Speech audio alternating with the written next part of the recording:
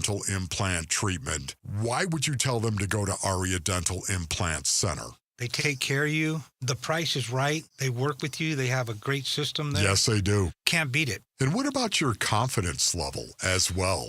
You remember when you used to be really confident in your 20s and 30s? Yep. Well, you gained that back. Big time. Don't listen to me. Listen to Leo and Cynthia. Go to AriaDentalImplantCenter.com. That's ARIA DentalImplantCenter.com. KMVP FM Phoenix. Arizona Sports, the local sports leader. On the Arizona Sports app and on 98.7. I'm Sammy Sabolka with Trending Now, presented by Parker & Sons Heating, Cooling, Plumbing, and Electrical. The D-backs beat the Pirates on Memorial Day yesterday 5-0 in large part to Ryan Nelson's 6 2/3 innings of shutout baseball, who now in just 4 starts this season has just a 1.68 ERA. Eugenio Suarez and Josh Naylor both homered in the win, and it stopped a 5-game losing streak for the Snakes. And here's manager Torey Lovello. And they went out and played 9 great innings. That's what I asked them for. And I asked them for their 9 best innings. Of course, there were some things that didn't go perfectly, but it was a very hard-fought game. There were some tense moments, and our guys went out and executed at a high level at the most critical times.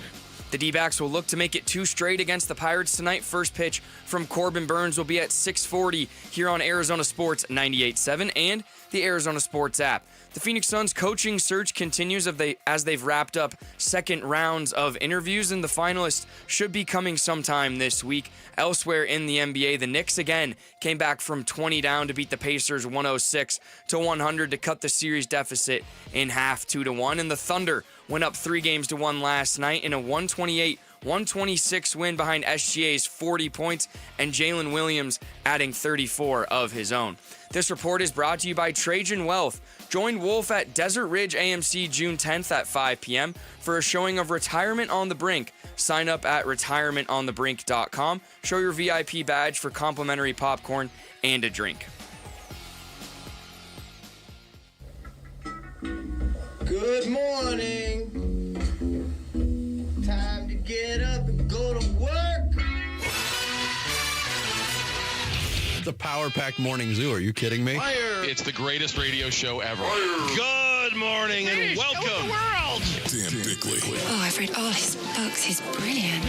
I had no idea he was so handsome. Vince Morata. Hey, Vinny. Hey, Jared Carlin. That's Jared. And Sammy Sabolka. I believe it means little onion.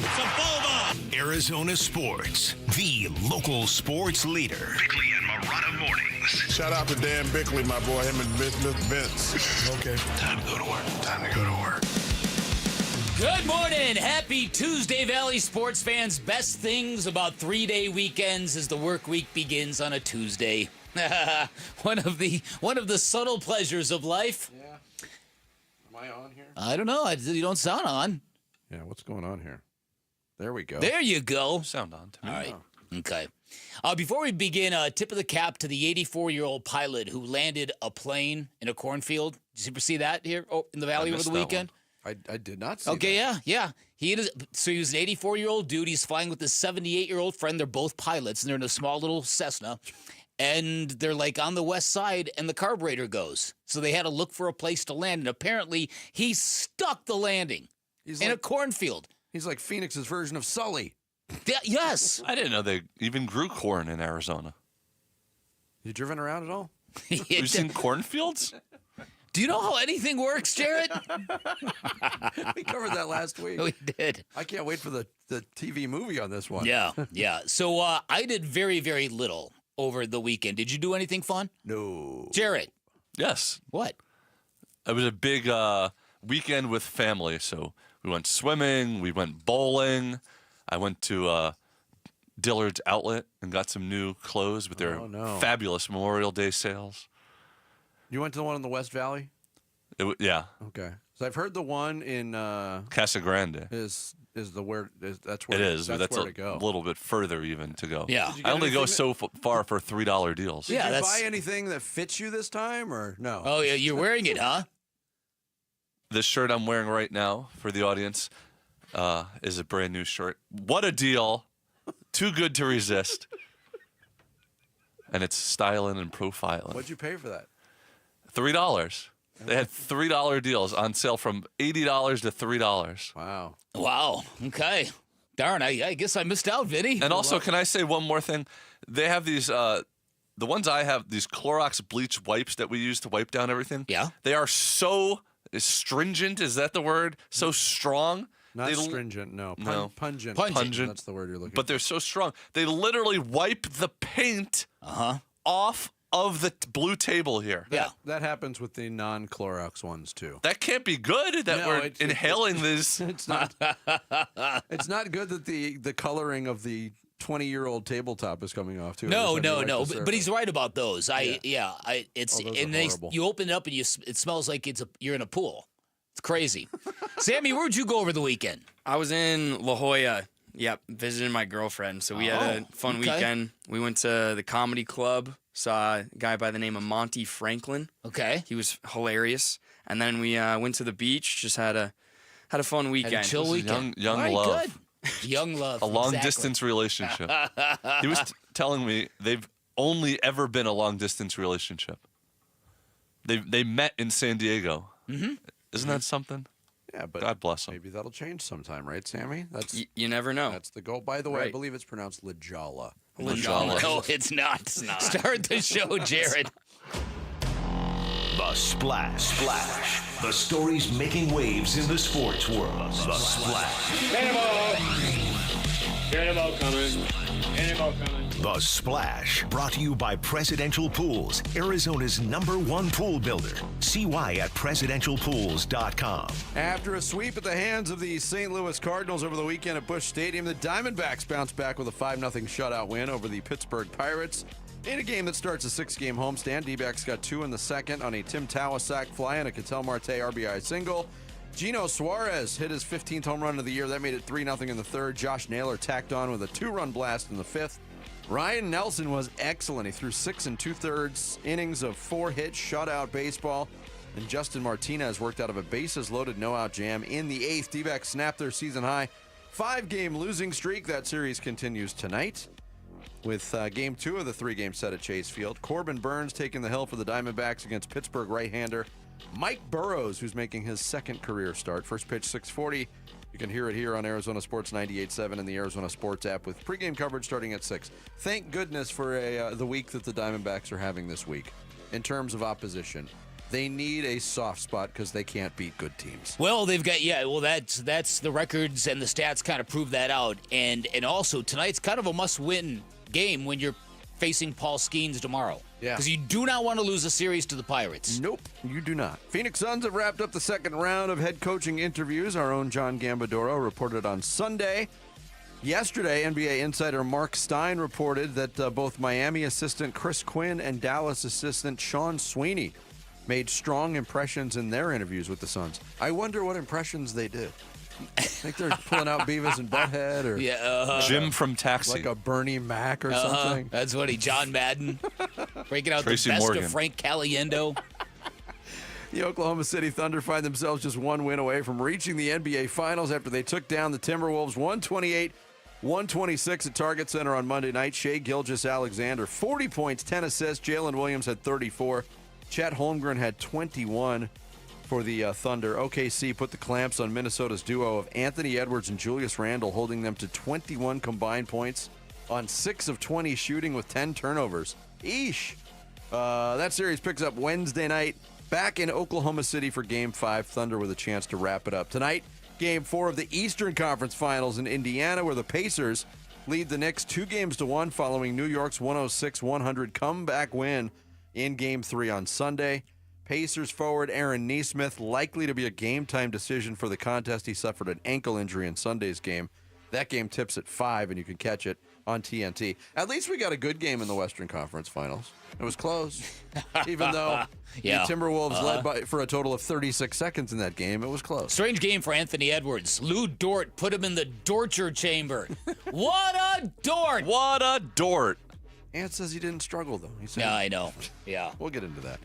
Mercury in action tonight with another home game. They will host the Chicago Sky at PHX Arena, looking to push their record to 4-1 in the season. Tip-off at 7.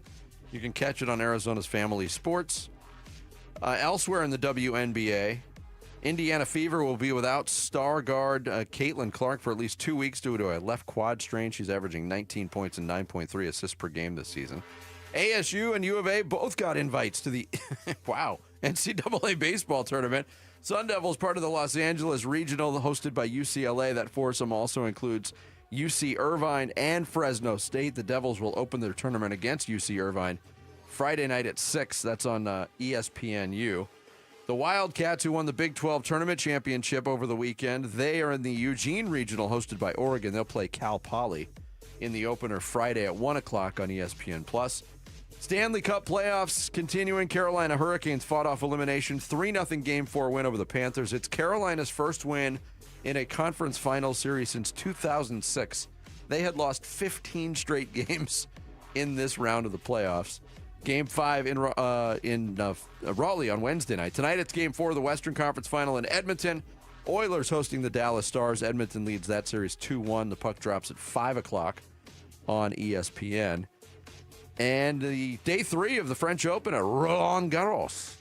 On the men's side, 6-seeded Novak Djokovic just underway in a first-round match against American Mackenzie McDonald. 3rd seed Alexander Zverev took out American Lerner Tien in straight sets. On the women's side, 2nd seed Coco Gauff polishing off Australia's Olivia Gadecki, and 3rd seed Jessica Pegula just underway against Romania's Anca Todoni. There you go. There is your splash for this Tuesday. Feels like a Monday, but like Big said, it's a bonus Tuesday. Love it. Coming up, what were some of our takeaways from a crazy weekend of NBA playoffs? And did any team make us think, boy, they could really use someone like Kevin Durant? We'll get into that next. It's Bigley and Murata Mornings here on Arizona Sports, the local sports leader. D-backs Pirates. Swung on, hammered, deep right field. Back goes Reynolds to the track, to the wall, gone! Naylor cranks it out of here. It's a 2-run shot, his 6th. And the D-backs starting to add on to it. It's 5-0. D-backs Pirates, Game 2, live from Chase Field. Pre-game coverage starts tonight at 6 on Arizona Sports 98.7 and the Arizona Sports app.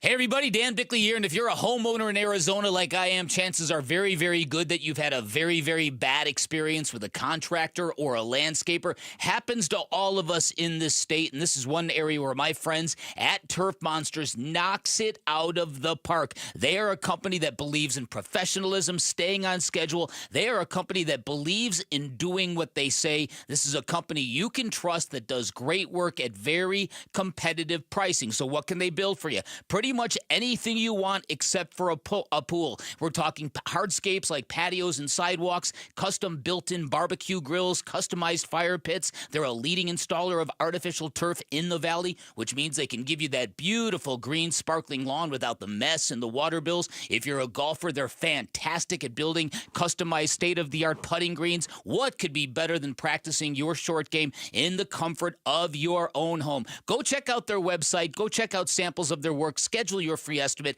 online at turfmonstersaz.com or give them a call. Tell them I sent you. 623-263-7388 for Turf Monsters. The traditional way is not the way to sell your home anymore. I want stuff the way it's being done now to get the bang for the buck, if you will. It took us 3 days to sell our home. With the 72 Sold program, you will know what the top of the market is for your home in 11 days or less. We wouldn't be the fastest growing firm of all businesses in Arizona if 72 Sold didn't work. So if you're thinking about selling your home, you need to go to 72sold.com. Thy ticket, Lady Jennifer of Coolidge. Well, many thanks, good sir. Here'th my Discover card. They accept Discover at Renaissance fairs? Yeah, they do here. Discover's accepted at the places I love to shop. Getteth with the times. With the times? You're playing the lute. Yeah, and it sounds pretty good, right? Discover is accepted at 99% of places that take credit cards nationwide. based on the February 2024 Nielsen report. Wesley Financial Group is not a law firm. Do you find yourself stuck in a timeshare? Get the real facts about the timeshare industry and your options for cancellation. Chuck McDowell, founder of Wesley Financial Group, has put together a free information guide that reveals the secrets the timeshare industry doesn't want you to know, including the 5 ways to get rid of your timeshare. Call now and get this timeshare cancellation guide absolutely free. Call 800-837-5050. That's 800-837-5050. 800-837-5050. Hey, it's Jody Jackson. Ready for a career change? You've heard me talking a lot about Y-Refi. Well, they're hiring. As a student loan advocate, you will guide their borrowers and co-borrowers through the application process, ensuring that you're helping each one of them in their unique situation. Many student loan advocates make 6 figures and there is no cold calling. Y-Refi also offers great benefits, including 100% company-paid whole family health insurance and matching 401k. If you're interested, go to yrefi.com/careers or email careers@yrefi.com. Are you worried your AC system will not make it through the summer? No worry. As official Lennox dealers, Collins Comfort Masters wants to pay you to upgrade. Get up to $2,500 with our AC system buyback deal when you replace your old unit with a brand new high-efficiency system. Schedule your free estimate by calling Collins Comfort Masters at 480-NO-WORRY or visit collinscomfort.com. At Tropical Smoothie Cafe, summer is our season, and we're kicking it off with a free 12-ounce Sunrise Sunset Smoothie for National Flip-Flop Day. Grab your flip-flops and head to your local cafe on May 28th from 2 to 7 p.m. Terms and conditions apply. Hey, as homeowners, our closer is America Roofing. Yep, out of the bullpen, save 12% while it lasts with tax and tariff relief courtesy of Arizona's #1 roofing company, America Roofing. You know what? We had a leak in the garage. I'm like, it's all good. And then the monsoon hit, not good. Big leak in a bedroom. I should have gotten the free inspection right away, especially right now when you can save 12%. It's tax and tariff relief at AmericaRoofingCo.com. ROC number 18643HCR42. Come on. I'm burning. Come on. Come on. Arizona Sports. Floor Burns with Bigley and Murata. Where'd you dunk it? Right in his face.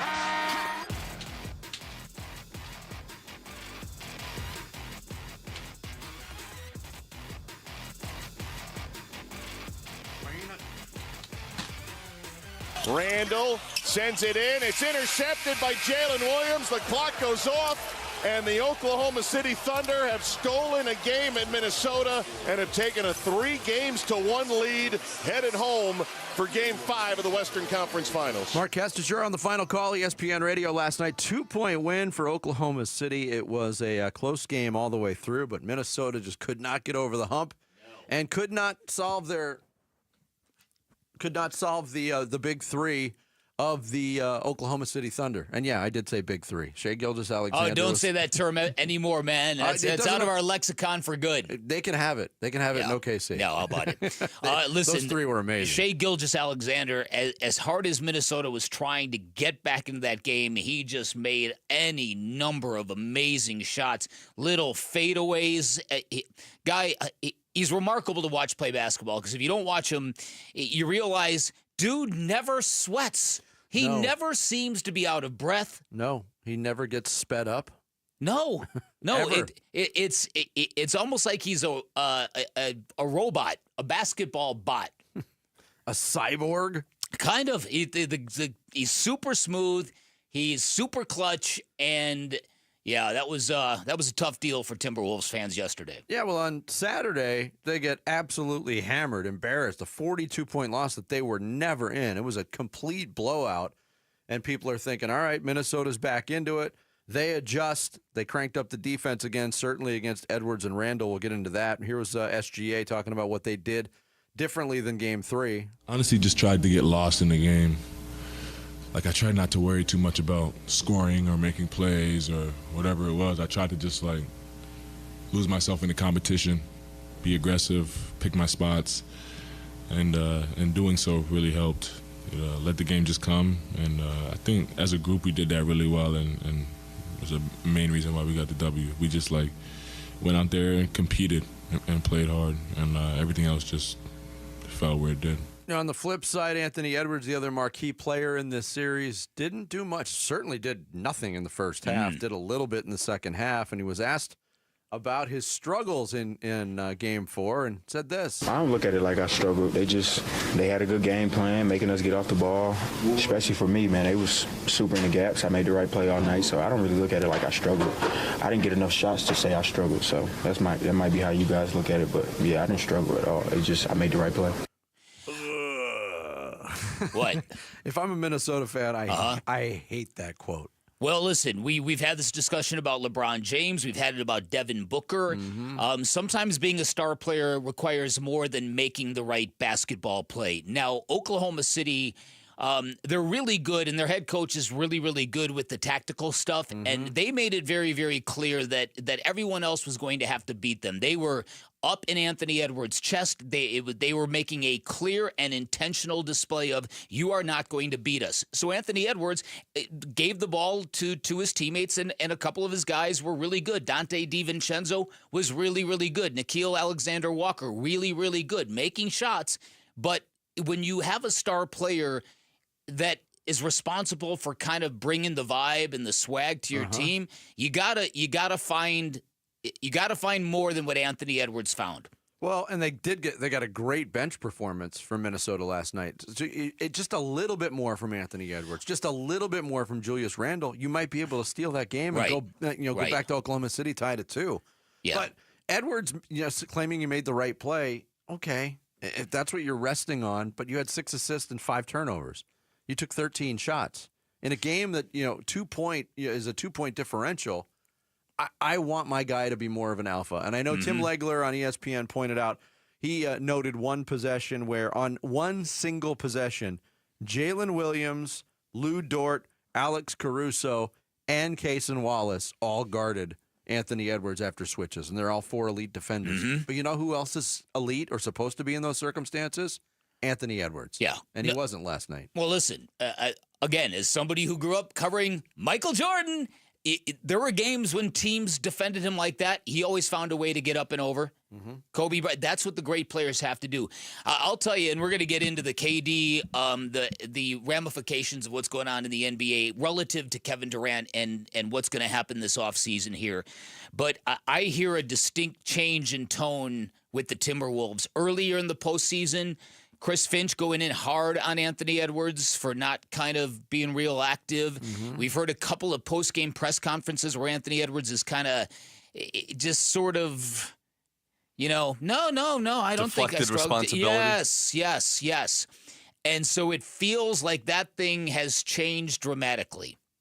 And I don't know whether it's whether the coaching message is getting stale, whether Anthony Edwards is getting, I don't know. But there's something different. That fresh work coming vibe isn't coming off that team like it was last year. Certainly wasn't last night. Yeah, I think it also has in large part to do with Julius Randle just kind of turning into a pumpkin. Yeah, he's had 2 awful games in this series. After being one of the breakout stories and stars of the postseason, he has just disappeared. So, yeah, this is interesting. So I think Oklahoma City has pretty much got this thing in the cooler. It's just a matter of whether the Knicks now can make this series with the Pacers something memorable. So far, it's been unbelievable. The series has been great. Sunday's game was fantastic. And you want to talk about a gutsy performance by the New York Knicks to come back from 20 down. Yes, it was early in that game. But with that crowd and what Karl Anthony Towns did in the fourth quarter of that game, I'm not a Cat fan, but my goodness, tip of the cap. He took the game over in every aspect. Great contrast with Julius Randle, right? Yeah, the one that they traded for each other. Well, and in typical New York sensational tabloid fashion, they were all saying, that's the day that Karl Anthony Towns officially became a Knick. That's the day that he officially burrowed his way into the history of our organization. Yeah, he was amazing. Yeah, the 5 boroughs. You're right. Yeah, he was asked after that game on Sunday, what made you become so aggressive in the fourth quarter? Randle. That's not it. Saw an opportunity. To utilize all those hours I put into the gym. Game wasn't looking great for me as well, but for all of us, and I just wanted to do whatever it takes to help put us in a position to win. But we know we got to be better than we were tonight if we expect to find a way to get another win. And look, if Aaron Nesmith is marginalized or can't go, that is a major loss for Indiana. Huge. That may be big enough to swing the series. Yes, because he makes Jalen Brunson's life a living He sure nightmare. does. No, he sure does. That's a lot of wear and tear and stress on Jalen Brunson. I mean, he's getting picked up full court. He's battling just to get the ball across the timeline, and then they got to get into their offense. Not to mention, he basically won game one for him with those 5 straight three-pointers. And that's one of those series where after 3 games, because of the way each of the 3 games played out, do you really know which is the better team right now? I mean, you would probably still pick the Pacers because they're up 2-1. But the Knicks should have won game 1. The Pacers should have won game 3. And neither one won either one. I don't know if I would go as far to say that the Pacers should have won game 3. I think the Knicks took that game from them. It feels like if you're up by that much in a playoff game at home, you, on paper, should win, you know? But I get what you're saying. Yeah, I mean, it was the second quarter. There's a I lot of basketball. I don't know if you've heard this about the NBA, Jarrett. No lead is safe. Did you know it's a game of runs? It's a make or miss league, too. It's a make or miss league, too. We've heard that a couple times. What I've been told. Yeah. So I hope the Knicks can put some spice into this thing, because it feels like these playoffs are about to fall off a cliff in terms of relevance to me. To a lot of people, I think, are feeling similar to what you're feeling right now. Join us tomorrow for another Arizona Sports Half Day Club. D-backs take on the Pittsburgh Pirates. Just text the word half to 620-620. We'll send you a link for you to buy lower-level tickets for just $9.87. It's going to be a great pitching matchup, too. Zach Gallen against Paul Skeens. Half, H-A-L-F to 620-620 to score those half-price tickets. Coming up next, did Ryan Nelson, Justin Martinez, and an easy win over the Pirates do enough to make up for a miserable trip to St. Louis? We'll get into it in D-backs Daily next. Bigley and Murata Mornings here on Arizona Sports, the local sports leader. Wolf and Luke, middays 10 to 2. You're the Timberwolves, and you look around, you're like, man, we thought we were good, but we're not even close to that team. Does that not become one of the top potential landing spots for Kevin Durant? Yes, to answer your question right now, especially considering the fact that after 12 games, the T-Wolves are averaging 106.1 points per game. The reason why the T-Wolves are interesting, their clear leader, his favorite player, and he'll tell you anytime you talk to him, growing up was Kevin Durant. Yes. And he races his game when he's playing against, he is, Anthony Edwards is going to be pushing for Kevin Durant if it's even a question. That's a team to keep an eye on.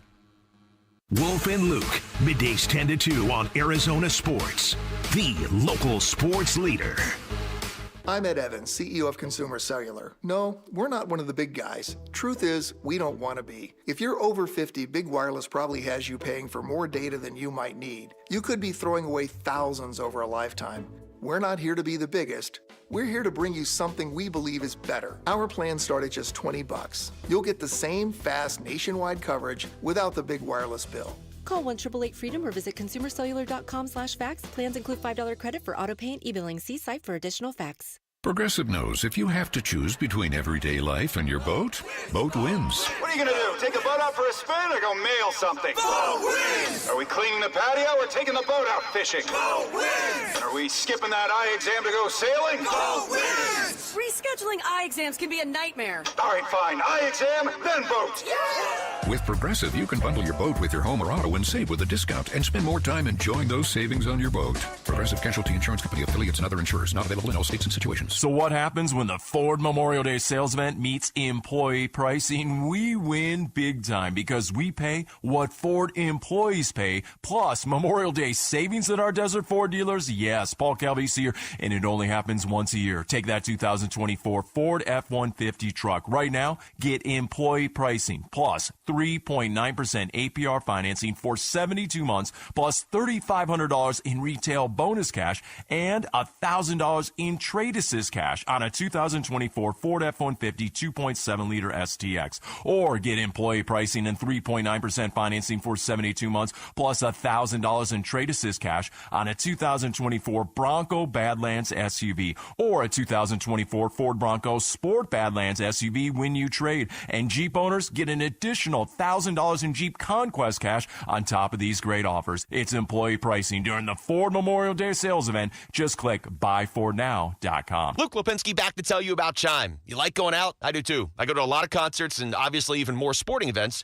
Why not build up your credit when you're out with the Chime Secured Credit Builder Visa Credit Card? You can build credit with money you were already going to spend anyway, and you can avoid interest. Makes a lot of sense, so learn more at Chime.com because improved credit opens a lot of doors, makes it easier to get a loan if you ever need one, and you get better deals on big purchases like cars and houses. That's why the Chime Credit Builder Secured Visa Credit Card is worth checking out. No annual fees, interest, or credit checks. Use it everywhere Visa credit cards are accepted. Make everyday purchases count with Chime's Secured Credit Builder Visa Credit Card. Get started today at Chime.com. Chime feels like progress. Chime is a financial technology company, not a bank. Banking services provided by the Bancorp Bank N.A. or Stride Bank N.A. members FDIC. The Chime Credit Builder Visa Credit Card is issued by the Bancorp Bank N.A. or Stride Bank N.A. Chime checking account required to apply. On-time payment history may have a positive impact on your credit score. Results may vary. Out-of-network ATM withdrawal and OTC advance fees may apply. Spot me eligibility requirements and overdraft limits apply. Timing depends on submission of payment file. Fees apply at out-of-network ATM. Hi, this is Stuart Willis, President of Asset Preservation Wealth and Tax. A personal relationship with your financial advisor really matters. It's super important that you have the ability to talk about anything you need to with your advisor. So if you have been pushed off to a call center and you don't have a one-on-one relationship with your financial advisor, then reach out to us at assetpreservationwealth.com. That's assetpreservationwealth.com. Investment advisory services offered through Foundations Investment Advisors, LLC, an SEC registered investment advisor.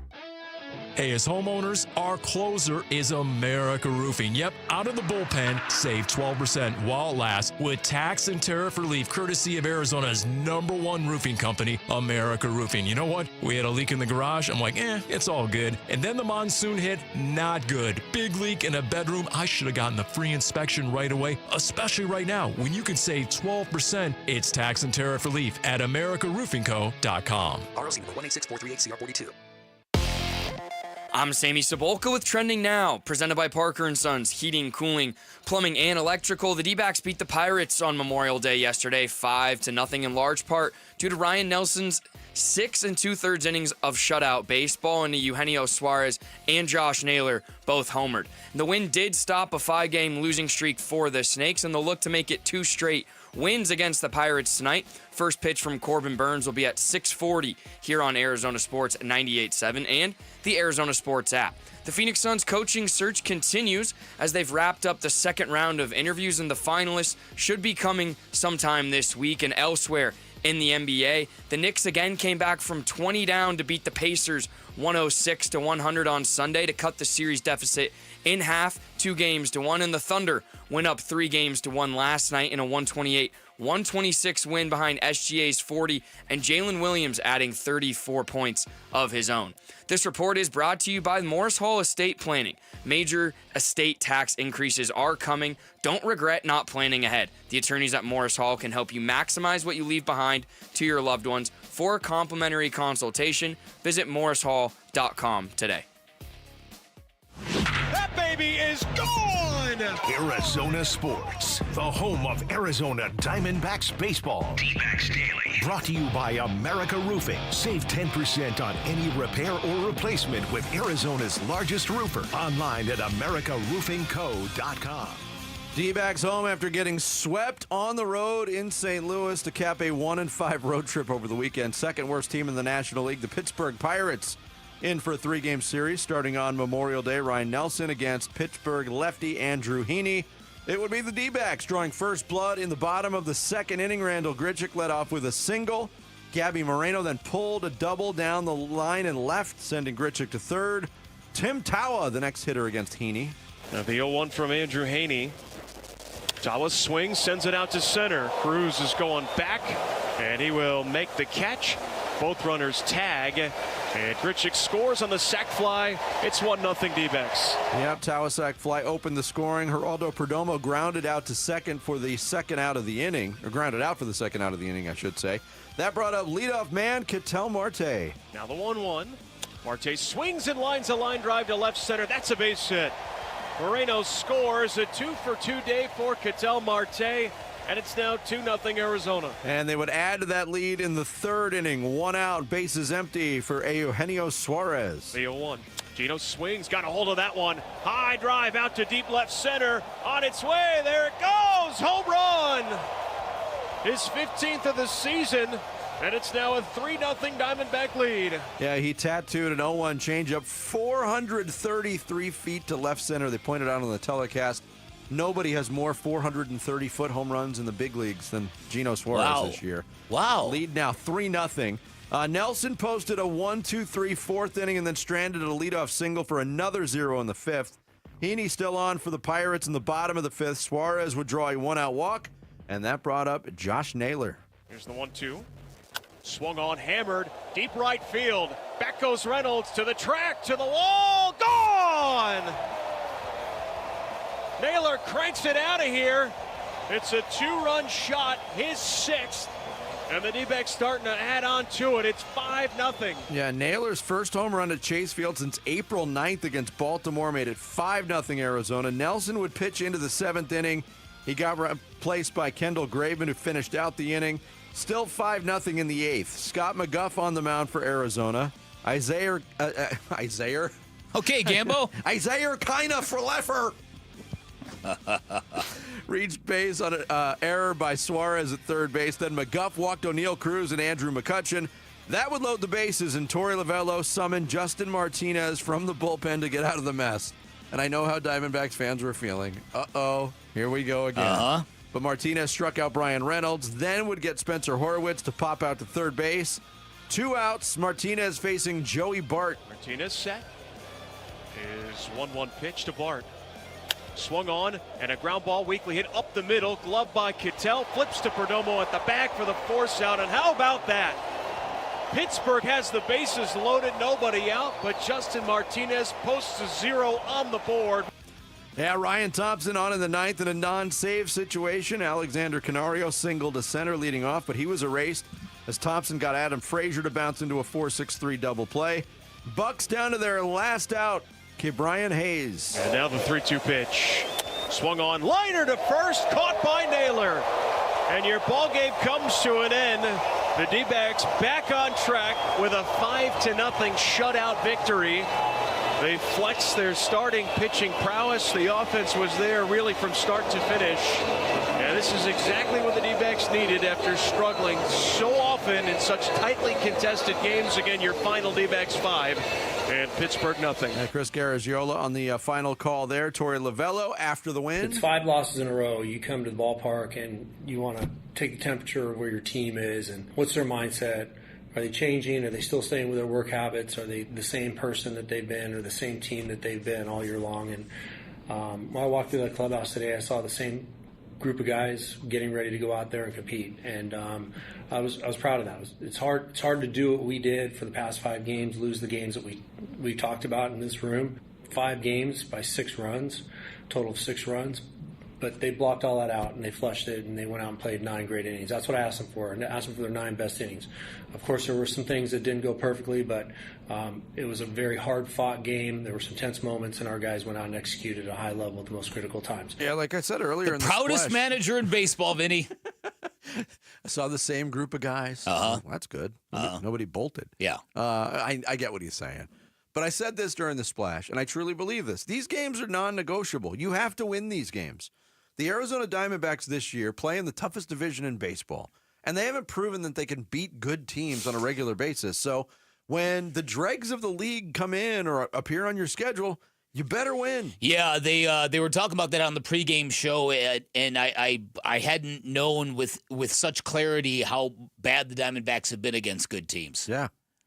That's not a good indicator, and you're absolutely right. It makes a series like these non-negotiable. Makes tonight's game non-negotiable. I mentioned Paul Skeens starting on Wednesday. You do not want to go into that game needing to beat him to win that series. No. That would be bad. And look, the Pirates' offense is nothing to write home about. No, they're terrible. But Zach Gallen is on the mound for the Diamondbacks, so he has not pitched well as of late. Mm-hmm. You know you're not going to get a whole lot of wiggle room from Paul Skeens. You're going to get a run, maybe 2, maybe 3 if you're lucky. Yeah, if you're lucky. So I think that I think that as a milepost, Memorial Day, we talked about it last week. We talk about it every year. It's the time when you kind of take inventory of where you're at because it's a big enough sample size that it's really a fair indication of what you're going to do in the next 100 games, 100-plus games. And the Diamondbacks have been all over the map. They're really good, then they're not really good. They had a series in St. Louis where they just could not win close games, and it was a very deflating series. The first time they'd been swept, right? And 3-1 run losses. Right. And they were under 500 going into yesterday's game. So, I'm glad that they got right back to 500 now. But listen, time spent below 500, time spent underwater, it's one of those things that can be very demoralizing to a baseball team and certainly to the fan base. They need to find a way to put all these pieces together. Yeah. And Torrey will always say, look, we're going to figure this out. We're going to turn this around. Mm-hmm. You said it. Milepost. Going into Memorial Day, they were under 500. After Memorial Day, they're at 500. If that's your milepost, it's turning into just words. At some point, you got to turn it around. Yeah. And that's why I facetiously joke about Torey Lovullo being the proudest manager in baseball. That's a lot of pride for a team that's 500. They're exactly 1/3 of the way through the season now, too. Yeah. So I think, as always, there's some good signs right now that you can vibe on. Justin Martinez came into a real dicey situation and did what a flamethrower does. Got out of a bases-loaded, no-outs jam. That doesn't happen very often in Major League Baseball. Only one strikeout, by the way. Yeah. And so that is very, very reassuring to come in and clean up Scott McGuff's mess like that. And then when A.J. Puck gets back on this team in July, you would really hope that the bullpen issues are going to be solved.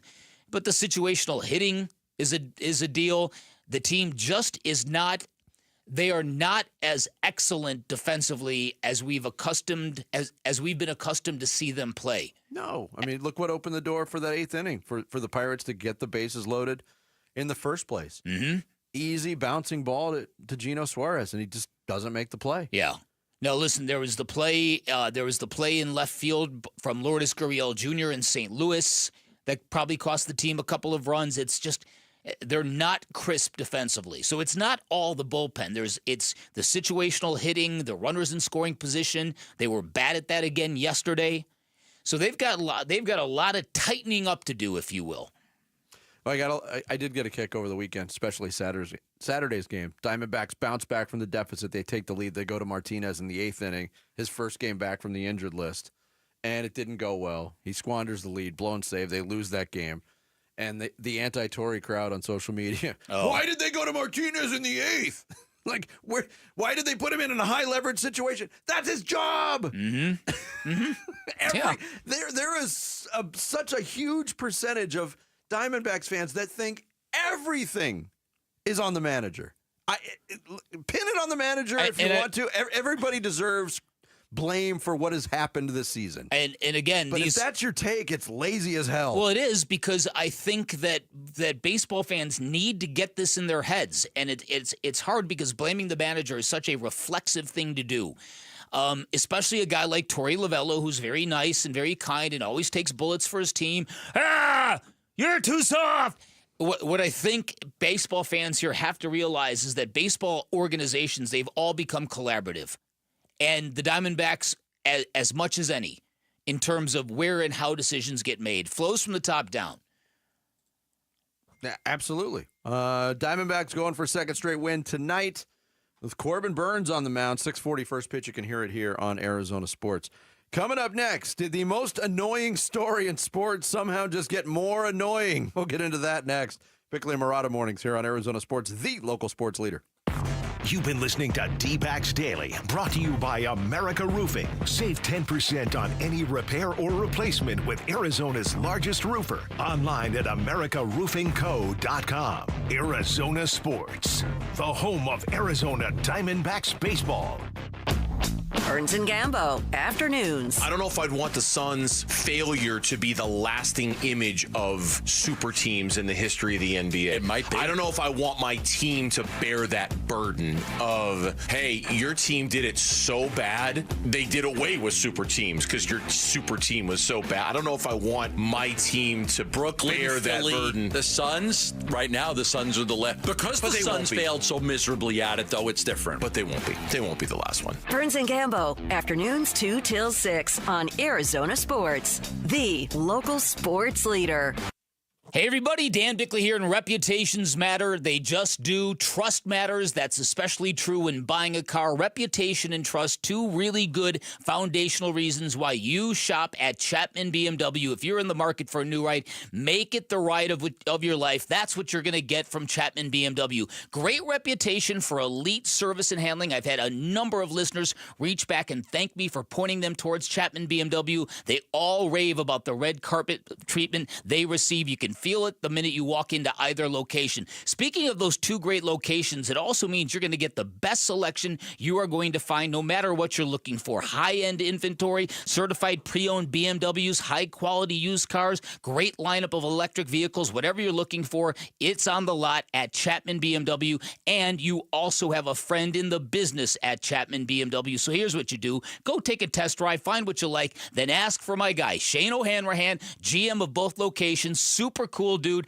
big sports fans. He ensures that all listeners of this radio station are going to receive the very best deal. Make sure you ask for him by name. You can always shop online at ChapmanBMW.com. That's Chapman BMW. Two great locations, one great experience. I'm still going for it, even with higher stroke risk from atrial fibrillation and a regular heartbeat not caused by a heart valve problem. Over a 3-year study, Eliquis apixaban tablets reduced stroke risk better than warfarin, and over 97% of Eliquis patients did not experience a stroke. A first stroke occurred in 2.9% of warfarin patients versus 2.3% of Eliquis patients. Don't stop taking prescription Eliquis without asking your doctor. It may increase your stroke risk. Eliquis can cause serious and in rare cases fatal bleeding. Don't take Eliquis if you have an artificial heart valve, abnormal bleeding, or antiphospholipid syndrome. While taking, you may bruise more easily or take longer for bleeding to stop.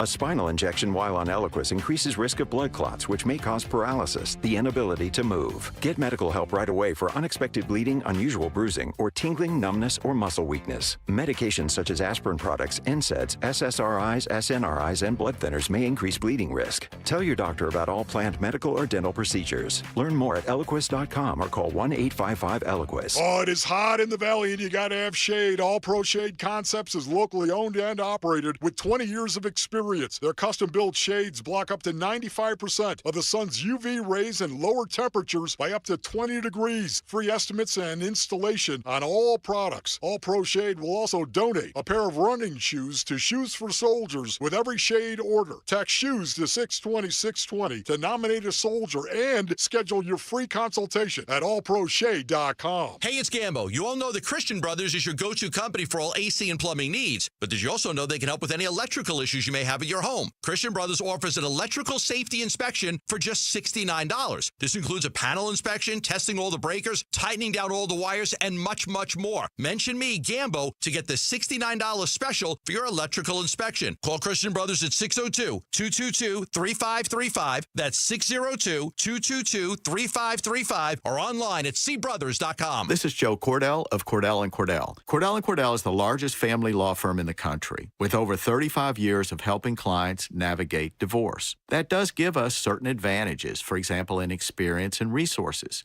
But being big doesn't mean less personal or less local. Our attorneys live and work in your community, and as neighbors, they understand the challenges your families face. If you're a guy facing divorce, remember, Cordell & Cordell, a partner you can count on. Visit CordellCordell.com to schedule your consultation.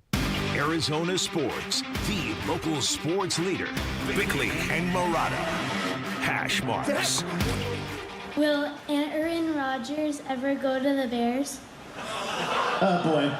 Security, can we get her out of here? I need some security.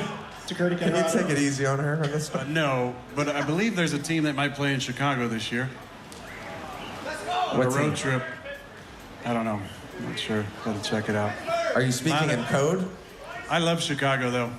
Way more than they love me. It's been a great relationship, all one way.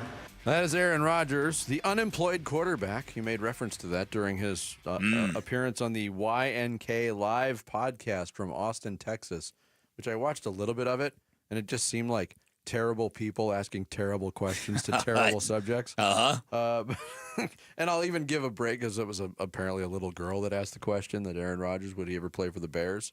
But there's Aaron Rodgers being Aaron Rodgers. I think there's a team that might make a road trip to Chicago. Yeah. The Steelers play the Bears in Week 12 at Soldier Field. So take that for what it's worth. He was asked if he would ever play for the Saints. He was asked if he would ever go back and retire as a one-day Packer. All of these things. There's not really any answers to all these questions. fawning questions. Yeah, exactly. Exactly.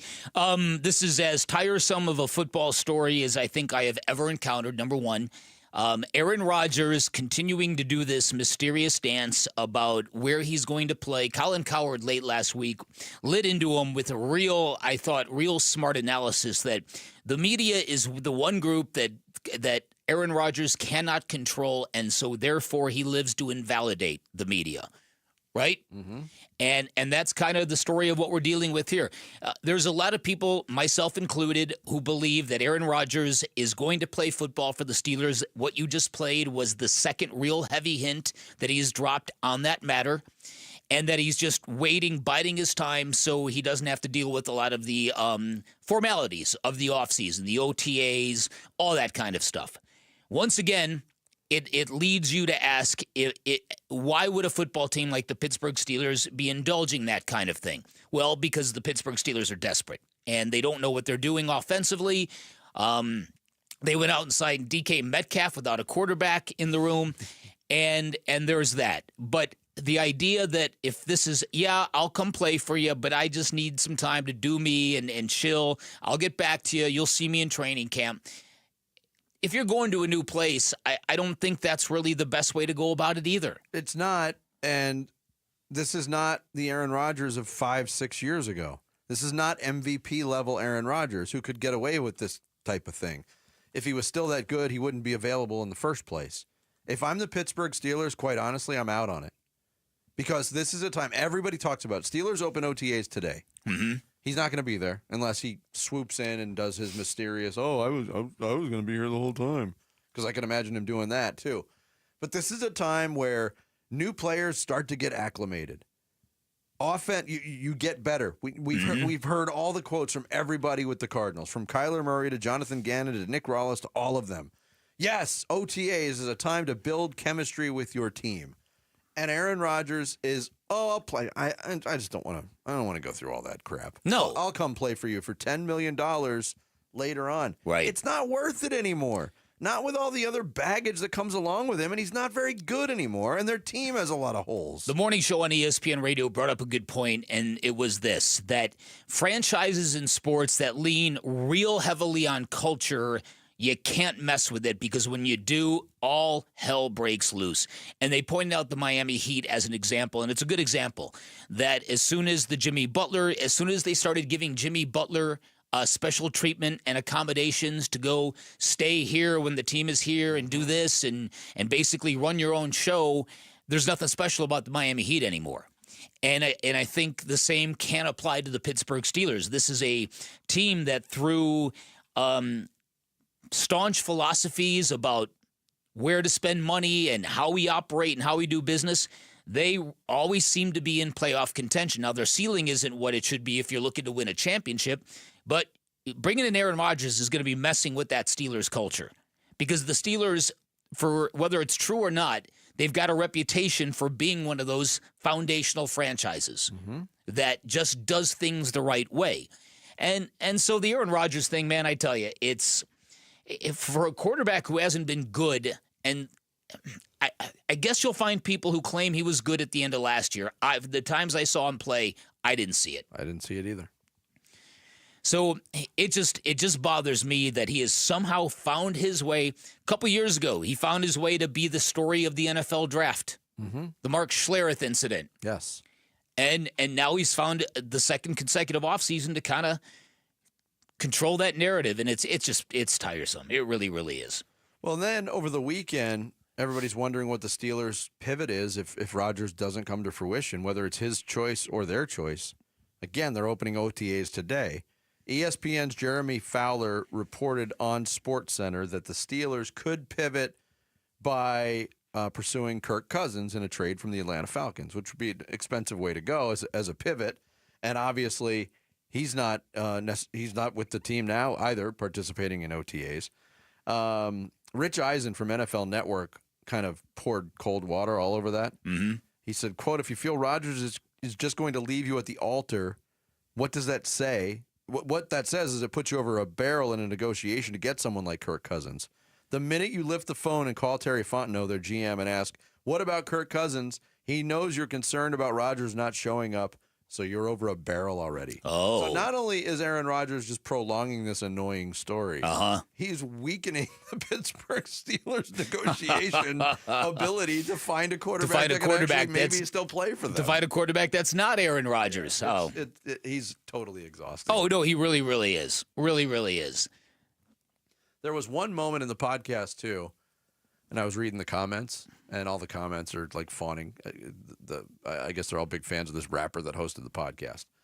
But somebody made the comment, that moment at an hour and 18 minutes really, really got to me. And it was somebody from the crowd asking both this Mike rapper and Aaron Rodgers, I'm not close with my father. Do you have any tips or advice on how I can improve that relationship? And I'm like, are you asking Aaron Rodgers how to improve your relationship with your dad? Because he doesn't know anything about that. Wow. Holy cow. It was all very strange.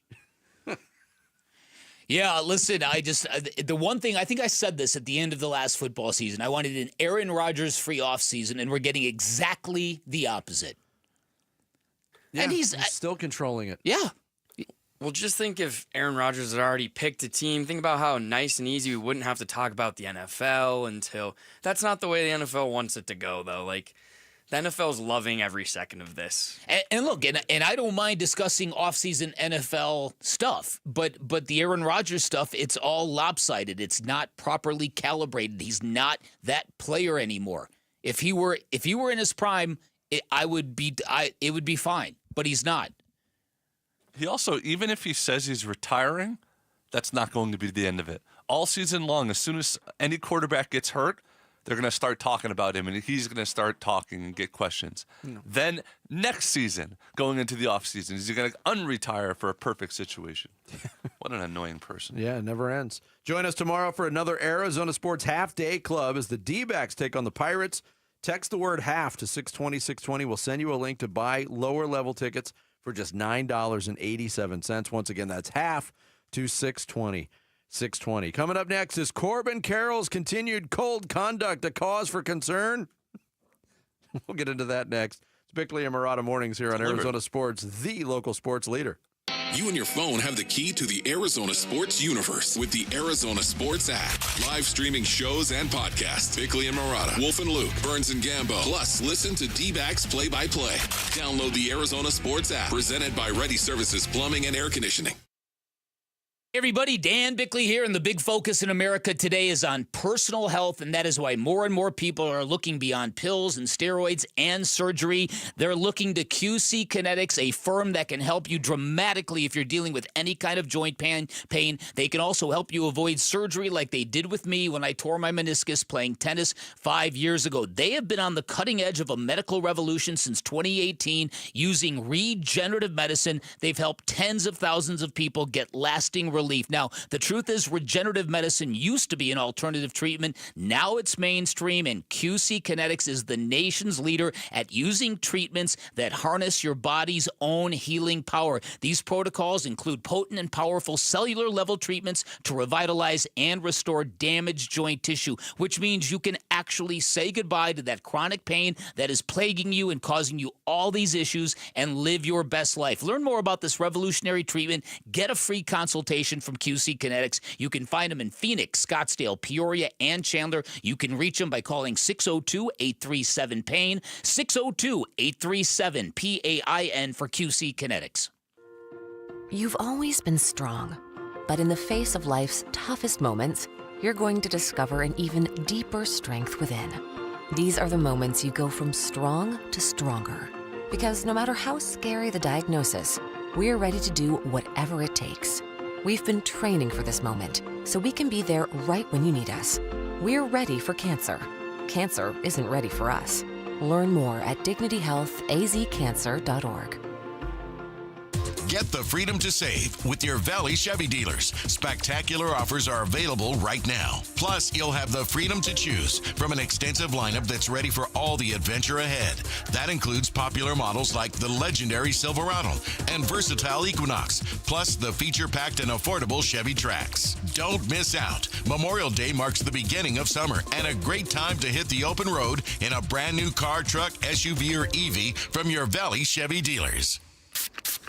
Watching Clorox cleanup spray dissolve tough grime in the shower feels like... Wait, this really just happened? I'm shocked. Underwear and everything? It feels like being able to zip up your overpacked suitcase on the first try. Smooth. With Clorox, clean feels satisfying. Clean feels good. Use as directed. The DQ Sauced and Tossed Chicken Strip Baskets have more flavor than your taste buds know what to do with. We start with all white meat, breaded, seasoned, and fried to crunchy perfection. Next, we double down and toss them in honey barbecue or new buffalo sauce. Serve them up with DQ fries, Texas toast, and house-made Hidden Valley Ranch, and you've got flavor on flavor on flavor. Get the Sauced and Tossed Chicken Strip Basket in honey barbecue or new buffalo right now at DQ. Happy tastes good. Participation may vary. During National Military Appreciation Month, we at University of Maryland Global Campus say thank you to the service members, veterans, and families who dedicate their lives to our country. We are deeply grateful. For over 75 years, UMGC has proudly served the military community, from installations overseas to the communities you call home. Wherever you serve, we stand with you. Learn more at umgc.edu/thanks. Certified to operate in Virginia by Chef. When you switch to Progressive and bundle your home and auto, you could save hundreds, and that's a surprising amount of money. Whoa, that's like farmer's market money. That's like give me a gallon of that locally sourced raw honey money. That's certified organic heirloom tomatoes in every imaginable color except red money. That's let's get 2 pounds of pink oyster mushrooms money. I'm not even sure I like pink oyster mushrooms. Guess it's time to find out, because you could save hundreds when you switch to Progressive and bundle. Then the world is your pink oyster mushroom. Progressive Casualty Insurance Company, affiliates, and other insurers. Not available in all states. Hey, it's Jody Jackson. Ready for a career change? You've heard me talking a lot about Y-Refi. Well, they're hiring. As a student loan advocate, you will guide their borrowers and co-borrowers through the application process, ensuring that you're helping each one of them in their unique situation. Many student loan advocates make 6 figures, and there is no cold calling. Y-Refi also offers great benefits, including 100% company-paid whole family health insurance and matching 401k. If you're interested, go to yrefi.com/careers or email careers@yrefi.com. KMVP FM Phoenix. Arizona Sports, the local sports leader. On the Arizona Sports app and on 98.7. I'm Sammy Sabolka with Trending Now, presented by Parker & Sons Heating, Cooling, Plumbing, and Electrical. The D-backs beat the Pirates on Memorial Day yesterday 5-0, in large part due to Ryan Nelson's 6 2/3 innings of shutout baseball, who now in 4 starts this season has just a 1.68 ERA. Eugenio Suarez and Josh Naylor both homered, and the win stopped a 5-game losing streak for the Snakes. And here's manager Torey Lovello after the win. And they went out and played 9 great innings. That's what I asked them for. I asked them for their 9 best innings. Of course, there were some things that didn't go perfectly, but it was a very hard-fought game. There were some tense moments, and our guys went out and executed at a high level at the most critical times. The D-backs will look to make it 2 straight against the Pirates tonight. First pitch from Corbin Burns will be at 6:40, and you can listen to it on Arizona Sports 98.7 and the Arizona Sports app. The Phoenix Suns coaching search continues as they've wrapped up the second round of interviews, and finalists should be coming sometime this week. For more on that story, head to arizonasports.com. And elsewhere in the NBA, the Knicks again came back from 20 points down to beat the Pacers 106-100 on Sunday to cut the series deficit in half, 2-1. And the Thunder went up 3-1 last night in a 128-126 win behind SGA's 40 points and Jalen Williams adding 34 of his own. This report is brought to you by Trajan Wealth. Join Wolf at the Desert Ridge AMC June 10th at 5 p.m. for a showing of Retirement on the Brink. Sign up at retirementonthebrink.com. Show your VIP badge for complimentary popcorn and a drink. Hey everybody, it's Bernsey. We hope you had a great Memorial Day weekend. We will react to the Diamondbacks and whether they had a great Memorial Day weekend, how they fared in the 4 games. Starting today at 2 on Arizona Sports. Listen, the way he keeps swinging the bat and the way he plays the game, he's certainly a candidate. I mean, you look at his bat speed is elite. His ability to make hard contact is elite. His speed is elite. I mean, he's putting together a season much like his 2023 season. So that's a great thing for them. Everyone kind of held their breath when he was hitting in the forearm. He took a real shot to the forearm. That was a rough game for him. He also got hit in the leg, too. So he stays healthy. No reason to think that he's going to cool down right now. That is Steve Gilbert. Not long ago, by the way. That was last week on Wolf and Luke talking about Corbin Carroll's MVP case. Yeesh. Yeah. Yeesh. He's lost 27 points off his batting average since May 16th. He's 3 for his last 26.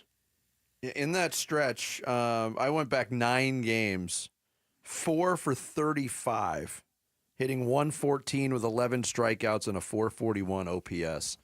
And look, one of the big storylines at the beginning part of this season for the Diamondbacks was, wow, Corbin Carroll's figured it out. He had the terrible first half last year, great second half of 2024, carried that in, and was just smoking the baseball all over the place. Mm-hmm. And now he looks like first half Corbin Carroll again from last year. Yeah. I think this is just one of these in-season swoons. I don't think listen, the last 5 games have not been pretty, but this is not something that makes me think, he's lost it.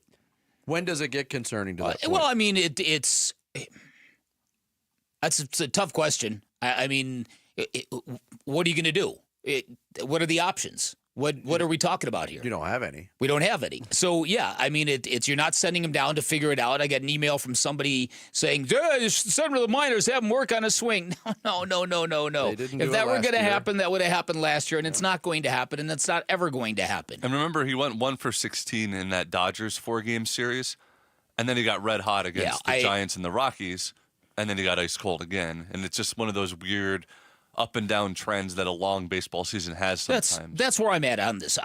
Now listen, this certainly coincided with their 5-game losing streak. So I think what you have to say is let's hope he gets out of this soon, because he's quite clearly pretty important to them winning baseball games.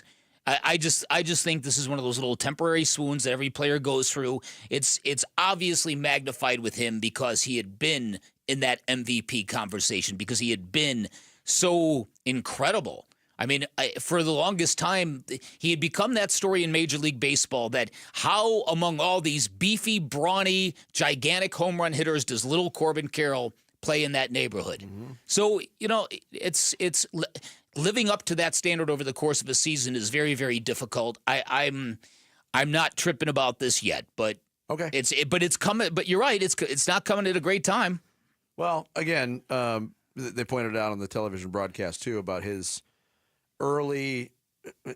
propensity to attack early in at bats. Yes, it seems like he's pressing a little bit, There's no doubt trying to do something early in an at bat and not necessarily showing the same patience that he had.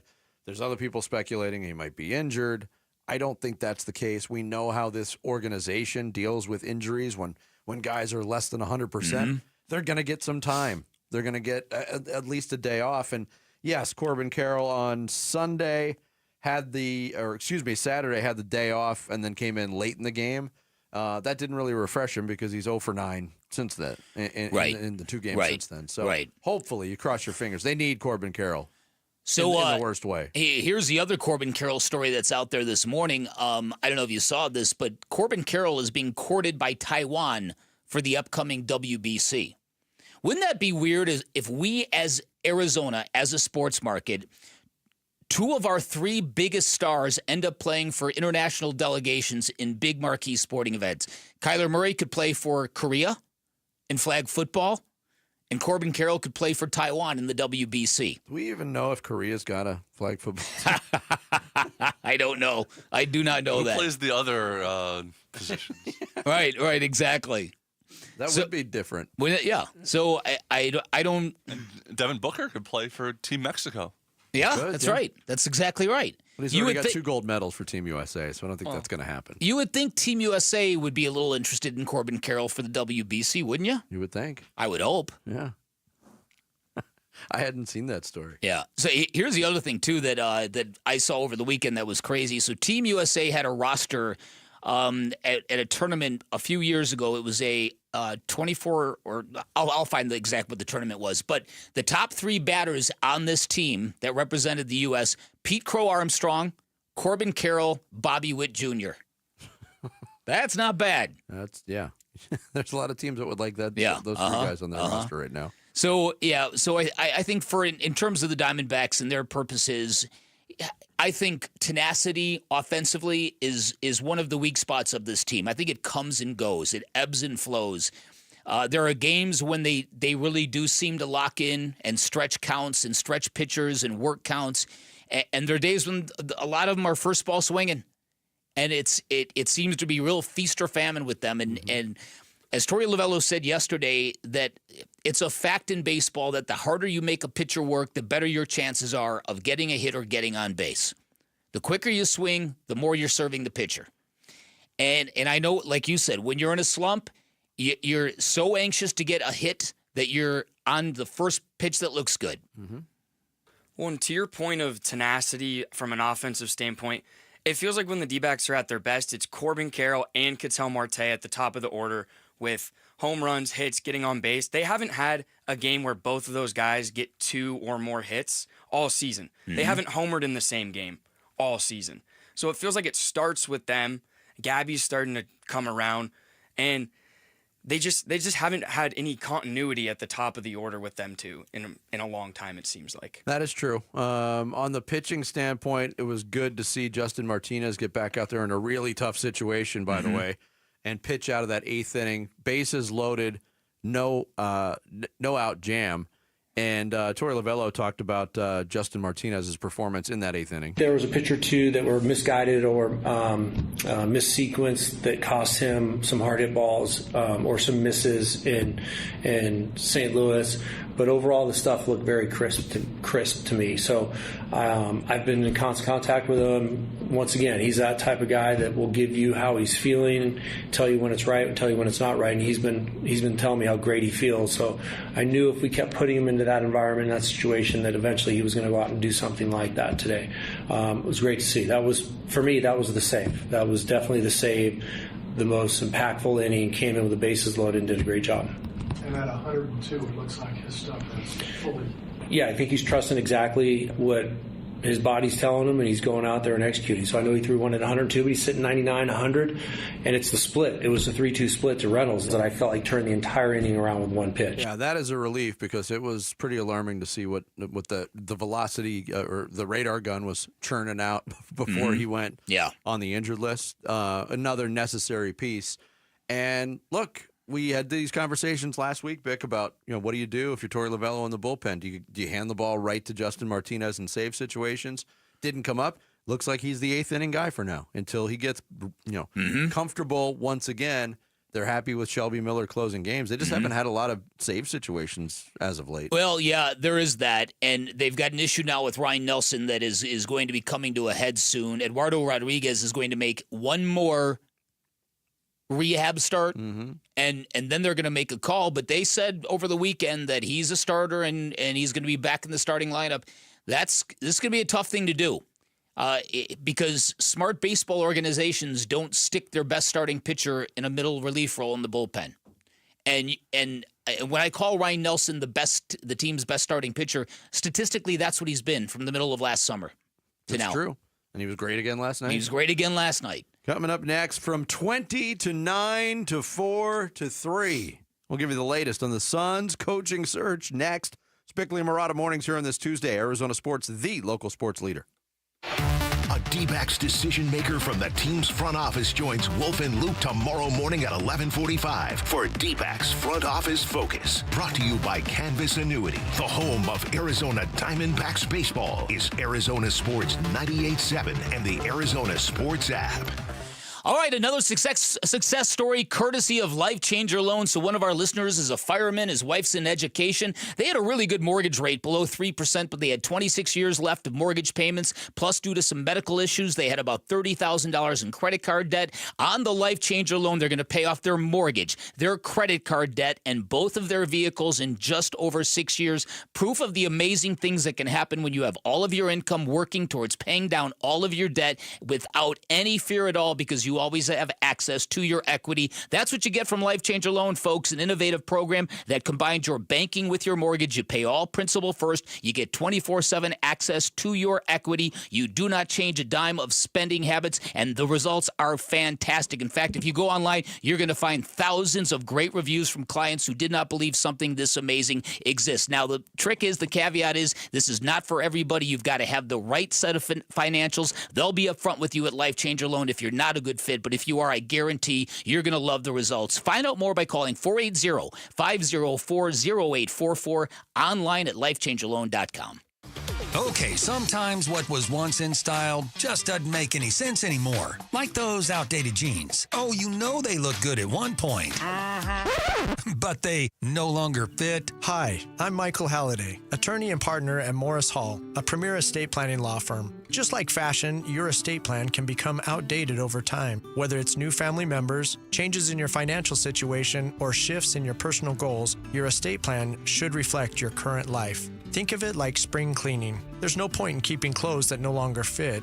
Much in the same way, key components of an estate plan can easily become outdated, like beneficiary designations, powers of attorney, and healthcare directives. These elements need to be periodically reviewed to ensure they align with your current circumstances. The attorneys at Morris Hall can help. It's time to update your estate plan with Morris Hall. Schedule your complimentary consultation today at morrishall.com. That's morrishall.com. At Shane Company, we know getting engaged is a big decision. But once you know, you know. That's the way our customers feel when they choose a Shane Company engagement ring. They walk into a warm welcome and walk out with their dream ring, knowing they got it right. For almost 100 years, we've been offering personalized shopping experiences. And we're in it way past the honeymoon, with a free lifetime warranty that includes the center stone, cleanings, repairs, and resizing for life. Shop with us at shaneco.com or at your neighborhood store. Shane Company, your friend and jeweler. It's the first day of the first grade, and she found a new best friend. It's a laid-back Sunday afternoon, you wish would never end. The homemade taste of Bluebell, and good friends gathered round. The good old days are being made right now. Bluebell Groom's Cake Ice Cream is renewing its vows on the frozen aisle.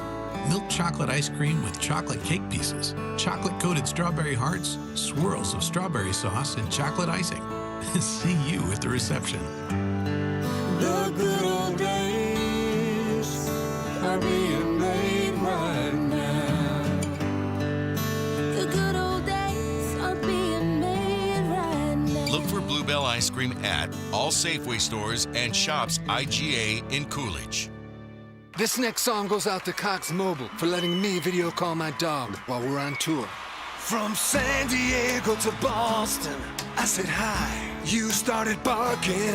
Cox Mobile's got the bars to keep us both howling. We run on the network with unbeatable 5G reliability. So whether you're at a concert or on the road, you'll stay connected. Visit cox.com/mobile. Cox Internet required. Cox Mobile runs on the network with unbeatable 5G reliability per Ookla US 2H 2024. Other restrictions apply. When the new head coach comes in, the one thing he's going to have is someone who has sat in that seat. Not at this level, but has sat in that seat. Arizona sports. Suns. A new horizon shaping the Suns' future this offseason with Bigley and Murata. Yeah, I mean, listen, Chris, I had Chris as a player in New Jersey way back a long time ago, and he has certainly paid his dues with the Heat organization there from a certainly from a developmental standpoint and the ability to be in big games. And I think there's a blueprint there as far as how he sees things. I worked with Sean Sweeney, who's another name that's been mentioned while I was in Brooklyn, who is certainly, a young and up and coming coach. That is Bobby Marks of ESPN. He was on with us last week here on Bigley and Murata Mornings on Arizona Sports, talking about some of the names that are still being mentioned as finalists for the Suns coaching position. Apparently, this search started at around 20, got down to 9. The 9 names that were mentioned by Mark Stein and Jake Fisher. Gambo intimated that it was down to 3 or 4, although there hasn't been a lot of verification on the identity of the 3 or the 4. Right. Which I find interesting. Well, me too. And again, a lot of this is speculative, but I will say that in the most recent reports that I've seen, Micah Norrie's kind of dropped out of the conversation, the media conversation of the Phoenix Suns. And you wonder, A, is that true? B, does that signify that they don't want to wait for the Timberwolves season to be over? Because it looks like it's about to be over, right? You can certainly make that case that it might be over tomorrow night. Yeah. Or does it, because if the Suns wanted to do something really fast, really quickly, then maybe that would be the justification. You know my thoughts on this. My thoughts are Sean Sweeney, Chris Quinn, both have very good reputations in the NBA. If Brian Gregory signs one of those 2 men, I think the Suns will be, okay, that makes sense. Good move, Phoenix. Maybe this is the first step on a long road back to relevance. But if they go with the Michigan State guy, all hell is going to break loose. And with all due respect to Jordan Knott, he might be the best candidate out of the 3. But I am bracing. And here's the other thing, too. Just because the Suns apparently think that Chris Quinn and Sean Sweeney interviewed very, very well, these things are two-way streets. These candidates have to be impressed with the Phoenix Suns. They've got to be buying what the Suns are offering as well. And if you're a Chris Quinn, if you're a Sean Sweeney, do you say, heck yeah, I'm taking a job, there's only 30 of them? Or do you say, they ain't going to win in a while in that place? I think it depends on what the Suns' thought is. Mm-hmm. If the Suns are of the belief, hey, we're still championship contenders, playoff contenders, that would make this job for a first-timer very, very unattractive, in my opinion. There's got to be a reality factor that sets in. Well said. Because you think it would be just the opposite, but if they're presenting that to you like, hey, we don't rebuild around here, then you're putting delusional expectations on a coach, and he'd be like, I can't win a championship with this.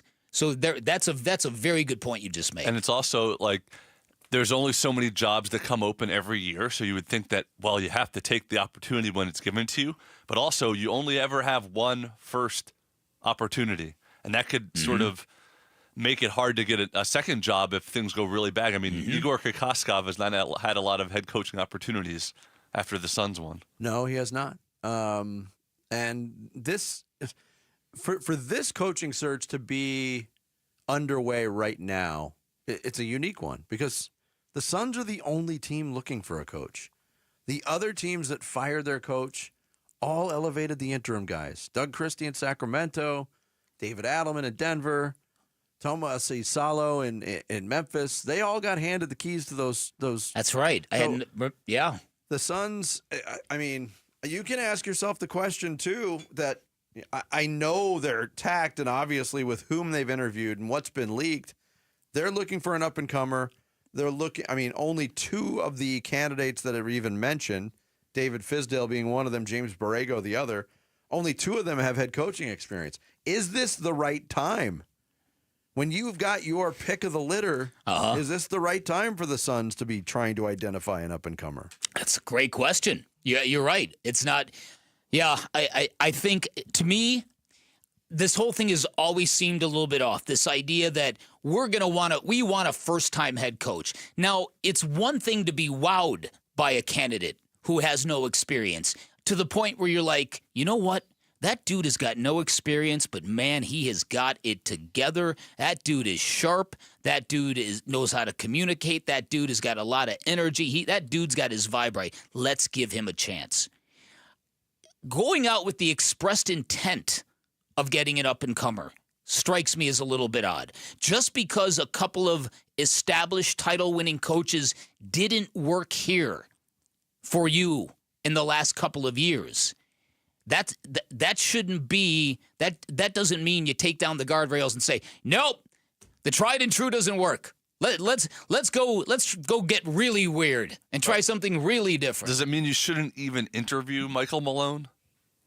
You know what I mean? Like something like that, like eliminate people before you even talk to them? Yeah, and we don't know what happened behind the scenes if they kicked the tires and said, hey, is there any interest?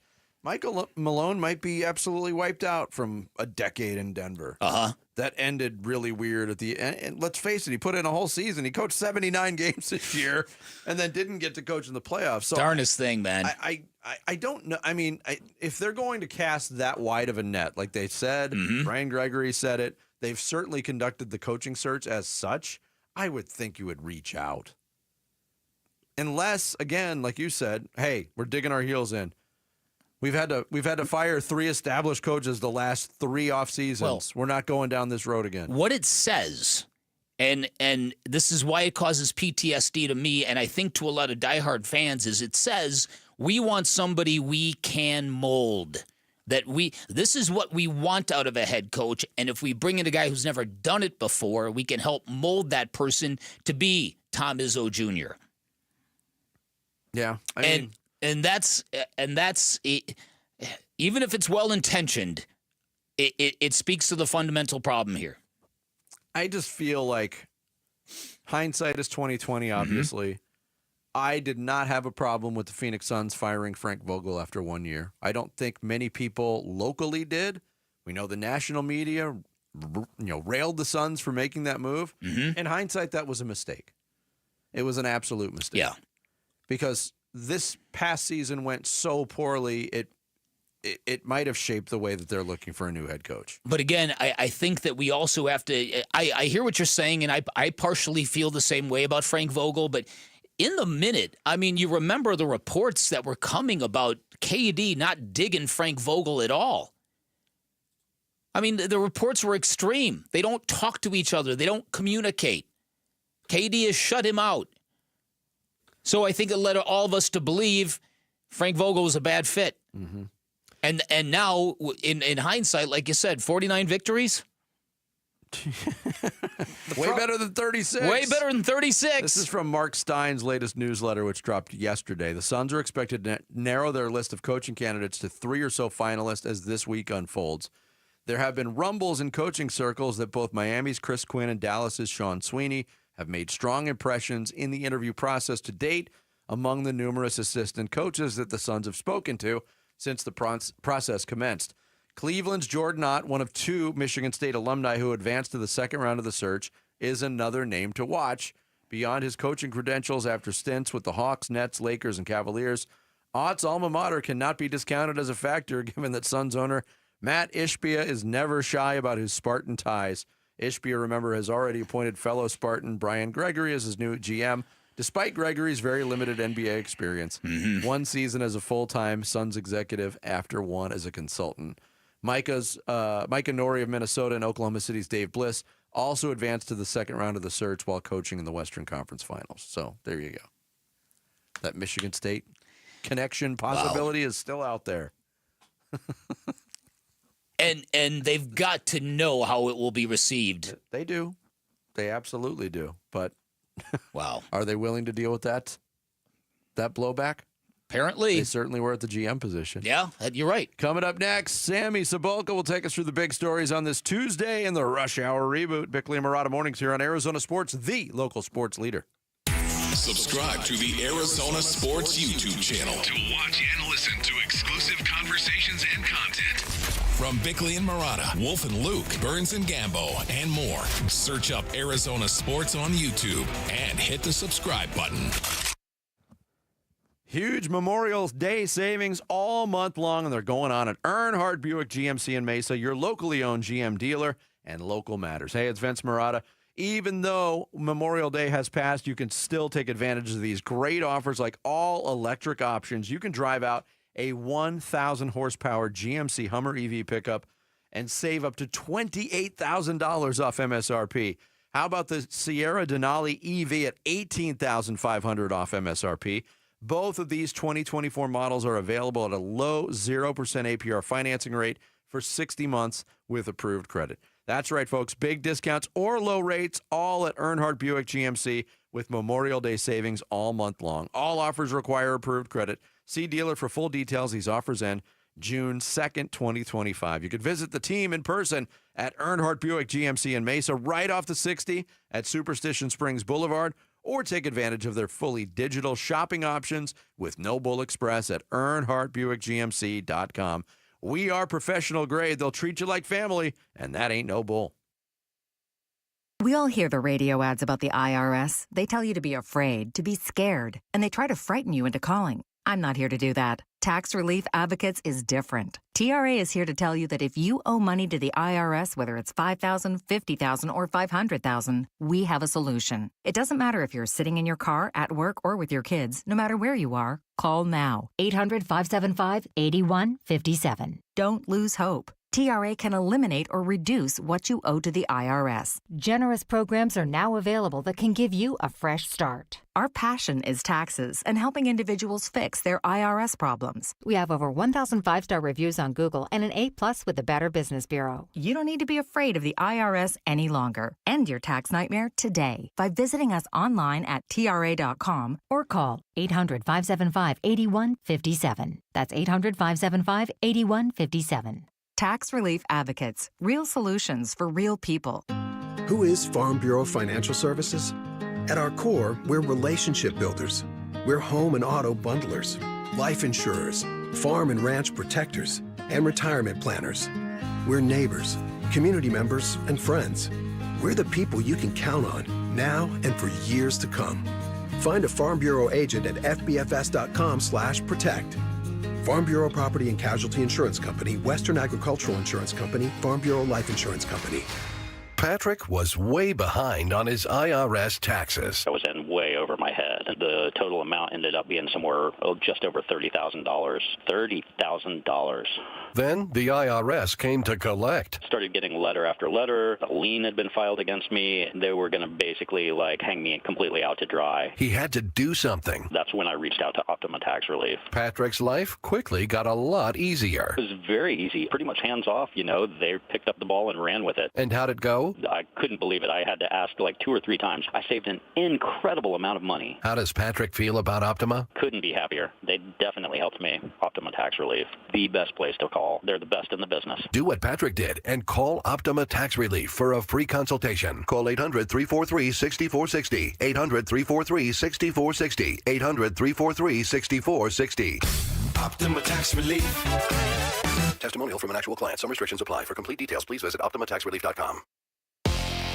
I'm Sammy Sobolka with Trending Now, presented by Parker & Sons Heating, Cooling, Plumbing, and Electrical. The D-backs beat the Pirates on Memorial Day yesterday 5-0, in large part due to Ryan Nelson's 6 innings and 2/3 of shutout baseball, who now in 4 starts has just an ERA of 1.68. Eugenio Suarez and Josh Naylor both homered yesterday, and the win stopped a 5-game losing streak for the Snakes, and they'll look to make it 2 wins in a row against the Pirates tonight with first pitch from Corbin Burns coming at 6:40 here on Arizona Sports 98.7 and the Arizona Sports app. The Phoenix Suns coaching search continues as they've wrapped up the second round of interviews, and the finalists should be coming sometime this week. And elsewhere in the NBA, the Knicks again came back from 20 points down to beat the Pacers 106-100 on Sunday to cut the series deficit in half, 2-1. And the Thunder went up 3-1 last night in a 128-126 win behind SGA's 40 points and Jalen Williams adding 34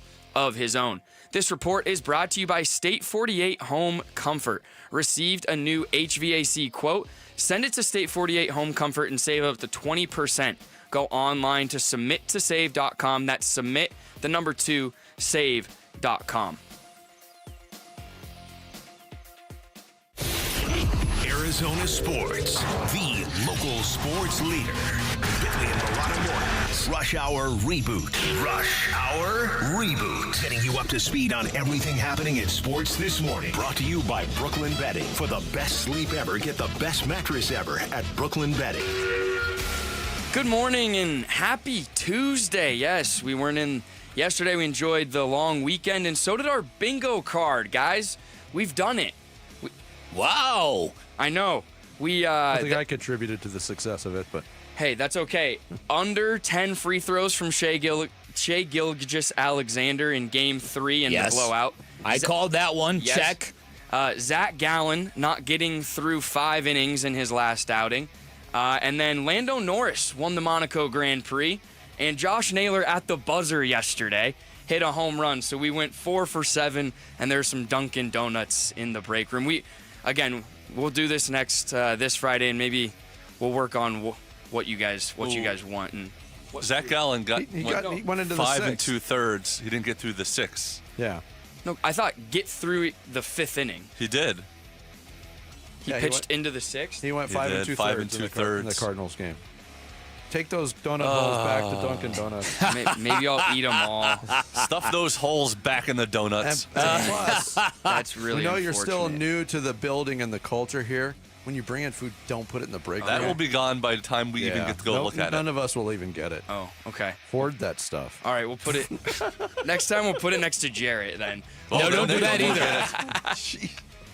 He'll eat the box. But over the weekend, the D-backs did get swept by a combined 3 runs in St. Louis. And in the 5-game losing streak, they did go on. They lost the lead or tie in every single one of them. So among the concerns, is the late inning instability the worst of them right now? If not, what is the biggest concern? It is for me still. And even last night, you look at it, and it looked like a breezy 5-0 win. That 8th inning got hairy because of Scott McGuff. And if Justin Martinez doesn't do what he does, and then you come in, there's been a similar situation. You're going to Ryan Thompson with a 5-run lead in a non-save situation. It never feels comfortable to me. Now. It still is a concern. They're one reliever short. AJ Puck can't get back soon enough, and he's not going to be back for a couple of months. So or a month and a half, whenever. They said July sometime, right? Middle of July? Yeah. So that is my main concern right now as well. But there are other concerns as well. Yeah. My main concern is that they just might be a mediocre team this year. Well, look. They can't have any sustained winning streaks. Offense comes and goes. Bullpen, like you said. It's the inconsistency as a whole is a big thing. But on a positive note, Ryan Nelson, man, this guy in his 4 starts this season, 16 innings, only 3 earned runs, and he has a 1.68 ERA while still on a pitch count nonetheless. And he had this to say on kind of his role moving forward. Keep going about my business the same way and keep trying to get outs for the team and help the team win. So whatever role that's in, pretty out of my control. So I don't want to compare him to Erod right now because we'll do that later, but just how important has his ability to get outs for this ball club been in Erod's absence? It's been huge. It's creating a situation we're going to get to more in the 8 o'clock hour, this decision that is looming. I hope that Sunday against the Nationals, we see another tremendous performance by Ryan Nelson. I hope he puts all the pressure in the world on the Diamondbacks to make a tough decision. Yeah, in reading some stuff over the weekend, the read was that Eduardo Rodriguez was set to return. He wasn't going to make an additional rehab start, but now he is, which might be extending that runway and putting off this decision another week. But you're right. I think this is a true danger point of the season. I understand that Eduardo Rodriguez is a player with credentials and real Major League Baseball service time, and he's got a real Major League Baseball contract. And I understand they owe him over $40 million going forward. They do. But again, you've got to serve a baseball team. You can't manage by dollar signs. Yeah. You mentioned the word pressure, not only in that decision, but at some point, there's pressure to win baseball games. And if Ryan Nelson gives you a great chance to do that, it feels like he has to be on the mound. I would think so. OTAs opened up in the NFL today. And last week, Kevin Clark on the This Is Football with Kevin Clark show talked about Jonathan Gannon maybe not getting the credit he deserved as a head coach. I think Jonathan Gannon doesn't get nearly enough credit for the way they play on defense. Mike McDaniel was on the show talking about how the way he schemes up Budda Baker is one of the most innovative things in football. Budda Baker is one of the best players in football. Again, not getting nearly enough credit. Kyler has to be a little better. We've seen that. But I think the pieces are there, and the offseason, as you said, was great. I'm not going to be surprised at all if they have what they had last year without the collapse in December.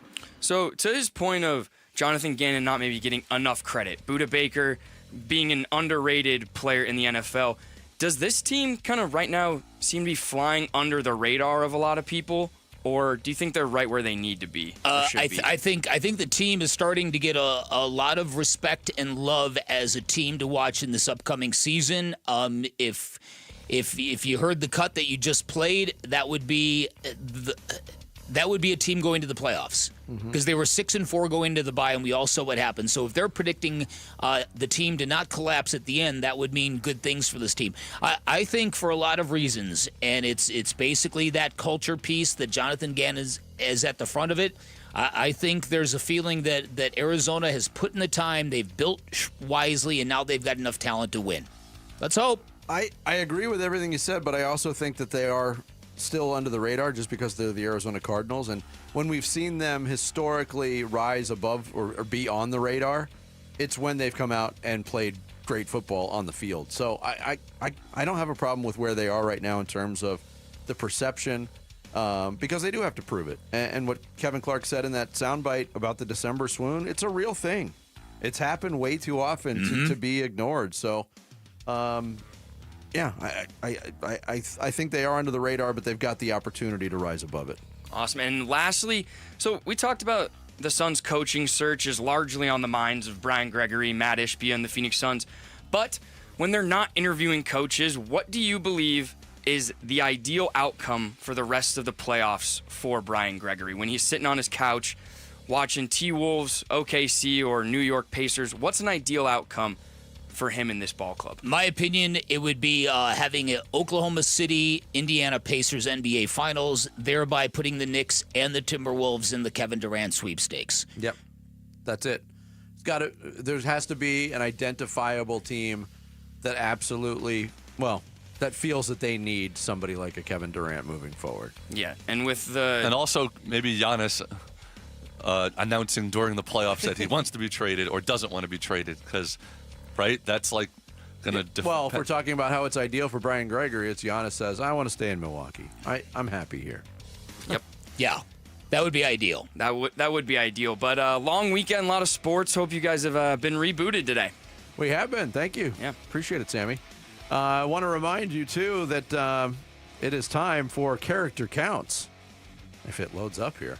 Presented by Parker & Sons Heating, Cooling, Plumbing, and Electrical. Arizona State quarterback Sam Levitt presented a $15,000 donation to the Pat Tillman Foundation on Saturday at the end of a youth football camp he hosted with wide receiver Jordan Tyson.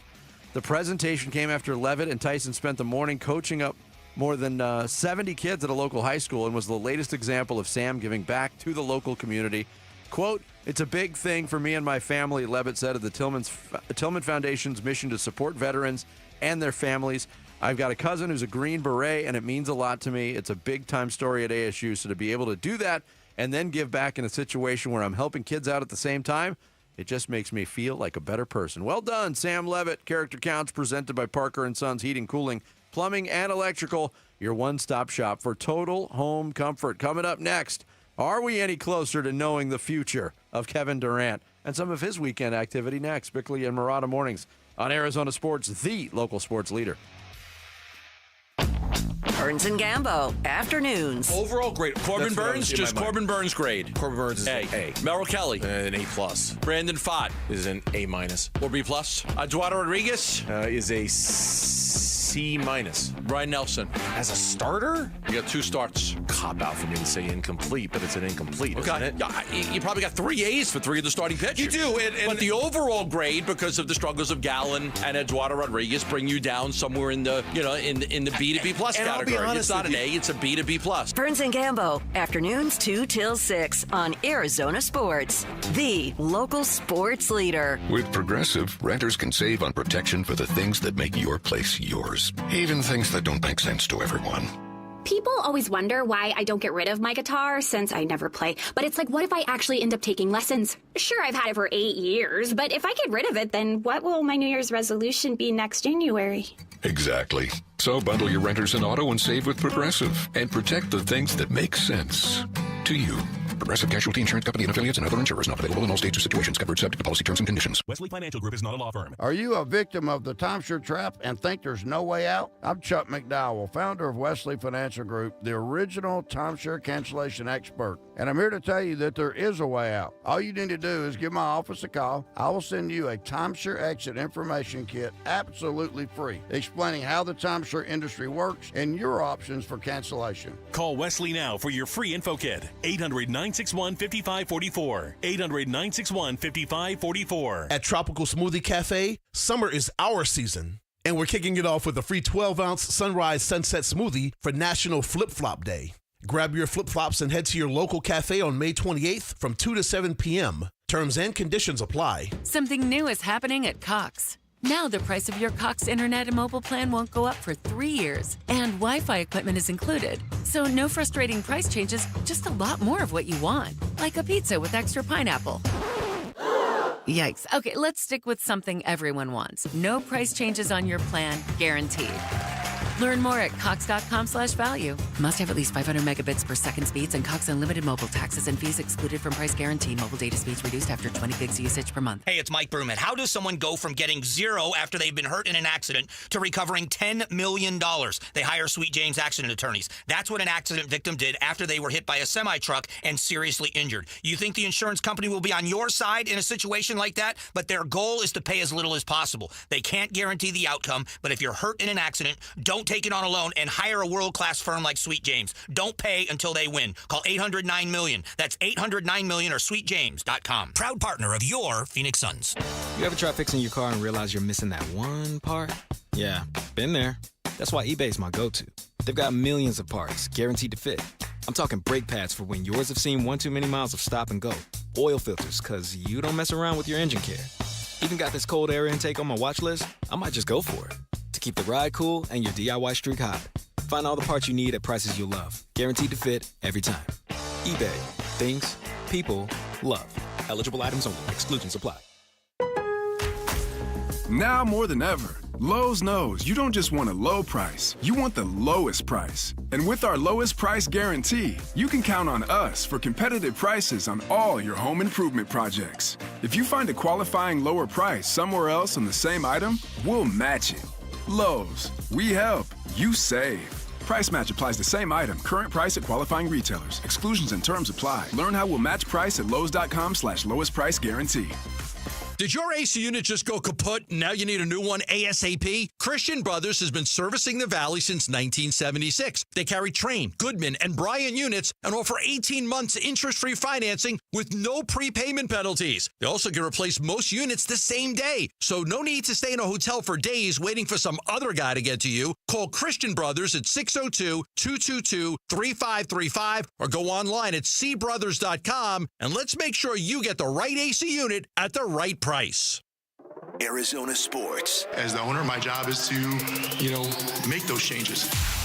Suns, a new horizon. We will win championships with an asset here in Phoenix. Shaping the Suns' future this offseason with Bigley and Marotta. I never talk regarding players, contracts, movement, anything like that. I will tell you this, I have a very, very good relationship with both those guys. Kevin gave me a nice hug in the weight room the other night when the thing came across Twitter.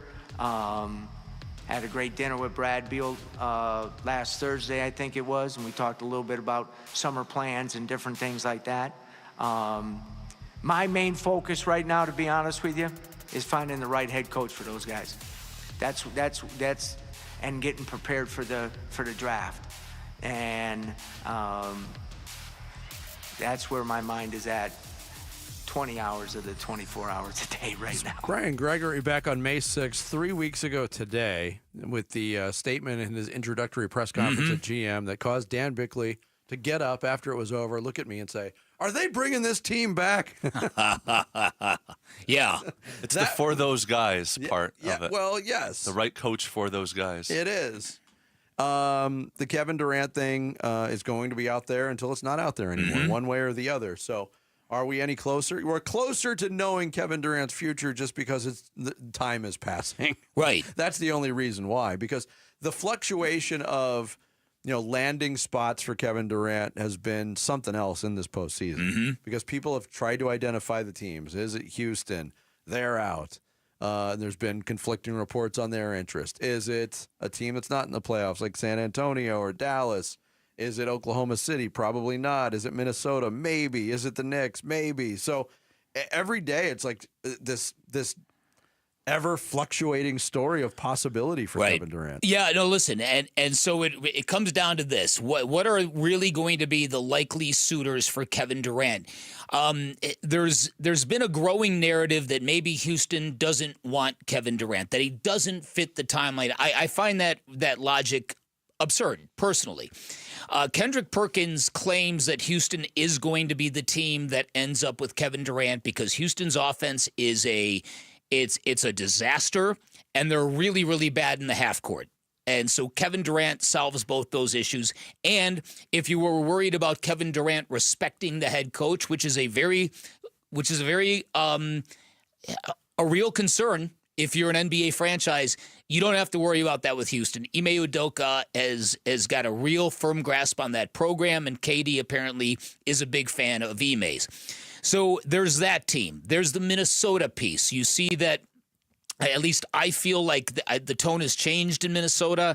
I think Anthony Edwards probably wants a wingman like KD. So I think they might be in play. The New York Knicks, I had somebody send me something over the weekend. Tell me if this trade would do anything for you. The numbers would work for an OG Anunoby and Mitchell Robinson to Phoenix. Sign me up for that. Now, I don't know if the Knicks would even think of doing that, but sign me up for that. Any draft compensation? Well, with that I don't know. The Knicks draft compensation's already minimal. Yeah, they don't have much. 5 picks for Mikal Bridges, remember? True. Yeah, that is true. That is true. So the Knicks, the T-Wolves, the Rockets, people have talked about maybe San Antonio. I don't know. I also think it's for the people who think, oh my goodness, are they going to keep this team together? That to me would seem preposterous, especially if you were bringing in a first-time head coach. But I agree with you. But I said it recently, and I still feel this way. I think Suns fans have to, if you're looking for this offseason of change, you have to be cognizant of the fact that change might not be that possible. It's just the facts. You have to get trade partners that are willing to trade. And it's not like you're trading bit pieces. You're trading guys with massive contracts. I know. And massive profiles. And massive question marks. Yeah, all of those things. And also, KD is going to have to want to go to the place that's trading for him because KD's got a contract issue coming up. So there's that as well. No, and you also have to look, if a team is willing to trade for Kevin Durant, how willing are they to go for a 2-year, 3-year contract extension on the back end of it? Yep. Because he's going into the last year of his deal. Not a place superstars of his profile want to be. No. So I don't know. Again, I think as much as we want some clarity on this, it's really going to be a temperature check on the teams that have been eliminated and how they're processing that elimination, right? If the Knicks rally and make it a real close series against the Pacers, you'd have a lot of evidence in New York City to keep this thing together. I was listening to Earl Watson, who was on satellite radio on Eddie Johnson's show over the weekend. And on the way out of the interview, Earl said, hey, are you guys real excited about the Knicks losing to the Pacers and the Devin Booker New York rumors flaring up again? And Earl Watson is very close with Devin Booker. And I thought, ooh, does he know something we don't know here? And then Earl Watson went on to say, look, Book wants it to work here. Book is going to give this team a chance to kind of fill a better team around him. Basically what it is, as we've talked about, Devin Booker has got great financial considerations and reasons to give this one more season. It wouldn't make sense for him to ask out now. Not on the brink of the Supermax, another Supermax extension, which would make him, for a moment, the highest paid player in basketball. Then you give the team another shot to build around you, and then maybe you make that call next year. Is there any way to come back if they have to run it back without extending KD? Like, could KD play out his last year? Because then you could sell it, okay, we're going one more year, then KD comes off the books, Bradley Beal will be an expiring contract, and we do a complete The expiring reset. contract doesn't matter with the guy with the no-trade clause. I've made that mistake before. Doesn't matter. Yeah, even with 1 year doesn't left, matter. I guess. Doesn't matter. I've made that mistake before, too. You've got to remember that no-trade clause, that's where it really becomes problematic. Yeah. But the kind of insanity to that is if you let KD just walk, and sure, you free up the books, but our free agent's going to want to come here, and or if you don't trade him, then you virtually get nothing. Then you get nothing for Kevin Durant. But you also don't want to trade him for virtually nothing. Mm-hmm. If the offers aren't out there, you don't want to just give away him, right? Or do you have to? Well, you can't give him away. Salaries have to match. Well, no, I know, but you can get like if Oklahoma a City, bunch of mediocre guys. If Oklahoma City rolls through the rest of this series, and I believe they're going to win Game 5, and if they win the NBA championship, and I believe they're going to be favored, I think that's going to clarify everything. That the West has got this new champion that might be dynastic, that is really shrewd and smart, and now teams are going to go, what do we need? All right, and I think that might make teams more inclined to go after Kevin Durant. Does Kevin Durant want to stay in the West? Does he want to go back east? What he wants matters in this situation. Absolutely, it does. But himself and his representation don't want that situation. Playing things out on the last year of a contract. With his serious injury history. Yeah, no. That's so. I don't think he would be amenable to that, anyways. So yeah, it's quite a trade that for a first time NBA GM who's never done the job before to navigate. You're gonna have to be smart. You're gonna have to keep your nerve. You're gonna have to know the market. You're gonna have to know what you're asking for. There's a lot that goes into this. Because teams will think the Suns are desperate, and teams will try to take advantage of a rookie general manager. And that's the way it works. That's another consideration, too, that leads me back to the very real possibility of a similar-looking roster next year. And maybe not around the periphery, but the core of it. Because we know Devin Booker's going to be here. Right. But the core being himself, Kevin Durant, and Bradley Beal. But what if the core is the problem? Well, I think that's why they're in the circumstance that they're in. Mm-hmm. Is I'm not going to pin it on any one player. That combination just did not work. Yeah, the combination of those players, with regardless of who was coaching, did not work. That's right. Yeah. Oh, it's so much fun. Mm-hmm. Isn't it? Coming up next, Dan Bigley kicks off the second half of this Tuesday show with the Blast. It's Bigley and Murata Mornings here on Arizona Sports, the local sports leader. Here are the top 3 headlines on ArizonaSports.com, presented by Y-Refi. I'm Kevin Zimmerman. Brian Nelson shuts down Pirates as pressure to keep him in the rotation should be mounting. Justin Martinez escapes jam with his devastating splitter and says, I can say I'm back. And Arizona and ASU make the NCAA baseball regionals. Those are your top 3 headlines on ArizonaSports.com, presented by Y-Refi. Hey everybody, Dan Bigley here. Not that long ago, you might have seen a Waltz van out in front of my house, and that's because my guy Bear, one of the Henley brothers who runs and operates and owns Waltz TV and Appliance, brought me an 83-inch OLED television, brought me a sound bar so awesome it doubles as my own in-home stereo, put it on a wall downstairs, and bam, just like that, I had magic, sports heaven. They can do the same thing for you. They'll give you the great price. They'll give you all the expertise of a firm that's been around since 1957. They are literally a Valley institution. Waltz offers unbeatable prices on the products you really want, and if you think you found a good price, bring it to Waltz. Watch them beat it. They offer same-day delivery 7 days a week, so you get what you want when you want it. You're going to get great expertise, great prices, the best in-store and in-home experience every single time. Go to Waltz, check out their great selection, speak with their knowledgeable staff, and enjoy a worry-free installation done by a professional. That's what you're going to get at Waltz. You'll find them off the I-10 in Warner, right behind the IKEA. While you're there, drop my name. They're going to give you 10% off installation labor or a 3-year warranty for free. You can also find them online at waltz.com. Shop local, shop Waltz. As a business owner, you wear a lot of hats. One minute you're ordering today's inventory, and the next you're planning tomorrow's expansion. It's complicated, but your business credit card should be simple. With the Signify Business Cash Card by Wells Fargo, you earn unlimited 2% cash rewards on purchases for your business with no caps or categories to track. Signify Business Cash, the deliberately simple business credit card. Learn more at wellsfargo.com/signify. Terms apply. Okay, sometimes what was once in style just doesn't make any sense anymore. Like those outdated jeans. Oh, you know they look good at one point. But they no longer fit. Hi, I'm Michael Halliday, attorney and partner at Morris Hall, a premier estate planning law firm. Just like fashion, your estate plan can become outdated over time. Whether it's new family members, changes in your financial situation, or shifts in your personal goals, your estate plan should reflect your current life. Think of it like spring cleaning. There's no point in keeping clothes that no longer fit.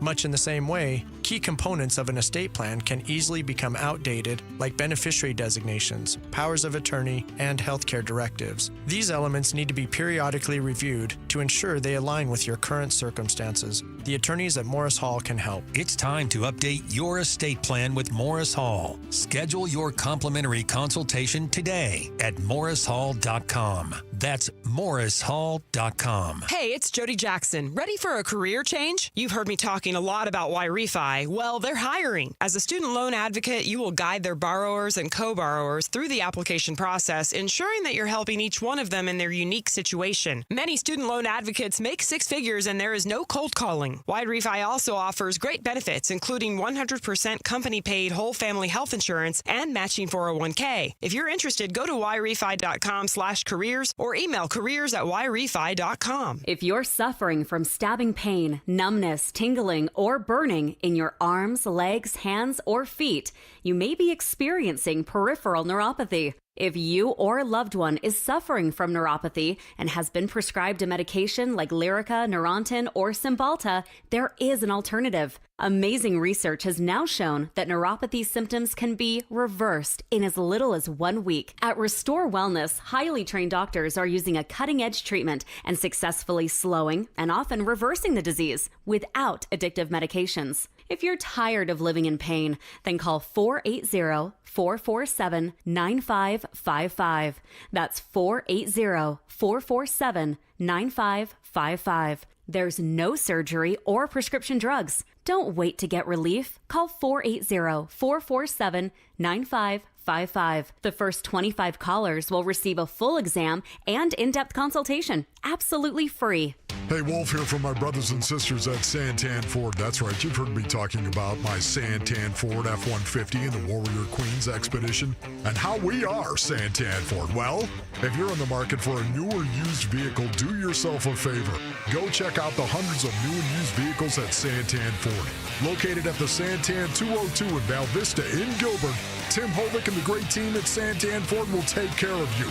Go to santanford.com. I am Santan Ford.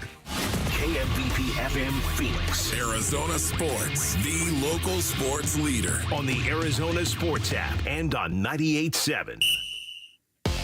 I'm Sammy Cebulka with Trending Now, presented by Parker & Sons Heating, Cooling, Plumbing, and Electrical. The D-backs beat the Pirates on Memorial Day yesterday, 5-0, in large part due to Ryan Nelson's 6 2/3 innings of shutout baseball in a Eugenio Suarez and Josh Naylor home run. And the win stopped a 5-game losing streak for the Snakes. And here's manager Torey Lovello after the win. And they went out and played 9 great innings. That's what I asked them for. I asked them for their 9 best innings. Of course, there were some things that didn't go perfectly, but it was a very hard-fought game. There were some tense moments, and our guys went out and executed at a high level at the most critical times. The D-backs will look to make it 2 wins in a row against the Pirates tonight, and first pitch from Corbin Burns will be at 6:40 here on Arizona Sports 98.7 and the Arizona Sports app. In the NBA this weekend, the Knicks again came back from 20 points to beat the Pacers 106-100 to cut the series deficit in half, 2-1. And the Thunder went up 3-1 last night in a 128-126 win behind SGA's 40 points and Jalen Williams adding 34 of his own. This report is brought to you by your Valley Chevy dealers. Get the freedom to save and the freedom to choose during the Valley Chevy Dealers Memorial Day event going on now. Spectacular offers available now at your Valley Chevy dealers. Marotta mornings. Arizona sports. The local sports leader. Bigley Blast. Time spent underwater is not an official baseball statistic, but teams that loiter around 500 and flirt with losing records can be very stressful for a team in a city. As one fan told me, it's like living paycheck to paycheck, and it can be as demoralizing as a blown save. And this is where we're at after the first major milepost of the season. A Diamondbacks team that has endured a handful of heartbreaking losses, a team that is 1-3 when scoring 11 or more runs, and a team that just lost 5 consecutive games by a total of 6 runs. Those are stats that can rip the soul out of a baseball club. Now, to their credit, the Diamondbacks have been resilient, but they're also underperforming and underachieving. They're as average at home as they are on the road, and currently there are 7 teams in the National League with over 30 victories. The Diamondbacks are not one of them, a team that is 27-27. They're also careening towards another weighty decision: what to do with Ryan Nelson and the impending return of Eduardo Rodriguez. Because really smart organizations don't hide one of their best starting pitchers in middle relief, because bad things happen when you start serving payroll over talent. All right, today's Bigley Blast brought to you by my great friends at Chapman BMW. Make luxury attainable. Find them online at chapmanbmw.com. So will E-Rod probably be back before this term comes up again? I don't know that answer. He's going to throw a bullpen tomorrow, and we'll take it from there. He's healthy, though? Yeah, he's feeling great. It was 3-55. Throw the bullpen tomorrow. I think we want to build him up a little bit more than 55 pitches. So that if I could kind of tip my hand a little bit, I feel very strongly that he's going to make at least one more rehab start. So there we go. Whoever the Washington Nationals are probably listening to what's going on right now, but there we go. So they can prep for Nelly. All right. It's like, I don't know, classified stuff. I love it. I love that information. When it gets thrown on my desk, I'm like, tell me more. Story Lavello updating the situation on Eduardo Rodriguez and Ryan Nelson. Nelson pitched last night, 6 2/3 scoreless innings. I was surprised to see him out there as long as he was out there, because he's been on a pitch count, hasn't been stretched out to full starter status just yet, which is kind of an issue when he's asked to start. He's done a great job in that role, and he continues. It seems like this happens quite frequently with Ryan Nelson, that he makes things very difficult to keep him out of the starting rotation. Right now, unless I see Ryan Nelson slip up or Eduardo Rodriguez do something great at the major league level, I think this is an easy decision. It's an easy decision until you're the one who has to explain it to the player you're sitting down. True. And that's what worries me here, because they know Ryan Nelson is a young player. They know young players understand biding your time, paying your dues, And they understand that there are financial commitments to Eduardo Rodriguez that complicate this issue. But I think with the way this team has been going, I think you have to seriously look at this and make sure you do not do Ryan Nelson dirty here. Because that's the kind of thing that can make a clubhouse go, what are we doing here? He's clearly – now, I'm not saying Ryan Nelson is better than Corbin Burns, but Ryan Nelson has been spectacular since the middle of last year until now. And he was a victim of the numbers crunch with the excess numbers of starting pitchers they had. The Jordan Montgomery situation kind of cleared up the gridlock a little bit. But now what do you do with this? I think you also have to monitor Zach Gallen. Zach Gallen has got leading 29 walks right now. I knew he had struggled in that area. I didn't know he had the most in the league. And so Zach Gallen is struggling, and Eduardo Rodriguez has been underperforming. Corbin Burns has come around. Merrill Kelly is shining and doing Merrill Kelly things. You can't sit on Ryan Nelson if he continues to do this. And again, I think the idea that they've suddenly decided that they want to build up Eduardo Rodriguez a little more is buying time for this issue. So I think you kind of handicap this properly. They're playing a game. Ryan Nelson's next start's going to be Sunday against the Nationals. And if he's dominant in that one, he's probably going to make the decision for the team. then the question becomes, if that's the case, do you think about doing something as drastic as trading Zach Gallen? He's in the last year of his deal. And if you think you're not going to re-sign him and you identify pieces that this team is clearly lacking, maybe a back-end bullpen guy or maybe another power bat, you can test the waters of a Zach Gallen trade. But it feels like if you do that and it gets back to the ball club, then it's one of those scenarios where you're thinking about doing this. Why? I mean, yeah. Well, also then you only have 5 starters, and if anybody gets hurt, then you've got a big drop off between whoever the fill-in is there. There's not another Ryan Nelson. But as Sammy said, if you know you're not signing him to an extension, and there's been no reporting on it, but there's been kind of this assumption that don't know if the Diamondbacks are going to be able to go that deep into the payroll woods, if you will. And I don't know. It's an iffy situation with Zach Gallen right now because even if you go back to his last start Friday in St. Louis, if Alec Thomas makes a catch, which would have been a remarkable top 10 play, but he got there. If he makes that catch, we're talking about Zach Gallen bouncing back, having a great night in St. Louis. You're right. So that's how thin the margin was for that. Yeah. Just like as I mentioned, the play Lourdes Gurriel Jr. couldn't make stopping that gap shot when Merrill Kelly was on the mound. That ruined a very good outing for Merrill Kelly. Torey Lovullo acknowledges he's got a tough decision coming up, but says sign him up for it. Very difficult, and I like tough decisions. I love hard conversations. I love digging into coaches to give me reasons why we do things and how we're doing them. I like when we're challenged by players performing at a very, very good level. When they're doing their job, we should have those type of tough conversations. That is such a concept that is so foreign to me.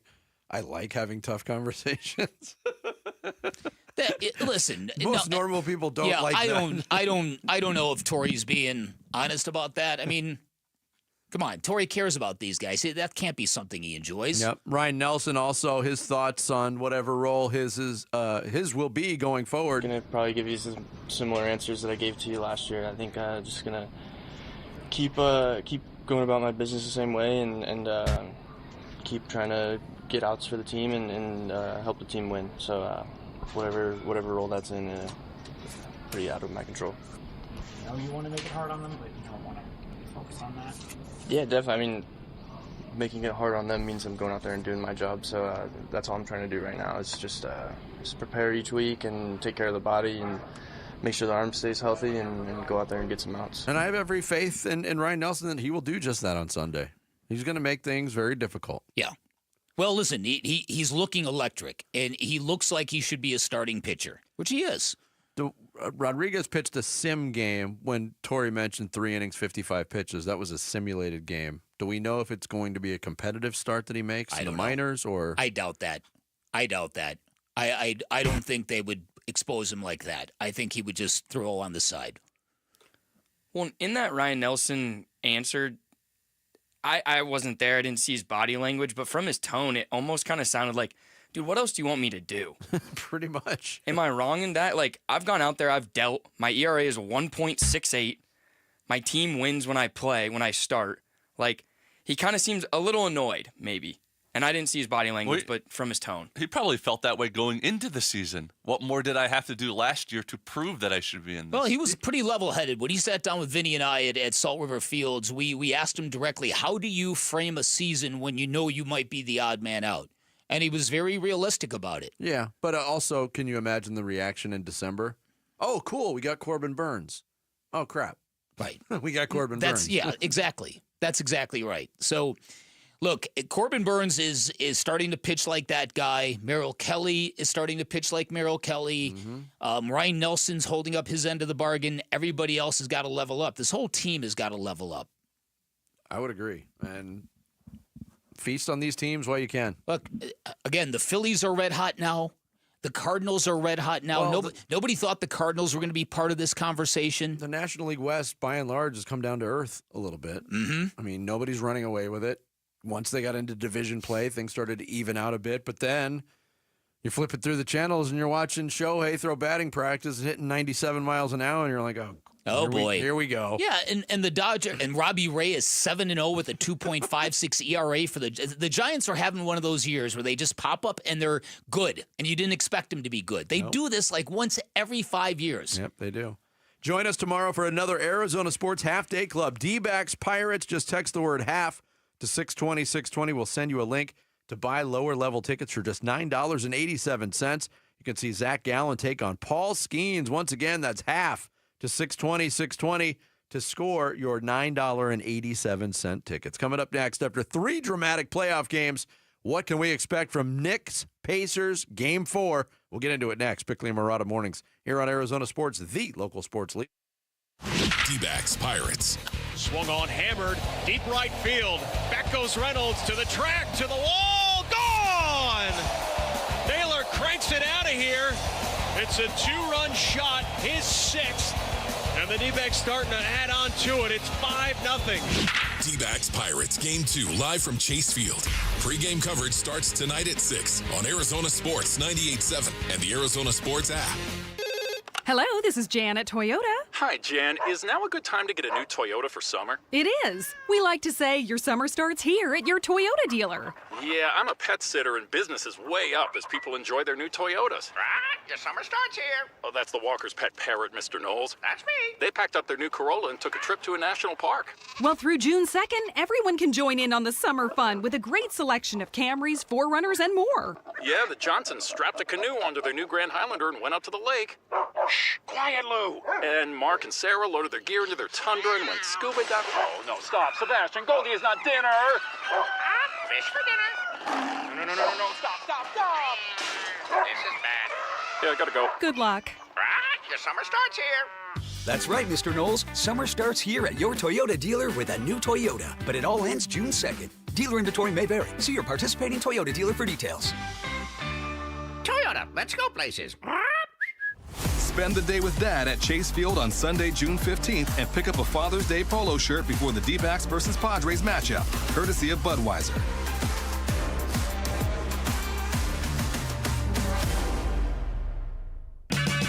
Check engine or ABS light on? Take the guesswork out of your warning lights with O'Reilly Veriscan. It's free. Ask for O'Reilly Veriscan. O'Reilly Auto Parts. Here at the Almond Joy Factory, where tropical vibes abound, we use soft, fresh-tasting coconut. The crunchiest almonds and delicious chocolate candy. Ah, but do you know what our most important ingredient is? Sometimes you feel like a nut. Sometimes you don't.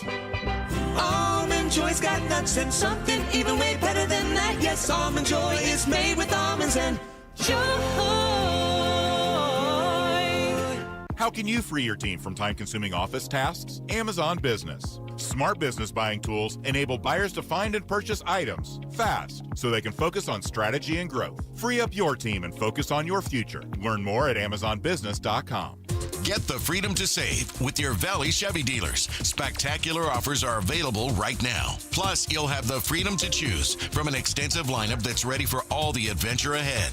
That includes popular models like the legendary Silverado and versatile Equinox, plus the feature-packed and affordable Chevy Trax. Don't miss out. Memorial Day marks the beginning of summer and a great time to hit the open road in a brand new car, truck, SUV, or EV from your Valley Chevy dealers. The big focus in America today is on your health, and more people are looking beyond pills and steroids and surgery. At QC Kinetics, they've been on the cutting edge of this medical revolution since 2018. Using regenerative medicine, they have helped tens of thousands of people get lasting joint pain relief using natural treatments that harness your body's own healing power. The truth is, regenerative medicine used to be an alternative treatment, but now it's mainstream, and QC Kinetics is the nation's leader. Their well-respected protocols include potent and powerful cellular-level treatments to revitalize and restore damaged joint tissue. Say goodbye to that chronic pain and live your best life. Learn more about this revolutionary treatment and get a free consultation. Call QC Kinetics now with clinics in Phoenix, Scottsdale, Peoria, and Chandler. 602-837-PAIN. That's 602-837-PAIN. Come on. I'm burning. Come on. Arizona Sports. Floor Burns with Bigley and Murata. Hard-fought game. I thought we got off to a good start. Then we got into foul trouble. And then we finished the half pretty good. And then we were at our best in the fourth. A lot of guys stepped up. I thought Cat's presence, Josh all-around play, doing what Josh does, everything. I thought Deuce gave us good minutes when Jalen was in foul trouble. OG was terrific throughout. Mitch gave us good minutes. And then Landry and DeLon did a really good job as well. Yes, Landry Shamet got 11 minutes in an Eastern Conference Final playoff game. Yeah. And actually did play pretty well. Knicks come back from 20 down on Sunday. They beat the Indiana Pacers 106-100. The fourth quarter was the highlight. 36-20, the Knicks outscore Indiana. 20 points, 8 rebounds in the quarter alone for Karl Anthony Towns, who had done nothing and was saddled with foul trouble and absolutely took over the game. Inspiring stuff from the Knicks big man. Karl Anthony Towns, just when I'm ready to close the book on him and go, man, that dude just is as frustrating a player. He'll uncork a game like that. Where he was just all fire and deep threes and drives to the basket, and he was playing defense. And, yeah, listen, Jalen Brunson picked up his fourth foul of the game with about a minute and a half left in the second quarter of that game. 4 fouls in the second quarter. The Knicks were down 18 points.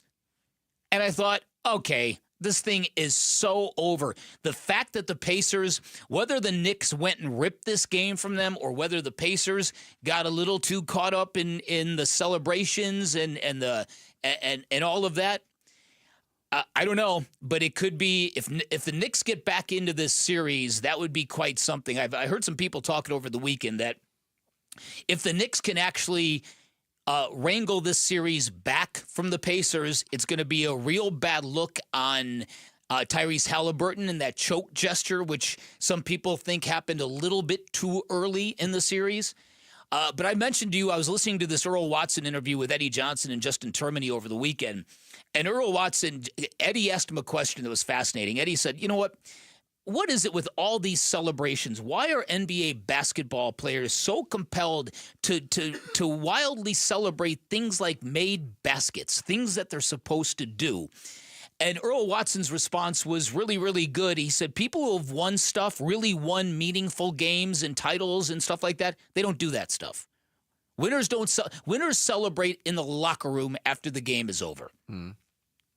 So a shot at Tyrese Halliburton? I think so. Yeah, and I think maybe just the attitude of the Pacers in that game as how they let the Knicks kind of claw their way back into that game. I mean, I don't have a problem with like I did say the morning after he did the choke gesture after game one. It seemed a little forced, like he knew he was going to go to it. But that shot that he hit, and when he made the gesture, he thought he just won the game. But the thing is, too, is the gesture came after a shot that was lucky. It's not like he drained that shot. Still counts. I know. Still came off of his hand. I know. Look, when you do that in a series against the New York Knicks, though, and you do that in game one, you are opening yourself up for criticism. And I think it would be a choke job. If the Pacers lose this series, I think you win the first 2 games of this series on your opponent's floor. You're up 2-0 going home, and you lose the series. I mean, the Phoenix Suns have done that a couple times in their playoff history. It hurts, but they would have nobody to point to but themselves. Tyrese Halliburton himself did not have a great game in Game 3.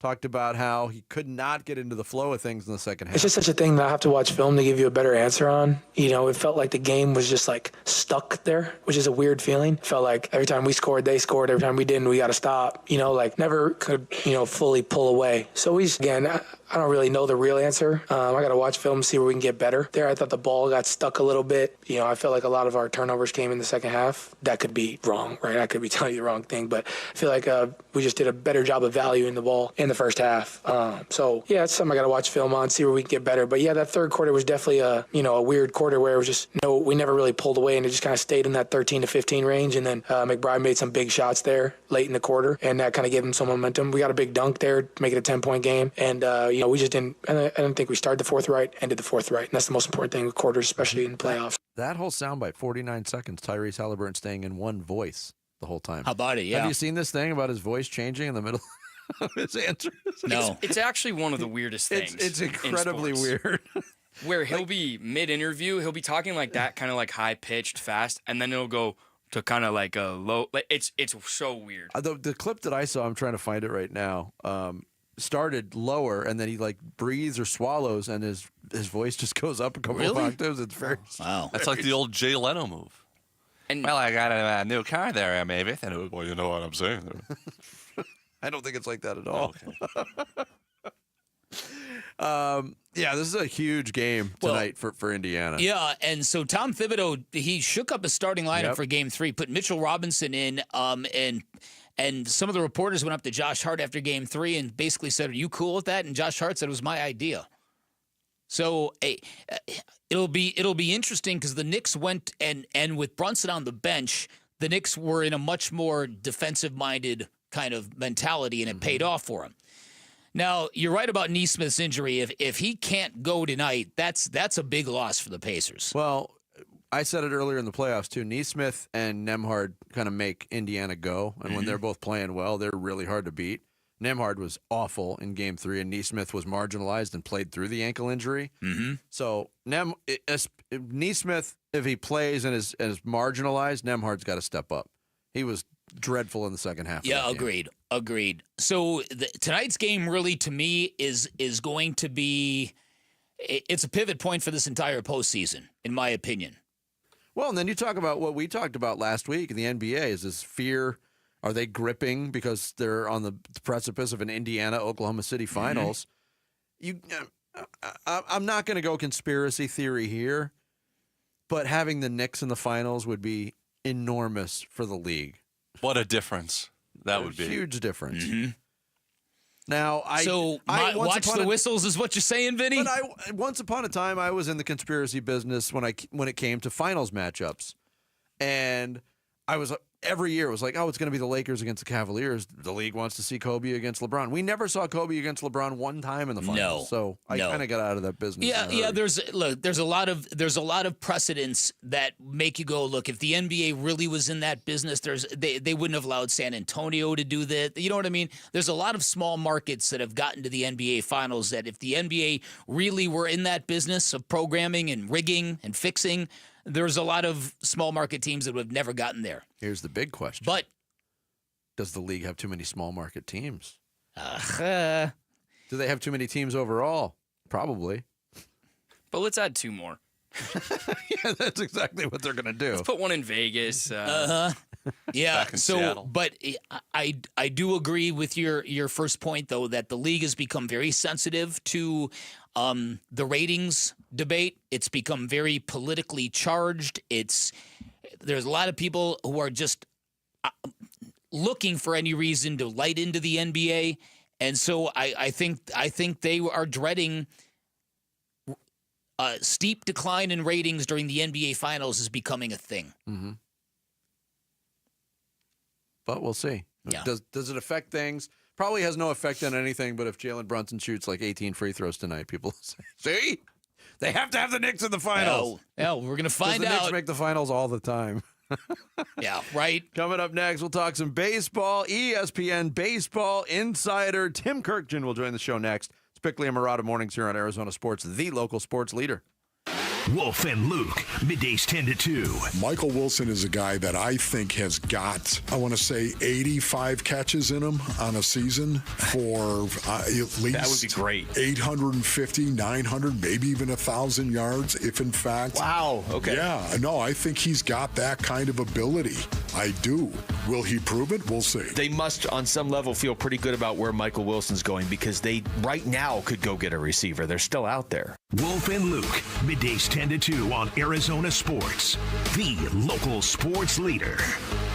Luke Lipinski back to tell you about Chime. You like going out? I do too. I go to a lot of concerts and obviously even more sporting events. Why not build up your credit when you're out with the Chime Secured Credit Builder Visa Credit Card? You can build credit with money you were already going to spend anyway, and you can avoid interest. Makes a lot of sense, so learn more at Chime.com because improved credit opens a lot of doors, makes it easier to get a loan if you ever need one, and you get better deals on big purchases like cars and houses. That's why the Chime Credit Builder Secured Visa Credit Card is worth checking out. No annual fees, interest, or credit checks. Use it everywhere Visa credit cards are accepted. Make everyday purchases count with Chime's Secured Credit Builder Visa credit card. Get started today at Chime.com. Chime feels like progress. Chime is a financial technology company, not a bank. Banking services provided by the Bancorp Bank N.A. or Stride Bank N.A. members FDIC. The Chime Credit Builder Visa credit card is issued by the Bancorp Bank N.A. or Stride Bank N.A. Chime checking account required to apply. On-time payment history may have a positive impact on your credit score. Results may vary. Out-of-network ATM withdrawal and OTC advance fees may apply. Spot me eligibility requirements and overdraft limits apply. Timing depends on submission of payment file. Fees apply at out-of-network ATMs. Dave Burns here with Liberty GMC General Manager Chris Scott. Chris, the GMC Sierra 1500 is a top pick. What makes this the ideal moment to drive one home? What's up, Dave? Whether you're hauling, towing, or cruising, the 2025 GMC Sierra 1500 delivers. It's powerful, tech-packed, and built for any job. And Memorial Month means some of our best savings of the year, like $12,250 off, or take advantage of 5.9% financing for 84 months. So visit Liberty GMC or shop and buy online all the time. LibertyGMCAZ.com. GMC, we are professional grade. The success you've already had matters at University of Maryland Global Campus because we're a school for real life. An accredited state university, UMGC lets you earn up to 90 credits toward a bachelor's for prior learning, life, and work experience, or transfer up to 12 credits toward a master's. We offer affordable tuition and online and hybrid courses. No application fee if you apply by May 30th. Learn more at umgc.edu. Certified to operate in Virginia by Chev. I'm Ed Evans, CEO of Consumer Cellular. No, we're not one of the big guys. Truth is, we don't want to be. If you're over 50, Big Wireless probably has you paying for more data than you might need. You could be throwing away thousands over a lifetime. We're not here to be the biggest. We're here to bring you something we believe is better. Our plans start at just $20. You'll get the same fast nationwide coverage without the big wireless bill. Call 1-888-FREEDOM or visit consumercellular.com/facts. Plans include $5 credit for auto pay and e-billing. See site for additional facts. 1-877 Cars for Kids. KARS Cars for Kids. 1-877 Cars for Kids. Donate your car today. Donate today at carsforkids.org. Your car, running or not, could be picked up as soon as the next day. No title, no problem. Go to carsforkids.org today. 1-877 Cars for Kids. Donate your car today. Now accepting donations of land, homes, buildings, or any kind of real estate. Hey, we're here with a special guest, Jeff Jr., CEO of Trajan Wealth and filmmaker behind Retirement on the Brink. Hey, Jeff, welcome, man. Well, thanks for having me, Wolf. It's always great to be here. Jeff, you've been in finance for a long time. Why make a movie? Well, after years of seeing people struggle, we needed better retirement education. And Retirement on the Brink, it offers real actionable insight. It's a documentary that's resonating with folks. I know because I'm in it and shared my story. Yeah, you are. And having you in the film, it means a lot. These stories are real and they really do matter. What's the biggest takeaway from Retirement on the Brink? Well, retirement planning isn't just about numbers. It's about understanding your goals, creating a plan for the life that you want, and finding a trusted advisor to help. And I'll end by saying space is limited, so visit retirementonthebrink.com for VIP access and showtimes. Advisory services offered through Trajan Wealth LLC, an SEC registered investment advisor. I'm Sammy Sabolka with Trending Now, presented by Parker & Sons Heating, Cooling, Plumbing, and Electrical. The D-backs beat the Pirates on Memorial Day yesterday 5-0 in large part due to Ryan Nelson's 6 2/3 innings of shutout baseball, who now just in 4 starts has an ERA of 1.68, and Eugenio Suarez and Josh Naylor both homered in the win yesterday, stopping a 5-game losing streak for the Snakes, and they'll look to make it 2 wins in a row against the Pirates tonight with first pitch from Corbin Burns coming at 6:40 here on Arizona Sports 98.7 and the Arizona Sports app. The Phoenix Suns coaching search continues, and they've wrapped up the second round of interviews, and finalists should be coming sometime this week. And for more on that, head to arizonasports.com. Elsewhere in the NBA, the Knicks again came back from 20 to beat the Pacers 106-100 on Sunday to cut the series deficit in half, 2-1. And the Thunder went up 3-1 last night in a 128-126 win behind SGA's 40 points and Jalen Williams adding 34 of his own. This report is brought to you by Brooklyn Betting. Good news, the Memorial Day sale has been extended at Brooklyn Betting. Get 25% off in-store and online through June 3rd. Find a showroom today or go to brooklynbetting.com.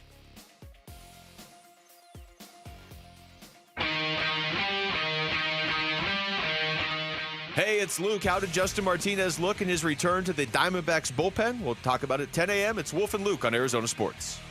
Yeah, D-backs get off the schneid last night. 5-0 win over the Pirates to start their homestand at Chase Field, but coming off a 5-game losing skid.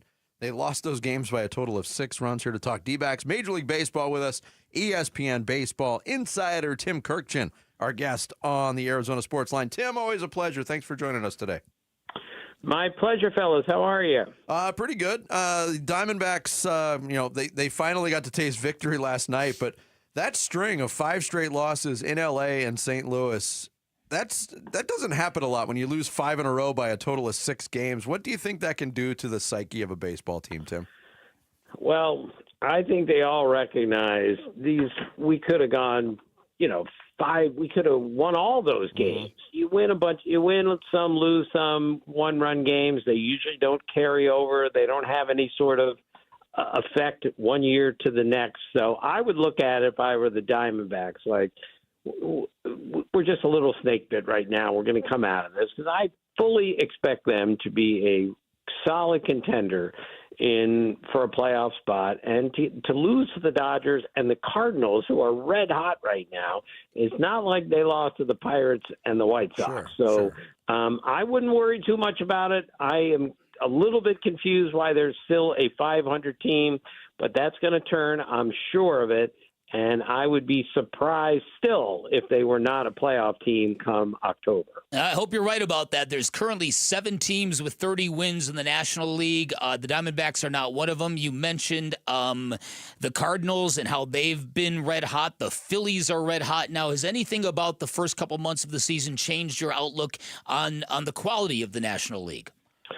No, I thought, Dan, going in that the National League was going to be a fist fight all year and that maybe 6 or 7 best teams in baseball were all in the National League. Now, the way the Yankees are playing now and the Tigers have played all year, I've had to look at that again. But the point is there's some really good teams in the National League, which is what is going to make the Diamondbacks, challenge here is that there are a lot of good teams. The Giants are better than we thought they would be.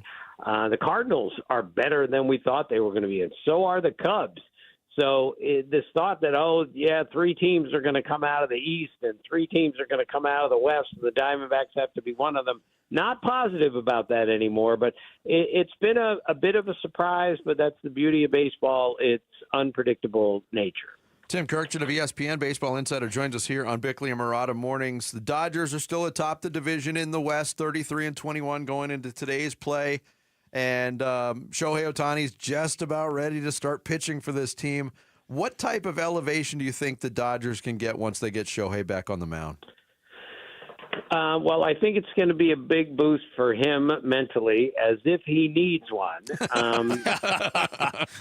And I think it's going to be a big boost for the team also because of the injuries to their starting pitching, Blake Snell, all sorts of injuries that they have. Now, I'm not sold that when Ohtani comes back, he's going to be dominant. But everything he ever tries, he's always dominant at it, so we should never underestimate what this guy does. He's really taken his time. I saw them in spring training, and they really thought that he would be ready to pitch in a game on May the 1st. And then he had a bit of a tiny setback, and there's no reason to rush him until they're absolutely certain that when he goes out there, he's going to be really good, which I expect. But they're just going to take their time on this because the depth that they have with their pitching, all the resources they have, the depth in their lineup, they can afford to wait until Shohei's 100%. And if he comes out firing in the high 90s, for the first time after Tommy John surgery. Huge boost for that team.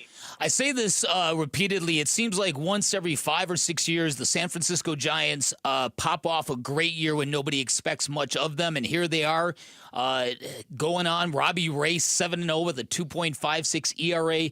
Do you think they're staying power in what the Giants have done so far? Yeah, I do. I got a good look at them in spring training, and I left thinking I don't think they're a playoff team in a really crowded National League, but I said they're going to be way better than they were last year. I didn't expect them to be this good, But yes, I think they have staying power. I think they've outscored their opponents by like 42 runs or something. Robbie Ray and Logan Webb give them a really good 1-2 at the top. They have power arms in the bullpen. They just need to find a few more ways to score runs. They're starting to do that a little bit more often now. I'm still not sure they're a playoff team. I still think the Diamondbacks will be better than they will be at the end of the season. But are they a factor? Are they a playoff contender? Absolutely. That's, again, just add another log to the fire in the National League. That's how competitive that league is. Tim Kirchin, our guest here on Arizona Sports. Speaking about another log on the fire, the Mets, 33-21, right in the thick of things in the National League East. They're very good, but it's New York. They signed a $765 million contract for Juan Soto, and he hasn't exactly been Juan Soto yet. Do you think there's any panic level with the Mets on Juan Soto, or is it just a matter of time until he gets comfortable? I think it's just a matter of time, and yet I am really surprised that he has swung the bat this poorly. And I've watched some games, one game in person recently and a bunch more on TV, and he seems to have lost his mojo, and that's so unusual for him. Last year with the Yankees and all those years with the Padres and the Nationals, and I lived near D.C., so I saw him play a lot. I never saw him give up an at-bat. I never saw him give up a pitch.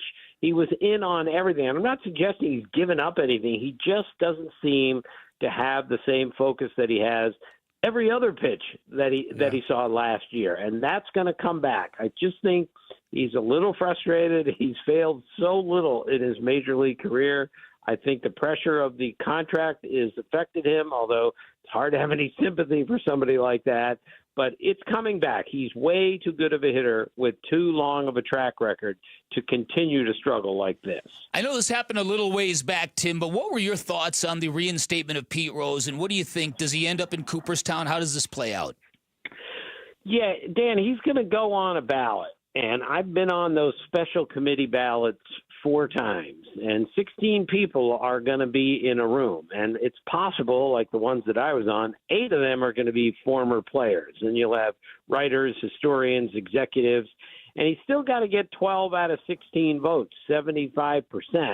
And I can tell you in my experience that it's the former players who look a little bit more sternly at violations, whether it's steroids, betting, things like that. So I think he's going to get on a ballot in December of 2027, and I think he's going to have a path to get into the Hall of Fame. But anyone who thinks he's just going to sail right in through a special committee, I'm just not so sure about that, given that, former players really look at betting on baseball as the number one violation.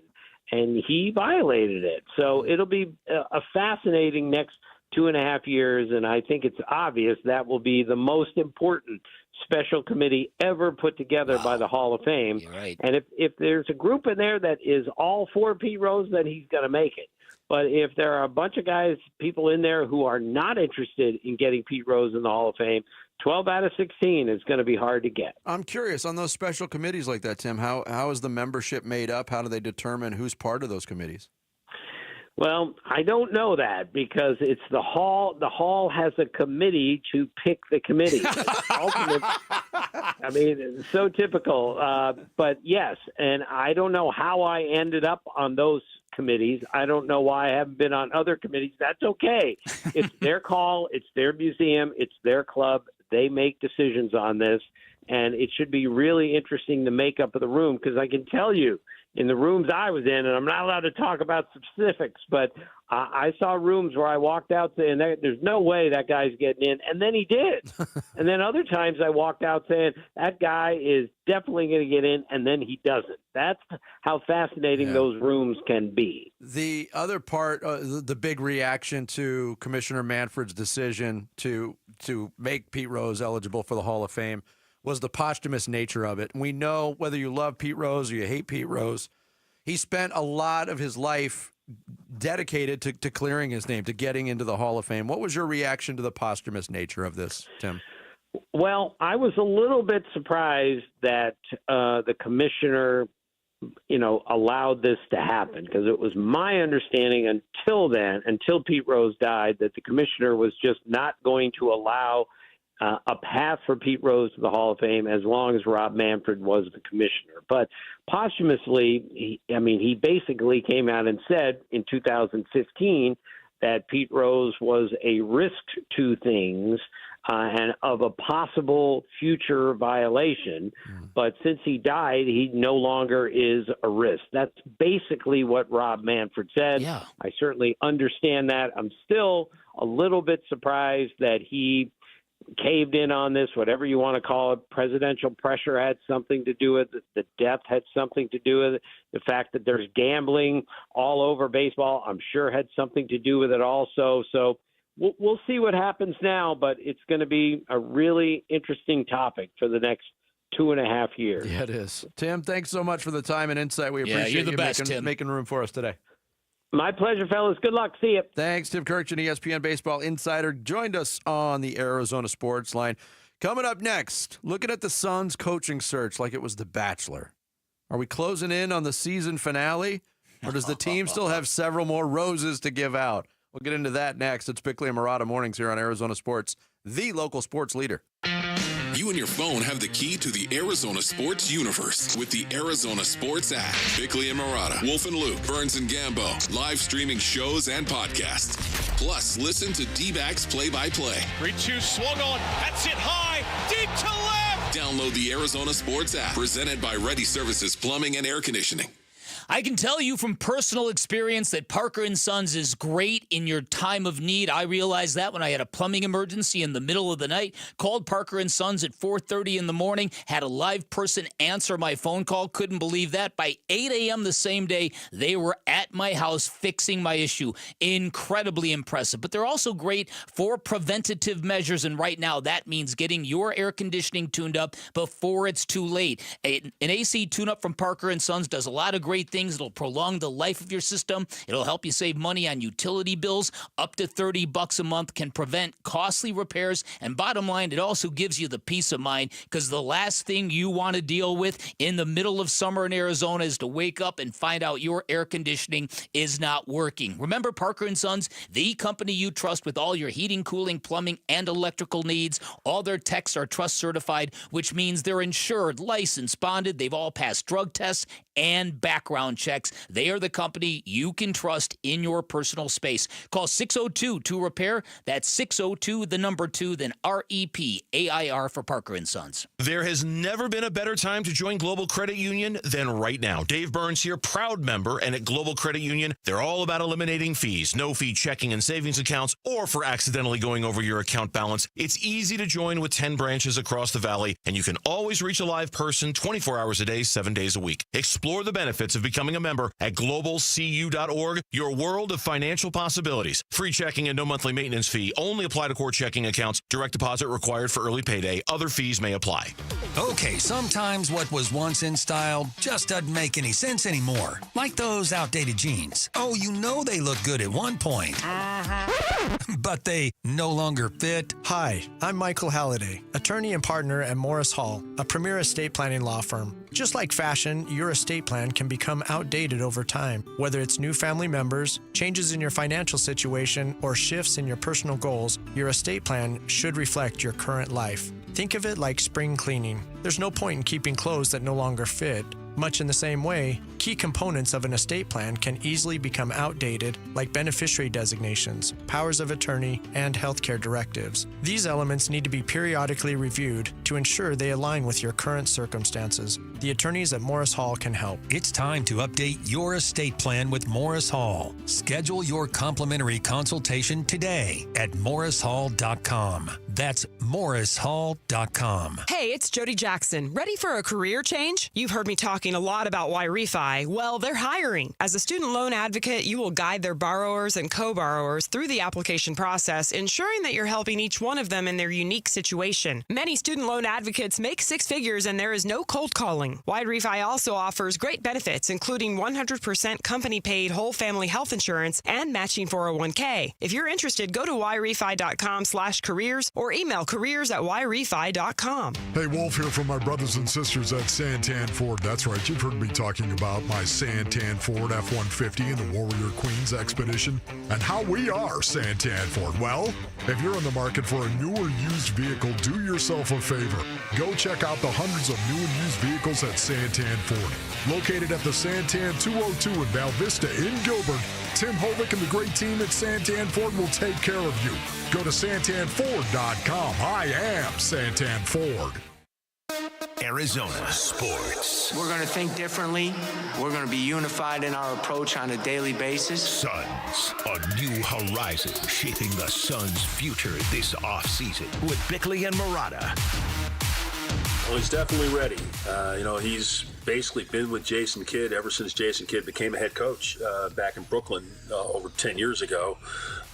He's worked with him, certainly knows how he wants to play defense. And then, when Jason got fired in Milwaukee, he went to Detroit. He worked with Dwayne Casey for 3 years. And to me, Dwayne is as good a teacher of defense as anyone I know. And of course, in Dallas, he's well loved for his work with the 2011 championship team and the teaching of the zone defense that Rick Carlisle never wanted to play, but Dwayne convinced him that it was the right thing to do.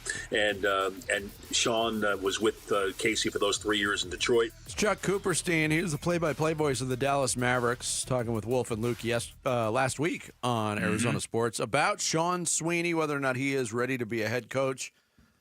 He's intriguing when you have that much coaching experience with one particular head coach. He has been with Jason Kidd at 3 different stops, including Dallas. Talking about the defensive thing, though, there was another interesting point that came up in that conversation, Ben. Uh-huh. And look, nobody's going to look at the Phoenix Suns, what they've done the last 2 years, and call defense a strength. Do they have good individual defensive players? Yeah, a couple, but certainly something that needs to improve moving forward.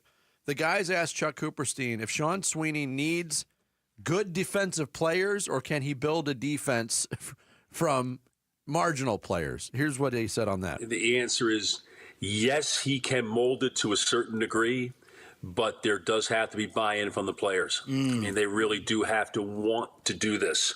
Defense is hard. Scoring is easy. You can rest on the offensive end of the floor. You can't rest on defense.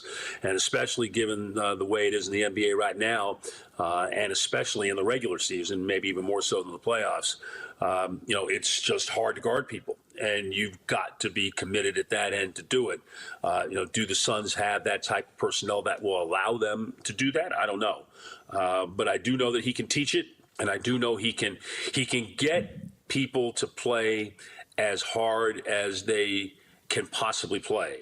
Yeah, I'm glad you made that distinction, because this is the kind of stuff that drives me nuts. When they talk about a candidate who's never done the job before and say, but this guy is defensive-minded. Frank Vogel had a great reputation as a defensive NBA coach. Mike Budenholzer had an even better reputation as a defensive head coach. Didn't work with either guys. Why? Because the players didn't want to play defense at that level. Wrong personnel. And that to me is the ultimate failure of Kevin Durant plus Devin Booker. Because Devin Booker has reverted to being an average defender since Kevin Durant's arrival. You can't argue that. He was at his very best right before Kevin Durant got here, and now you don't have a team fiercely committed to defense.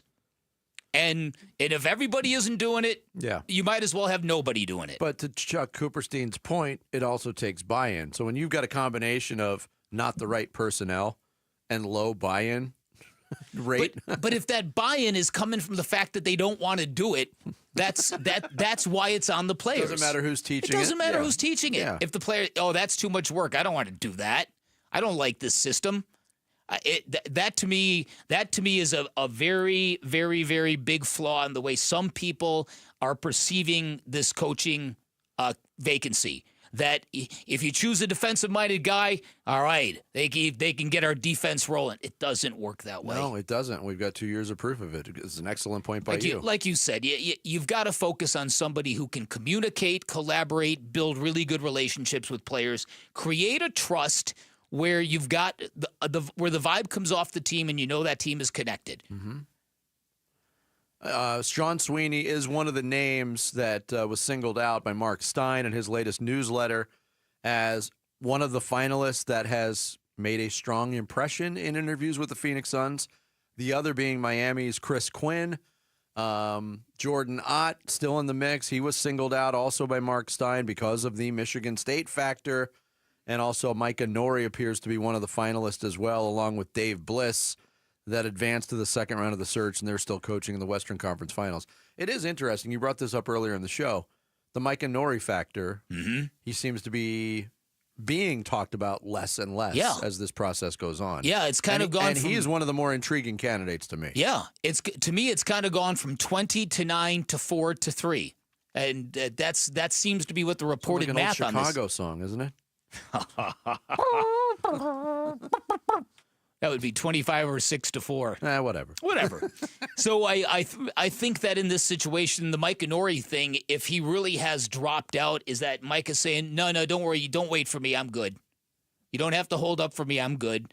Or it's the Suns, all right, we want to wrap this up, and we think we've got a guy that we really like, so let's hit the gas pedal on this. I don't know.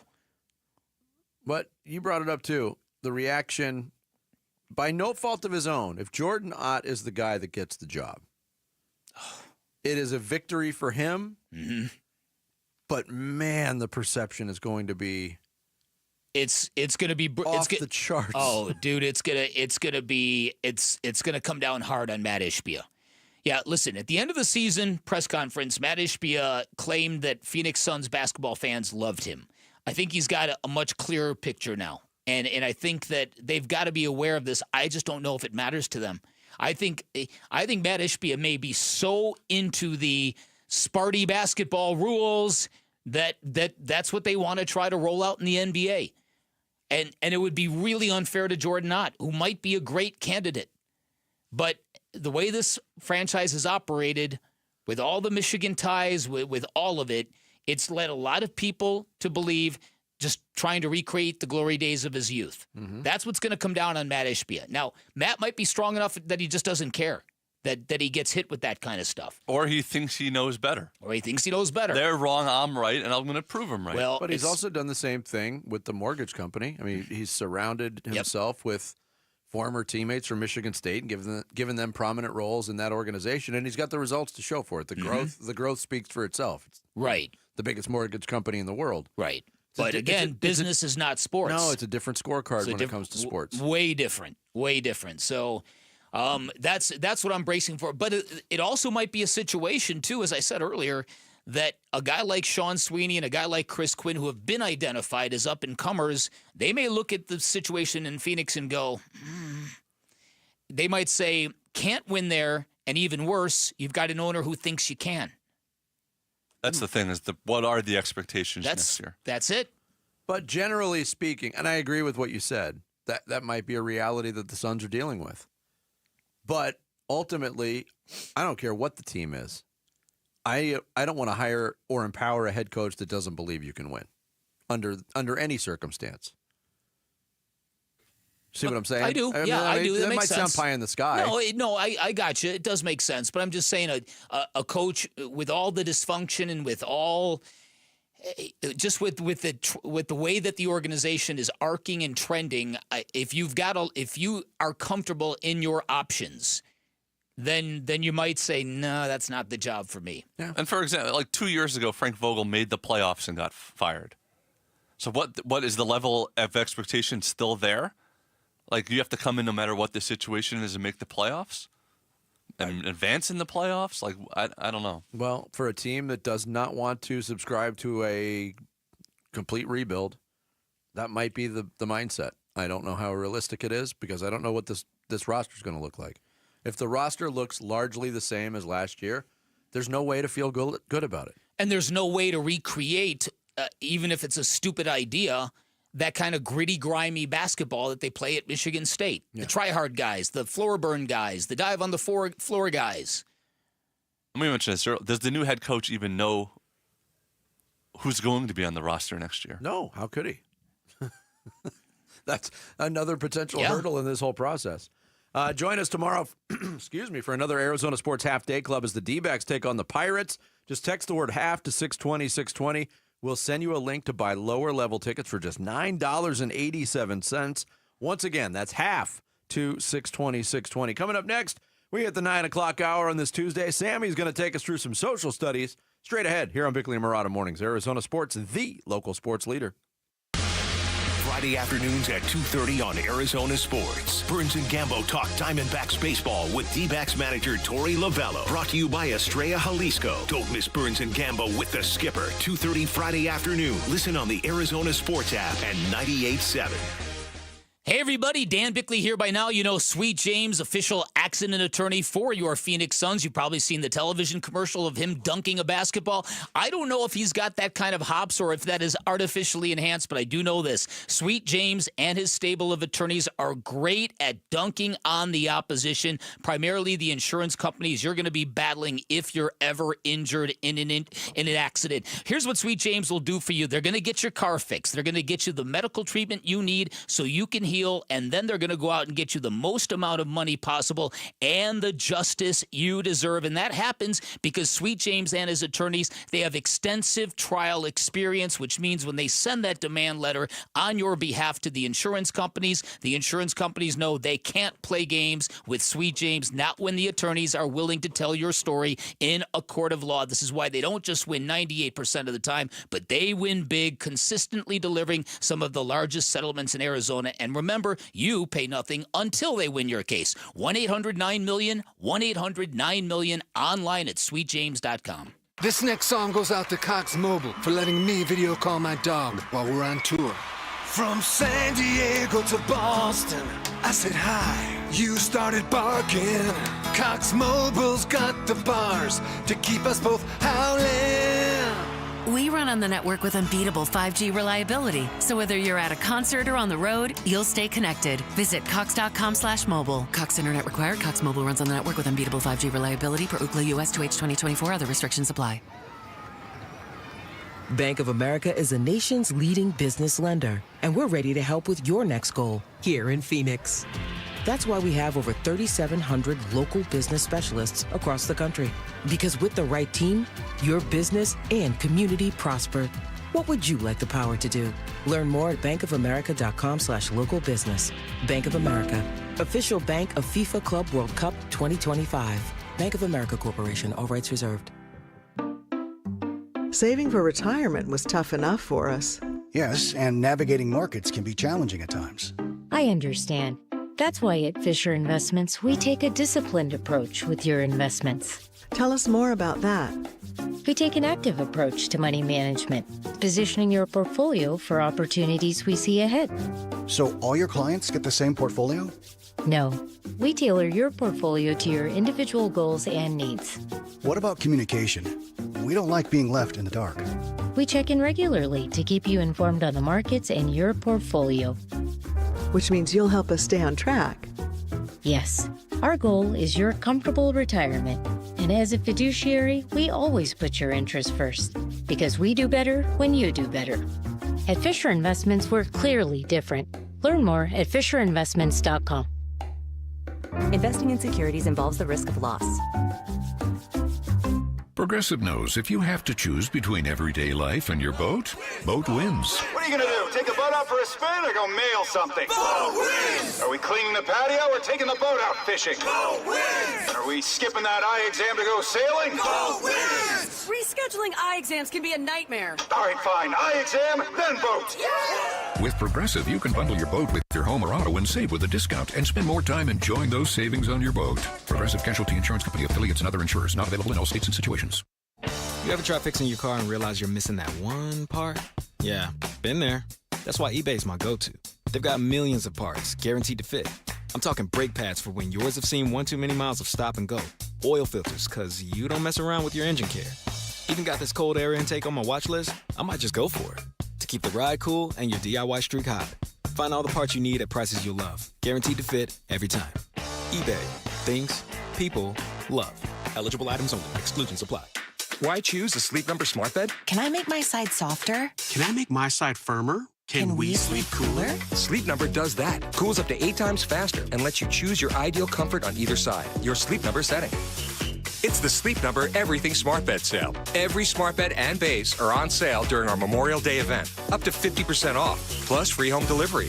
Limited time, exclusively to Sleep Number store near you. To learn more, visit one of our 12 Phoenix Sleep Number stores or visit sleepnumber.com. KMVP FM Phoenix. Arizona Sports, the local sports leader. On the Arizona Sports app and on 98.7.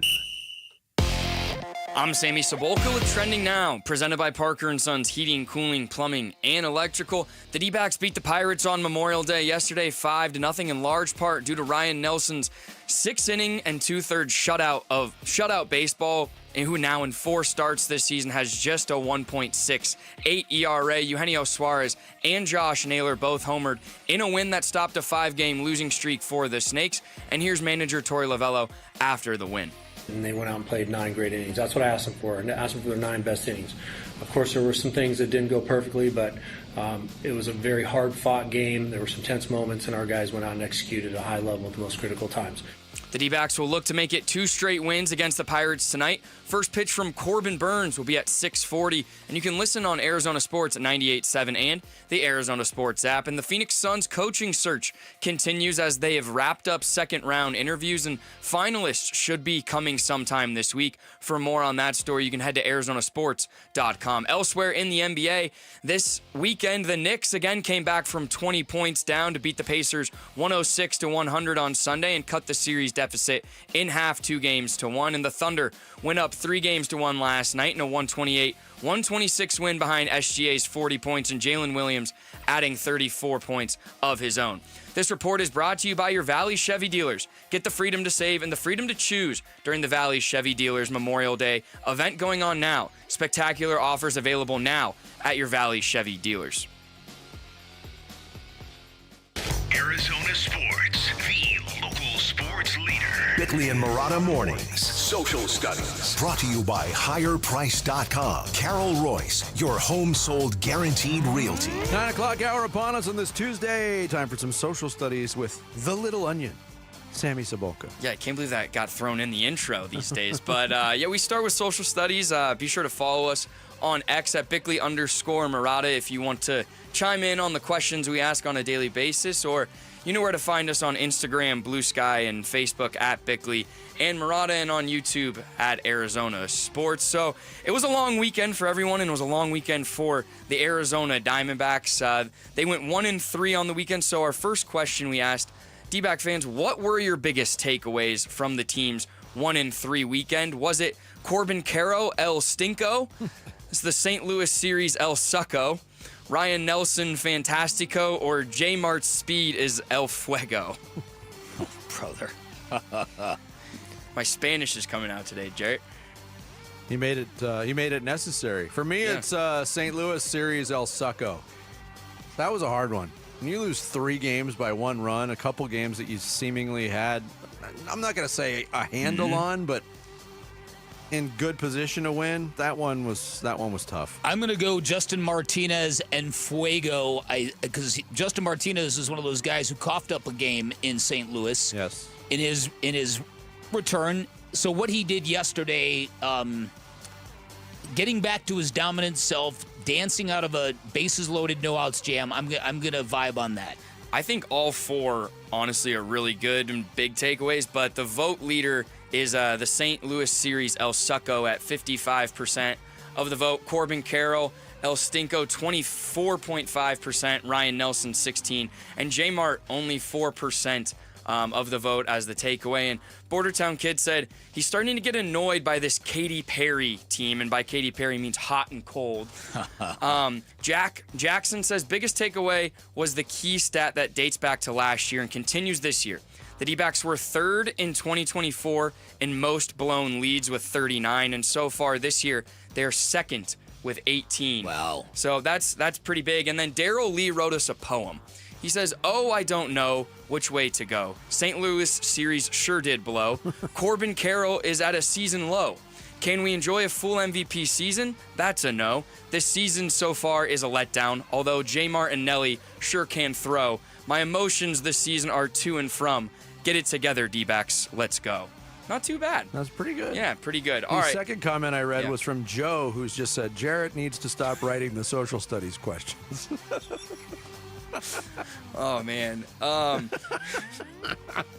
We'll start to collaborate if that's what people want. So our next question, we talked about Aaron Rodgers in the 6 o'clock hour, how it's becoming one of the more annoying stories in sports. So we asked, what is the most annoying story in sports history and why? For me, this is a slam dunk. For me, it's the basketball greatest of all time debate, which is a stupid debate and isn't even worthy of a debate. I feel that way as well, but my vote goes to the Pete Rose Hall of Fame story. Oh, okay. And having it hammered home again at the very end of the Tim Kirkjian interview, where he said it's going to be a fascinating discussion back and forth for the next 2.5 years. What's it won't that about? ever end. That's when the committee meets. They don't meet until December of 27. They have to have the committee to elect the committee. That was such a great line. Yeah. To some of the responses, there's some good ones. I like this one from Bruce Bogtrotter. He says, the need to pit one player versus another player for ratings, i.e., OVV Crosby, Brady Manning, right now SGA versus Ant. It's annoying because we can't just watch the sport without having to create a reason to watch it, which I think is a very good point. Okay. Daryl Lee also, he said, when the Ball family was at its height, that might be the most annoying story in sports, which I can kind of agree with that. I was right there. That was brutal. Michael says, anytime the Dodgers do anything, it's a pop-up for ESPN. Ohtani ate some sunflower seeds. Let's post it on ESPN. Very annoying. And then lastly, Yetsky said, yes, GOAT debates in anything. Seems like any great performance these days instantly turns it into people's need to put it in the historical context. Drives me nuts. Just enjoy the moment, which I think is also very relevant. Bernsey agreed with you too, Bick. Said go debate in the NBA. Yeah. Enough already. Yeah. Enough already. And this last weekend was Memorial Day, and in Jarrett fashion, we asked, what is the perfect meal for a Memorial Day barbecue? Whew. I'm always a big hamburger hot dog guy. I'm on that wave. It's very lame. It's very basic. That's traditional. It gives me classic. It gives me memories of my childhood. With what on the side? Probably some corn on the cob, baked beans, macaroni salad, potato salad.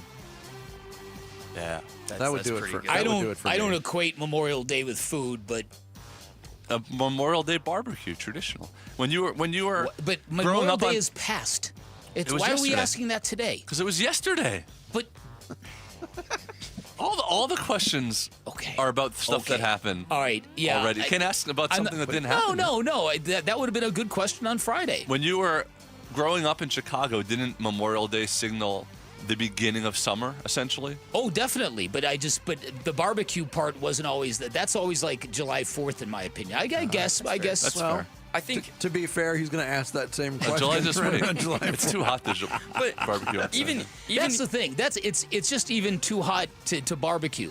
Yeah, that's true. It is. That's what that was going to be by my a pool point. to do it. Yeah. Of like yesterday, I wasn't here, but I can imagine it was probably 100 degrees. So to barbecue in that realm would have been tough. Ross Vegas's answer was copious amounts of beer, flank steak marinated in molasses, roasted garlic, pineapple pulp, soy sauce, kosher salt, and coarse ground pepper. War movies honoring our fallen, more beer, grilled with asparagus and baby herb garlic potatoes sliced, and more beer than a nap. Ross going out. I like it. What a day for if that was the case. He did it better than most, I would say. But yeah, that is social studies today, all over the place, I'd say. I think it's all over the place every day. I'd say. Thanks, Sammy. Yep. Social Thank you, studies. Sammy. At Bigley_Murata on Twitter /X, at Bigley and Murata on Blue Sky, Instagram, and Facebook. Coming up next, can a late May mid-series game against the Pirates really be a must-win for the D-backs? We'll get into that and more next. Bigley-Murata Mornings, Arizona Sports, the local sports leader.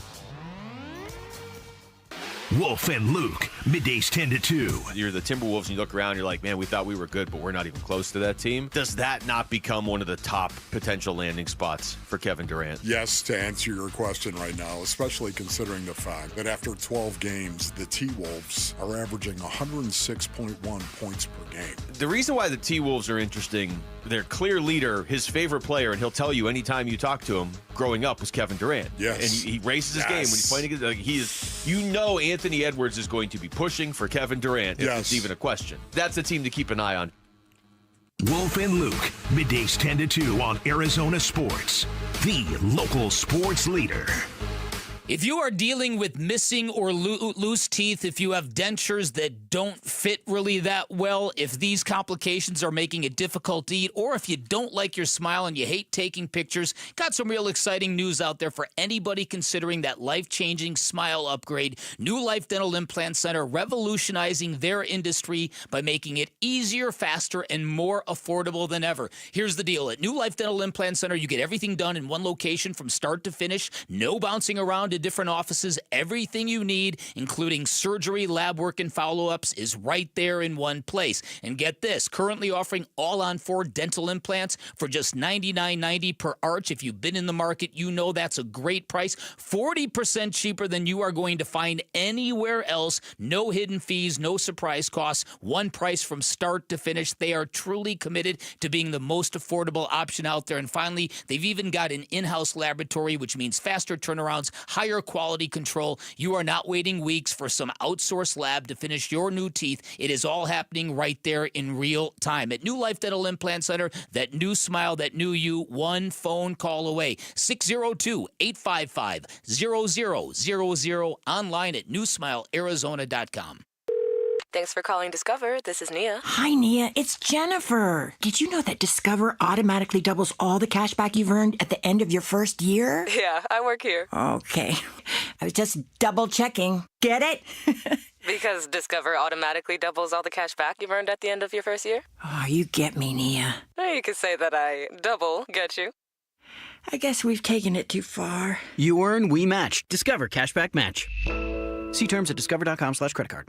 Everyone has a fave Wendy's Frosty flavor. And when you're choosing from chocolate or vanilla, it's not that hard. But now, there's all new Frosty Swirls and Frosty Fusions. So try picking your fave from Oreo Brownie Fusion, Pop-Tarts Strawberry Fusion, Strawberry Swirl, Brownie Batter Swirl, Caramel Swirl, and Caramel Crunch Fusion. Not so easy now, huh?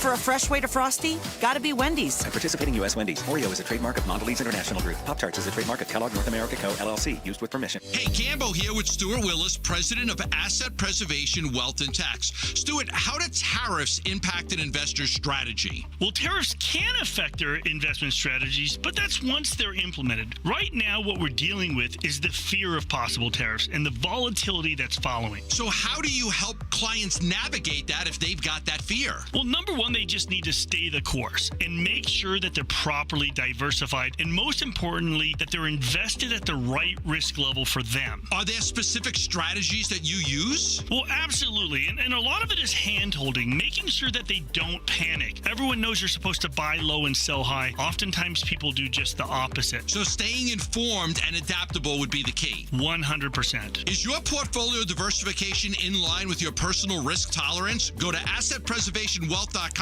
for a free portfolio review or call 602-877-PLAN. Investment advisory services offered through Foundations Investment Advisors, LLC, and SEC Registered Investment Advisor. As a business owner, you wear a lot of hats. One minute you're ordering today's inventory, and the next you're planning tomorrow's expansion. It's complicated, but your business credit card should be simple. With the Signify Business Cash Card by Wells Fargo, you earn unlimited 2% cash rewards on purchases for your business with no caps or categories to track. Signify Business Cash, the deliberately simple business credit card. Learn more at wellsfargo.com/signify. Terms apply. D-backs fans get access to flexible ticket plans, exclusive events, postseason priority, and more when you become a D-backs Advantage member. For more info, visit dbacks.com/memberships. Getting engaged? At Shane Company, we'll help you find the perfect diamond. This is your engagement ring, aka only your life's most important piece of jewelry. No need to worry. As gemstone experts since 1929, we handpick only the most beautiful natural and lab-grown diamonds cut to our high standards in every price range. We have diamonds in all shapes and sizes, ready to compare side by side right here in our store. Come see for yourself at Shanco.com or at your local store. No appointment necessary. Shane Company, your friend and jeweler.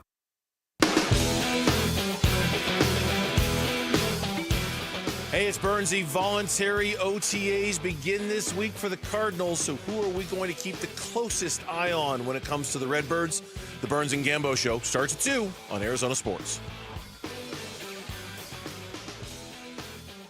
I would look at it if I were the Diamondbacks, like, we're just a little snake bit right now. We're going to come out of this, because I fully expect them to be a solid contender for a playoff spot, and to lose to the Dodgers and the Cardinals, who are red hot right now.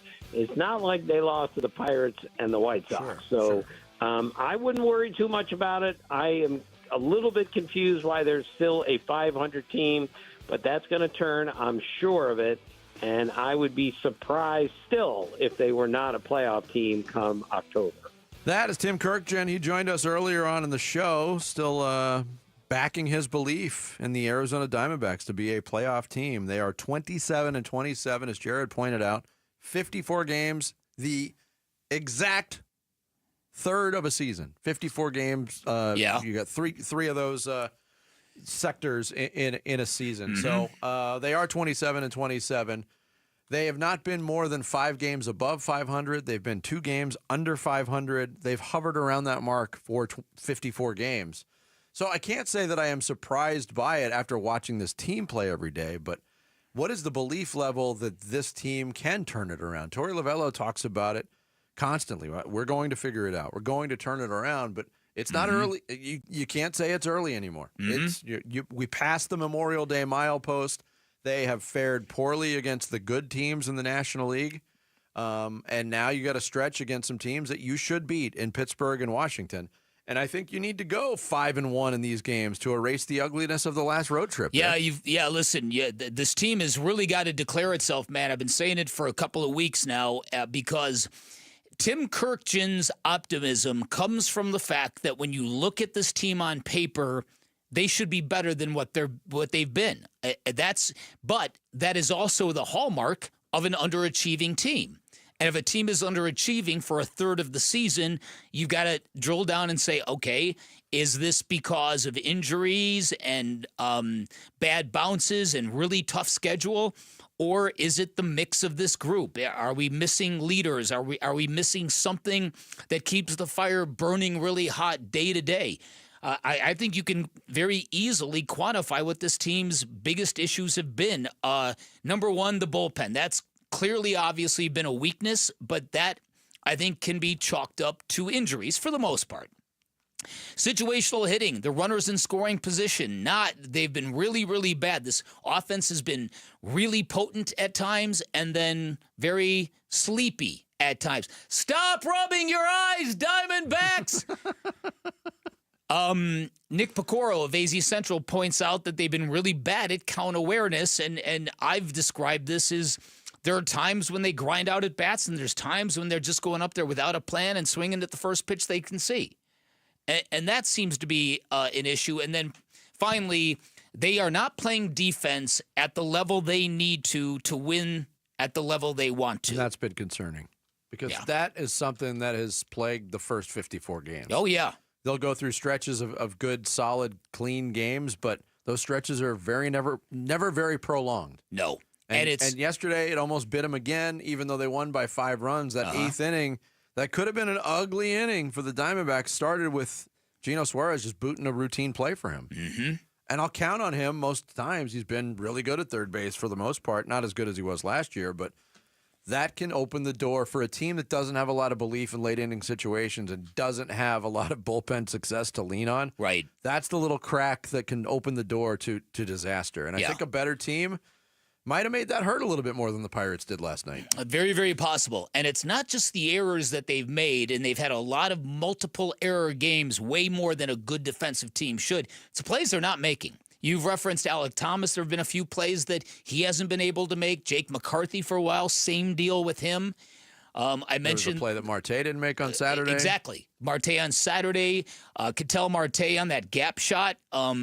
Torey Lovello, after that game, said we warned our outfielders that the ball really slides and gets through the outfield grass in a hurry in St. Louis, and that kind of really ruined a great start from Merrill Kelly. So there's a lot of little things that, the idea of tightening things up, we're almost at June.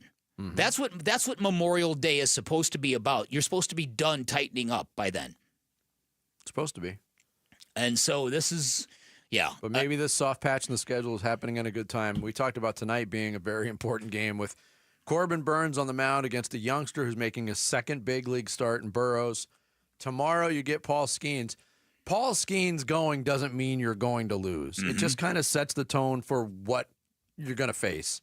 It means you might have to win 1-0. Well, he started 11 games. He's given up more than 3 earned runs in a game once this year, and that was against St. Louis all the way back in early April. The Pirates are a bad team. Before his last start against Milwaukee, they had lost 4 of his starts in a row, and they're 4-7 in games that he starts, despite the fact that he's got a 2.36 ERA. That's kind of the pick. That's kind of the Pirates in a nutshell this year. Is Skeens is great, and he's the future of the franchise. Yeah. And now there's already trade rumors about it. People are already speculating that the Pirates are going to unload him at some point, which, that's the reality of the financial situation that they're in because they choose to be in it. But Meanwhile, headline in the Salt Lake Tribune this morning, Vinny, headline, quote, "Could Utah take another pro sports team from Arizona? ? The Pika? The Mastodon, Vinny. The Pika, whatever it is. Is that stemming from the comments? It is, from Danny Seiden's comments. Yep. But it also points out that their state legislature has already passed a bill that would greenlight the building of a stadium in the event that Salt Lake gets a team. So, and it goes on to point out that Utah is being very aggressive. Portland is being very aggressive, passing legislation to pay for a new baseball stadium in the $600 to $800 million range, right? So again, that's the thing that worries you. No one's looking to leave the state, but when you get cities in your ear through back channels, hey, you wouldn't believe the deal we can get for you guys. Can I point out that there are 2 crapo franchises in Florida that they could just take? Take those. Stop looking at us. Totally agree with you. You're not wrong. Those Florida franchises. And the Rays, they're above 500, and playing in a minor league stadium. Yeah. Yeah. It's ridiculous. So, I mean, going back to the origin of this conversation, Tim Kirkchin's belief. I mean, a scale of 1 to 100 right now. How certain or hopeful are you that the Diamondbacks are a playoff team? Because I'm probably under 50. Are you? Yes, because they're at 50 record-wise. Yeah. And they play in still the toughest division in baseball. 3 teams clearly better than them right now. That's not a very clear path. They're in 8th place in the National League. They're around 16 in most power rankings.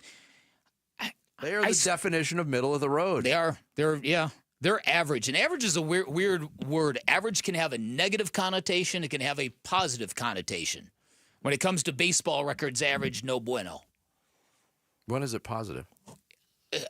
Wow, your average is 330? Okay.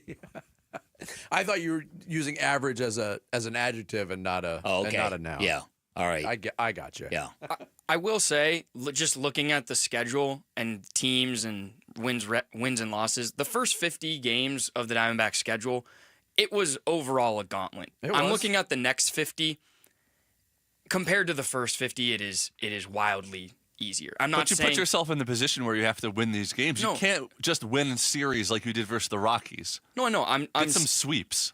I'm saying this to say that the opportunity is going to be there. It's not that I'm doubting like the baseball team or whatever, but it's going to be out there for them. Yes, but they also have not, despite, and I get your point on the difficulty of the schedule, they have not shown the ability to string together wins.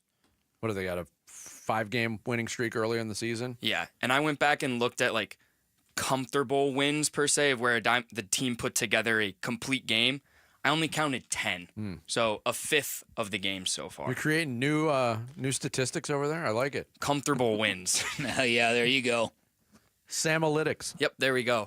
Join us tomorrow for another Arizona Sports Half Day Club. D-backs do take on the Pirates. Text the word half to 620-620. We'll send you a link to buy lower-level tickets for just $9.87 a piece. Just text the word half to 620-620. Coming up next, it is Tuesday. We'll roll out another round of Mustache. Not a mustache. And I've been studying Nazareth for a week. I'm ready. And you're ready. And it's going to be an innovative addition. Something never done before on Mustache and a Mustache. Wow. You're going to give me an easy final question? No. It's Bigley and Murata Mornings here on Arizona Sports, the local sports leader. Burns and Gambo, afternoons. In terms of what the parameters of what you were looking for was, they're also being helped out greatly by the fact they're the only organization looking for a coach because right you know now. what? We'll never know if somebody would say, I ain't going to Phoenix over this. If this team offers me the job, I'm taking that over Phoenix. Precisely. They're the only girl to date right now. And so there's no other choices, right? How you doing? It's so I walked right into that. I'm going to be driving home tonight. Why did you use that metaphor? Burns and Gambo, afternoons 2 till 6 on Arizona Sports, the local sports leader. I'm Ed Evans, CEO of Consumer Cellular. No, we're not one of the big guys. Truth is, we don't want to be. If you're over 50, Big Wireless probably has you paying for more data than you might need. You could be throwing away thousands over a lifetime. We're not here to be the biggest. We're here to bring you something we believe is better. Our plans start at just $20. You'll get the same fast nationwide coverage without the big wireless bill. Call 1-888-FREEDOM or visit consumercellular.com/facts. Plans include $5 credit for auto pay and e-billing. See site for additional facts. Get in the zone, AutoZone. Welcome to Bundle Deal Days at AutoZone. Well, I do need a bundle of things. When you bundle, you save. Do I save if I bundle oil with an oil filter? Save up to $12 on that bundle. What about brake pads and rotors? Bundle those and the brake pads are free. Can't save more than free. You can save on hundreds of deals during Bundle Deal Days. Ends June 2nd at AutoZone. Get in the zone, AutoZone. Restrictions apply. Duralast brake pads only. Get in the zone, AutoZone. Welcome to Bundle Deal Days at AutoZone. Well, I do need a bundle of things. When you bundle, you save. Do I save if I bundle oil with an oil filter? Save up to $12 on that bundle. What about brake pads and rotors? Bundle those and the brake pads are free. Can't save more than free. You can save on hundreds of deals during Bundle Deal Days. Ends June 2nd at AutoZone. Get in the zone, AutoZone. Restrictions apply. Duralast brake pads only. The success you've already had matters at University of Maryland Global Campus because we're a school for real life. An accredited state university, UMGC lets you earn up to 90 credits toward a bachelor's for prior learning, life, and work experience, or transfer up to 12 credits toward a master's. We offer affordable tuition and online and hybrid courses. No application fee if you apply by May 30th. Learn more at umgc.edu. Certified to operate in Virginia by Chev. Getting engaged? At Shane Company, we'll help you find the perfect diamond. This is your engagement ring, aka only your life's most important piece of jewelry. No need to worry. As gemstone experts since 1929, we handpick only the most beautiful natural and lab-grown diamonds cut to our high standards in every price range. We have diamonds in all shapes and sizes, ready to compare side by side right here in our store. Come see for yourself at Shaneco.com or at your local store. No appointment necessary. Shane Company, your friend and jeweler. Hey, we're here with a special guest, Jeff Jr., CEO of Trajan Wealth and filmmaker behind Retirement on the Brink. Hey, Jeff, welcome, man. Well, thanks for having me, Wolf. It's always great to be here. Jeff, you've been in finance for a long time. Why make a movie? Well, after years of seeing people struggle, we needed better retirement education. And Retirement on the Brink, it offers real actionable insight. It's a documentary that's resonating with folks. I know because I'm in it and shared my story. Yeah, you are. And having you in the film, it means a lot. These stories are real and they really do matter. What's the biggest takeaway from Retirement on the Brink? Well, retirement planning isn't just about numbers. It's about understanding your goals, creating a plan for the life that you want, and finding a trusted advisor to help. And I'll end by saying space is limited, so visit retirementonthebrink.com for VIP access and showtimes. Advisory services offered through Trajan Wealth LLC, an SEC registered investment advisor. I'm Sammy Sabolka with Trending Now, presented by Parker & Sons Heating, Cooling, Plumbing, and Electrical. The D-backs beat the Pirates on Memorial Day yesterday, 5-0 in large part due to Ryan Nelson's 6 2/3 innings of shutout baseball. Eugenio Suarez and Josh Naylor homering in the win that snapped a 5-game losing streak for the Snakes, and they'll look to make it 2 wins in a row against the Pirates tonight with Corbin Burns on the mound, and first pitch will be at 6:40 here on Arizona Sports, 98.7 and the Arizona Sports app. The Phoenix Suns coaching search continues as they've wrapped up the second round of interviews, and finalists should be coming sometime this week. And for more on that, head to arizonasports.com. Elsewhere in the NBA, the Knicks again came back from 20 points on Sunday to beat the Pacers 106-100 to cut the series deficit in half, 2-1. And the Thunder went up 3-1 last night in a 128-126 win behind SGA's 40 points and Jalen Williams adding 34 points of his own. This report is brought to you by Waste Connections of Arizona. Waste Connections of Arizona wants to take time to thank our veterans. Waste Connections of Arizona, proud to serve you and proud of the people that have served us. Online at wasteconnections.com/Arizona. Time to take a look at the Arizona Sports Poll Question. Brought to you by Sanderson Ford. The best play is at Sanderson Ford. Today's Arizona Sports Poll Question, brought to you by Sanderson Ford, is: the Diamondbacks are playing a 6-game homestand against the Pirates and the Nationals. What would you consider a successful stretch? Would it be just winning both of those series, winning 5 out of 6, or sweeping them both? I would like to see this team win 9 of 10 games. So however you can get to that, boom. So sweep both series. How about that? I would settle for 5 out of 6. Okay. All right. So the results, 47% say just win both series. 29% say win 5 out of the 6. And then 24% say sweeping them both. So a little all over the place. I'm in team sweep them both. I would love to see them take care of business. Get greedy with this 500 ball club. For real, let's, honestly. Beat up some fools. That's today's Sanderson Ford poll question. You can vote on it now on the homepage at arizonasports.com. Mustache. Not a mustache. A mustache, a mustache, a mustache, big mustache, thick mustache, my mustache, your mustache. Say the word mustache. A mustache, a mustache. Now we both have said mustache. A mustache, a mustache. If you only got a mustache. Beware of the stash. Oh, baby. It is Tuesday, though it feels like a Monday, but it's actually a Tuesday, so it is time for America's fastest-growing facial hair-related quiz sensation, mustache. Not a mustache. And I will be presenting an audio clue from a movie, TV show, interview, or song to Bigley and Murata.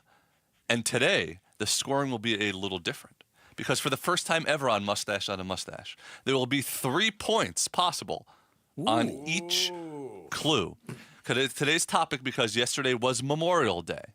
These are all clues that are in memoriam of someone, in memory of someone, dedicated to someone. So you will get 1 point if you correctly tell me whether the person talking or singing has a mustache or does not have a mustache. A second point if you correctly identify the person. And a third point if you correctly identify the person that is being memorialized or remembered or dedicated to or attributed to. Interesting. All right. So, Dan Bigley, would you like to go first or second? Sure, I'll go first. Okay, first one. And the first clue. Goodbye, Norma Jean. No, I never knew you at all. You had the grace to hold yourself while those around you crawled. Elton John, Not a Mustache, Marilyn Monroe. That is correct. All Dan Bigley for 1, 2, 3. There you go. That's we can funny. add that in. All right, Vince Murata. Yes. That's really funny.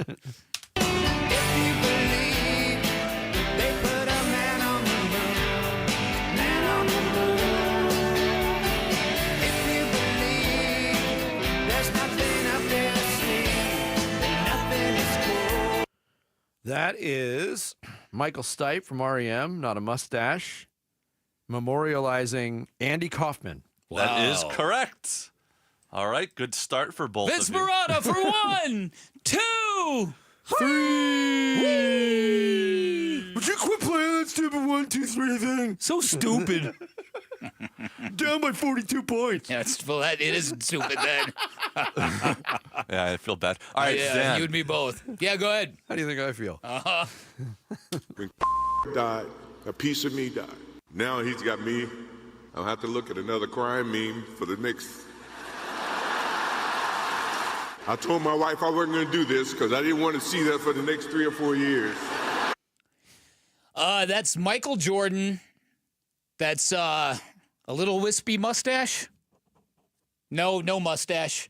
And that was about, he was crying at the Hall of Fame. He was talking about, who was he talking about?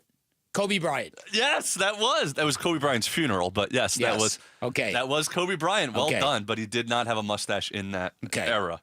But very good. But you switched it to not a mustache. I was contemplating. Okay. I said If you wispy did no, and I said not a mustache. Okay, yes, then you are correct. Okay. Yep, you got all the points. All right. Bigley for 1, 2, wee! Wee. All right, Vince Marotta. And these are real people and characters also, but so you can give me either one that they're doing. He was a man who loved the outdoors and bowling. And as a surfer, he explored the beaches of Southern California from La Jolla to Leo Carrillo and up to Pismo. That is John Goodman from The Big Lebowski. Mustache. I don't think I remember the character's name. Can I give you the actor? Yep. He is memorializing Steve Buscemi. That is correct. Wow. Donnie was the Well Donnie, done. that's right. Well done. All right. 6 to 6. You guys are doing excellent. All right, Dan Bigley. Yeah.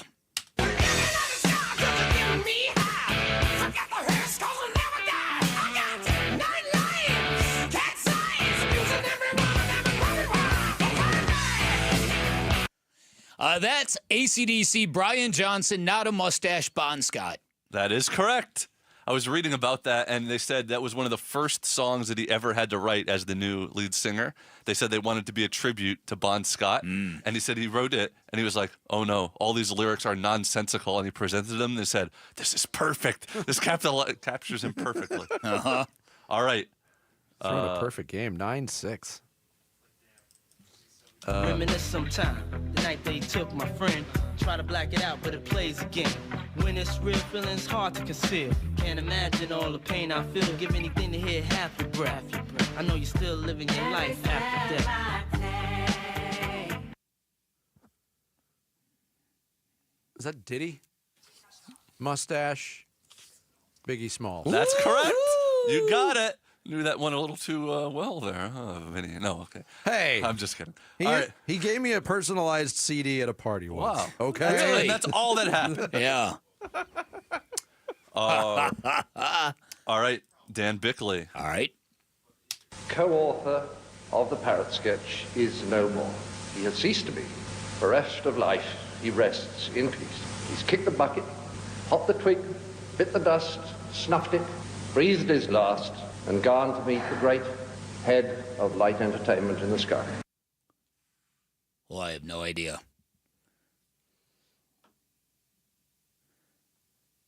Huh. Co-author of the parrot sketch. I'll say that's John Cleese guessing mustache, and he's talking about who's the Monty Python guy that died. Oh, I don't got it. Okay, that is John Cleese. He does not have a mustache at that point. Okay. It was Graham Chapman. That's it. That was the first one that died. That's He died young of cancer or something when he was in his 40s. Still pretty good. That was still good that you got it eventually there. All right. So it's 1 out of 3. Yeah. Vince. All my dreams pass before my eyes in curiosity. Dust in the wind. It's Will Ferrell from Old School. Not a mustache. Memorializing Blue. That is correct. Marotta for the win. 1, 2, 3. Was that it for the win? No, you could. There's still. He could get a 0 for, you could get a 3-pointer. He could get 0 for 3 on this one. Oh, I missed that in the instructions. So you made the game to 12? Oh, okay, I see what you're saying. First one to 10. I just wanted to go through all the clues. All right, go ahead. No, still do it. Go ahead. All right, just for fun then. And the 3 men I admire most, the Father, Son, and the Holy Ghost, they caught the last train for the coast. The day the music died. All right, so that's Don McLean, American Pie. I don't know if he's got a mustache. I know he was talking and singing about Buddy Holly. I'm going to guess not a mustache. That is correct. Wow. You got it. You got it. All right, Vince. 13. I need 2 or 3 to win it. Okay. And I'm sure you would agree, what could fit more perfectly than to have a world party on the day you came to be? Happy birthday to you. Happy birthday to you. Happy birthday. Stevie Wonder. Mustache. I had no idea that was a memorial song. I didn't either. Is it? And when you look at the lyrics, it's obvious that it is, and I feel stupid that I didn't know it. I've never really studied the lyrics of that song, but is it Bob Marley? No, it's Martin Luther King Jr. Oh. And it's all about the push to get Martin Luther King Jr.'s birthday as a holiday. Oh. He wrote that song for it. I had no idea. Yeah, I didn't realize that either. But that's why we play Mustache, not a Mustache. Because it's of not just educational reasons? entertainment. No, it's educational. It's infotainment. Yes. I Good job, urge Vinny. all the listeners who have children, gather them around the radio during this segment. Especially now Do that not school's let them out. leave, blink, eat, or do anything other than listen and learn, because you will find that they've never been more intelligent than after they listen to Mustache. Not a mustache. That was the most passionate. That you've was a been in very, long time. very inventive mustache, not a mustache. I approve, Jared. It was. Are we well going? done. Both of you did a great job, too. Is this the? Are we now going to be the mark of 3 point? I don't know. I don't know how you can- applicable. Yeah, right. Yeah. Final thoughts coming up on this Tuesday. It's Bigley Murata Mornings here on Arizona Sports, the local sports leader. Wolf and Luke, middays 10 to 2. Michael Wilson is a guy that I think has got, I want to say, 85 catches in him on a season for at least That would be great. 850, 900, maybe even 1,000 yards, if in fact. Wow. Okay. Yeah, no, I think he's got that kind of ability. I do. Will he prove it? We'll see. They must, on some level, feel pretty good about where Michael Wilson's going, because they, right now, could go get a receiver. They're still out there. Wolf and Luke, middays 10 to 2 on Arizona Sports, the local sports leader. It's been a commitment to America for over 120 years now. The Ford Motor Company, and this Memorial Day, it is Ford employee pricing for everyone. Yep, Paul Calvise here. It is the Ford Memorial Day sales event going on right now at our Desert Ford dealers. From America, for America. We pay what Ford employees pay across a full lineup of trucks and SUVs. Let me tell you, my grandfather worked at Ford Motor. We've enjoyed employee pricing over the years. Wait till you see the savings at our Desert Ford dealers, like that 2024 Ford F-150 truck, Weekend Warrior or work truck. Ford has the powertrain fit for the job. And right now, military and first responders get employee pricing plus $1,000 in military and first responder bonus cash on top of all other public offers. Yep, just another way Ford is saying thank you to those who take care of us. But employee pricing won't last forever. Don't miss the Ford Memorial Day sales event at our Desert Ford dealers. Just click buyfordnow.com. Hey, this is Ron Wolfley for Aria Dental Implant Center. I'm here right now with Cynthia and Leo, who have both had the all-on-4 dental implant treatment. Cynthia, you did a ton of research on this. And why is it such a good value at Aria Dental Implant Center? One of the things I liked about Aria Dental is their wide range of plans that you can choose from. So it doesn't matter what your range of income is or what your finances are, they can make it happen for you. And I didn't find that in other implant centers. That was a key game changer for me. The pricing, they worked with our pricing because, you know, we all have bills and everything. Yeah, absolutely. And they made it work. You need to make one call to Ario Dental, and that's all you need to do. They will take care of the rest. Don't listen to me. Listen to Leo and Cynthia. Go to AriaDentalImplantCenter.com. That's ARIA Dental Implant Center.com. Hi, it's Vince Marotta here to tell you about the amazing Memorial Day deals being offered all month long at Earnhardt Ford in Chandler. My friend and general manager John Nissen and his team are rolling out nearly every remaining 2024 new Ford car, truck, and SUV now below employee price. Or get low financing on a 2024 Ford F-150 STX truck. Get 4.9% APR for 84 months. That's 7 years. Plus, get $3,500 in Ford retail bonus cash towards your purchase. And to thank military and first responders for their service, they're offering an additional $1,000 Ford cash reward towards new purchases. All offers require approved credit. Memorial Day deals all month long at Earnhardt Ford in Chandler, I-10 and Ray Road, or online at earnhardtford.com, and that ain't no bull. Most new vehicles include the No Bull protection package as an added benefit. $699 for cars and SUVs, $1598 for trucks. After all applicable offers. Employee pricing available in select models. AXZT plans ineligible. Financing is $1,409 per $1,000 financed for well-qualified customers through Ford Credit, plus tax, title, license, and $599 doc fee. See deal for details. Offers in 6/2/25. Watching Clorox cleanup spray dissolve tough grime in the shower feels like... Wait, this really just happened? I'm shocked. Underwear and everything? It feels like being able to zip up your overpacked suitcase on the first try. Smooth. With Clorox, clean feels satisfying. Clean feels good. Use as directed. The DQ Sauced and Tossed Chicken Strip Baskets have more flavor than your taste buds know what to do with. We start with all white meat, breaded, seasoned, and fried to crunchy perfection. Next, we double down and toss them in honey barbecue or new buffalo sauce. Serve them up with DQ fries, Texas toast, and house-made Hidden Valley Ranch, and you've got flavor on flavor on flavor. Get the Sauced and Tossed Chicken Strip Basket in honey barbecue or new buffalo right now at DQ. Happy tastes good. Participation may vary. Arizona Sports, the local sports leader. Bigley and Marotta. Song of the day. Brought to you by Sonic. Live free, eat Sonic.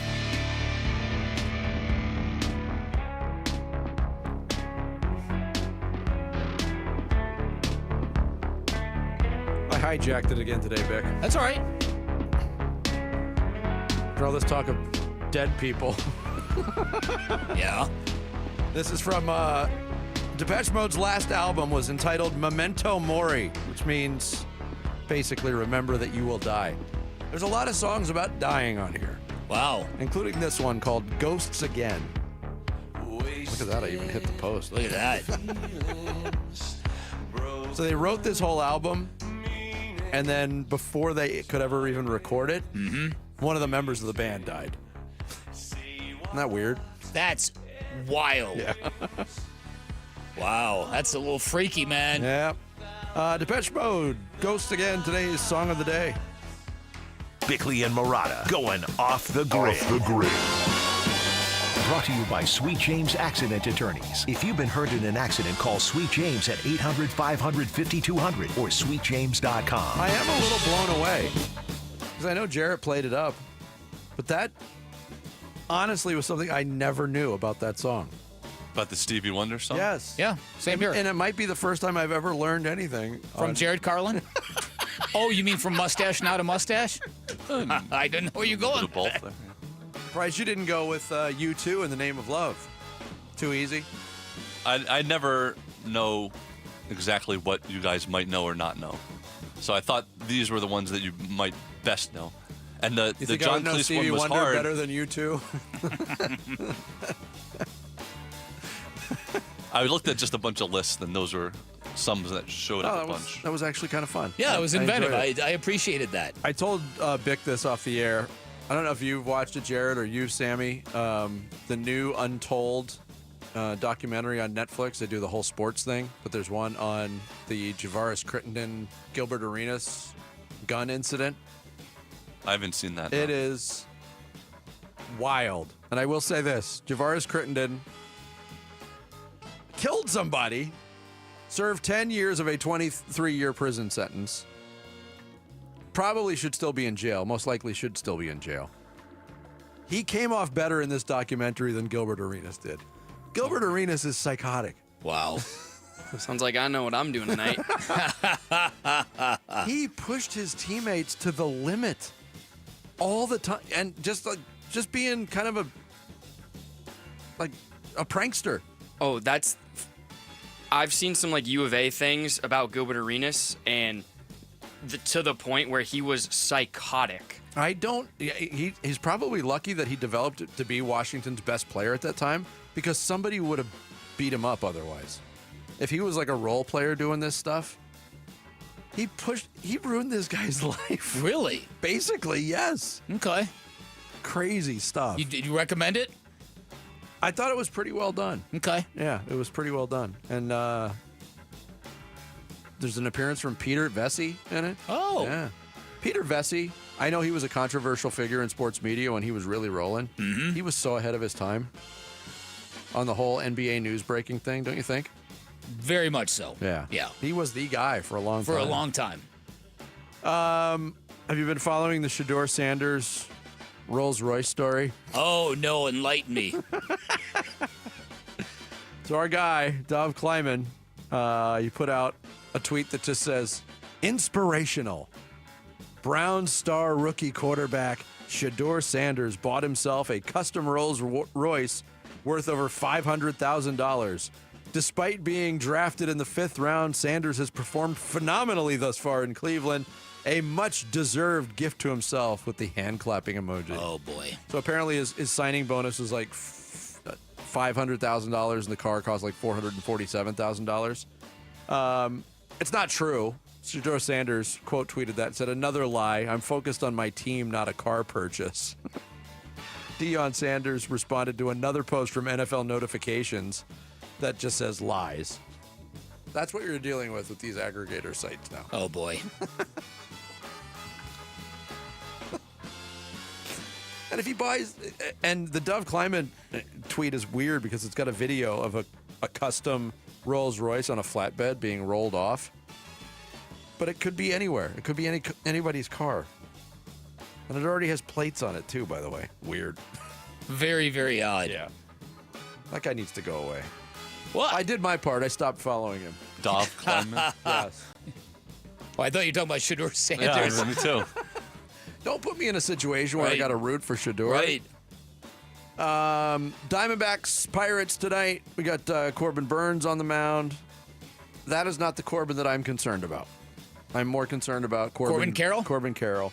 Don't want this to be prolonged. It's been a bad 6 to 9 game stretch for Corbin Carroll. Mm-hmm. Batting average down into the 260s now. Yeah. And mostly judging from what he went through last year. And I had thought he just figured it out and wasn't going to have these prolonged slumps.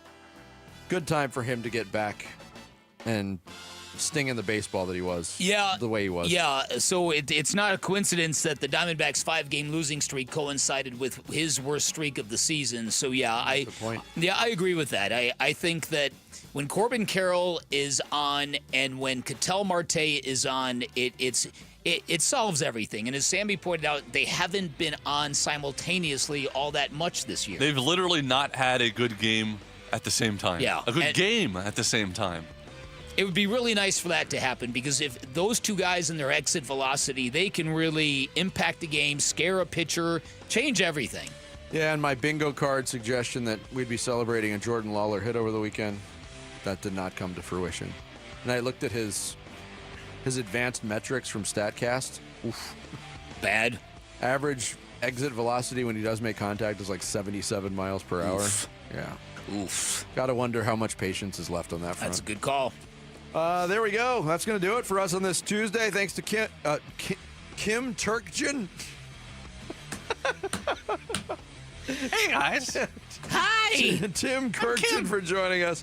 We're back tomorrow morning at 6. Wolf and Luke are up next here on Arizona Sports. Have a great day, everybody.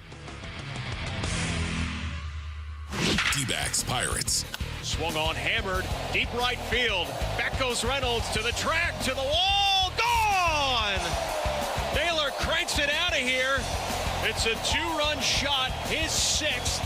And the D-backs starting to add on to it. It's 5-0. D-backs Pirates Game 2 live from Chase Field. Pre-game coverage starts tonight at 6 on Arizona Sports 98.7 and the Arizona Sports app.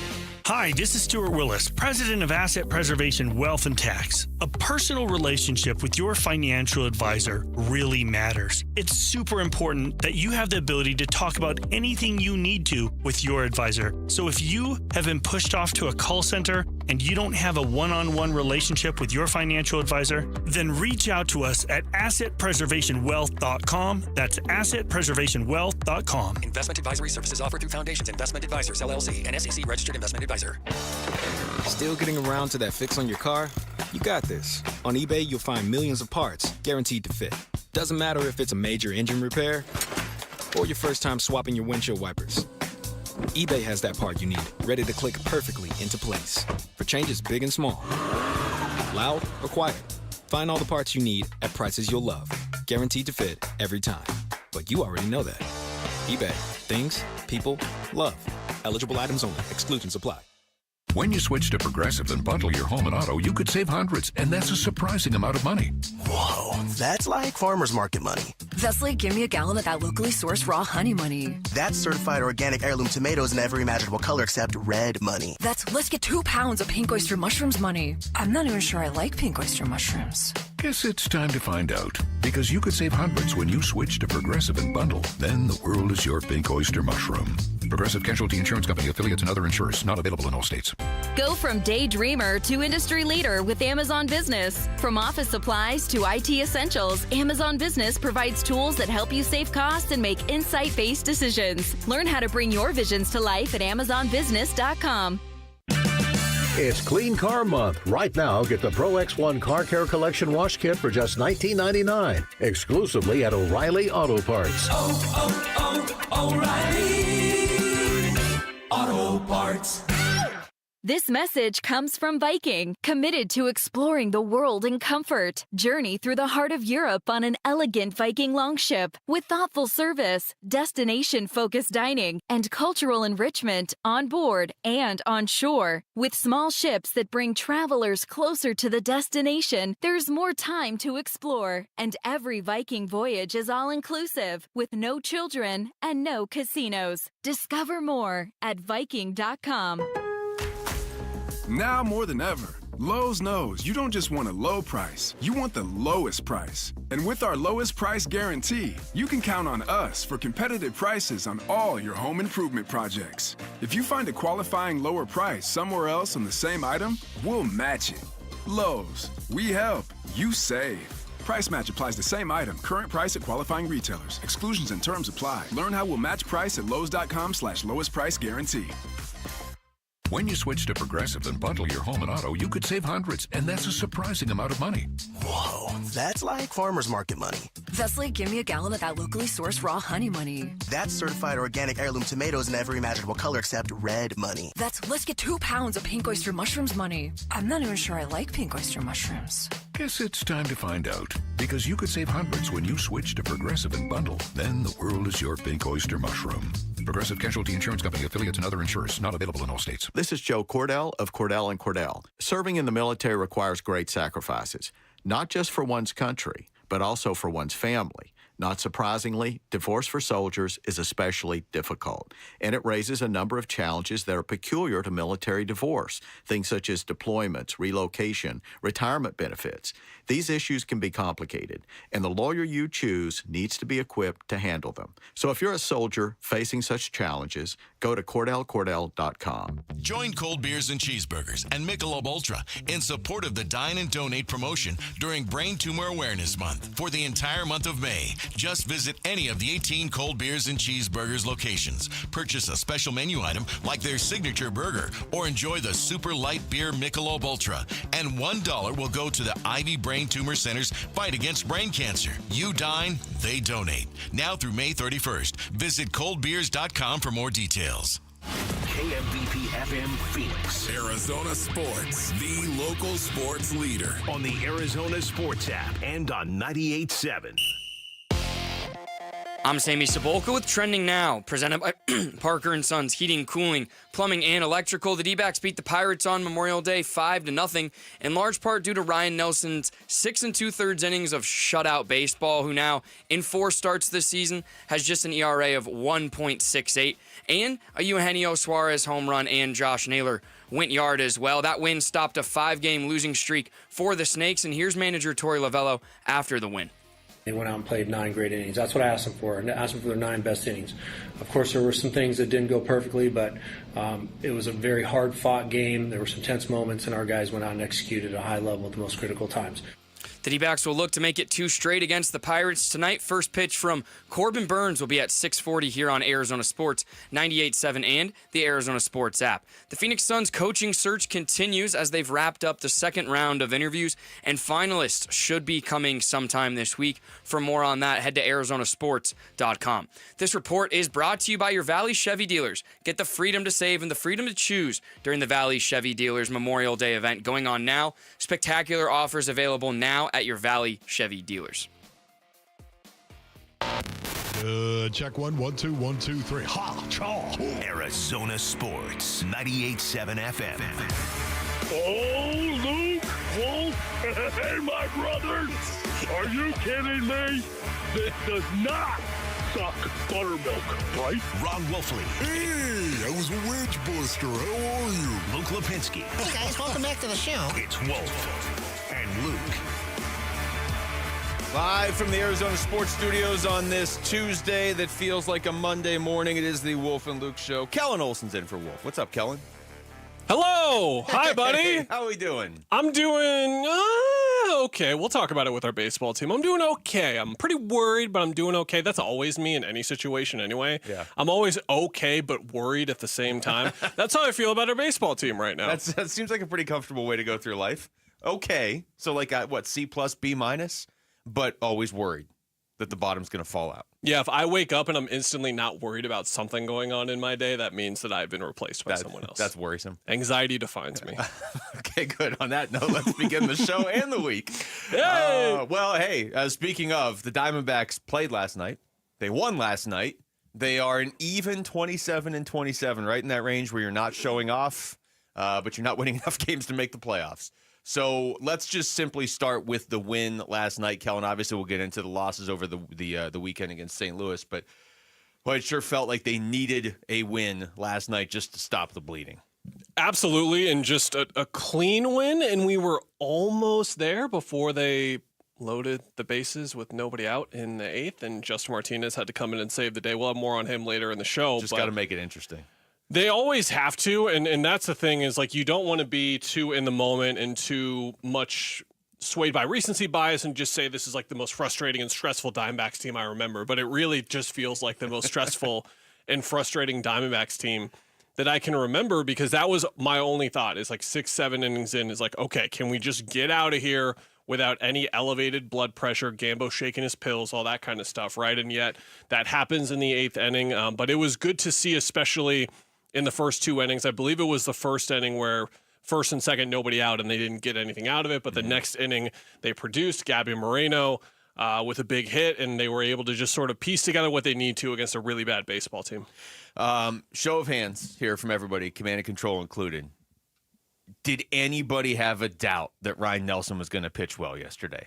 I don't feel like any. I mean, wasn't it just kind of like, oh yeah, he's going to go. I don't know if he's going to give him 6 2/3 shutout innings, but didn't you feel like, oh, he's going to give him at least 5 innings, and it's going to be really good, and they're going to have a chance to win? It just, and I know we're going to get deeper into the whole Ryan Nelson conversation later on in the show, but it just felt like such a sure thing. He was going to go out there and give the Diamondbacks a chance to win for as long as he was on the mound, and then you just got to kind of hold your breath with the bullpen. You do, yeah. And unfortunately, there's just a situation now where, from a confidence perspective, across the entire team, you're just really lacking it right now. Corbin Carroll has had a rough month. Ketel Marte's numbers are really good this year, but with runners in scoring position, he's 3 for 25. It's not ideal this year, which is not what you want out of arguably your best player on the team. And it's just when situational things sort of pop up too. Like, to your point, did anyone feel and turn it the other way, as I always do? 5-run lead, did anyone feel like, oh, the game's over, you won? No. You're supposed to feel like the game is over and you have won, but we all know the story here. Even Ryan Thompson coming in the 9th, you're like, okay. And then he sort of misses the zone, doesn't get a call he's supposed to get, then a single up the middle, and you're like, okay, here we go. And then we were able to sort of stabilize from there. But I think that's sort of the battle for them over these next couple of weeks, is finding that stability and giving us a reason to react to them as if they were a normal baseball team, because they're anything but normal right now. No, I mean, they really, it's gotten weird. They had lost 5 in a row by a total of 6 runs going into last night. And you're right, 5-0 lead last night.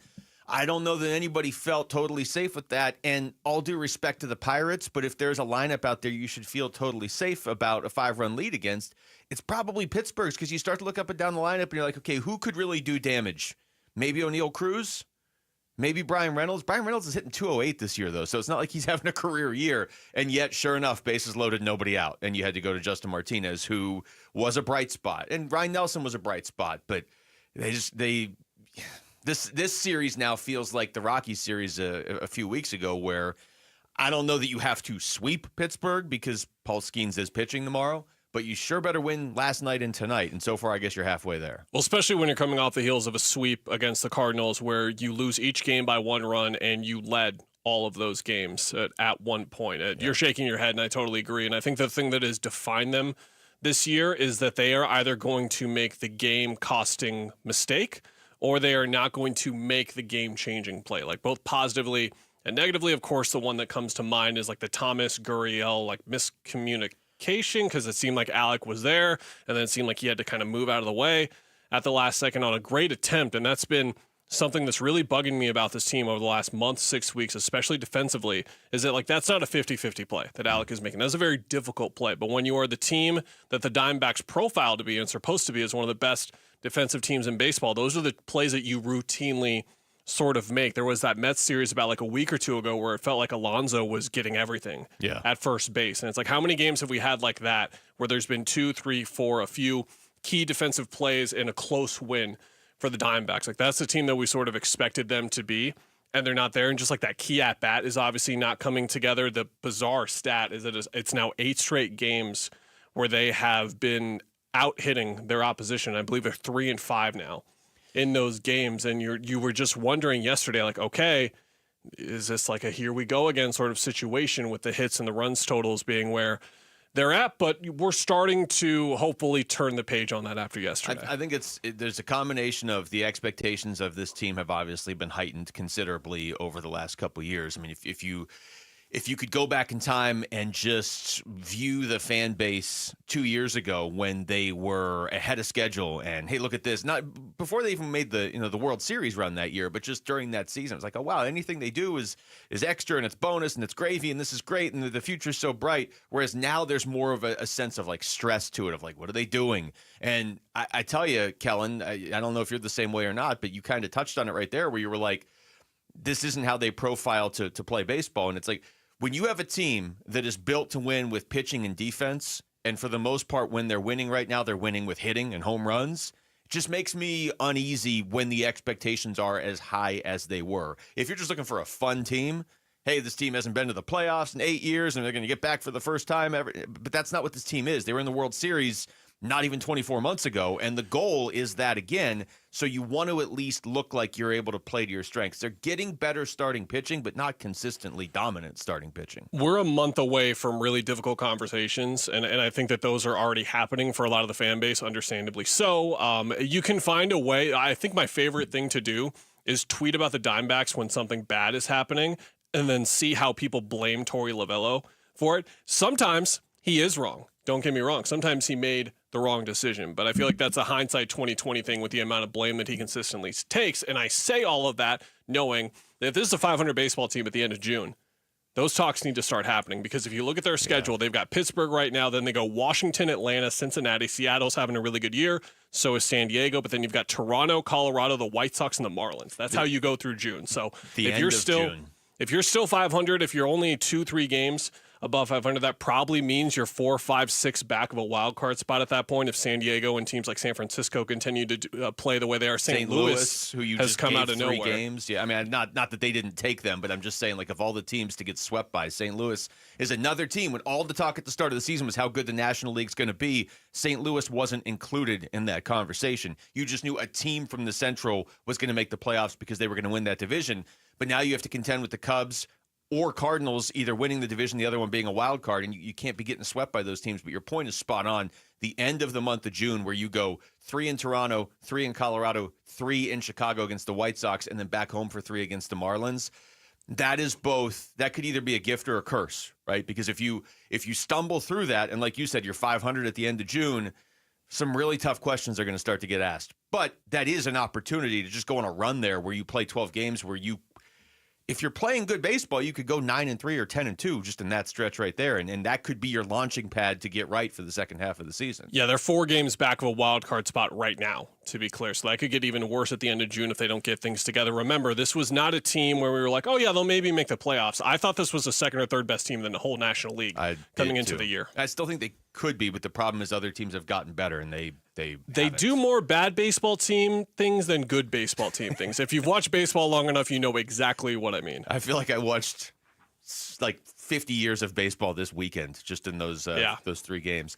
All right, when we come back, what would Minnesota assistant Mike Inori potentially bring to the Phoenix Suns if he were their next head coach? We're going to ask St. Paul Pioneer Press Timberwolves reporter Jace Frederick. He'll join us next. It's Wolf and Luke. Kellen Olson's in for Wolf and Arizona Sports, the local sports leader.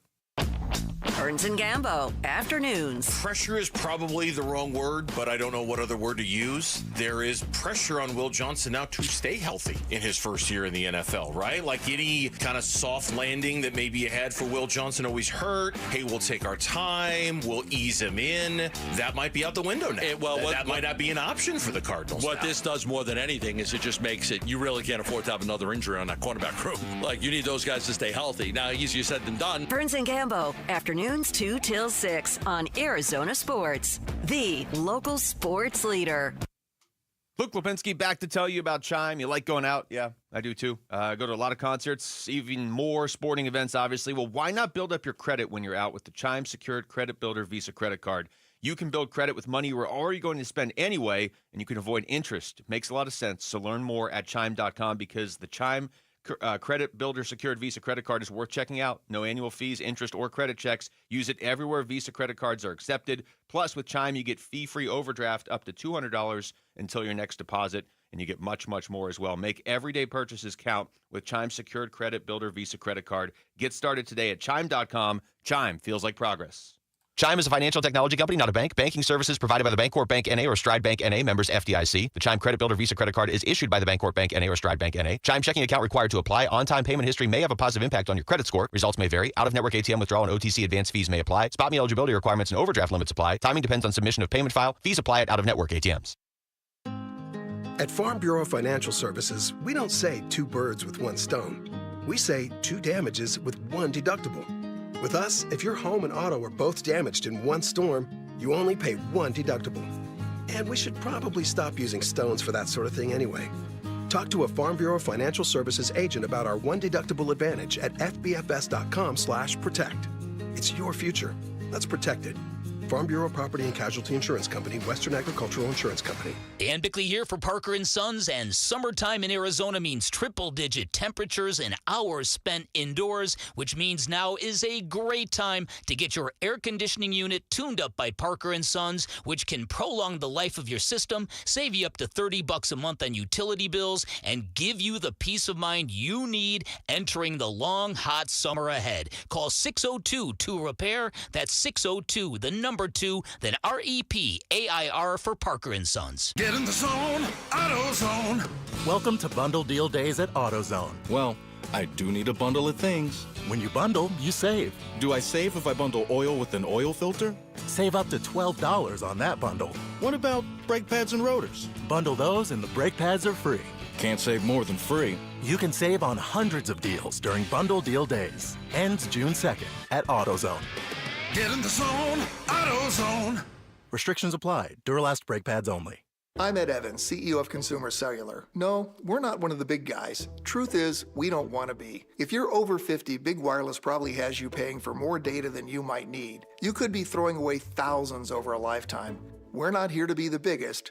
We're here to bring you something we believe is better. Our plans start at just $20. You'll get the same fast nationwide coverage without the big wireless bill. Call 1-888-FREEDOM or visit consumercellular.com/facts. Plans include $5 credit for auto pay and e-billing. See site for additional facts. Hey, it's Vince Marotta announcing huge Memorial Day savings all month long at Earnhardt Buick GMC in Mesa, your locally owned GM dealer. And local matters. Check out these all-electric options. You can drive out a 570 horsepower GMC Hummer EV pickup and save up to $28,000 off MSRP, or even the Sierra Denali EV at $18,500 off MSRP. Both of these 2024 models are available at a low 0% APR financing rate for 60 months with approved credit. That's right, big discounts or low rates, all at Earnhardt Buick GMC, or take advantage of their full digital shopping options with No Bull Express at EarnhardtBuickGMC.com. They'll treat you like family, and that ain't no bull. We are professional grade. Most new vehicles include a $998 No Bull protection package as an added benefit. Offers include all applicable incentives on select models. APR terms limited through GM Financial. 0% for 60 months is $16.67 per month per 1,000 financed. Based on approved credit, not all will qualify. Plus tax, title, license, and $5.99 doc fee. See dealer for details. Offer ends 6/2/25. Hey everybody, Dan Bigley here. Will the Knicks prolong and save the NBA postseason, or are they going to be in the market for Kevin Durant? We'll discuss tomorrow. Fun begins at 6 a.m. All right, welcome back to the show. It's Wolf and Luke. Kellen Olson's in for Wolf today, and we are talking Phoenix Suns' potential next head coach on the list of 9 candidates, which kind of sounds like Kellen might get narrowed down to 3 or 4 this week. One of the names I know a lot of people like, I know you like this name, is Mike Inori, Minnesota Timberwolves assistant. And so to give us some insight on Mike Inori, joining us right now is Jace Frederick, the St. Paul Pioneer Press Minnesota Timberwolves reporter. Jace, thank you so much for the time. How's it going? Hey, good guys, both you. Let's just go big picture with Mike Inori. You know, I know I'm asking you to project to a certain extent, but what qualities do you see him potentially having to be a head coach, whether it's in Phoenix this year or somewhere down the line? Yeah, I mean, I think the easiest way for me to answer that, I think a lot of being a head coach, yes, there's X's and O's, there's rotations, all that stuff, but I really do think there's more, like in the NBA even, of developing a program, and I think Minnesota has kind of done a great job of that. The guys are in the off season, they are in Minnesota, they're sticking around, they're putting in extra work there, the player development program throughout the season. This is why Minnesota has so many young players who contribute and actually develop and grow as players. There's a lot of this stuff that the Timberwolves have kind of established as an organization, and I think Mike Inori has played a bigger role in that than oftentimes gets admitted. I did a story last year just kind of on the coaching staff and this chemistry that they've had and the way they've impacted the players, and I didn't bring up his name ever, and yet every single staff member I talked to would just be like, well, Micah, Mike Inori, blah, blah, blah, he's this, he's funny, he's great, he's like a light. If he's in a room, you want to be in that room, all that stuff. And so I just think a big thing that the Timberwolves have had that's been successful, this is the first team that's gone to back-to-back West Finals since 2019. It's hard to have sustained success in the West. People just like going to work there. And I think Mike Inori is a huge part of that. And then obviously he handles the Wolves rotations. He's pretty on top of it with the challenges, stuff like that. So he's doing a lot of in-game stuff anyway, which I know it would probably be a concern of younger coaches, first-time head coaches. But he's a really bright guy who just has this personality that everybody kind of flocks to. And I think just innately just draws people to him and makes people want to come to work every day. And I just don't think throughout an 82-game grind plus playoffs and an NBA season that can really be undervalued. How important has his relationship been with Chris Finch, the head coach, not only just with the way that they work together, but the way that Chris has sort of enabled him and allowed him to grow as a coach as well? Yeah, you're talking about 2 guys who are, probably about as close of friends as you'll see, in a head coach assistant coach relationship that started in Denver, and they just immediately magnetized to one another. But yeah, Finch trusts him really to no end. That is his right-hand man. That's why, like, Micah will draw out the rotations of, like, okay, we're going to get this guy in. Here's when we're going to get him in. We're going to get, you want these combinations? Here's how we're going to draw that in. And like I said with, like, the challenges, yes, they have the guys in the back row who are looking at the iPad and, like, making the calls, but Micah is immediately the guy who's like, okay, that went out of bounds. And he's looking at them, like, check for proximate foul there, and, like, looking at them and waiting and immediately relaying if there's something there. And Minnesota has been one of the better challenge teams in the NBA. So Micah does a lot of things, and he's more of an offensive guy probably than defensive, but his hands are in a lot of things, and, like, it's a very open, and everybody's described this, like, when the Wolves go into, like, a coaching staff meeting, it is super open. Everybody's throwing their opinions out, and there can be some heated back and forth, whatnot. Like, it's about one of the most enabled coaching staffs in the NBA in terms of, like, your opinion matters, and you can speak your mind, and they want you to challenge people, and Micah's kind of been at the forefront of that. I think he's done a lot of things that head coaches already do within this organization. Like, it would be a blow to Minnesota if Micah eventually does get hired and get one of these jobs. We're talking to Jace Frederick. Jace, one of the things that is interesting to me about Micah as a potential Suns candidate is I look at the Timberwolves, this team you cover all the time, and that team has not been afraid to make significant changes. The Rudy Gobert trade a few years ago, and then even the Karl-Anthony Towns movement this past summer, and yet the last 2 years with pretty different-looking teams now, they've made it to the conference finals. In your opinion, how much of that was Micah Nori? How big of a role was he playing in that stability? Yeah, I mean, he's a pretty big one in that he is one of those guys where, because look, even when these things happen, when they trade for Rudy Gobert, the first season with Rudy Gobert was terrible. They were an awful team to start the year. They were significantly underperforming expectations, and then Cat goes out for most of that season. And Micah is a really good person that, A, like, they're always looking at, okay, how do we fix this? What has to happen? But B, not overreacting. This coaching staff very much believes, like, we have a vision. We're pretty sure it's going to work. Yes, we'll tinker here and there. Yes, maybe we have to inject this guy into the rotation. But in general, these things take time, and there's just no real panic. And they have a general emotional intelligence of how to handle guys when things are going bad, when things are going right. And by the end of that season, they were much better than they were at the start of it. And then you look at this year, and by the end of this season, significantly better than they were at the start of it. So I think they're very creative in terms of, okay, we have these guys. Does that change the way we play? Like, when you get a Rudy Gobert, it significantly changed the way they played versus what they had the year prior, which they probably overperformed with that roster, but that was like a fly-around defensive team. And this, now they had to start playing drop coverage. Guys were basically learning drop coverage. And then they're like, okay, and when Rudy's off, now we'll be back to more of this high wall look and kind of toggling and, oh, that doesn't work. These guys can't quite handle that. Let's move here. The entire time, while guys like in the locker room are like, whoa, do we stink now, basically, the coaching staff is like, okay, we're good. And there's just kind of a trust in it, along with all this player development stuff that I think Minnesota's better at that than anybody. You watch Terrence Shannon Jr. come in the game these last couple games, and he's just like a lightning rod for this team, and it's because the program they have for guys who aren't playing, for rookies who are just kind of working their way into the NBA, like there is a real emphasis put on making sure that these guys are growing and that they're ready when called upon. So there's a lot of things I think that go into it, that no matter what, as you change your roster, they're going to get the best out of it. And Mike has played a pretty big role in that. And like I said, so often when you struggle, it's just emotional stuff. It's like keeping guys upbeat, keeping guys wanting to come in the gym, keeping guys from wanting to mail it in, keeping players themselves to wanting to figure out the answers. I mean, I think Minnesota's done that better than most. You mentioned Micah's personality, but to expand on that a little bit, just what is the type of personality that he offers, and how does that aid him with the responsibilities that he has as an assistant? He's a massive relationship builder. Just in terms of like the players, they all, and really everybody in the organization, but players love to talk to Micah because, you know, as much as anything, yes, he'll have these conversations, these enlightening X and O talks, and he'll maybe get on you like, hey, you need to be better at this, but it's always in a way where he has spent so much time joking with you, asking about, you know, family, whatever, to where you know he has your best interest in heart. And I think that that's what he's had a lot of success with players. Like Terrence Shannon's like, hey, when I was going in for Game 3, it was Micah who told me, like, you're going in tonight. You're going to be in with this minute mark, all this kind of stuff. Like he's oftentimes a news bearer to guys, whether good, bad, whatever. And it's because he's built so much rapport with them that he's pretty comfortable having those types of conversations at all times, and he's one of the most personal people you'll find.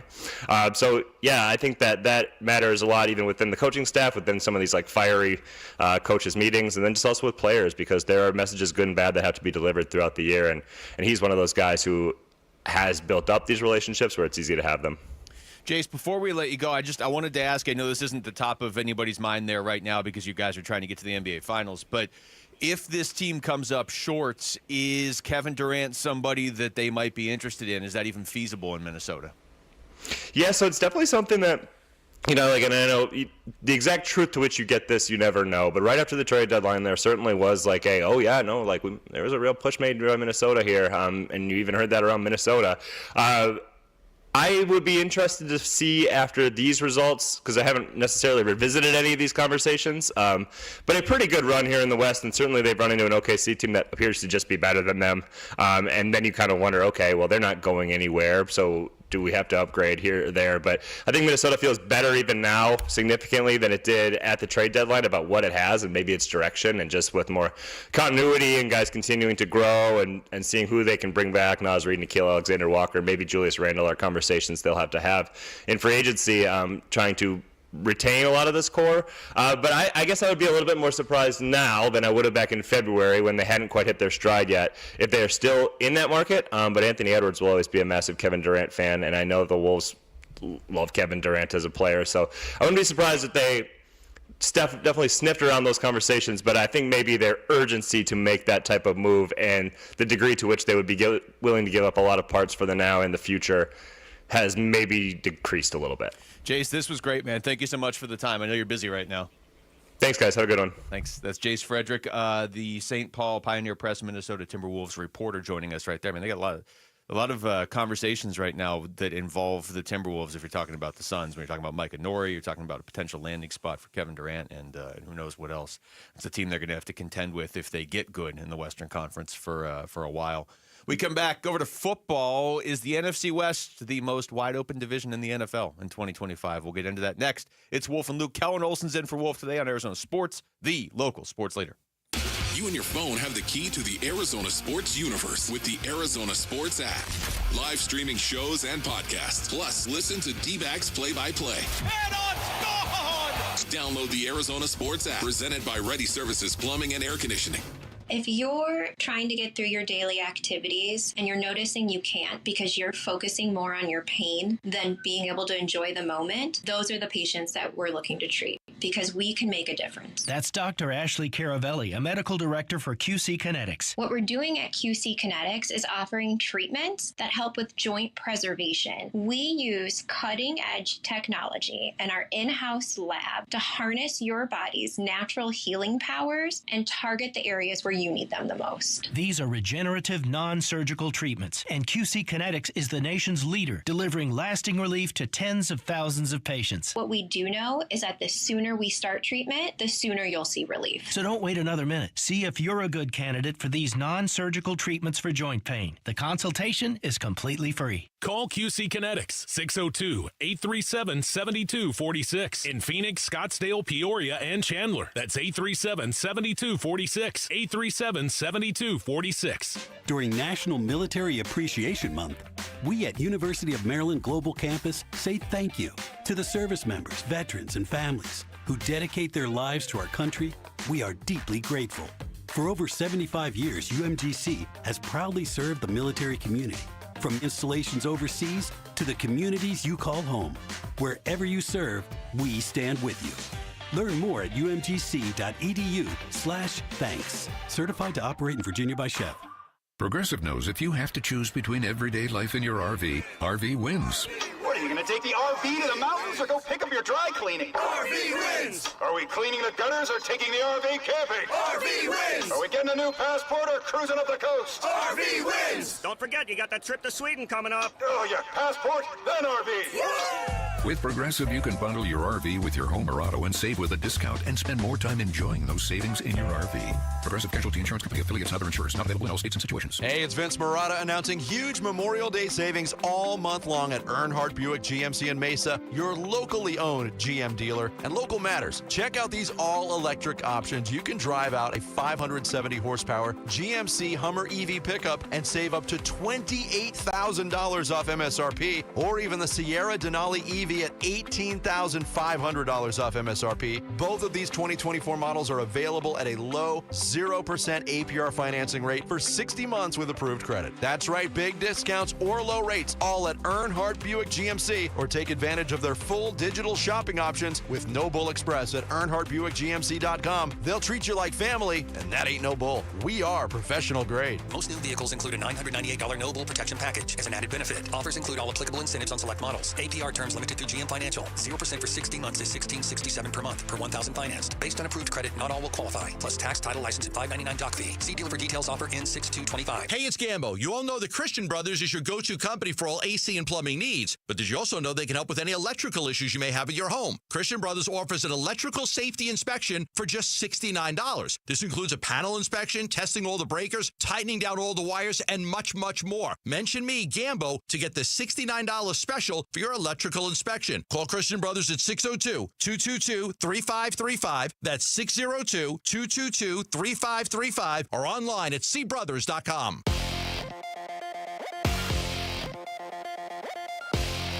I'm Jesse Morrison with Trending Now, presented by Parker & Sons. Heating, cooling, plumbing, and electrical.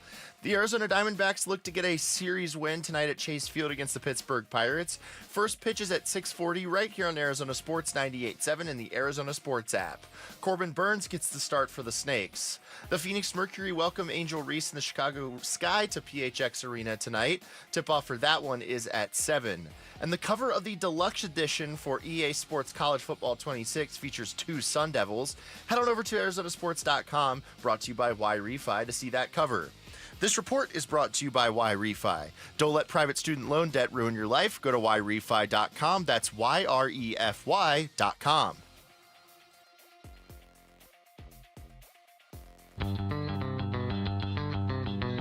Hey, it's Burnsy. Voluntary OTAs begin this week for the Cardinals, so who are we going to keep the closest eye on when it comes to the Redbirds? The Burns and Gambo Show starts at 2 on Arizona Sports.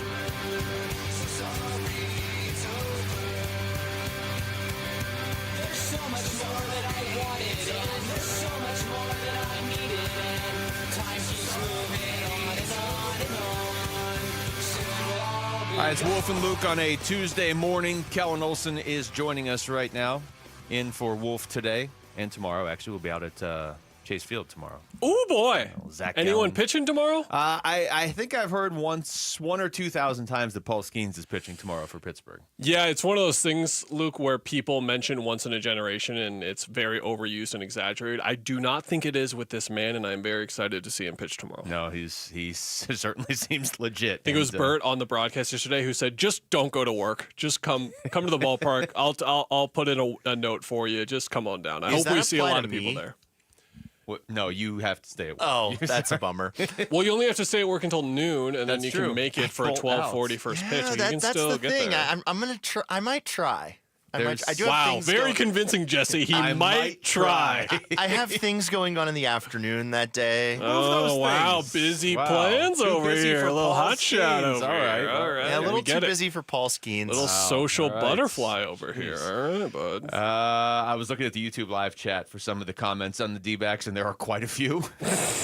But we will get to those. We're going to get to them next segment when we talk Did they like the part where I said not everything is Tori's fault? I'm sure they loved that. They didn't love it. Yeah. But a lot of them were just where one of them, I think it was Gray Mantle, said my biggest complaint with Torrey is his lineups. I know that's a complaint a lot of people have. Sure, just like Mike Budenholzer's rotations and Drew Petzing's play calling, and Yeah. And then there are a lot of anti-Tory comments. Dave Tippett's line changes, which seem to all be directed at you. No Tippett. No, nobody. It's a long time ago, Kevin. All right. And line changes are a little tougher to question because people aren't necessarily watching every 45 seconds for who's jumping on the ice. All right, for the Cardinals, I want to talk about this. This is a story that was up on, well, I don't remember where it was, CBS? Yeah, let's go with CBS. They were going through the NFL's most vulnerable division winners for 2025, so 1 through 8, right? And the only reason this really jumped out to me was the team they have as the most vulnerable division winner is the Rams in the NFC West. And they talk about how the Rams are a good team, but it's certainly not a lock that they're going to repeat. Kellen, we see this all the time in football.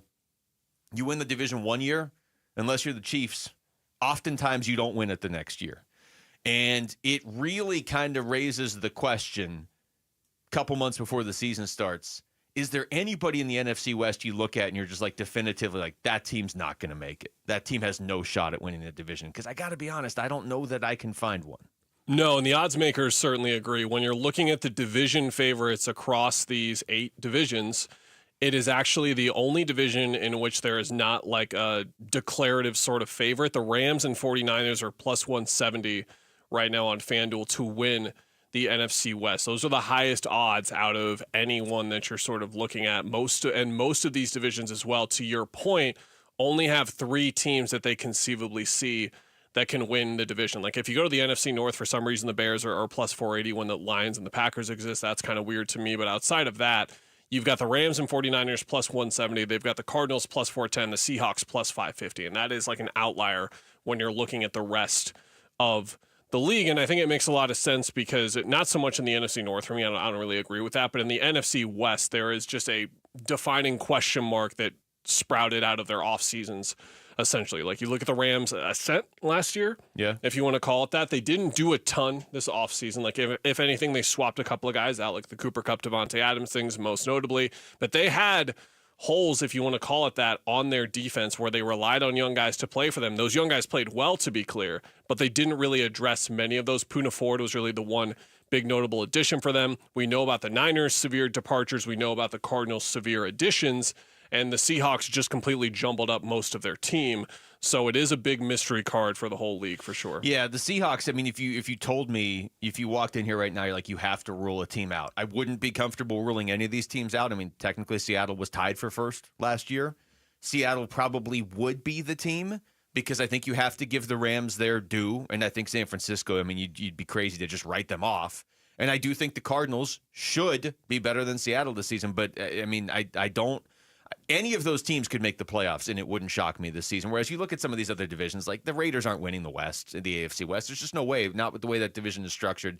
The Browns aren't winning the AFC North. The Titans aren't winning the AFC South. Like there's the NFC South, I guess it's a little, but it's wide open in a like, is anybody good sort of way. I don't think the Saints are winning that division. Like you could easily go through and pick teams out that aren't going to win. Whereas in the NFC West, it's pretty wide open, and that potentially bodes well for the Cardinals because they are absolutely in win now mode. In fact, here's Kelvin Beachum from the Cardinals Corner podcast last month saying we have to do this now. I mean, you get to this point in your career and you start thinking through the opportunity set. The opportunity set that's at hand right now is the opportunity to put ourselves in a position to make some noise in the playoffs. I think the powers that be, Monty, JG did a phenomenal job in free agency, and now you got the draft that's coming up here pretty soon. That's really set the stage for like, hey, there are things that need to happen now. And if you can't sense that, if you can't see that, if you can't feel that, you haven't been watching football long enough. But they've made decisions and they've made changes that have really indicated that we need to get the job done right now. And playoffs is really something that needs to be on top of everybody's mind, players, fans, coaches, administrators, what have you. That's really the focus right now, and I think that's been articulated in the things that have happened over the last couple of weeks. It's, to me, Kellen, the biggest development of this offseason for the Cardinals is their moves indicating they're going for it now. And, look, anytime you say anything like that, there's the range of Cardinals fans that are like, yeah, it's about time. And there's the range that's like, going for what? They can't win a Super Bowl. It's not about whether or not you believe they're capable of it or not. For the purposes of this conversation, to me, it's about the fact that they are all on the same page of now's the time to go for it. 2 years ago, it was like, yeah, we're building a team. Even last year, it was like, okay, well, we don't know what we have in Kyler Murray with this offense. You can fall into the trap of just constantly kicking it down the line a couple years. Well, we're doing this, so we'll go for it in a couple years. They are going for it now, and that, to me, is the biggest development. Can I spin this in a different direction for you? Yes, you can. All right, I'm going to run through the 4 records of the teams in the NFC West, and you're going to tell me which team is the most likely to see a drastic change in their win total. So that could be way more wins, way less wins. Okay. Rams went 10-7. I think they're probably right around that. Again. Seahawks went 10-7.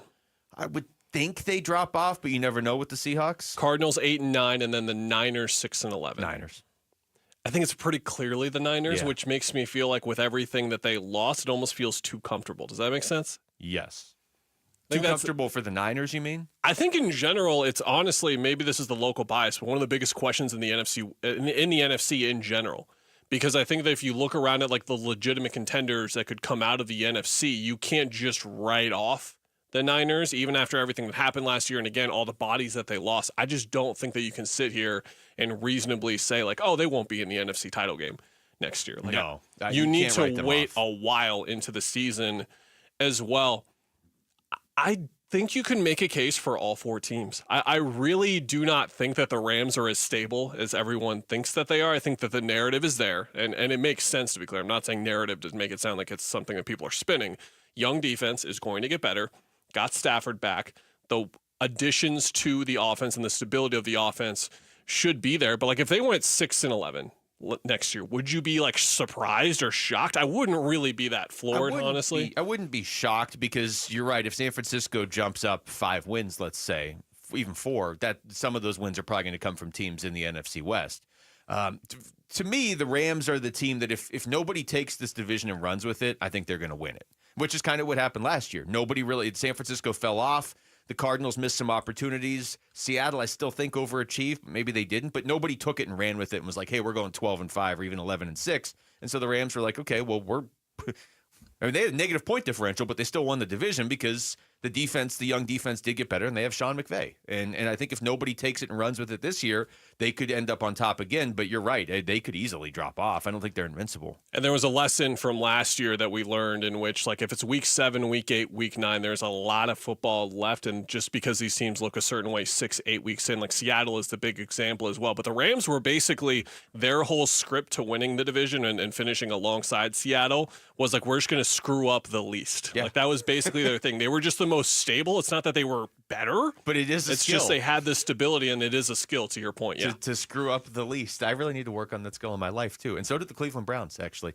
Join Wolf at Desert Ridge AMC June 10th at 5 for a showing of Retirement on the Brink. Head to the contest page on ArizonaSports.com to sign up and become a VIP to get complimentary popcorn and drink for the movie.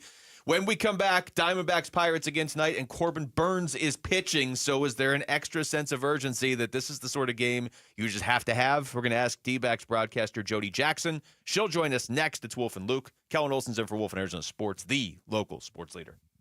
D-backs Pirates. Swung on, hammered, deep right field. Back goes Reynolds to the track, to the wall, gone! Naylor cranks it out of here. It's a 2-run shot, his 6th, and the D-backs starting to add on to it. It's 5-0. D-backs Pirates, Game 2, live from Chase Field. Pre-game coverage starts tonight at 6 on Arizona Sports 98.7 and the Arizona Sports app. Hey, we're here with a special guest, Jeff Jr., CEO of Trajan Wealth and filmmaker behind Retirement on the Brink. Hey, Jeff, welcome, man. Well, thanks for having me, Wolf. It's always great to be here. Jeff, you've been in finance for a long time. Why make a movie? Well, after years of seeing people struggle, we needed better retirement education. And Retirement on the Brink, it offers real actionable insight. It's a documentary that's resonating with folks. I know because I'm in it and shared my story. Yeah, you are. And having you in the film, it means a lot. These stories are real, and they really do matter. What's the biggest takeaway from Retirement on the Brink? Well, retirement planning isn't just about numbers. It's about understanding your goals, creating a plan for the life that you want, and finding a trusted advisor to help. And I'll end by saying space is limited, so visit retirementonthebrink.com for VIP access and showtimes. Advisory services offered through Trajan Wealth, LLC, an SEC-registered investment advisor. This is Jill Schlesinger. May is Military Appreciation Month, and I know how much I appreciate the military. I married into a military family. I hear from so many members of the military, and Navy Federal Credit Union wants us to celebrate those who go above and beyond for us every day. If you're active duty, a veteran, or part of a military family, you're eligible to join. At Navy Federal Credit Union, the members are the mission. Learn more at NavyFederal.org/celebrate. Navy Federal is insured by NCUA. For 70 years, we've been known as the Humane Society of the United States. But as the challenges animals face have grown, so have we. We are now called Humane World for Animals. And with you on our side, we are going to end animal cruelty around the globe. Humane World for Animals, the end of animal cruelty.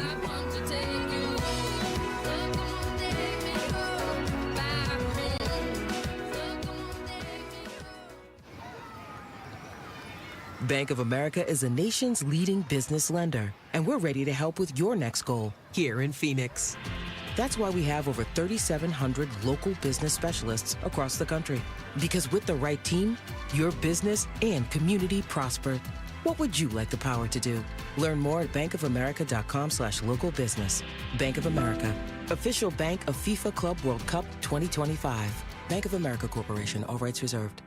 Dan Bigley here, and do not miss the annual Memorial Day blowout at Chapman BMW, where you will find the lowest prices of the year, prices so low they cannot be advertised without disrupting the market. So go to ChapmanBMW.com, click on the store you want, and see the instant savings. They'll also be open on Sunday, and that rarely happens, so don't miss the fun and the huge savings at Chapman BMW this weekend by going to ChapmanBMW.com. Shane Company engagement rings are expertly crafted to fit both your style and your lifestyle. My wife's an artist and works with her hands. Shane Company helped me create a ring that's beautiful and sleek. She loves it. Shane Company rings are crafted with care using high-quality materials, and we set each center stone by hand in our jeweler's workshop right here in our store. We also protect your ring, including the center stone, with our unmatched free lifetime warranty. Let us help you find your perfect ring, in-store and at shaneco.com. Shane Company, your friend and jeweler. Leading off with Jody Jackson on the Wolf and Luke Show. It is gone! Brought to you by Y-Refi. Don't let private student loan debt ruin your life. Go to YRefi.com.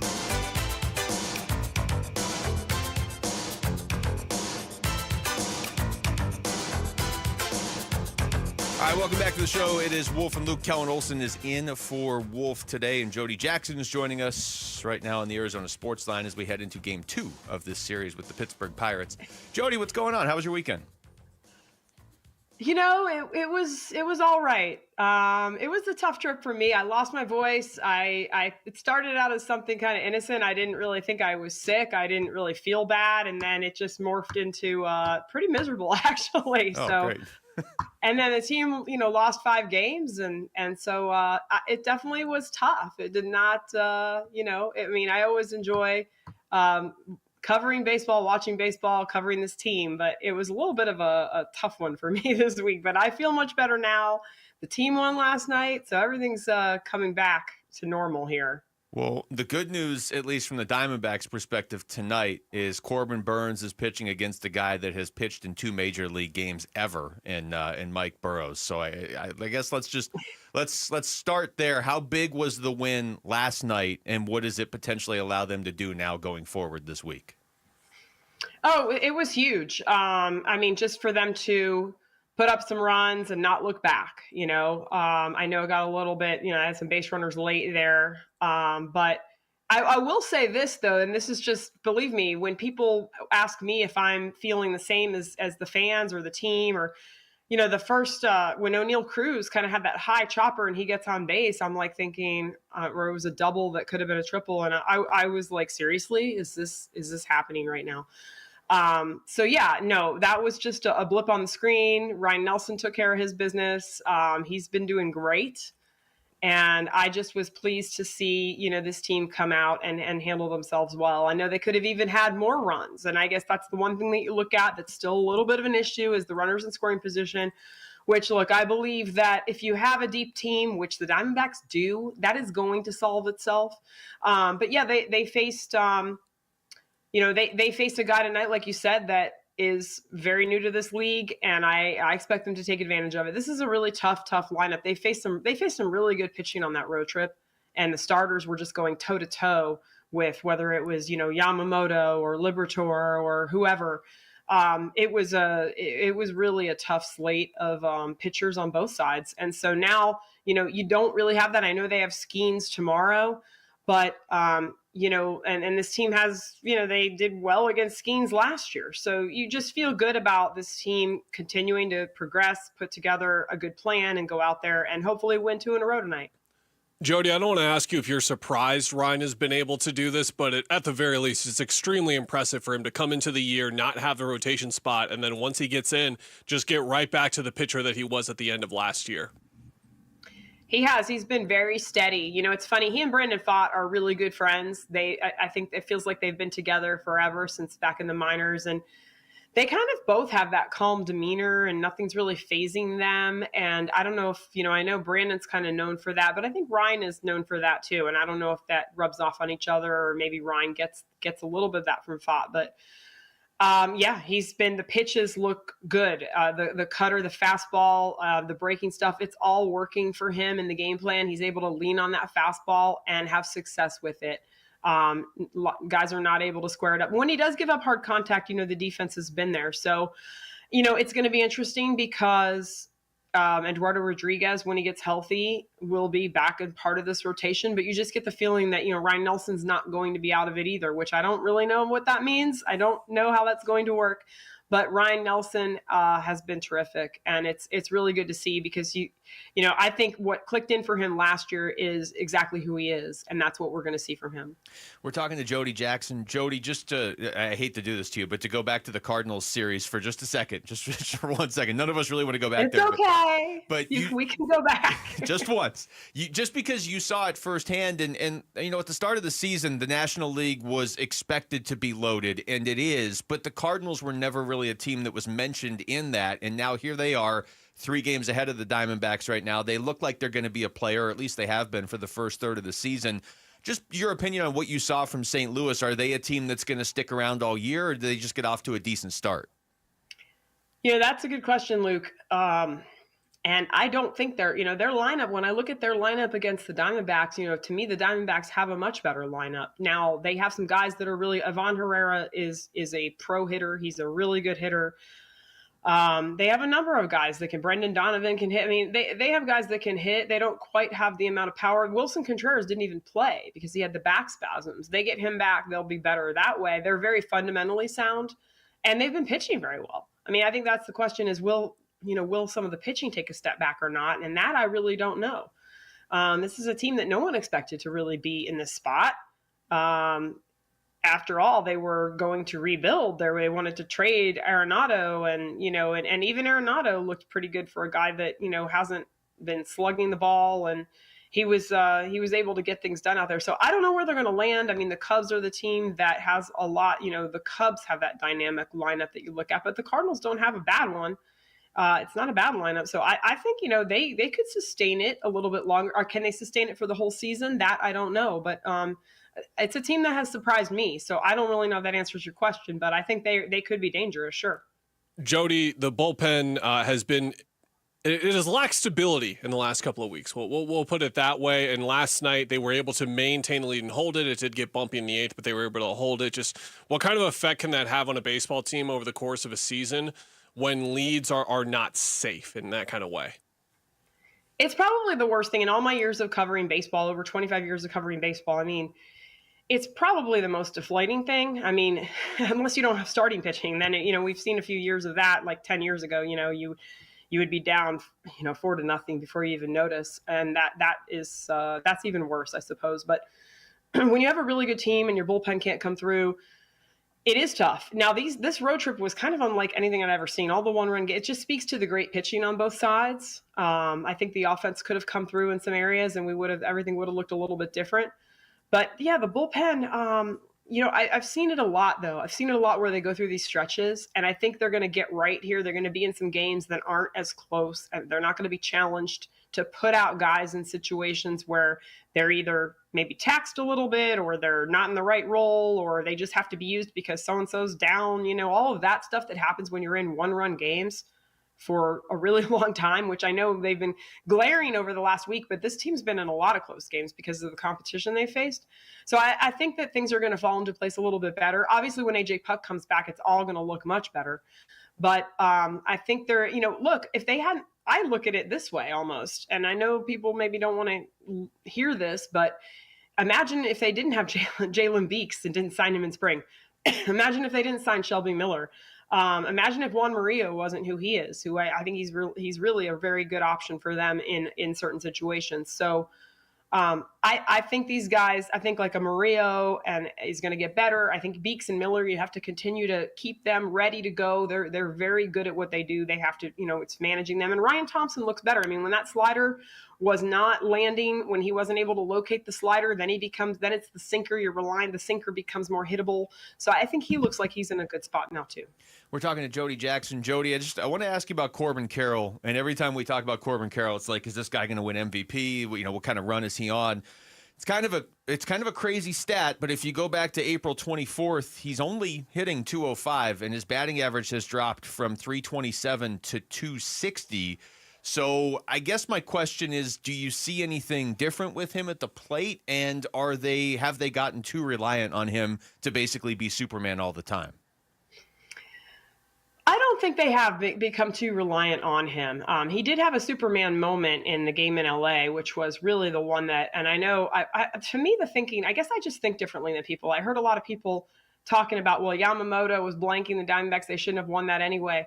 I'm sorry. No, when Corbin Carroll hits a 2-run homer and you take the lead 3-1, that's a new situation, and I feel like you should win. And unfortunately, they didn't win that one. So the one big impact superhero moment that he had, which could have easily led to a win, it didn't. But this team is built for more than any one guy to lead them. However, when you don't have Corbin Carroll going, and we saw it that final game in St. Louis, we saw, him, I think he was 0 for 5 in the last two. It just is very tough because then Perdomo, I think Perdomo also was 0 for in that game. And that, except for Perdomo had the great at-bat in the last frame in the 9th inning. But when you have a game where, okay, Perdomo maybe didn't get on, and then you have Carroll not getting on, that does leave a mark for sure. But I think what I'm seeing is he's starting to, there is some, there is some chase, which we see from a lot of guys. But I also notice he's popping the ball up a little bit, which is a little reminiscent of last year. So is the swing flatter than it used to be? That's something that he's very aware of, and he'll, I think, fix. I think the other thing that goes under the radar here, and I think he would never really say it or talk about it, but he was hit in the one game by Yamamoto on the leg and the arm, had a diving catch a couple days later. I mean, I think the body's a little beat up. He won't say it. He would never admit to that. You remember 2 years ago in 23, he was pretty much hurt and played a whole month. He stayed in that lineup and played despite banging into the wall at Coors Field. And so he's a guy that I've never had this conversation with him, but I can tell the availability is number one to him. So I think he's going to grind it out, and I think he's going to be fine. But it is tough right now, and I think he feels it.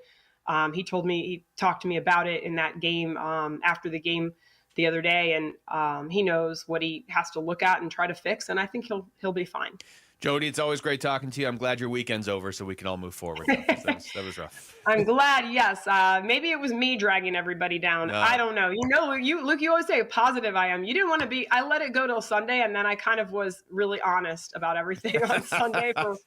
I was like, yeah, I got to get out of here. It was great, actually. Jody, you guys have a great week. Thank you. That's Jody Jackson joining us right there on the Arizona Sports Line. Kellen, you would agree, though. She is like the most positive person that we know. 100%. Yeah. Even her negative moment on Sunday was not negative at all. It was still positive. Those people tend to be persistent, and she was trudged through quite a lot this weekend. We're proud of Jody. Yeah. Always are proud on the of road, Jody. not feeling great, and the team's losing every game by one run. That's not a fun weekend. All right, we come back. The Suns head coaching search is maybe getting some updates early this week, and they are reportedly impressed with two specific names off that list. We'll get into all that next. So we'll get you caught up. It's Wolf and Luke. Kellen Olsen's in for Wolf and Arizona Sports, the local sports leader. Leading off with Jody Jackson on the Wolf and Luke Show. Brought to you by Y-Refi. Don't let private student loan debt ruin your life. Go to YRefi.com. Your home for everything Diamondbacks. Arizona Sports, the local sports leader. Bigley and Marotta Mornings. There is such a huge percentage of Diamondbacks fans that think everything is on the manager.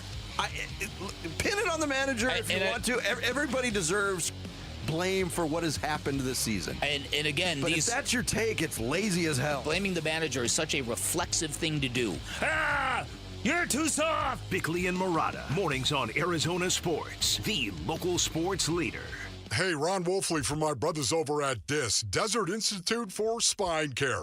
As a football player that suffered a lot of damage, Dr. Chris at DISC has helped me in the past, and I give them my highest recommendation if you're battling spine or back issues. DISC treats all patients, from the professional athlete and the weekend sports enthusiast to those just trying to get back to their normal life.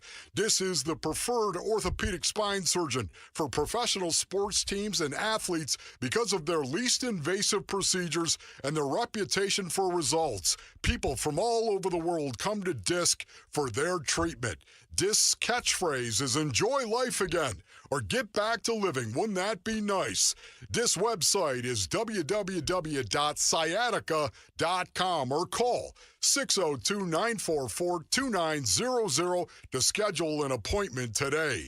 Go to DISC, Desert Institute for Spine Care. Hi, it's Vince Marotta here to tell you about the amazing Memorial Day deals being offered all month long at Earnhardt Ford in Chandler. My friend and general manager John Nissen and his team are rolling out nearly every remaining 2024 new Ford car, truck, and SUV now below employee price. Or get low financing on a 2024 Ford F-150 STX truck. Get 4.9% APR for 84 months. That's 7 years. Plus, get $3,500 in Ford retail bonus cash towards your purchase. And to thank military and first responders for their service, they're offering an additional $1,000 Ford cash reward towards new purchases. All offers require approved credit. Memorial Day deals all month long at Earnhardt Ford in Chandler, I-10 and Ray Road, or online at earnhardtford.com, and that ain't no bull. Most new vehicles include the No Bull Protection Package as an added benefit. $699 for cars and SUVs, $1598 for trucks. After all applicable offers. Employee pricing available in select models. AXZP plans ineligible. Financing is $1,409 per $1,000 financed for well-qualified customers through Ford Credit, plus tax, title, license, and $599 doc fee. See dealer for details. Offers in 6/2/25. Why choose a Sleep Number smart bed? Can I make my side softer? Can I make my side firmer? Can we sleep cooler? Sleep Number does that. Cools up to 8 times faster and lets you choose your ideal comfort on either side. Your Sleep Number setting. It's the Sleep Number Everything Smart Bed sale. Every smart bed and base are on sale during our Memorial Day event. Up to 50% off, plus free home delivery. Limited time, exclusively to Sleep Number store near you. To learn more, visit one of our 12 Phoenix Sleep Number stores or visit sleepnumber.com. Tired of fighting for your store's last bottle of water or lugging hundreds of bottles of water each year from the store to the car to the fridge to the recycling? For less than $1 a day from Parker & Sons, you can have an unlimited supply of bottle-quality water right at your tap. Drinking water keeps you healthier, aids in weight loss, keeps skin hydrated, and flushes your body of toxins. Call Parker for your free estimate on a reverse osmosis system at 602-2-REPAIR or visit parkerandsons.com. So what happens when the Ford Memorial Day sales event meets employee pricing? We win big time because we pay what Ford employees pay, plus Memorial Day savings at our Desert Ford dealers. Yes, Paul Calvy's here, and it only happens once a year. Take that 2024 Ford F-150 truck. Right now, get employee pricing, plus 3.9% APR financing for 72 months, plus $3,500 in retail bonus cash, and $1,000 in trade assist cash on a 2024 Ford F-150 2.7-liter STX. Or get employee pricing and 3.9% financing for 72 months, plus $1,000 in trade assist cash on a 2024 Bronco Badlands SUV. Or a 2024 Ford Bronco Sport Badlands SUV when you trade. And Jeep owners get an additional $1,000 in Jeep Conquest cash on top of these great offers. It's employee pricing during the Ford Memorial Day sales event. Just click buyfordnow.com. KMBP FM Phoenix. Arizona Sports, the local sports leader. On the Arizona Sports app and on 98.7. I'm Jesse Morrison with Trending Now, presented by Parker & Sons. Heating, cooling, plumbing, and electrical. The Arizona Diamondbacks look to get a series win tonight at Chase Field against the Pittsburgh Pirates. First pitch is at 6:40, and you can listen to the game right here on Arizona Sports 98.7 in the Arizona Sports app. Corbin Burns gets the start for the Snakes. The Phoenix Mercury welcome Angel Reese in the Chicago Sky to PHX Arena. Tip-off for that one is at 7. And the cover of the deluxe edition for EA Sports College Football 26 features 2 Sun Devils. Head on over to ArizonaSports.com, brought to you by Y-Refi to see that cover. This report is brought to you by your Valley Chevy dealers. Get the freedom to save and the freedom to choose during your during the Valley Chevy Dealers Memorial Day event going on now.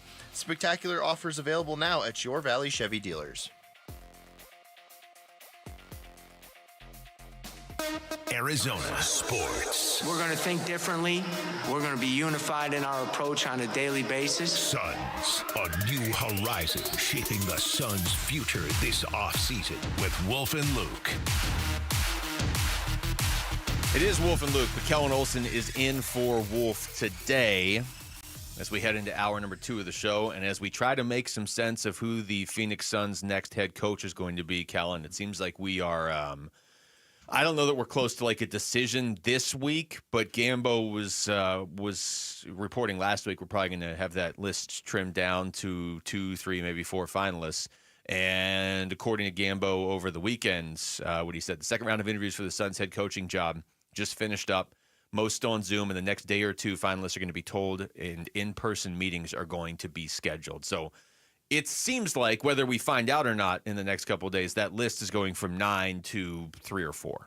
Yeah, and then the 5 names that Gambo was focusing on last week were Ott, Bliss, Norrie, Sweeney, and Quinn. Those were the 5 that he was sort of spotlighting that he believed were the guys who had the best chance at the job. It was Mark Stein earlier today or yesterday, I believe, who mentioned all 5 of those names again. So it seems like that is the group to focus on, and the group going into the second round of interviews that was standing out. It seems like they've held their ground. We haven't had like a cemented, like, here are the 3 or 4 or 5 finalists, but I'm sure that's coming any day. And as Gambo reported, now is the time where you come to Phoenix or you travel to them if it's someone currently in a playoff series, which 2 of these guys are at the moment. They're facing each other, Bliss and Norrie, and that's where you really get down to it. Those names right there. So I really like Quinn, and I'm intrigued by the idea of Bliss. I know when we had you on last week, you said Micah Norrie is somebody that you're really interested in, and I am as well. And I know Wolf really likes Sean Sweeney. I can get behind any of those 4 pretty easily. And I can be swayed because obviously, you know, there's limited information on these guys because they're not current NBA head coaches. The Jordan Ott one that's in there that, of course, has the Michigan State ties. Is it fair to him right now to only be looking at him as he's just on this list because he has Michigan State ties, or is there something more to him than that? I think he is the least qualified of the 5, but that does not necessarily mean that he is underqualified for the job. Like, I think he has enough NBA experience to this point as an assistant where you would feel okay about hiring him. At least I would, but he is going to, at least right now, and then certainly if he gets named as the head coach, he is not going to have any good faith with anyone covering the team, and rightfully so. Like, Brian Gregory really doesn't have much, to be honest, with his limited amount of experience and the ties there as well, and he would have the same sort of thing. But it's a list that, including him, is just about the names that you would expect. The only thing that you're missing is the well-tenured sort of headlining names, and that's where, like, Michael Malone comes into play, Taylor Jenkins comes into play. I'd be curious to know if those 2 guys were even considered by the Suns or if they were interested in the job. Like, what was the connection there from both sides? Going with Gambo was the one reporting very early that, like, they weren't really going to be considered for the job, which is interesting because they're program builders, but they're program builders who have hit their ceilings now on 2 different occasions for Malone, and then once as well for Taylor Jenkins as well. But it's about the names that you would expect, and you know my take on this. Like, I'm not someone who's going to look at this list and say this guy's by far the best candidate. Assistants like this, it's so difficult to look into their resumes and figure out. Like, Sean Sweeney, for example, is someone who has the defensive reputation that he does, coaching alongside Jason Kidd in Milwaukee, coaching alongside in Dallas. But it's like, okay, how much of that is him? How much of that is Kidd? How much of it is the team that they have? We had Jace Frederick on earlier who mentioned that Micah Norrie, like, is their rotations guy.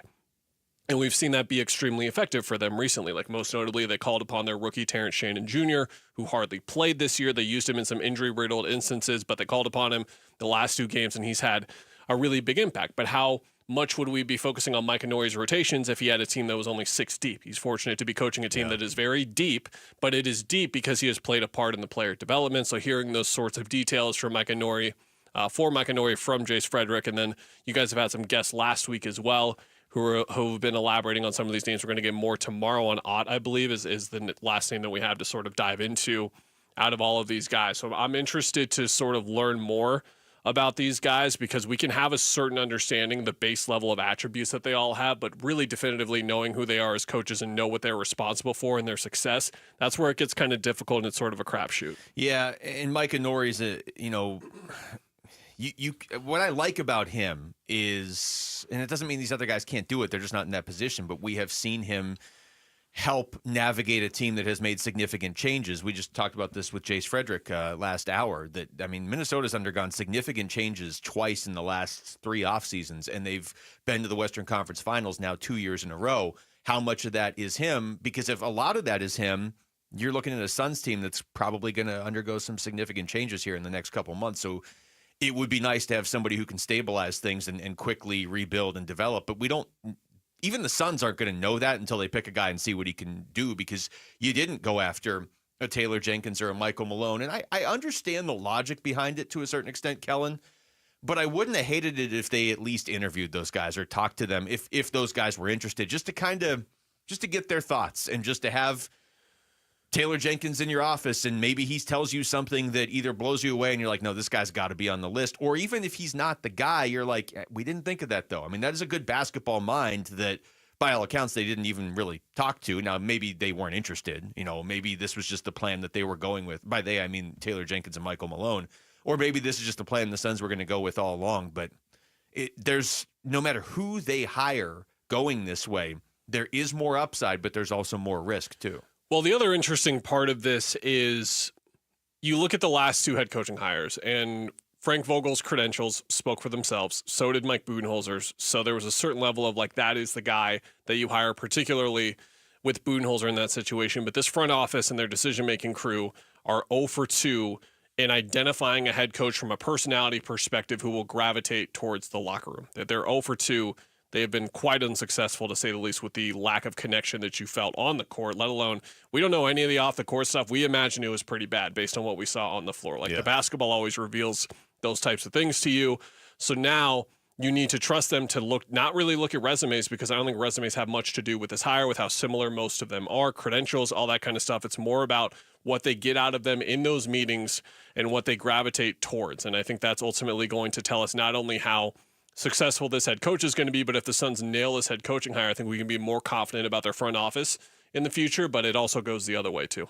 I'm looking at the YouTube chat too. Jim wrote in, the only reason he's talking about Ott, the only reason Ott's on the list is because he has Michigan State connections. That's the only reason he's on the list. And then he throws his support behind Chris Quinn, who I like, from Miami. But that idea that it's only because you have Michigan State connections will absolutely follow Jordan Ott if he gets hired for this job. And no matter who they hire, they're probably not going to be a 50-win team next year. But if you hire a Sean Sweeney or a Chris Quinn or a Micah Nori, I think a good chunk of the fan base is going to be like, okay, we're building this. Here we go. It's understandable that they won 33 games or whatever. If it is the, quote, Michigan State guy, and that perception, it's going to be out there. I think it's going to be out there for most of the fan base. That poor dude's not going to get any leash from the fan base, even if he is a good coach. All right, and come back. How can the Diamondbacks move Ryan Nelson back to the bullpen? Is that even a thought at this point? We'll get into that next. It's Wolf and Luke. Kellen Olson's in for Wolf on Arizona Sports, the local sports leader. Friday afternoons at 2:30 on Arizona Sports. Burns and Gambo talk Diamondbacks baseball with D-backs manager Torey Lovello. Brought to you by Estrella Jalisco. Don't miss Burns and Gambo with the skipper. 2:30 Friday afternoon. Listen on the Arizona Sports app and 98.7. Luke Lipinski back to tell you about Chime. Everybody likes going out, especially around Phoenix. So many good things to do. Concerts, sporting events, much, much more. You just go out to eat. While you're doing that, why not build up your credit while you're out there? With the Chime Secured Credit Builder Visa credit card, you can build credit with money you are already going to spend anyway, and you can avoid interest while you're doing it. It makes a lot of sense if you think about it. So learn more at Chime.com, because the Chime Secured Credit Builder Visa credit card, it's worth checking out. No annual fees, interest, or credit checks. Use it everywhere Visa credit cards are accepted. Plus, with Chime, you also get access to more than 50,000 fee-free ATMs. That you can easily find with the Chime app and much, much more as well. Make everyday purchases count with Chime's secured credit builder Visa credit card. Get started today at Chime.com. Chime feels like progress. Chime is a financial technology company, not a bank. Banking services provided by the Bancorp Bank N.A. or Stride Bank N.A. members FDIC. The Chime Credit Builder Visa credit card is issued by the Bancorp Bank N.A. or Stride Bank N.A. Chime checking account required to apply. On-time payment history may have a positive impact on your credit score. Results may vary. Out-of-network ATM withdrawal and OTC advance fees may apply. Spot me eligibility requirements and overdraft limits apply. Timing depends on submission of payment file. Fees apply at out-of-network ATMs. Dave Burns here with Liberty GMC General Manager Chris Scott. Chris, your service department moves fast. What's up, Dave? We get it. Life moves fast. That's why our service department stays open late. Drop off by 8 p.m. and we'll have it for you ready for the next day. Plus, only at Liberty GMC all year round, buy 2 tires and get 2 free. What? Now that's service you can count on. And if you're looking for a truck, you can enjoy $12,250 off a brand new 2025 Sierra 1500. Shop and buy online all the time. LibertyGMCAZ.com. GMC, we are professional grade. Barbecue season is back. Hey, it's Ellen. And this is Sarah Beth. And a little thing we love about the Chick-fil-A Smokehouse Barbecue Bacon Sandwich is that zesty barbecue sauce. I love that it was a little sweet, a little tangy, and with the mac and cheese, I feel like I tasted the brown sugar bacon first. It was the absolute best combination. Pro tip, 3 sandwiches are always better than 1.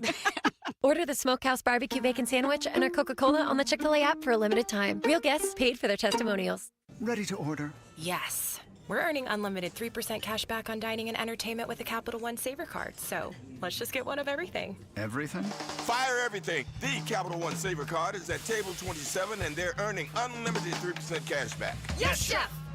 This is so nice. Had a feeling you'd want 3% cash back on dessert. Ooh, tiramisu. Earn unlimited 3% cash back on dining and entertainment with the Capital One Saver card. Capital One, what's in your wallet? Terms apply. See CapitalOne.com for details. Hot dogs and baseball.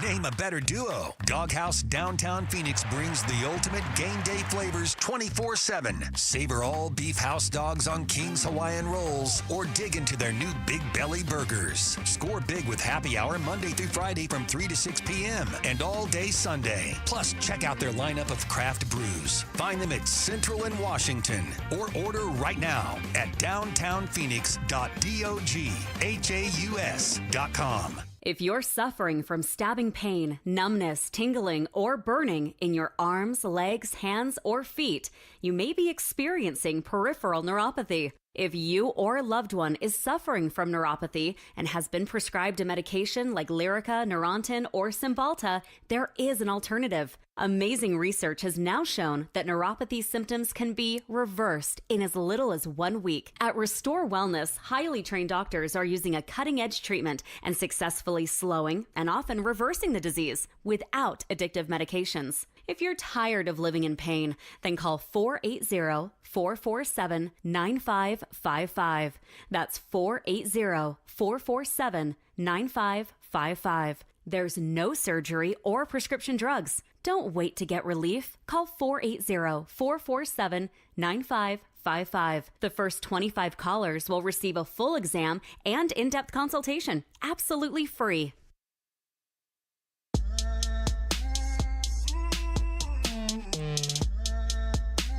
Hey everybody, it's Burnsy. We hope you had a great Memorial Day weekend. We will react to the Diamondbacks and whether they had a great Memorial Day weekend, how they fared in the 4 games. Starting today at 2 on Arizona Sports. I pull up in that candy paint, call it Veruca. So you cheated and you lied, you broke the rules, my dog. Yeah, they did not, they being the Diamondbacks, have a great Memorial Day weekend. It's Wolf and Luke. Kellen Olson is in for Wolf today. But Kellen, Ryan Nelson had a pretty good Memorial Day weekend. In fact, his 2 starts filling in for Erod, with Erod on the injured list. And it seems like there will be at least 1 more coming up for Ryan Nelson. He has done everything you could ask and more. He was basically the stopper for them last night because they had lost 5 in a row, so he really was the stopper. But in his 2 starts, yes, last night against the Pirates, but the game before against the Dodgers, he went 11 2/3 innings and gave up 1 earned run, 7 hits, 6 strikeouts, walked just 1 guy. He's been exactly what they've needed. And man, he did this again last year when they needed him to step in as a starter too. So the conversations as far as moving him back into the bullpen are going to get really tough here at some point. They're very challenging, and I think the biggest challenge here is something where I feel like I have to like be extremely clear with the point that I am making, and then people are going to start listening like 3 minutes later after I make this. Like I preface with something, and it's not going to matter. Change your words. Anyway, I do not think that Eduardo Rodriguez should be in the rotation when he comes back on a purely baseball level with his performance. I think that is obviously clear. Okay. The required context here is that he's in the second year of a 4-year, $80 million deal, and the Diamondbacks, and this is again where I'm in a position to sometimes be like, I don't know, man. And this is one of those things where I do not know what the long-term effects are of sending Erod to the bullpen for 2 or 3 months and then coming back next year and being like, hey, man, Zach's gone. Merrill might be gone. You're back in the rotation. Here we go. 2 years left Merrill on that never deal. leaves. I'm sorry. Sorry. I have to live in that possible reality that none of us want to live in, especially, oh my gosh, Merrill, the way he's pitching this year. Fantastic. Even the last game where he had a 6 ERA, he was outstanding until the very end. He was terrific. Yeah. So it's one of those situations where what are like the short-term ramifications of throwing out the guy who is the worst starting pitcher right now versus the long-term ramifications. And the interesting part here is you're not giving it to the guy who's a 36-year-old veteran. It's Ryan Nelson, who you would expect to be a part of their rotation for a long time. Yeah. So it gets really complicated. And again, I think some people look at it very simple-minded, and I'm not disagreeing with you that it's just simple. Nelson's the better pitcher right now. Put him in there right now. But the financial commitment that they made to Erod, and I think something that needs to be understood is the Diamondbacks are not in a position to have an albatross on their books. They're just not able to do it. Our fears with Corbin Burns 4 to 6 weeks into the year were like, oh no, are we doing this again? And then he turned into Corbin Burns again. Now he's he's been incredible. And even with those early struggles, like I remember it was it might have been 3 starts ago where he was still like just kind of fine. And they're like, Corbin Burns drops his ERA below 3. And I was like, oh my gosh, how is that possible? He's trying to find himself with a 2.58 ERA. Yeah. So they're in a situation where they just can't have Erod on the books like that when he is an albatross. But I do believe that like the window becomes shorter, but the timing gets weird because Nelson is now getting extended even more as pitch count is getting up. So let's say Erod comes back, you put him in the rotation, 2 to 3 outings, it doesn't go well. You just go back to Nelson. How does that go with the pitch count? I just think there's a lot of factors here in my long spiel here that need to be considered because it's not just a simple A and B sort of situation. Do you think the answer here is 6-man, even though Torey does not want to do 6-man? I don't, but look, quickly just to put a bow on what you just said, this is where when people like Wolf, and I actually agree with him on this, freak out about there really being no punishment if you just want to spend $1 billion like the Dodgers or the Yankees or the Mets or whatever. This is the other part of it that it's a huge benefit. It's not just that you can go buy everybody.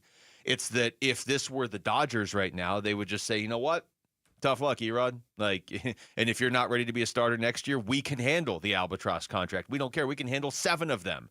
But you're right. The Diamondbacks really cannot handle that. So you at least have to factor it in there.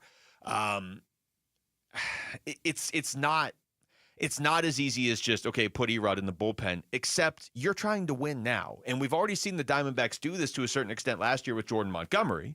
And even, a couple years ago when they just basically early in the season let Madison Bumgarner go, there is an indication that you're in win now mode. And I would say they're more obviously in win now mode now than they were when they just let Madison Bumgarner go after a few bad starts to begin the season. Now, it was clearly the right thing to do, but just the fact that they were willing to do it showed that they were like, okay, we're going to go for this now. Here's Torey Lovello with an update on that whole, just the Erod injury, the Ryan Nelson status, all that. So will Erod probably be back before this term comes up again? I don't know that answer. He's going to throw a bullpen tomorrow, and we'll take it from there. Healthy though? Yeah, he's feeling great. It was 3 at 55. Throw the bullpen tomorrow. I think we want to build him up a little bit more than 55 pitches. So that if I could kind of tip my hand a little bit, I feel very strongly that he's going to make at least one more rehab start. So there we go. Whoever the Washington Nationals are probably listening to what's going on right now, but there we go. So they can prep for Nelly. All right. It's like, I don't know, classified stuff. I love it. I love that information. When it gets thrown on my desk, I'm like, tell me more. So to answer your question, Kellen, that you said are you into a 6-man rotation? I am not long-term, but the way this works out right now, Ryan Nelson would start Sunday, June 1st, and we can all email that to the Nationals, as Tori just said, and we can let them know.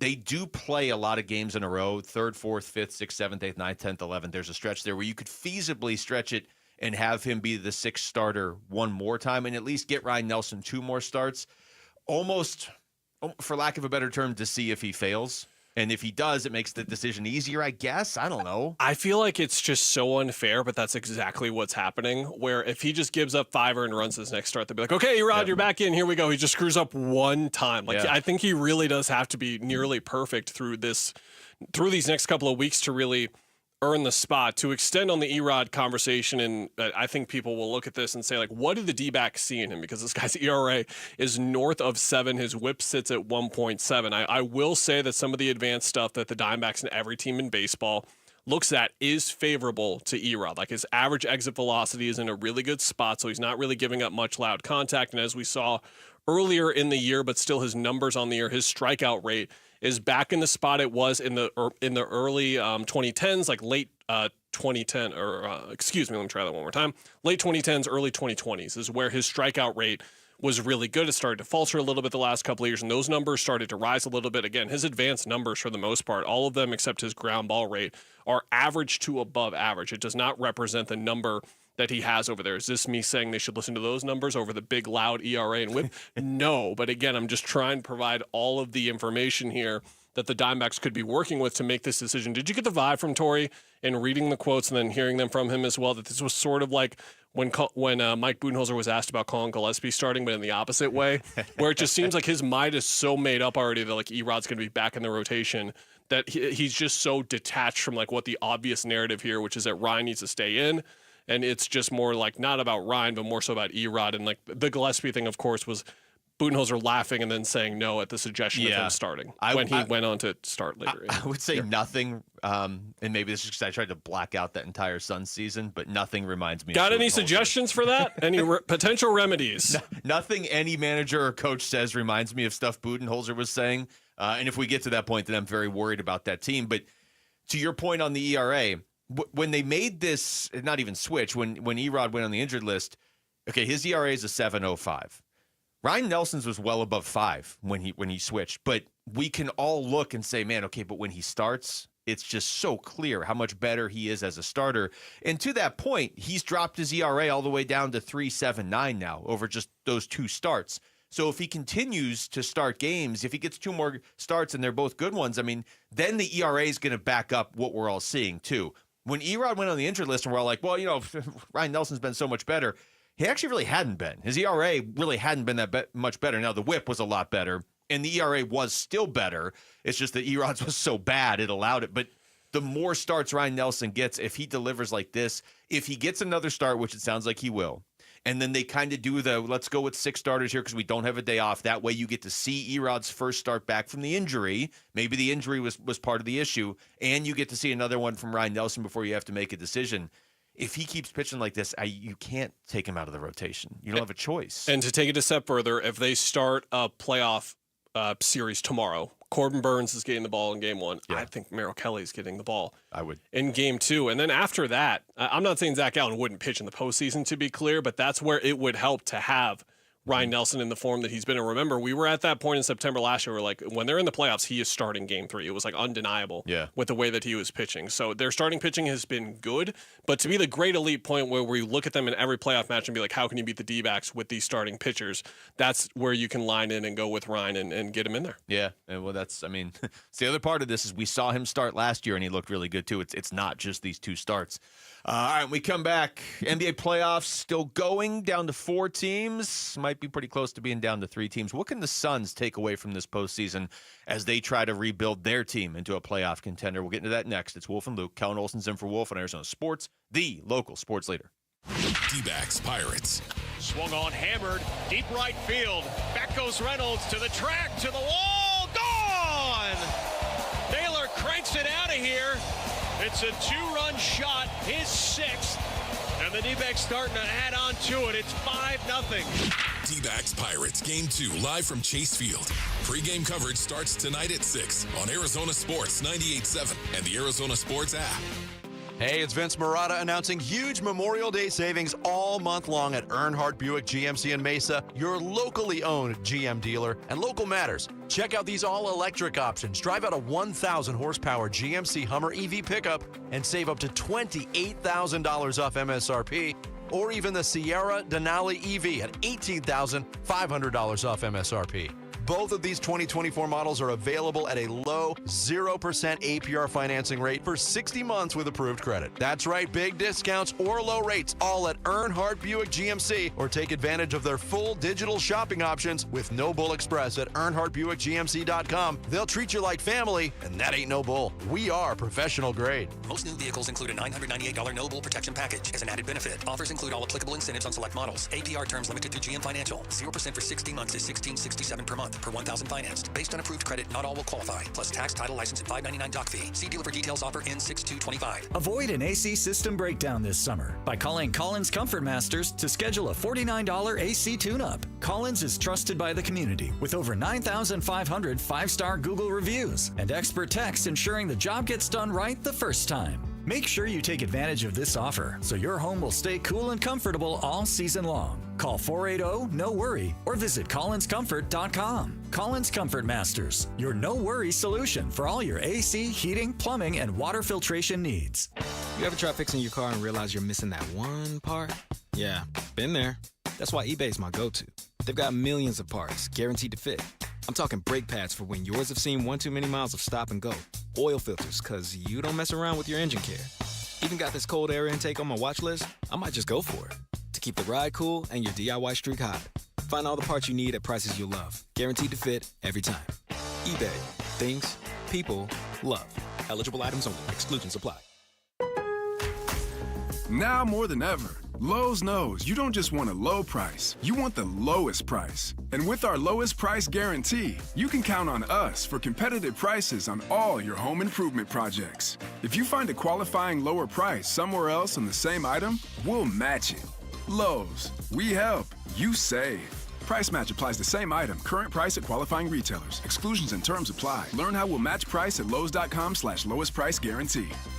The big focus in America today is on your health, and that is why more and more people are looking beyond pills, steroids, and surgery. Hey, everybody, it's Dan Bigley, and QC Kinetics has been on the cutting edge of this medical revolution since 2018. Using regenerative medicine, they've helped tens of thousands of people get lasting joint pain relief using natural treatments that harness your body's own healing power. Truth is, regenerative medicine used to be an alternative treatment, but now it's mainstream, and QC Kinetics is the nation's leader. Their well-respected protocols include potent and powerful cellular-level treatments to revitalize and restore damaged joint tissue. So say goodbye to that chronic pain and live your best life. Get your free consultation at QC Kinetics. You can find them in Phoenix, Scottsdale, Peoria, and Chandler. You can reach them by calling 602-837-PAIN. That's 602-837-PAIN. There has never been a better time to join Global Credit Union than right now. Dave Burns here, proud member, and at Global Credit Union, they're all about eliminating fees, no-fee checking and savings accounts, or for accidentally going over your account balance. It's easy to join with 10 branches across the valley, and you can always reach a live person 24 hours a day, 7 days a week. Explore the benefits of becoming a member at globalcu.org, your world of financial possibilities. Free checking and no monthly maintenance fee. Only apply to core checking accounts. Direct deposit required for early payday. Other fees may apply. I'm Jesse Morrison with Trending Now, presented by Parker & Sons, heating, cooling, plumbing, and electrical. The Arizona Diamondbacks look to get a series win tonight at Chase Field against the Pittsburgh Pirates. First pitch is at 6:40 right here on Arizona Sports 98.7 and the Arizona Sports app. Corbin Burns gets the start for the Snakes. The Phoenix Mercury welcome Angel Reese and the Chicago Sky to PHX Arena tonight. Tip-off for that one is at 7. And the cover of the deluxe edition for EA Sports College Football 26 features 2 Sun Devils. Head on over to arizonasports.com, brought to you by Y-Refi, to see that cover. This report is brought to you by Asset Preservation Wealth and Tax. Does your portfolio match your personal comfort level for risk? Visit assetpreservationwealth.com for a free portfolio review to make sure. What we just tried and did over the last 2.5 years has not been as successful as we hoped. Arizona sports. Suns, a new horizon. We got to do stuff different and change to be better. Shaping the Suns' future this offseason with Wolf and Luke. All right, Kellen Olson is in for Wolf today as we go around the NBA playoffs and how this could potentially impact the Phoenix Suns. Kellen. What a time to love basketball, first of all. Yeah. Holy smokes. These playoffs have been phenomenal, and I think OKC Minnesota might have been our peak so far. That was an amazing game last night. Yeah, it was. It was, and all the credit in the world to Minnesota for hanging in there and nearly winning. It's funny when you watch Oklahoma City in some of these games, they just look like they're so much better than everybody else. And yet we were one shot away from this series being 2-2 after Oklahoma City was up 2-0 in the series too. Like if you got a team coming back on them like that, you just, I don't know, you can never write off Anthony Edwards, except I think down 3-1 you can write off Anthony Edwards against this team.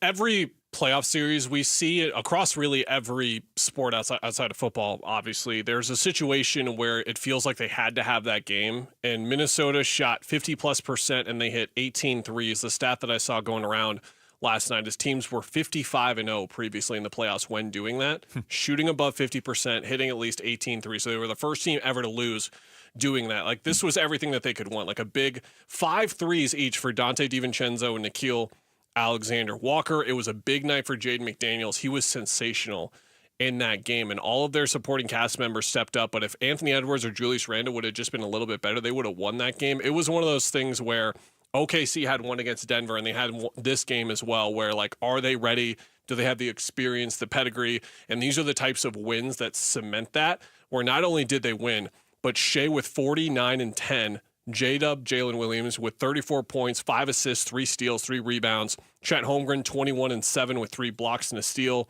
as well. When your best players at that age are stepping up in that type of moment, when you know you're getting an A-plus performance from the opponent and you're on the road, it was extremely impressive. It almost feels like with Oklahoma City, like somebody needs to step up and stop them now. Because once they win the title, it feels like they're just going to be up there for years and years and years. Now, I guess the way around that is if San Antonio becomes unbeatable, if they go out and get Giannis or something, or even if just having the number 2 overall pick helps them when Wembanyama is healthy or whatever. Not really an alternative I like.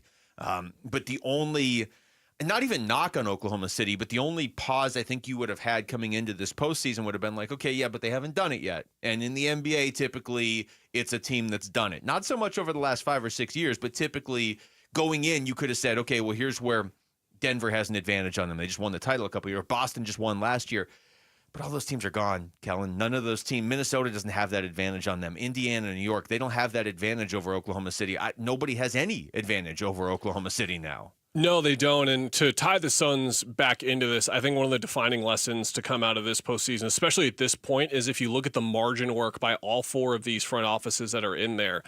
We are going to talk a lot about this summer, how difficult it's going to be for the Suns to turn this thing around, not only this year, but for the next couple of years with the limited assets, resources, avenues that they have to improve their roster. But by no means does that mean what they're trying to do is impossible. And if you look at these 4 teams left, the 4 best teams in the league, all of them have done that type of work. Like if you're looking for the next star to put alongside Devin Booker, you are not going to have a top 10 pick for a very long time. Guess what? OKC has guys that weren't even in that. Jalen Williams was not a top 10 pick. Shai Gilgeous-Alexander, who they acquired in a trade, was not a top 10 pick. You go through there. Devin Booker. Lou Dort just made first team all defense, and guess who won them that game last night? Lou Dort, who we did not mention yet because he was phenomenal on Anthony Edwards. He did not get drafted. Chet is really the only guy there that's the outlier as a top 5 pick. Cason Wallace, not a top 10 pick. Isaiah Joe was waived by the Sixers, and they picked him up after that.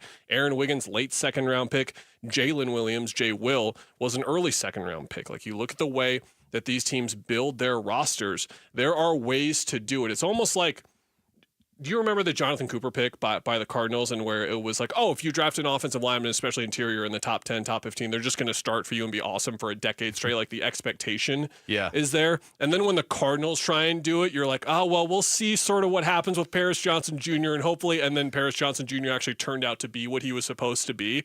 It's not that complicated sometimes. It is actually really simple. Like, I could wind through, like, how about getting Nickeil Alexander-Walker for pennies when teams were really bouncing around and just sending him all over the place. Like Julius Randle's stock wasn't the highest when Minnesota acquired him. Terrence Shannon Jr. comes in and changes the game for them on 2 separate occasions. He was a late first-round pick for them. You can go to the Knicks. Josh Hart's on his 4th team. You can go to Indiana. Remember when they bailed on Malcolm Brogdon at the perfect time? Mm-hmm. That was a win. So was getting Aaron Nesmith in that trade, who was phenomenal. Andrew Nembhard, early second-round pick. Tyrese Halliburton, they acquired in a trade. Like, you can get these types of players. It can happen. It can happen pretty fast for you, honestly. You almost have to go off the grid as a team. Like, you have to be willing to do that for a little bit. And, hey, we're going to sign some guys that, as a fan base or even just as media members across the country, you may not look at us and be like, wow, what a great move. Okay, they're back. They're instantly back. The Suns aren't going to instantly be back next year if they move on from KD. And even if they don't, I don't know how you're going to win in the Western Conference right now. You're going to have to make some moves that at the time are just like, oh, okay, but they pan out, and they really pan out. And they're those moves in the margins like you're talking about. And that's why, again, I'll come back to this. I hope Brian Gregory is good at that. I hope the front office is good at that. But there's just a lot of hoping right now. You know, there's no guarantee that they're going to be good at that. And these are the sort of moves that are not obvious to everybody as you're making. You're not going to win the offseason by going out and making some of these moves, but they end up making you really good in a couple years. Go back to the finals team, like what they got Chris Paul for. How about the way they got Dario Saric? How about the way they drafted Cam Johnson in a spot that no one, including me, thought that they were wise for doing, to put it kindly? Like, how about getting Frank Kaminsky, who was very valuable with them? How about the way they got Cam Payne, who won them the game 2 of the Western Conference Finals before the Valley-Oop? Like, everyone remembers it for the Valley-Oop game. For me, it was the Cam Payne game when Chris Paul was sick. It's phenomenal. So all the organizations do it, and they need to get better at it because they have been terrible at it the last 2 years. They've just been dreadful. So you look at the Ryan Dunn pick, you look at the Oso Guidaro pick, could that be the beginning of that type of resume? Suns fans better hope so, because that's what they're going to need. This is not going to be Devin Booker and finding another star or 2 stars to go alongside him. It's going to be Devin Booker and a bunch of young, hungry players, and you need to nail those types of picks that you make. Yeah, and it is going to be a challenge at some point. I mean, you are probably going to need another star unless Devin Booker becomes the best player in the NBA. I don't know that it can just be Devin Booker and a bunch of good players ultimately, but I think we just all have to kind of accept the fact that this is not going to just happen next year, because the way Oklahoma City did it took years to get to this point. Like, they've been really patient to get to this point. All right. Kellen's going to step out for a couple minutes, and Mitch Farrell is going to step in. We're going to get the full. I actually made it to the next round of interviews. I just looked up a bunch of Tom Izzo philosophies and quotes, famous quotes. Really relied on those in my interview, and I'm actually going to do it. Okay, you're going to go do an interview right now. Then you will be back though before the end of the show. When we come back, how good does Garrett Williams have to be for the Cardinals secondary to be a strength this season? We'll get into that next. It's Wolf and Luke. Mitch Farrell. This is about to be in for Wolf on Arizona Sports, the local sports leader. Burns and Gambo, afternoons. I don't know if I'd want the Suns' failure to be the lasting image of super teams in the history of the NBA. It might be. I don't know if I want my team to bear that burden of, hey, your team did it so bad, they did away with super teams because your super team was so bad. I don't know if I want my team to bear that burden. The Suns, right now, the Suns are the left. Because the Suns failed so miserably at it, though, it's different. But they won't be. They won't be the last one. Burns and Gambo, afternoons 2 till 6 on Arizona Sports, the local sports leader. All right, brothers, Ron Wolfley here. When it comes to getting a great night's sleep, there's only one name I trust, and that's Brooklyn Bedding. As someone who knows the importance of rest and recovery, I can tell you that Brooklyn Bedding delivers the comfort and support you need to wake up feeling refreshed and ready to tackle the day. Whether you like a firm mattress or something a bit softer, Brooklyn Bedding has a wide range of options to suit your needs. Brooklyn Bedding expertly designs and engineers all of their mattresses in their very own state-of-the-art factory and have sleep experts ready to help you find the perfect fit. And the best part? You can try their mattresses risk-free with a 120-night trial, and the shipping is always free. Get ready to sleep like a champion. So why wait? Visit brooklynbedding.com or stop by one of their 12 Basin locations and tell them Wolf sent you. For the best sleep ever, get the best mattress ever at Brooklyn Bedding. Go to brooklynbedding.com. That's brooklynbedding.com. Hey, it's Mike Rohn. If I have a choice, I like to do business with companies that actually stand for something. That's why I switched from Verizon to Pure Talk. No offense to Verizon, I'm sure they stand for something. I just don't know what it is. Pure Talk, on the other hand, is a veteran-owned company that supports our military in a big way, and I appreciate that. Yeah, I also appreciate unlimited talk and text and plenty of data for half the cost of the big guys. And I do like being on America's most dependable 5G network for just $20 a month. But what I really appreciate is no contract, no cancellation fees, and Pure Talk's commitment to handle all their customer service in this country. I saw it for myself. I went to Georgia, I got a tour of their headquarters, I met their CEO, and I talked to the same customer service folks that you'll talk to when you dial pound 250 and say keyword micro. Switch today and save 50% off your first month when you dial pound 250 and say keyword micro. Pure Talk, a wireless company that actually stands for something. Have you ever felt stuck, confused, dealt with unanswered calls and hidden fees? This is what it can feel like when you work with the wrong mortgage company. At Lund Mortgage, we pride ourselves on our trusted reputation and personalized service. Whether you're looking to purchase a home or consolidate debt, we are committed to your success.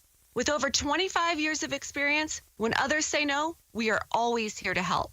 Go to lundmortgage.com to get started with a team that's built a reputation you can count on. That's lundmortgage.com. Dan Bigley here, and do not miss the annual Memorial Day blowout at Chapman BMW, where you will find the lowest prices of the year, prices so low they cannot be advertised without disrupting the market. So go to chapmanbmw.com, click on the store you want, and see the instant savings. They'll also be open on Sunday, and that rarely happens, so don't miss the fun and the huge savings at Chapman BMW this weekend by going to chapmanbmw.com. On Saturday, May 31st, take home the Geraldo Perdomo City Connect 2.0 bobblehead, courtesy of Chaz Roberts. Buy your tickets at dbacks.com.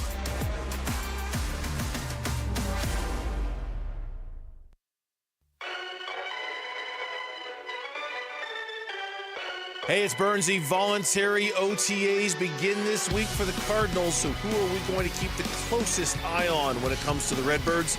The Burns and Gambo Show starts at 2 on Arizona Sports. Wolf and Luke on a Tuesday morning, but Kellen Olson is in for Wolf. But you're not Kellen.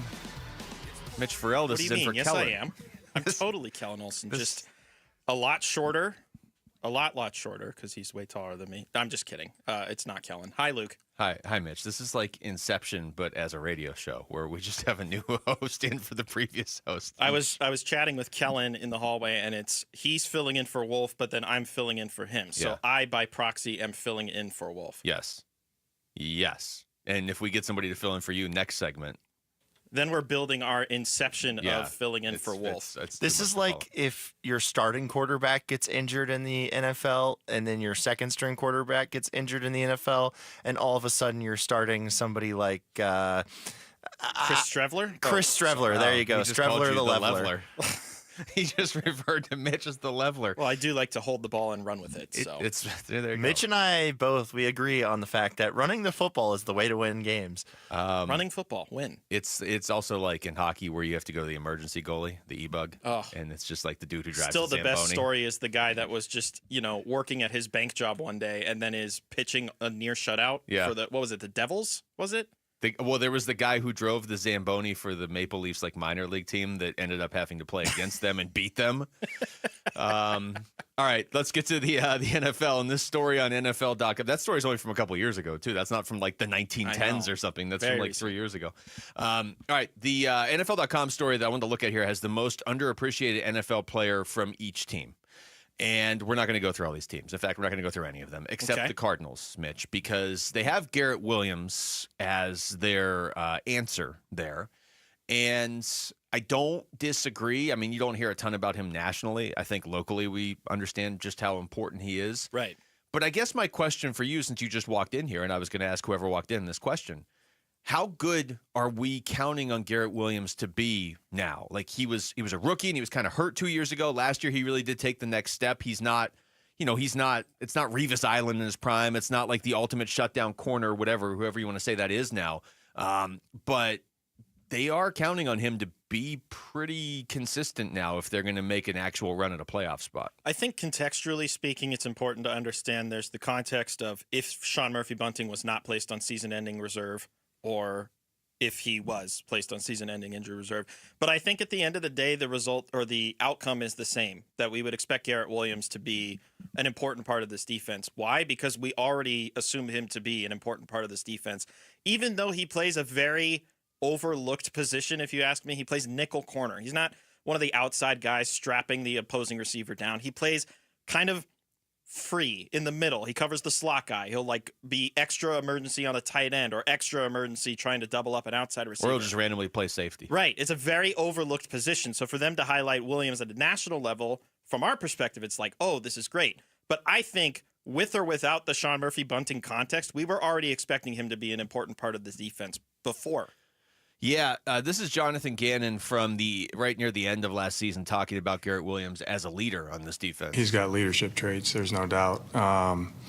It stems from him doing everything right, being a pro in only his second year. He's a guy that you can look to, that his process is detailed and it's efficient and it's consistent. He stays disciplined to it. So I'm sure it's good for those guys, those younger guys in the room, to see how he goes about his business, especially the player that he is. So there's a reason why he's a really good player. Now, you might hear that and think, okay, well, that's great and all. Garrett Williams, he's 23 years old, though. He doesn't have to be a leader right now, right? Well, in this cornerback room, not the secondary, but in the cornerback room specifically, Mitch, yeah, he might have to be. Will Johnson's a rookie. Star Thomas, these other Max Melton. Max Melton's only going into his second year. Like Denzel Burke, if he ends up being something, these guys are all brand new or within the last year or two as well. So is Garrett Williams. But if he is a leader in that room in particular, and it helps to have Budda Baker and Jalen Thompson standing behind you, obviously at the safety position, but they are counting on him a lot already. So the 11 guys, if you remove Sean Murphy-Bunting, the 11 guys that have a cornerback designation on the active roster for the Cardinals, average age is 24 years old even, which implies, one, there's not a lot of age on this roster, meaning there's not some sort of outlier that's trying to pick up the fact that 24 is the average age. And then secondarily, there's a lot of guys that are within their first few years, to the point that every cornerback on this roster, Luke, is a Monty Ossenfort pick. Yeah, that's None crazy. of them are a Steve Keim pick, which also goes to show how young this roster is. And at the same time, my number one need/want for the Cardinals going into the draft was the same as yours, for them to take Will Johnson. I didn't have a ton of faith in this cornerback room going in. I think the fact that they took Denzel Burke really piqued some people's interest, and that is what led to the eventual report about they knew Sean Murphy-Bunting was going to miss the entire year. But the fact that they got Will Johnson, especially in the spot that they did, made me feel better about the room, whether or not Sean Murphy-Bunting was going to be a part of it. Yeah. Because Will Johnson is the type of guy that can become the next Patrick Surtain or the next Sauce Gardner or the next Darrelle Revis, to bring it back to Revis Island. Yeah, I don't know how we ended up on Revis Island. I was trying to think of Jalen Ramsey and ended up with Revis Island. Well, you take a boat out there. Oh, okay. Right. And because by the end, everybody was throwing on Revis Island. But the idea, what you just said, that every corner on this team has been drafted by Monty Ossenfort or brought in by Monty Ossenfort. I mean, he has been the GM of this team for 28 months. This will be year 3. Yeah. But I mean, just in terms of calendar years, it's just barely over 2 years right now. And yet he has overhauled that room that extensively. And I remember having the conversation with you out in the newsroom when Gambo had his Gambo 5 and Will Johnson wasn't in it. And he's like, look, they're not taking a corner in the first round. And we were both like, man, I wanted Will Johnson, probably for different reasons. I actually kind of liked the cornerback room. I just thought Will Johnson was so good that if he was somehow there at 16, you have to get him. Now he's there at 47. So nobody was expecting that. And maybe, who knows, maybe by the end of this year, he's already their best corner. But I do think Garrett Williams has shown the signs to just be a consistent, stable piece in the middle of this secondary, and they feel that way too, obviously. I guess the question is, are you too reliant on a guy that is only going into his third year, and his first year was very injury-plagued? But you know what?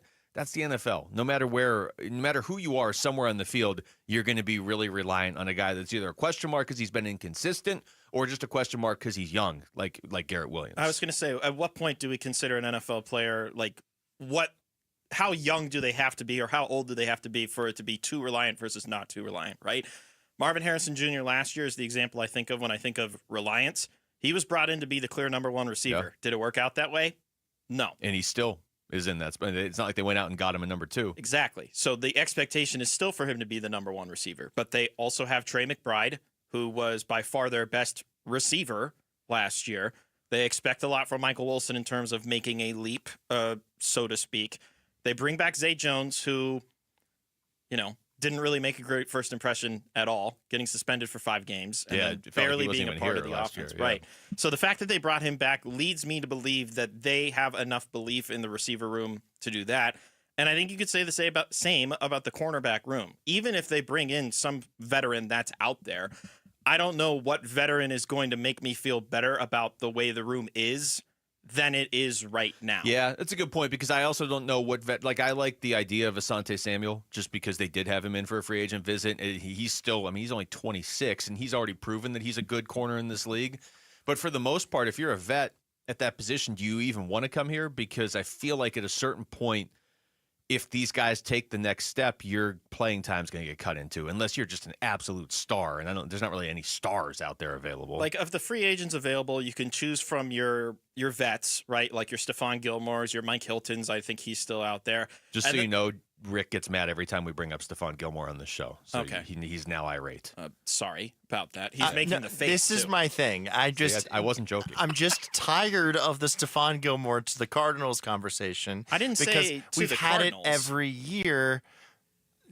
I know, but this is where I get the context is I get mad at it specifically to the Cardinals because we have the conversation, it seems like every year, and then he doesn't come here. You think he would have been here by now? I kind of hope they sign him now just because of how frustrated it makes Rick. And I also think at this point, the conversation should go away because he's about to be a 35-year-old corner, and I think they're fine and don't need to go out and get a 35-year-old corner. So that's one crop, right? Is your 35-year-old pissing Rick off group of corners. Yeah. Then there's this other group of corners, which Sean Murphy-Bunting actually fit into when the Cardinals signed him last year, which is high expectations out of the draft, not delivered. Now you're a free agent, either looking for your second, third, or even in why am I blanking on the cornerback's name? There's an Emmanuel Forbes. There's Jeff Okuda. You're going to make me even more mad. Bring up Emmanuel Forbes. Let me put it this way. Former commander. Mitch was sent here to just anger Rick. I'm a plant. My secret code word is... No, I'm just kidding.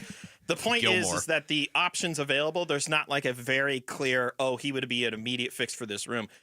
James Bradbury, though, I'm intrigued by.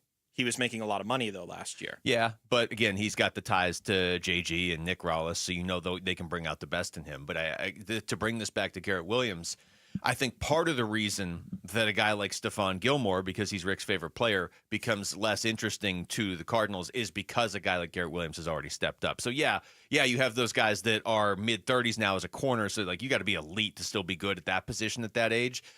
But also the Cardinals have good corners now. And Garrett Williams, to me, is leading the way. Now, again, Will Johnson might be leading the way by the end of this upcoming season. I don't think that's because Garrett Williams took a step back. I think you might just have 2 really good corners. And you might have another one in Max Melton, and you've got a steady one in Star Thomas, too. So it's interesting how you get one guy that you draft to really step up at that position, and it just swings the entire spot. Coming up next, we're going to take you to the top stories of the day in one place with Wolf and Down Your Lunch. It's Wolf and Luke. Mitch Ferreldis currently in for Wolf on Arizona Sports, the local sports leader. Subscribe to the Arizona Sports YouTube channel, full of get it nowhere else content from Arizona's biggest sports personalities. Bigley and Murata, Wolf and Luke, Burns and Gambo, and more. Search up Arizona Sports on YouTube and hit the subscribe button. All right, Basinonians, Ron Wolf here for my brothers over at Presidential Pools and Spas. Go to presidentialpools.com for more information right now. When you choose Presidential Pools and Spas, you're choosing peace of mind. Their industry-leading 5-year warranty ensures your investment is protected. Plus, you'll enjoy exclusive presidential perks with every pool sold, adding extra value to your purchase. For over 3 decades, Presidential Pools and Spas has been the Valley's premier pool builder. They're APSP certified, hold an A rating from the Better Business Bureau, and are proud members of the prestigious United Aqua Group. Their cabinet is packed with awards, Basinonians, including Best of Our Valley 2024 and multiple Pool of the Year titles. Their team is made up of a lifetime of Arizona residents who grew up around pools and around water, and that's what's in their DNA. Go to presidentialpools.com. Dan Bigley here for Parker & Sons, and summertime in Arizona means triple-digit temperatures and hours spent indoors, which means now is a great time to get your air conditioning unit tuned up by Parker & Sons, which can prolong the life of your system, save you up to $30 a month on utility bills, and give you the peace of mind you need entering the long, hot summer ahead. Call 602-2REPAIR. That's 602, the number 2, then REPAIR for Parker & Sons. Get the freedom to save with your Valley Chevy dealers. Spectacular offers are available right now. Plus, you'll have the freedom to choose from an extensive lineup that's ready for all the adventure ahead. That includes popular models like the legendary Silverado and versatile Equinox, plus the feature-packed and affordable Chevy Trax. Don't miss out. Memorial Day marks the beginning of summer and a great time to hit the open road in a brand new car, truck, SUV, or EV from your Valley Chevy dealers. Okay, sometimes what was once in style just doesn't make any sense anymore. Like those outdated jeans. Oh, you know they look good at one point. But they no longer fit. Hi, I'm Michael Halliday, attorney and partner at Morris Hall, a premier estate planning law firm. Just like fashion, your estate plan can become outdated over time. Whether it's new family members, changes in your financial situation, or shifts in your personal goals, your estate plan should reflect your current life. Think of it like spring cleaning. There's no point in keeping clothes that no longer fit. Much in the same way, key components of an estate plan can easily become outdated, like beneficiary designations, powers of attorney, and healthcare directives. These elements need to be periodically reviewed to ensure they align with your current circumstances. The attorneys at Morris Hall can help. It's time to update your estate plan with Morris Hall. Schedule your complimentary consultation today at morrishall.com. That's morrishall.com. So what happens when the Ford Memorial Day sales event meets employee pricing? We win big time because we pay what Ford employees pay, plus Memorial Day savings at our Desert Ford dealers. Yes, Paul Calvy's here, and it only happens once a year. Take that 2024 Ford F-150 truck. Right now, get employee pricing, plus 3.9% APR financing for 72 months, plus $3,500 in retail bonus cash, and $1,000 in trade assist cash on a 2024 Ford F-150 2.7-liter STX. Or get employee pricing and 3.9% financing for 72 months, plus $1,000 in trade assist cash on a 2024 Bronco Badlands SUV, or a 2024 Ford Bronco Sport Badlands SUV when you trade. And Jeep owners get an additional $1,000 in Jeep Conquest cash on top of these great offers. It's employee pricing during the Ford Memorial Day sales event. Just click buyfordnow.com. KMVP FM Phoenix. Arizona Sports, the local sports leader. On the Arizona Sports app and on 98.7. I'm Jesse Morrison with Trending Now, presented by Parker & Sons. Heating, cooling, plumbing, and electrical. The Arizona Diamondbacks look to get a series win tonight at Chase Field against the Pittsburgh Pirates. First pitch is at 6:40, and you can listen to the game right here on Arizona Sports 98.7 and the Arizona Sports app. Corbin Burns gets the start for the Snakes. The Phoenix Mercury welcome Angel Reese and the Chicago Sky to PHX Arena tonight. Tip-off for that one is at 7. And the cover of the deluxe edition for EA Sports College Football 26 features 2 Sun Devils. Head on over to arizonasports.com, brought to you by Y-Refi, to see that cover. This report is brought to you by State 48 Home Comfort. Received a new HVAC quote? Send it to State 48 Home Comfort and save up to 20%. Go online to submit2save.com. That's submit, the number 2, save.com. And I'm hungry like the wolf. Arizona Sports, the local sports leader. Yeah, could I have a number 3 with cheese and a large coffee? Wolfing down your lunch. Serving up today's top sports stories with Wolf and Luke. And does it smell good? Brought to you by Aria Dental Implant Center. Locally owned and affordable dental implants. All right, it's noon on a Tuesday. Mitch Ferreldis is in for Wolf. It's time for Wolfing Down Your Lunch, which I guess makes this Mitching Down Your Lunch. I don't know. Rick is here. Ricking down your lunch. How about that? What's up? I like that. First off, 3 of us currently on the show right now are seeing Kendrick Lamar tonight. I did mention that to Luke before I got in because I was curious. Me. I told him it's like you're not going. I figured you would just be going. I know, but it's like the probably of anybody I've seen him once a while ago, but of anybody I would really want to see, that's like probably the top of my list right now. And you're all going. Yes. So yeah, just thought I'd throw that out I there. thought you would just play Kendrick Lamar rejoins for the rest of the show. Taunting down your lunch, is that what this is called now? Yes, pretty much. Right. So the problem is if I do that, I'm not going to get into the whole reason. Careful. Why I do that. All right, the Arizona Diamondbacks took down the Pittsburgh Pirates 5-0 yesterday at Chase Field. Ryan Nelson tossed 6 2/3 shutout innings in his 3rd start of the season. Should he remain in the starting rotation moving forward, even when Eduardo Rodriguez is back? If he pitches like this, so he's got at least one more start, it sounds like, and there is a way where you could kind of work a 6-man rotation for one time through because there's a stretch where they don't have a day off. You could maybe do that and get him 2 more starts before you have to make a decision, Mitch. But obviously, if he pitches the next 2 games the way he's pitched these last 2, and you have to factor in what he did last year for you as a starter, I don't know how you take him out. I really don't, almost regardless of what Erod does. Simple answer is yes, he needs to stay. The complex with some slight context answer would imply that I don't think they should go to a 6-man rotation if they're trying to protect their most valuable asset from his routine getting thrown off. I'm referring to Corbin Burns. Yeah. So I don't think 6-man is an option.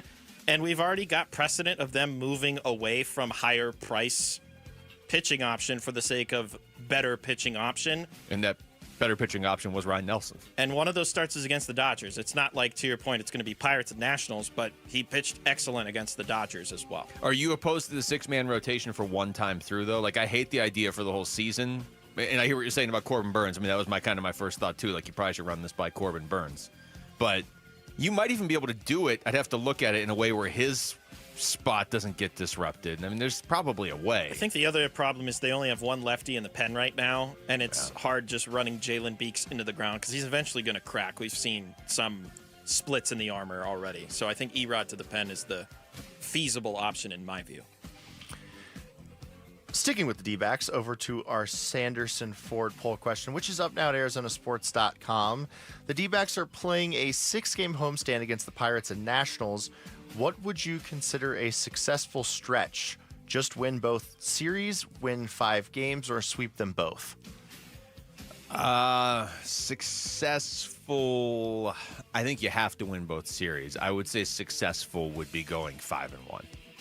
I agree. I don't think a sweep is, for both of them, I should say, is easier than we think. The Nationals, they were playing great until they lost 2 of 3 to the Giants. They had won 5 in a row to that point, so I don't think the Nationals are worth overlooking. But this Pirates team is awful. They have really great pitchers and nothing else. The problem is you catch Skeens tomorrow, though, so you can't just say that's a win.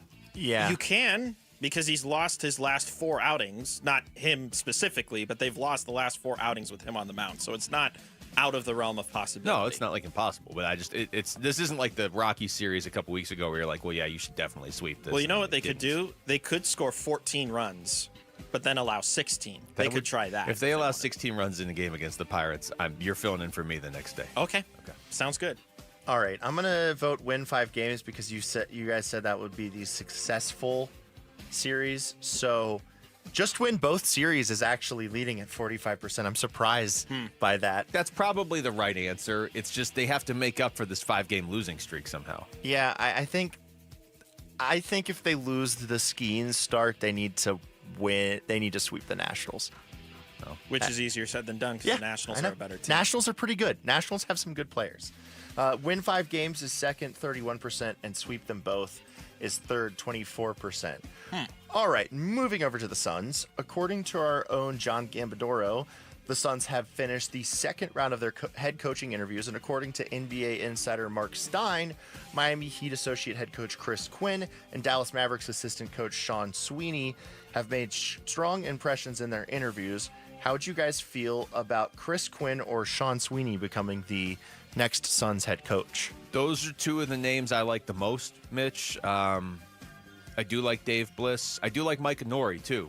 For different reasons, but I I would feel the best if it were one of those four. And I don't know that I have a clear-cut number one choice out of those. Wolf and I did this last week where we each did our top three. I know I had Chris Quinn on there. I know I had Dave Bliss. I think it was Mike Honori was the third one. He had Sean Sweeney, I think, right there at the top of his list. I'm not going to pretend to be able to see into the future because that's what we're talking about here when you have guys that aren't currently head coaches. But I would be good with any of them. I'm not going to pretend to look into the future to be able to definitively say one over the others. But there are some names on the list that would make me really nervous if they hired them. And we know who you're referring to. Both of the Michigan State guys. Steve Hetzel and Jordan Ott. Nothing against those two individuals, but it is a PR firestorm if either one of them gets hired. And I don't know how they succeed. Set aside how good they might be. Yeah. If you are labeled by the fan base who's already not happy as just another Michigan State guy and you come in and the team wins 30 games next year, that's a whole different vibe than if you hire Chris Quinn and the team wins 30 games next year. This team's not primed to win 50 games next year. No. But if it's just a bunch of Michigan State guys, that's what everybody's going to point to and say, well, we're stuck because this is all we're going to do. I think regardless of who they hire, and this is not me saying all the coaching options are not going to make this team better in the future, but I don't see how you're better than anybody other than the Jazz next year in the West. I just feel like the rest of the West is way better than we give credit for, and the Suns roster is very flawed in the terms of the direction that the NBA is headed. I would just like to know what the Suns roster is going to be next season. I will also say the fact that they interviewed two assistants from Dallas would be an indicator to me, but Chris Quinn seems to be blowing them away from everything that's been reported so far. The Western Conference Finals continued last night at the NBA playoffs with the Thunder squeaking by the Timberwolves 128-126. Is anyone beating Oklahoma City? No, I don't think so. No. They've gone through, I thought their biggest test would be Denver just because of Jokic. And I thought their second biggest test, as it turned out, I didn't necessarily think Minnesota would get this far, but when you're going into the series, okay, now you got to beat the team with Anthony Edwards, and they're up 3-1. And Minnesota, I think, has thrown just about everything they have at them. I mean, Ant didn't have a great game last night, neither did Julius Randle, but I mean, Oklahoma City they just win these games. Who from the East is going to beat Oklahoma City? They're not. Get ready for Thunder's Pacers, everybody. It's going to be probably the least watched finals of whatever time frame is decided to be put on it by the people reporting. You're saying Oklahoma City and Indianapolis aren't the two markets the NBA wanted?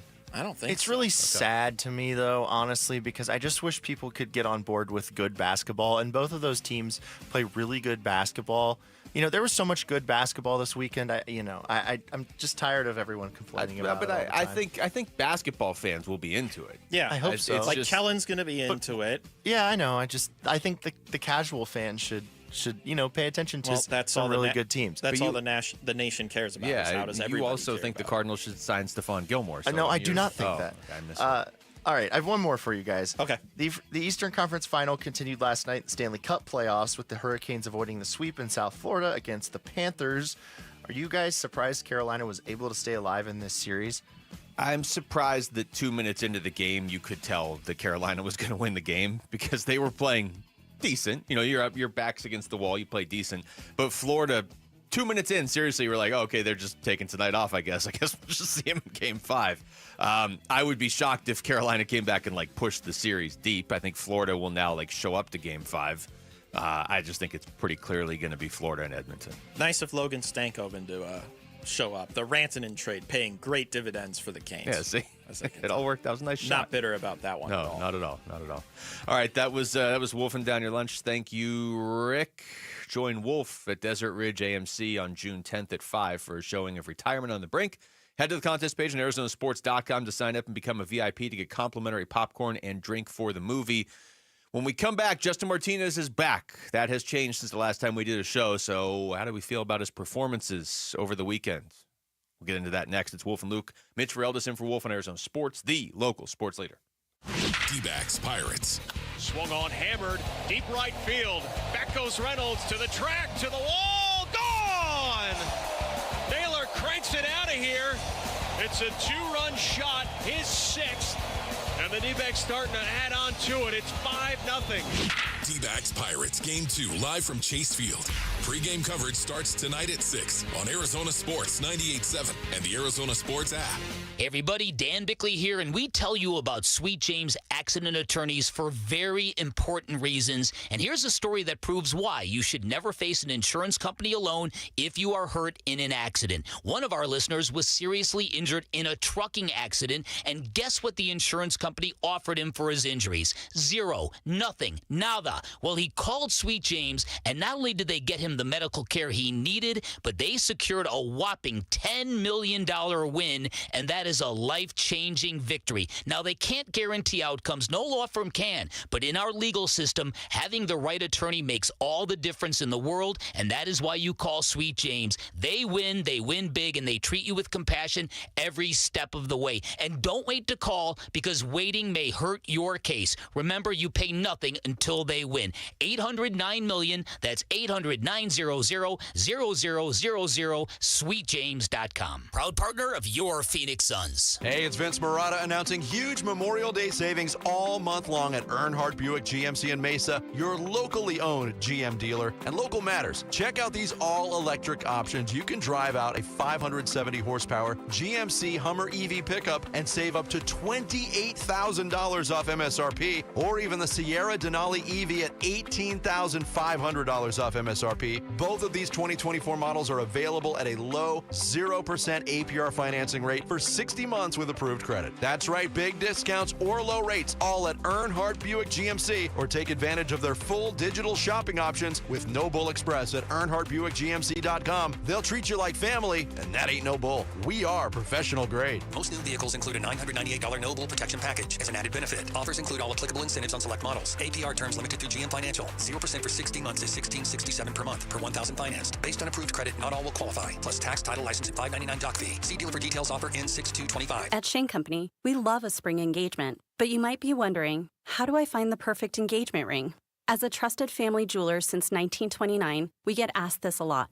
We have a wide selection of ring settings, like vintage designs with romantic details, floral settings inspired by nature, and classic styles with clean lines and sleek metals. Dreaming of the most beautiful diamond you've ever seen?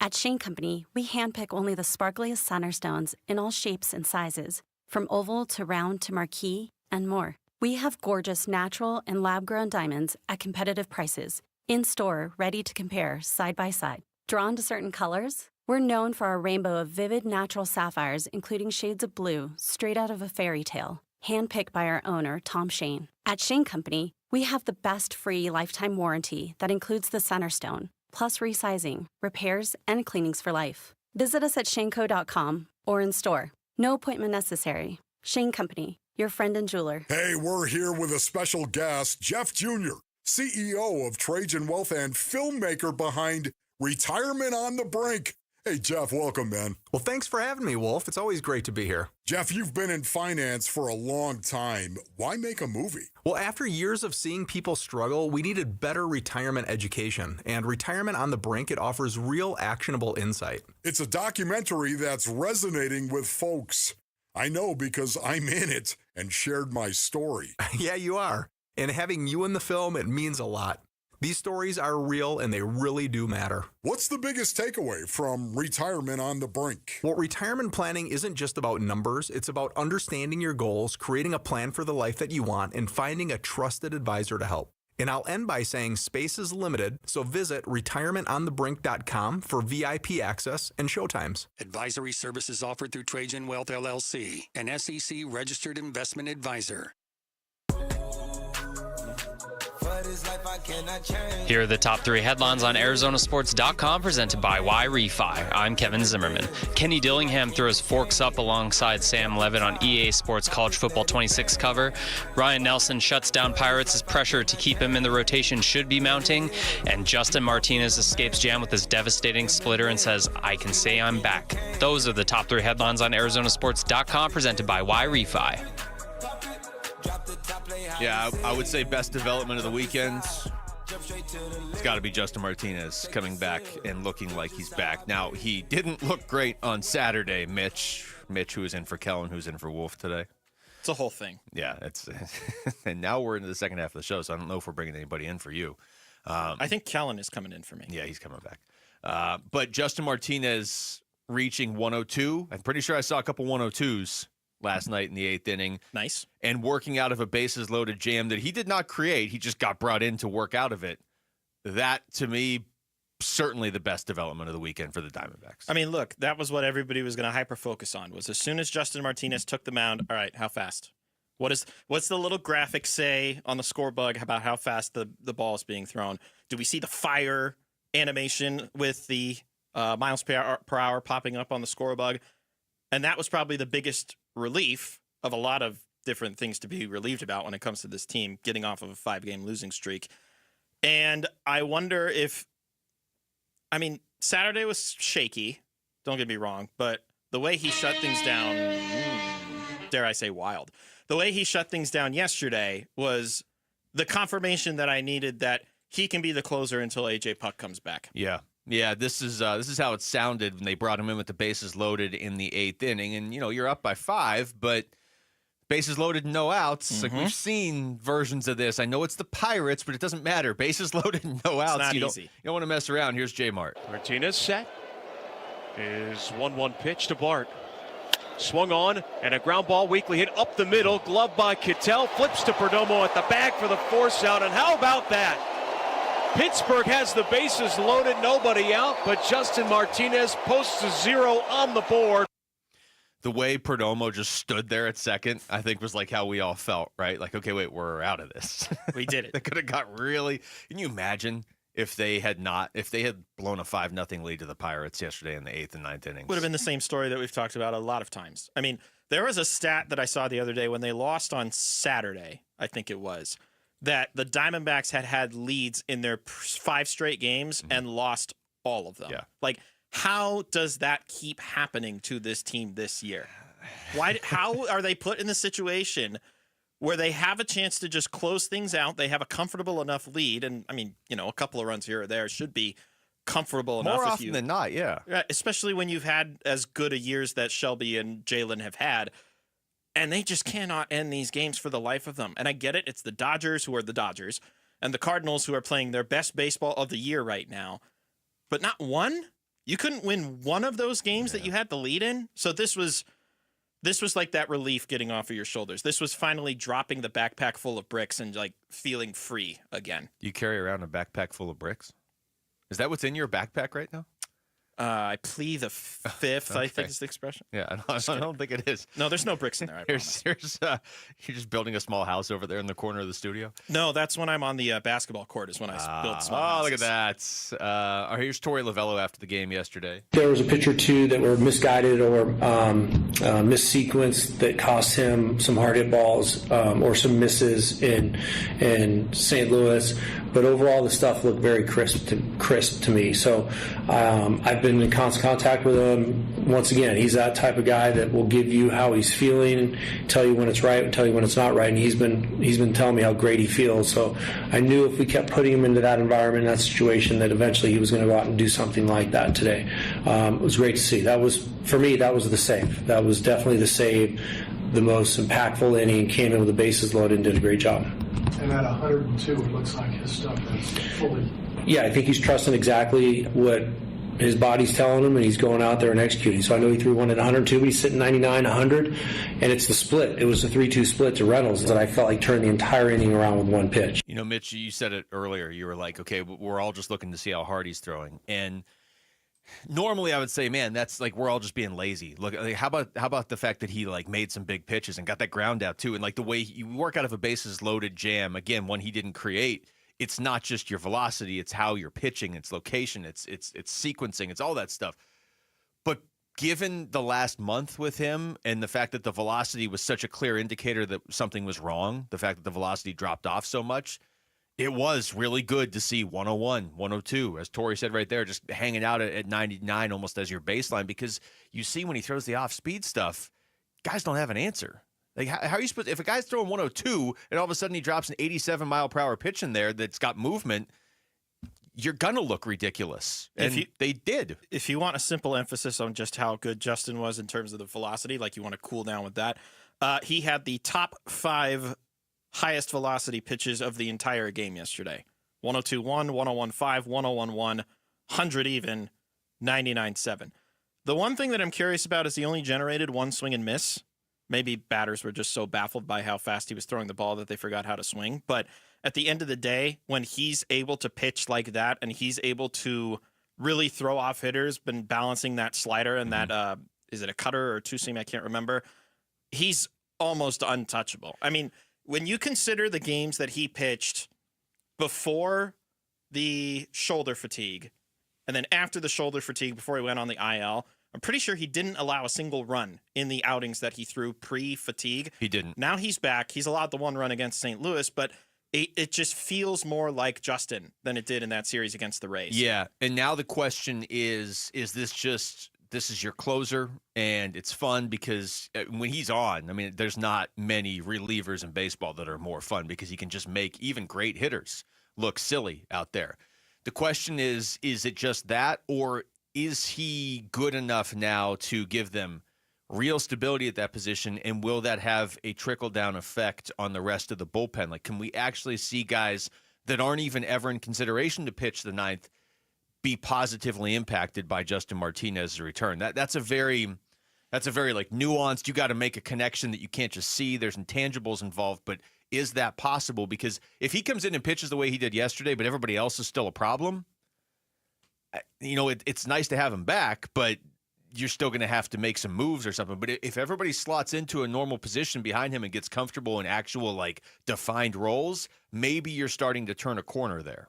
Who's getting the pressure taken off of them the most by Martinez's return? Like in the bullpen specifically, we could Shelby Miller probably. You think so? But although he's still going to have pressure on him wherever he goes. I mean, Shelby, I think even right now is still. I would think he would be a setup guy still with Martinez's return, or maybe they just want him to match up in the ninth as opposed to Justin. Like they haven't necessarily designated Justin as the closer yet. No, they haven't. His first outing back was against St. Louis, where he pitched in the eighth. And then this outing against Pittsburgh, where it's not a safe situation, but it was a safe situation. But it was also the eighth. And he didn't he finish that game? No, Scott McGough finished that game. But no, Scott McGough loaded the bases to give us all an all-star. Oh. And then Justin Martinez got out of it, and Ryan Thompson. So isn't McGough the wild thing? Anyway, the point being is that it does ease the pressure on a lot of other people. We're really not going to be able to play wild thing for Justin Martinez because he's not walking guys anymore. Yeah, that's the thing.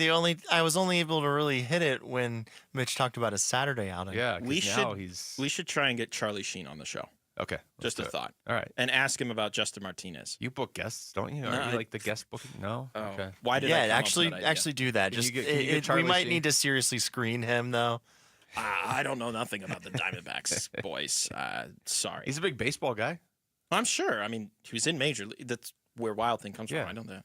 Yeah. Okay. But 99 is worn by Dre Jameson. Wow, winning. There we go. See, he's big into winning, too. It'll be something to watch, obviously.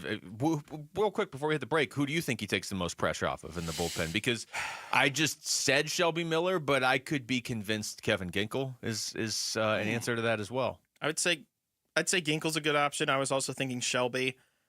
Jalen, I want to say, but like I said, he's the only lefty in the pen right now. So how do you quantify pressure taken off of a left-handed guy when he's the only one that faces the lefties? I'm hoping the answer is Ryan Thompson because he was a guy that thrived a couple years ago when they had a set structure. And he even told us before the season when you didn't know if the bullpen was going to be an issue, but we didn't know who the closer was. He was like, yeah, I mean, we're all going to pitch regardless of what the setup is, but it is nice to have some structure there. It's nice to know that. So you hope Justin Martinez slotting in and then put Shelby Miller in the 7th or the 8th or whatever kind of allows Ryan Thompson to get that ERA back under 6. That'd be cool.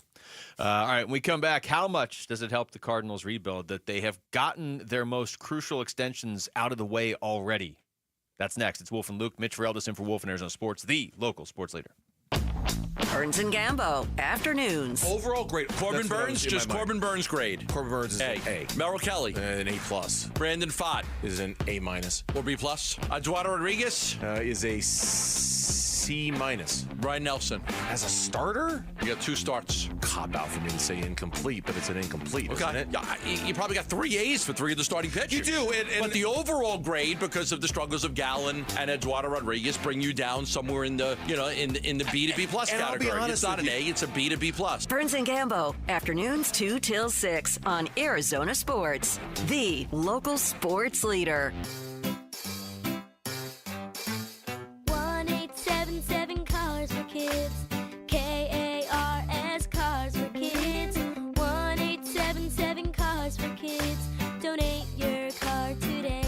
Donate today at carsforkids.org. That's cars with a K. Your car can be picked up as soon as the next day. Receive a tax deduction and vacation voucher. 1-877-CARS-FOR-KIDS.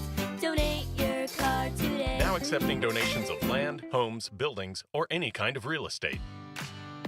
Due to new tariffs, AC system costs are rising. No worry. Collins Comfort Masters is buying back your old air conditioning system, up to $2,500. Because we're official Lennox dealers. Collins Comfort can get you a new high-efficiency AC system for as low as $89 a month. That's less than a cup of coffee per day. Schedule your appointment by calling Collins Comfort Masters at 480-NO-WORRY or visit collinscomfort.com. As a fan, you know all the important sports cliches. And when you save money by bundling your home and auto with Progressive, you can get out there and give it 110%, even though that's mathematically impossible. And remember, failure is not an option. Well, it's always an option, just not a good one. But you're not worried because you've got ice in your veins. You're on fire. How can both of those things be true at the same time? Well, that's between you and your doctor. So get out there and leave it all on the field. Leave what? Who cares? Just leave it and save with a bundle from Progressive. Progressive Casualty Insurance Company affiliates and other insurers. Not available in all states or situations. Wesley Financial Group is not a law firm. Are you a victim of the timeshare trap and think there's no way out? I'm Chuck McDowell, founder of Wesley Financial Group, the original timeshare cancellation expert. And I'm here to tell you that there is a way out. All you need to do is give my office a call. I will send you a timeshare exit information kit absolutely free, explaining how the timeshare industry works and your options for cancellation. Call Wesley now for your free info kit. 800-961-5544. 800-961-5544. Attention! If you owe money to the IRS, this is an urgent message. The IRS is cracking down by sending out collection letters, garnishing paychecks, seizing bank accounts, and putting liens on homes and businesses. They call it enforced compliance. And you better watch out because penalties and interest on unpaid taxes compound daily, making it even harder to get out of debt. Don't let tax debt destroy your life. You need to call Optima Tax Relief, America's #1 tax resolution firm. They're experts in taxpayer assistance programs that can save you thousands if you qualify. A+ rated by the Better Business Bureau, Optima's resolved over $1 billion of tax debt for their clients. Let them fight on your behalf, helping to put your tax problems to rest. Call the tax professionals at Optima now for a free consultation. Call 800-343-6460. 800-343-6460. 800-343-6460. Optima Tax Relief. Some restrictions apply. For complete details, please visit OptimaTaxRelief.com. Hi, it's Vince Marotta here to tell you about the amazing Memorial Day deals being offered all month long at Earnhardt Ford in Chandler. My friend and general manager John Nissen and his team are rolling out nearly every remaining 2024 new Ford car, truck, and SUV now below employee price. Or get low financing on a 2024 Ford F-150 STX truck. Get 4.9% APR for 84 months. That's 7 years. Plus, get $3,500 in Ford retail bonus cash towards your purchase. And to thank military and first responders for their service, they're offering an additional $1,000 Ford cash reward towards new purchases. All offers require approved credit. Memorial Day deals all month long at Earnhardt Ford in Chandler, I-10 and Ray Road, or online at earnhardtford.com, and that ain't no bull. Most new vehicles include the No Bull Protection Package as an added benefit. $699 for cars and SUVs, $1598 for trucks. After all applicable offers. Employee pricing available in select models. AXZT plans ineligible. Financing is $1,409 per $1,000 financed for well-qualified customers through Ford Credit, plus tax, title, license, and $599 doc fee. See dealer for details. Offers in 6/2/25. I'm Jesse Morrison with Trending Now, presented by Parker & Sons. Heating, cooling, plumbing, and electrical. The Arizona Diamondbacks look to get a series win tonight at Chase Field against the Pittsburgh Pirates. First pitch is at 6:40, right here on Arizona Sports 98.7 and the Arizona Sports app. Corbin Burns gets the start for the Snakes. The Phoenix Mercury welcome Angel Reese and the Chicago Sky to PHX Arena. Tip-off for that one is at 7. And the cover of the deluxe edition for EA Sports College Football 26 features 2 Sun Devils. Head on over to ArizonaSports.com, brought to you by Y-Refi, to see that cover. This report is brought to you by Asset Preservation, Wealth, and Tax. Does your portfolio match your personal comfort level for risk? Visit AssetPreservationWealth.com for a free portfolio review to make sure. I had a dream last night. Hey, it's Burnsy. Voluntary OTAs begin this week for the Cardinals. So who are we going to keep the closest eye on when it comes to the Redbirds? The Burns and Gambo Show starts at 2 on Arizona Sports.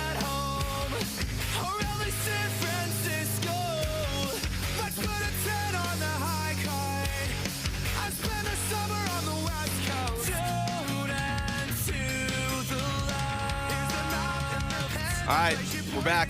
It's Wolf and Luke, but Mitch is in for Kellen, who's in for Wolf. But Kellen's coming back soon, and Wolf's coming back in a few days. So there you go. Hoopy Palooza, right? Yes. If I'm not mistaken. I saw he took a picture of his boy doing some fishing. Mm-hmm. He said, Wolfies know how to fish. And I'm like, well, yeah, because wolves eat fish, don't they?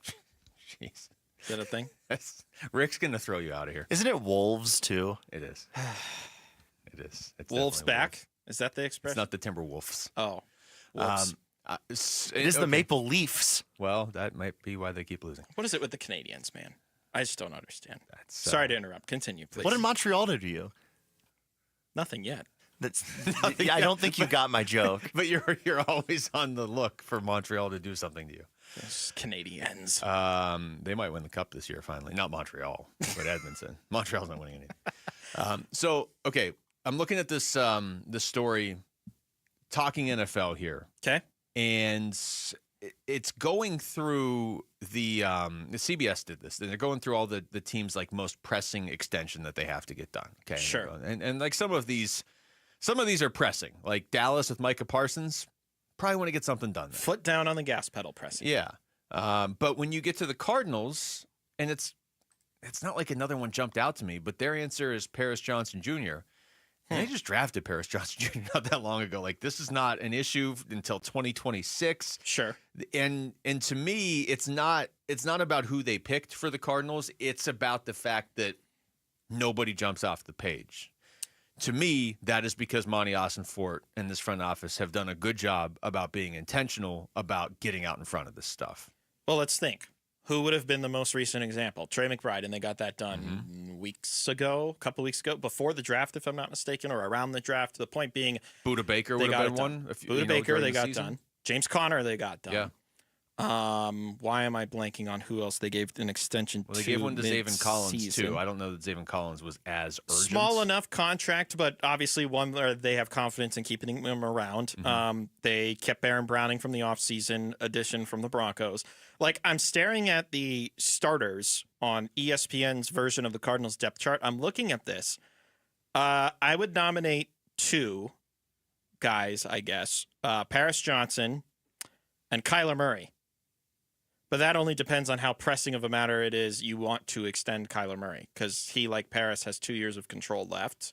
Hold on, you keep talking about extending Kyler Murray. I'm going to go to the YouTube chat and see what people are saying about you now. I'm sure it's not great if I had to guess. The point being is that if you're trying to create a sort of narrative around the idea of, they need to get this done as soon as possible, Paris Johnson Jr. makes sense because next year they have to decide whether or not to give him the fifth-year option. And if you like your first-rounder enough, instead of giving the fifth-year option, they usually just extend you, right? Like we see it a lot with quarterbacks, but if you have your franchise left tackle, you might as well just give him the extension instead of playing it out for another year.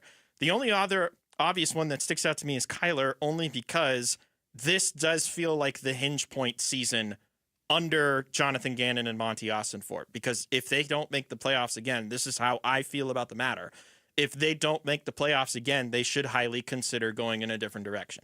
That's just how I feel. I think I feel that way as well. I think they feel that way. I mean, I think if you're an actual front office where there's a lot more ramifications on your career and your livelihood and everything, you have to obviously look at it from every single angle, more so than any of us do. But so I'm sure they would give you an answer, even if they were being honest right now, of like, well, we got to see how the season plays out. We missed the playoffs, but Kyler plays great, and he misses the last 3 games with an injury everybody would have been out with. Then, we're not moving on from him. I get that. But just in a vacuum, what you're saying, Mitch, this is why I like the moves they've made this offseason, because the moves they've made this offseason convey to me they feel the same way. Got to make the playoffs this year, or there's going to be changes. And the most likely, the first person in my mind that would get changed would be the quarterback, because then it would go from right now you can say we've had Kyler Murray for 1.5 years if you're Jonathan Gannon or Drew Petzing or Monty Ossenfort. We've had him for 1.5 years, and that's fair. They have.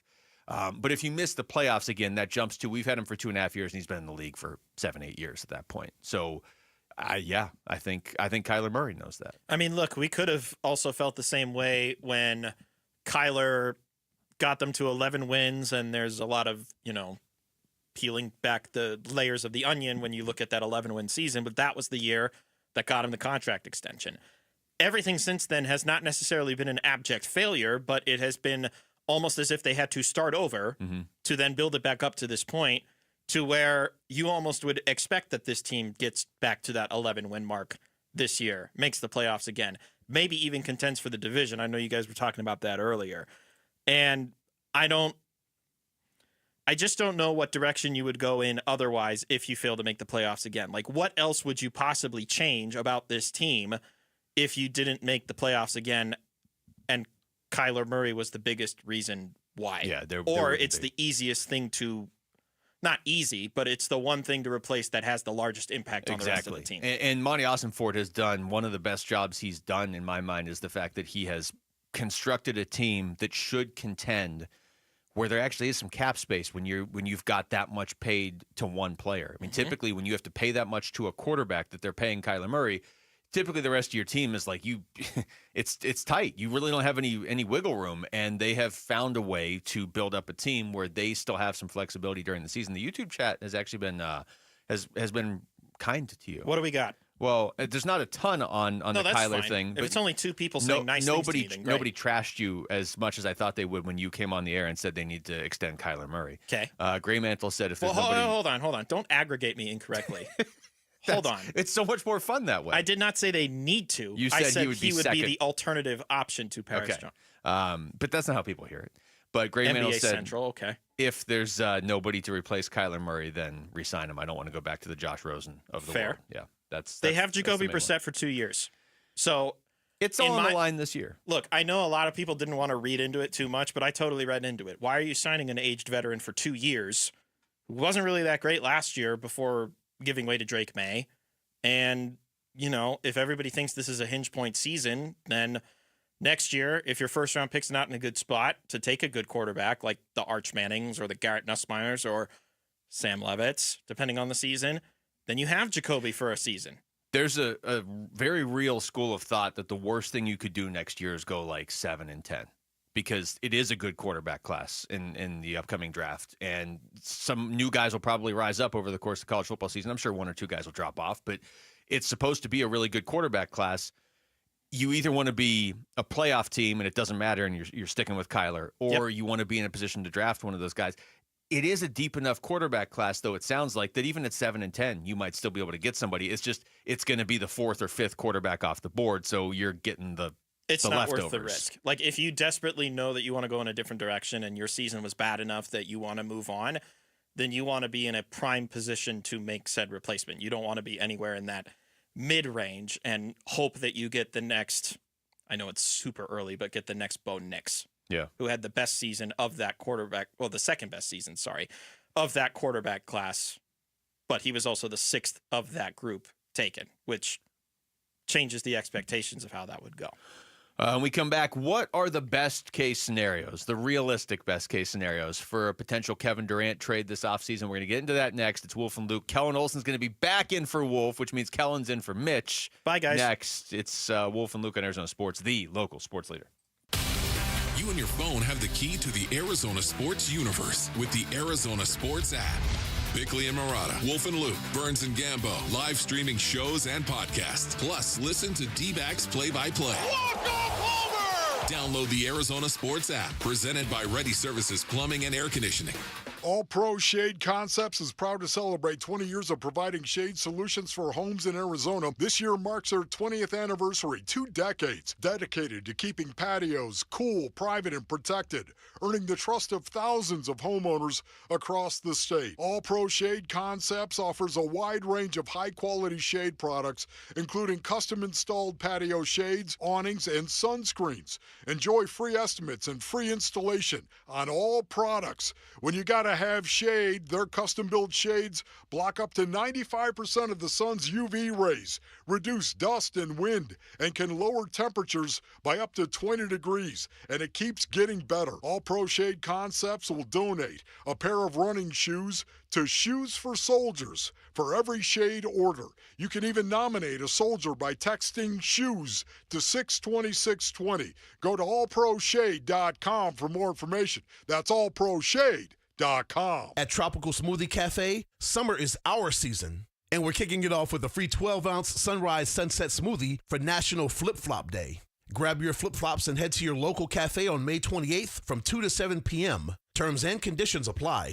Hey, it's Vince Marotta announcing huge Memorial Day savings all month long at Earnhardt Buick GMC in Mesa, your locally owned GM dealer, and local matters. Check out these all-electric options. Drive out a 1,000 horsepower GMC Hummer EV pickup and save up to $28,000 off MSRP, or even the Sierra Denali EV at $18,500 off MSRP. Both of these 2024 models are available at a low 0% APR financing rate for 60 months with approved credit. That's right, big discounts or low rates, all at Earnhardt Buick GMC, or take advantage of their full digital shopping options with No Bull Express at EarnhardtBuickGMC.com. They'll treat you like family, and that ain't no bull. We are professional grade. Most new vehicles include a $998 no bull protection package as an added benefit. Offers include all applicable incentives on select models. APR terms limited through GM Financial. 0% for 60 months is $16.67 per month per 1,000 financed. Based on approved credit, not all will qualify. Plus tax, title, license, and $5.99 doc fee. See dealer for details. Offer ends 6/2/25. At QC Kinetics, we're all about keeping you in the game, helping you get lasting relief from joint pain. That's why we're excited to announce that QC Kinetics is now partnering with the National Pickleball League. So many of our satisfied patients are avid pickleball players, and they're thrilled with how we've helped them get back on the court. As lead sponsor of the National Pickleball League, we're committed to help pickleball fans of all ages with the latest, most advanced regenerative cell treatments.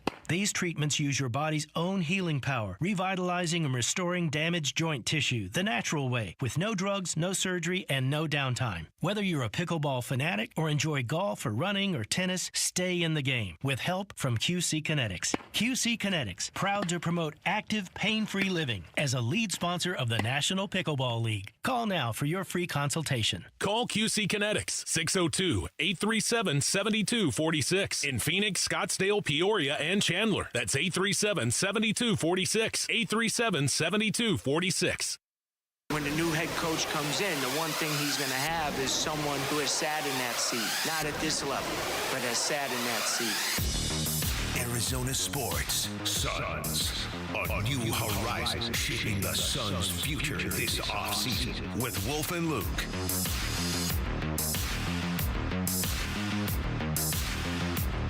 All right, Kellen Olson is back.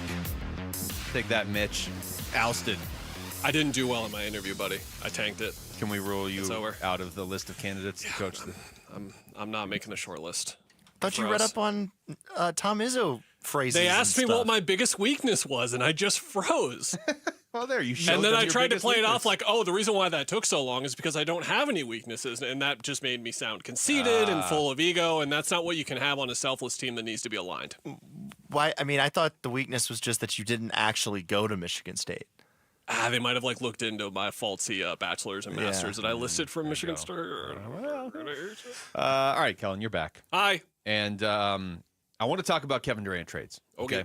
We talked to Jace Frederick, the St. Paul Pioneer Press Minnesota T-Wolves reporter earlier, and got his thoughts from the Minnesota side of things, among other things. We're calling him to talk about Mike Nori, but just to get his thoughts on if Minnesota would be a player potentially for KD if they lose in this round, which it now looks like they're going to Oklahoma City. And I thought his answer was pretty real of they were certainly interested before, might not be as much now after the run they just went on. But, it's Kevin Durant. Like, once we get to the offseason and you have any team that didn't win the championship, which is going to be 29 teams, and then you narrow that down to however many teams think they can win the championship, there's going to be at least some interest. My question for you, and we're going to have to kind of build this up here in this segment, or build it out in the segment, what's the best case scenario for the Suns? In a real thing, not, we trade him to Milwaukee and we get Giannis and picks. Just realistic options. Where in your mind is the best case scenario? I think the best case is that next season ends and we know what the long-term core of the Phoenix Suns is, and most of it comes from this trade. This is their one real shot they have left in the next 2 to 3 years to... This is the one thing that they have to get absolutely right. I think you can debate, of course, the GM hire, the coach hire, the Kevin Durant trade, which one is the most important to get right. But it really is all about the KD trade because that is their one premium asset that they have left to really get something done. Now, they could explore trading Royce O'Neal, Grace Snell. They do have other picks that they can trade. But this is the one big asset where if you nail this, let's say you get 2 players and 2 picks. And let's say one of those picks is in like 2025. I don't know anything to be clear, but I'm just talking out loud with like generalizations here, as I'm sure everyone else is. If those two players are starting caliber players for you for the next couple of years, and you draft a guy that is a rotational player, all of a sudden now you have 4 guys in your core, just like that 4. Yeah. And then you just need to nail a couple of more things on the margins. Maybe you nail a second-round pick somewhere. Maybe you are a team that takes on salary filler for someone and you get another player plugged in, or maybe you are the right team that do you remember, and this is like not what Suns fans are expecting to hear about, but it's the example that I think about, and it's not the type of trade the Suns would be able to make. But do you remember seeing the Denny Avdija trade last year and being like, what? Mm-hmm. Why would Portland do that? Why would they give up 2 first-round picks? Jesse is rolling his eyes already because his beloved Washington Wizards gave up someone who's actually pretty good at basketball. But that's the type of trade where at the moment you didn't really think much of it, and now at the end of the year you're like, is Denny Avdija going to make like an all-star team? And all of a sudden, like looking at Portland for next year, they're one of the teams that I think a lot of people are going to predict to have a breakout next year. And that's the type of move that they sort of can make. And all of a sudden, now you've got 5 or 6 guys, because right now, I'm not even talking about Ryan Dunn or Oso Ighodaro yet. Now you've got 7 or 8 guys. Like, you can really build up your roster really quickly. It's almost like I don't want to call it a cheat code, because like they were the team that put themselves in this position, but this is like the only sort of like advanced maneuver that you have left, and then everything else is like so small and so precise. Yeah, that's a great way to put it. And I pretty much agree with everything you just said.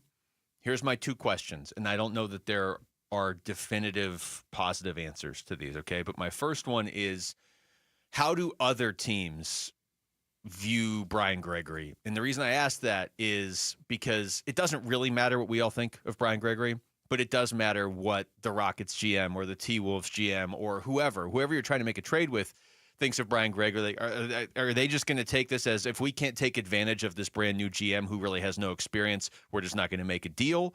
Because to your point, this is really your last big asset that you can trade to sort of give you a lifeline into the next era of Suns basketball. You cannot get this trade wrong. So how concerned are you that the brand new GM who has never GM'd before is going to get taken advantage of, or even if he doesn't get taken advantage of, other teams are going to be trying to take advantage of him? Yeah, 100%. I think that's something that it's important, the perspective that you laid out. It's more of opposing teams going into that and looking at someone who has no experience in this type of position before. Now, over the last 2 years, Gregory got into a lot of basketball stuff on the Suns side. Everyone kind of knows the track record that he developed there and what he was able to do to sort of separate himself within the organization. But with all of that being said, in terms of negotiating for a trade and finding like exactly what they need and knowing how that goes and knowing the tricks that GMs will play in those types of situations, that is where the lack of experience and just none at all can catch up to you. I will say, and I've been saying this a lot, I'm going to continue to say it as we get closer and closer to him inevitably, in my opinion, getting traded, lower your expectations for what the return is going to be. Stop talking about what they got for what they gave up for him. Just stop talking about it. Well, they're never going to get that. It's just not relevant to what we're talking about right now. Like, you would be lucky, quite honestly, like you would be lucky to just get one of those picks and like a Cam Johnson type player back. Like, if you offered me right now, if I was a Suns GM and you offered me 1 first-round pick coming up pretty soon and Cam Johnson, I'd be like, okay, that's like within that's the ballpark of the framework that we're sort of talking about. So again, your expectations are 1 to 2 rotation caliber players who can be both short and long-term players for you, and then a pick or 2 that is sort of in the near future. Now, like, there's different ways that you can value those picks. Like, short-term, for example, you can draft a guy in 2025, and then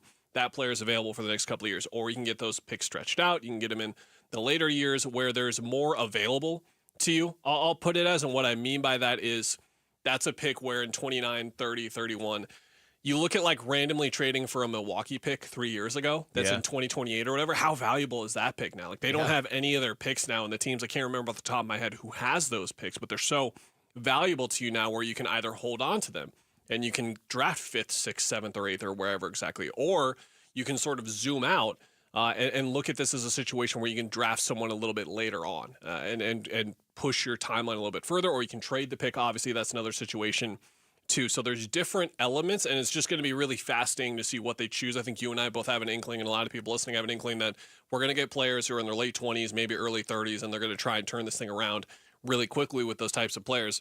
I don't think there's something like on the surface level that is wrong with that, but you just got to make sure that those guys are home run, like slam dunk picks, because there is the Houston trade that everyone talks about, like Jalen Green, Jabari Smith Jr., there are reasons to look at their last couple of seasons and be hesitant about them being like the foundational pieces next to Devin Booker, where if you look at a Knicks trade off the top of your head, like OG Anunoby is a very, very good basketball player. Mikal is a very good basketball player.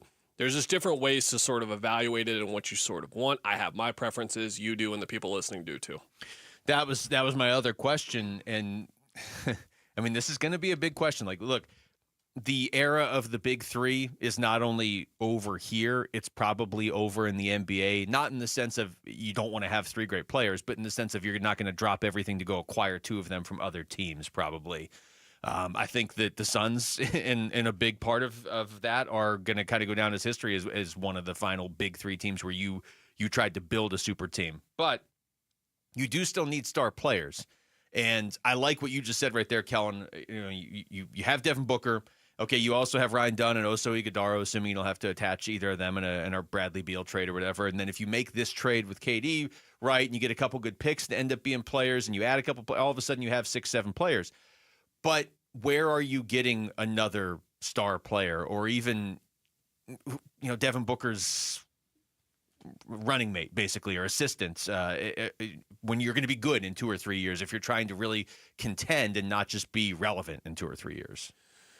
Yeah, the timeline choice is one that's really interesting because I am of the opinion that you could go either way. I really do believe that there is a reason to trade Devin Booker, and I do honestly believe that there is a reason to hold on to him. Now, the latter, and like something I'm going to get into once the everything clears on the offseason, we know what this team looks like, is like that just depends on how much you believe in Devin Booker still. And I completely understand people who have from flat out giving up on him to like sharing hesitations about him that they didn't once have to completely still fully believing in their guy. I get it. It just depends on where you come out on him. And I think there's a lot of Suns fans who want to see them just sort of blow it up. Maybe not so much to do with their situation and how much they believe in Book specifically, but just how feasible it is to build this sort of roster around him. And because you're almost asking him to, like, SGA has teammates. Devin Booker, you're asking him, in theory, you're asking him to be better than SGA because he doesn't have a running mate. Yeah, where did Giannis and a bunch of guys around him get him? It got him eliminated in the first round. Yeah. And so as people's expectations for Book, not everybody, but some people's expectations are going down, the situation is going to require even more from him. I mean, that's the other part of if you were even ever going to consider trading him. To me, I wouldn't. But if you were going to try and make the argument to me, you wouldn't make it to me in a way where you're saying Devin Booker isn't as good. You would have to make it to me in the sense of nobody's good enough to win if it's just them and a bunch of probably late first-round picks and just guys you go pick up. So that's what's tough. Now, obviously, Devin Booker has more value to this team than just what he brings on the court, too. But they don't need a star player this offseason. I'm following that closely because, as you said, Kevin Durant is like your one trade chip to get pieces for the future. I don't know that you can expect a star player back in return. So then where are you getting that guy in a year or two? And it kind of feels like you just need to hit on a pick probably in the middle of the first round, which is easier said than done. Don't we think this could eventually end up in a Devin Booker trade request in a year or two? That's not a question we can answer going to break. But, I mean, yeah, it's certainly possible, I guess. Good producing, Jesse. You're making us late for break with your question. You dummy. What are you doing? When we come back, something going on with Corbin Carroll, and how much has it helped that Gabby Moreno has started to take off at the plate? That's next. It's Wolf and Luke. Kellen Olson in for Wolf and Arizona Sports, the local sports leader. Bigley and Marotta mornings. Does Kevin Durant want to stay in the West? Does he want to go back east? What he wants matters in this situation. Absolutely it does. Teams will think the Suns are desperate, and teams will try to take advantage of a rookie general manager. And that's the way it works. That's another consideration, too, that leads me back to the very real possibility of a similar-looking roster next year. And maybe not around the periphery, but the core of it. What if the core is the problem? Bigley and Marotta, mornings on Arizona Sports, the local sports leader. Hey, Macedonians, Ron Wolfley here. You know when it comes to finding the perfect vehicle, there's only one place I trust, and that is Santan Ford. Whether you're looking for a rugged truck, a sleek sedan, or a family-friendly SUV, Santan Ford has got you covered. And let me tell you about the Ford Bronco. The beast is built for adventure. With its powerful engine, advanced off-road capabilities, and iconic design, the Bronco is ready to take on any terrain. Whether you're hitting the trails or crushing through the city, the Bronco delivers an unbeatable driving experience. Their team at Santan Ford is dedicated to providing top-notch customer service and making sure you drive away in the car of your dreams. Plus, with their unbeatable prices and financing options, you'll get the best deal in town. So why wait? Head on down to Santan Ford and check out the incredible lineup of Fords. Tell them Ron Wolfley sent you. I am Santan Ford. Who is Farm Bureau Financial Services? At our core, we're relationship builders. We're home and auto bundlers, life insurers, farm and ranch protectors, and retirement planners. We're neighbors, community members, and friends. We're the people you can count on now and for years to come. Find a Farm Bureau agent at fbfs.com/protect. Farm Bureau Property and Casualty Insurance Company, Western Agricultural Insurance Company, Farm Bureau Life Insurance Company. Are you ready to buy your dream home? Well, before you start packing, there's one crucial step. Get pre-qualified. Getting pre-qualified is like your VIP ticket to the housing market, speeding up the entire process. We do more than just crunch numbers. We analyze your financial situation and fully underwrite your pre-approval. So there's no last-minute surprises. Don't miss out on your dream home because you chose the wrong mortgage partner. Get your free pre-qualification today within 24 hours. Go to lundmortgage.com. Get the freedom to save with your Valley Chevy dealers. Spectacular offers are available right now. Plus, you'll have the freedom to choose from an extensive lineup that's ready for all the adventure ahead. That includes popular models like the legendary Silverado and versatile Equinox, plus the feature-packed and affordable Chevy Trax. Don't miss out. Memorial Day marks the beginning of summer and a great time to hit the open road in a brand new car, truck, SUV, or EV from your Valley Chevy dealers. Hey everybody, Dan Bigley here with Dr. Osafi, founder of New Life Dental Implant Center. And doctor, you're doing more than giving people new smiles. You are transforming lives. It's really about giving patients their dignity back, the ability to have teeth again for those who are missing multiple teeth or have gum disease where they have loose teeth or just not comfortable wearing their dentures, having problems wearing their dentures. They can't smile. They can't really eat the foods they love. This is giving them the ability to really live their best life. How do your clients react when they see their new smiles? To see yourself as a new person looking into the mirror is really life-changing, and it's something that everyone deserves to experience. It really changes your perspective on who you are as an individual. Go to newsmilearizona.com or call 602-855-0000. New Life Dental Implant Center, where a new smile means a new life. Still getting around to that fix on your car? You got this. On eBay, you'll find millions of parts guaranteed to fit. Doesn't matter if it's a major engine repair or your first time swapping your windshield wipers. eBay has that part you need, ready to click perfectly into place for changes big and small.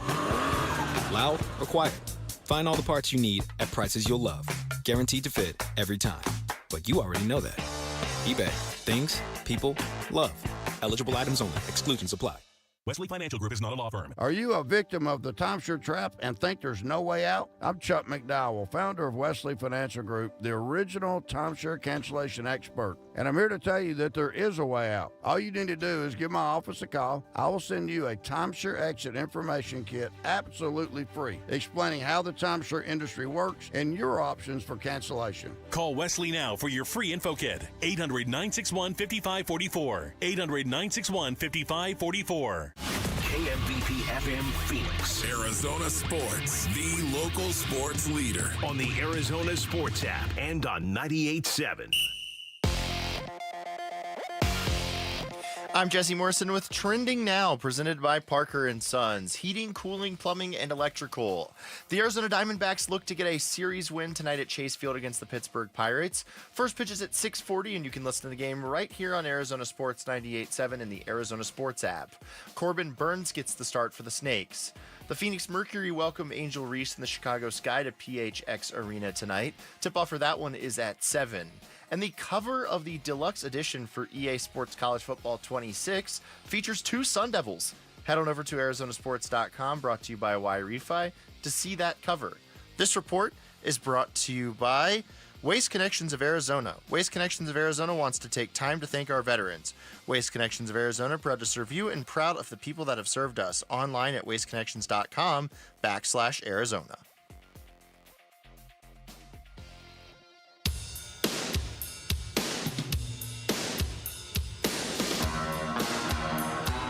Hey, it's Vince Marotta. Join us Wednesday morning. Can the Diamondbacks get back over 500 with another win over the Pirates? That and more starting at 6 here on Arizona Sports. All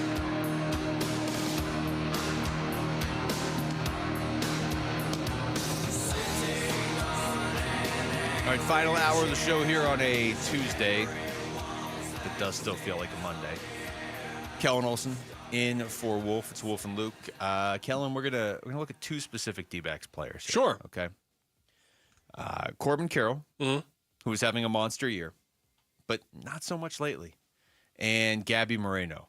Want to start with Gabby? Let's start with Gabby because you really dug deep into this before the show. Yeah, so shout out to Sports Illustrated's Jack Summers who first put me on this sort of thing where to start, Gabby, we know on the broadcast they refer to it as Gabby Lane. The whole thing there is Gabby will hit Oppo often. He will rarely pull the ball, hit it to the left side, and do so in a way where he hits extra base hits, right? And it's been something that's been a trend for him over the course of his short career so far and has sort of been that next tier that he has to unlock as an offensive player. So a lot of numbers here, but stick with me. Over the last 14 games, Gabby's been on fire. He's been Arizona's best hitter over that time. He's hitting .352 with an OPS north of 1.0. It's 1.023. 14 game spans in Gabby's career. 19 hits. That's tied for the most in his career. 8 extra base hits. Tied for the most in his career. 4 homers. Tied for the most in his career. So he is having a career best stretch right now. What exactly is changing? As you might guess, he's pulling the ball. He had 15 hits last year, Luke, where he pulled the ball. 15. Okay. That's it. We're talking singles, doubles, triples, homers, things like that. He's got 10 in these last 14 games. Wow. Pulling the ball. He does like playing the Dodgers, but yes. 7 of his 8 extra base hits. Remember, I mentioned 8 extra base hits for Gabriel Moreno in his last 14. 7 of those, he has pulled the ball. So you look at extra base hits last year when he pulled the ball. He had 6. Okay. He's got 7 in 14 games. So that's significant. There has clearly been something that they have been able to unlock with that part of his game. Now, baseball. Guess what? Pitchers are now adjusting. The shifts are going to occur. Teams are going to continue to dare him to pull the ball, I'm sure. But this is something where to remember with Gabby, and again, pulling the ball even in 2023, he had 27 total hits according to the Baseball Savant StatCast sort of data. But 10 of his 14 hits in these last 14 games, 10 of his 14 hits over these 14 have been pulled. He is primarily pulling the ball now, which suggests that they made a serious adjustment and it is seriously working for him. And how I want to close this, Luke, is you remember at the time of the trade when you and I were in show prep and Aaron looked at me with a stone face when I suggested, hey, I think this Diamondbacks trade is pretty important. It was we should December, talk about wasn't it? It was in the middle of the NFL season, a crucial week for the Cardinals. I was like, this Lourdes Carrillo, we should talk about this. You'll remember when we talked about Gabby at the time, it was just as much about his offense as it was about his defense, even more about his offense and just the level at which he would hit the ball. And you saw all of these replays that happened of points of contact in the minors, how he just destroy baseballs. And his defense has obviously emerged, winning the Gold Glove and everything. But to remember, this is a guy who had serious offensive potential and still does. So it's something that I really wanted to bring up on today's show and emphasize to you guys I wanted to talk about. Because sometimes we see guys have a 2-week, 3-week stretch in baseball. It's when Josh Jackson had 5 good games in a row. It's okay, what is seriously happening? But that's the second Josh Jackson reference on the show in the last week. The definitive weakness of Gabby Moreno's game as an offensive player and what has severely, severely capped his upside, he's starting to unlock. Now, we'll see if he continues to do this, not to this rate, but continues to do this over the course of the year. But why is this so exciting? To your point, Corbin Carroll's hitting .221. in May. Pavin Smith has an OPS of 628 in May. You need other guys in the lineup to be stepping up when these guys are slumping, and that's something that Gabby has the ability to do, and he's been showing it over the last couple of weeks. He was the guy, Wolf and I did this before last season, of who we thought was really going to break out. So this was coming off the run to the World Series, and he was a huge player in that World Series run, and you thought, okay, now the bat's really going to take off, and it didn't last year. I know there was an injury in there, but it really hadn't taken off yet this year. If that is something that's actually changing, like in a permanent way, and to your point, if he's made an adjustment or they've changed something that's not just he's I don't want to say getting lucky, but like it just is random luck, for lack of a better term, then maybe this is something that's a little more stable. With Corbin Carroll, yeah, I mean, I'll throw out the numbers again because when I looked at this, it even kind of threw me off. But since April 24th, Corbin Carroll is hitting 205. His average going into the game on April 24th was 327. His average now is 260. Now, that's not to say Corbin Carroll's suddenly not a good baseball player. He still impacts games in a huge way. But, I mean, that's a guy that is hitting 205 over the last now almost 5 weeks. So you need somebody else to step up and produce. And they've had other guys step up and produce to varying degrees. I don't think we look at this team and say offense is the issue. But it can quickly become the issue if you're depending on just one or two players, because Corbin Carroll was an MVP candidate, and he's still having a monster year, and even a guy like that has a bit of a slump. He's in basically a slump now that's lasted, like I said, almost 5 weeks. So the Gabby part's interesting. These are questions you asked, right, to Torey Lovello that I'm about to play here. This is from 10 days ago, to be clear. So this was a bit before Gabby really started to get going, but the points still hold up with what Torey's Why did talking you about. ask them? He started to piece together some multi-hit games about 10 days ago, and Gabby was, to be clear, having a horrific offensive year through April at that point. So it was okay, is something has he turned the corner somewhere? And that's what Torey had to say about it. All right, so this is Torey Lovello from the 17th on Moreno's approach at the plate now. Not getting bullied around the box, controlling the climate of the at-bat, and not missing his pitch, having an all-field approach, and doing a good job of counterpunching, taking a big swing when he needs to, taking a controlled swing, getting back into counts when he needs to. So the big swings are fine. They're not out of control. They're just, hey, I'm guessing that I'm going to meet the ball at this X. And he does it for one pitch and then gets right back into his routine. But for me, he's stepping into the box with 2 feet, and he's ready to punch. He's ready to go. Here's one more from Lovello on Moreno having a more consistent approach at the plate now. Just trusting that he's going to get some carry on the baseball and not try and hit home runs or get into that big count swing, or advantage count big swing. Just allow the game to come to him and have that all-field approach and hit as many home runs to right center field as you will to the pull side, and just live in that space every single day. Young hitters have the natural tendency of saying, I feel good, I'm going to do more. I don't want him to say more. I think for him, less is more, being himself is more, and being consistent with his approach is more. So offensively, I feel like there's another gear there that we haven't seen for sure. I agree. So Kellen, before you respond to those, I'll say this. On this show, we were having the conversation a couple weeks ago because it was becoming apparent, whether it was real or not, that Zach Gallen's ERA when throwing to Jose Herrera was significantly lower, like 4 points lower than it was when Gabby Moreno was catching. You can never, it's early enough in the season where you can't tell if that proves that, causation there or whatever, if it's just random correlation. But when we were having the conversation initially, it was like, okay, and it's not like Gabby's tearing the cover off the ball at the plate. Well, now Gabby's hitting 277, which is number 4 on the team among guys that actually get consistent at bats.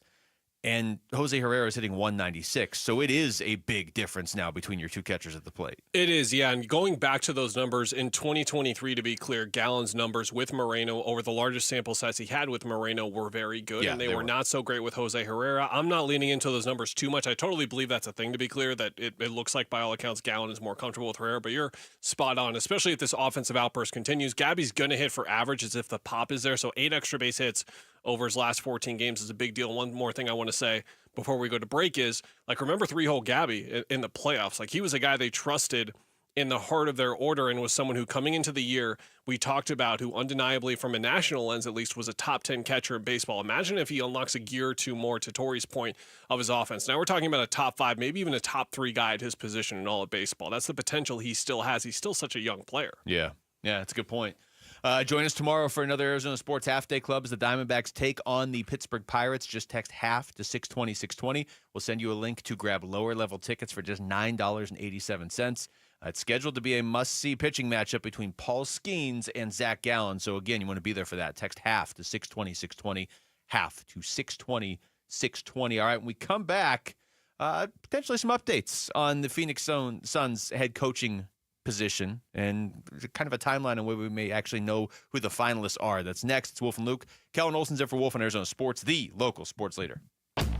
Burns and Gambo, afternoons. In terms of what the parameters of what you were looking for was, they're also being helped out greatly by the fact they're the only organization looking for a coach because right you know now. why? We'll never know if somebody would say, I ain't going to Phoenix over this. If this team offers me the job, I'm taking that over Phoenix. Precisely. They're the only girl to date right now. And so there's no other choices, right? How you doing? It's so I walked right into that. I'm going to be driving home tonight. Why did you use that metaphor? Burns and Gambo, afternoons 2 till 6 on Arizona Sports, the local sports leader. All right, Basinonians, Ron Wolfley here for my brothers over at Aria Dental Implant Center. Go to ariadentalimplantcenter.com for more information right now. Listen, Aria is led by Dr. Joe.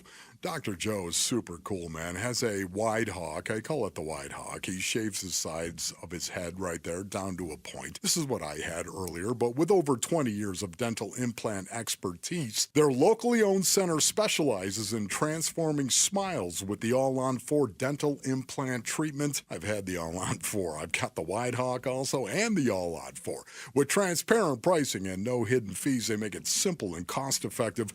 In most cases, patients can receive their final custom zirconia smile 5 days after surgery. Aria Dental Implant Center, where you don't just get implants, you gain the smile you deserve and the care that you can trust. Go to ariadentalimplantcenter.com.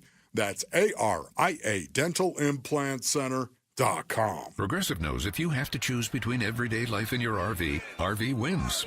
What, are you going to take the RV to the mountains or go pick up your dry cleaning? RV wins! Are we cleaning the gutters or taking the RV camping? RV wins! Are we getting a new passport or cruising up the coast? RV wins! Don't forget, you got that trip to Sweden coming up. Oh, yeah, passport, then RV. With Progressive, you can bundle your RV with your home or auto and save with a discount and spend more time enjoying those savings in your RV. Progressive Casualty Insurance Company affiliates and other insurers not available in all states and situations. Testing. We're live from Chick-fil-A. This is Grant. And this is Laura. And a little thing we love about the Chick-fil-A Smokehouse Barbecue Bacon Sandwich is that sweet bun. And that chicken filet was perfectly crispy and soft at the same time. And that Smokehouse Barbecue sauce, it's a lot of fun. And the brown sugar bacon definitely had a little bit more pizzazz. Also, the Mac, one of the all-time greats. Man, I'm getting hungry. Order the Smokehouse Barbecue Bacon Sandwich and a Coca-Cola on the Chick-fil-A app for a limited time. Real guests paid for their testimonials. Hey everybody, Dan Bigley here, and if you're hurt in an accident, it is so important that you get medical treatment right away, and then you call the attorneys at Sweet James. It's critical that you make your health a priority and get representation quickly so Sweet James can help you with medical care, with your car, and getting you the most money for your injuries. Remember, you pay nothing at all until they win your case. Call Sweet James at 800-9-MILLION, 800-9-MILLION, sweetjames.com. Proud partner of your Phoenix Suns. Hey, it's Vince Marotta announcing huge Memorial Day savings all month long at Earnhardt Buick GMC in Mesa, your locally owned GM dealer, and local matters. Check out these all-electric options. Drive out a 1,000 horsepower GMC Hummer EV pickup and save up to $28,000 off MSRP, or even the Sierra Denali EV at $18,500 off MSRP. Both of these 2024 models are available at a low 0% APR financing rate for 60 months with approved credit. That's right, big discounts or low rates, all at Earnhardt Buick GMC, or take advantage of their full digital shopping options with No Bull Express at EarnhardtBuickGMC.com. They'll treat you like family, and that ain't no bull. We are professional grade. Most new vehicles include a $998 no bull protection package as an added benefit. Offers include all applicable incentives on select models. APR terms limited through GM Financial. 0% for 60 months is $16.67 per month per 1,000 financed. Based on approved credit, not all will qualify. Plus tax, title, license, and $5.99 doc fee. See dealer for details. Offer ends 6/2/25. Arizona Sports. As the owner, my job is to, make those changes. Suns, a new horizon. We will win championships with an asset here in Phoenix. Shaping the Suns' future this offseason with Wolf and Luke.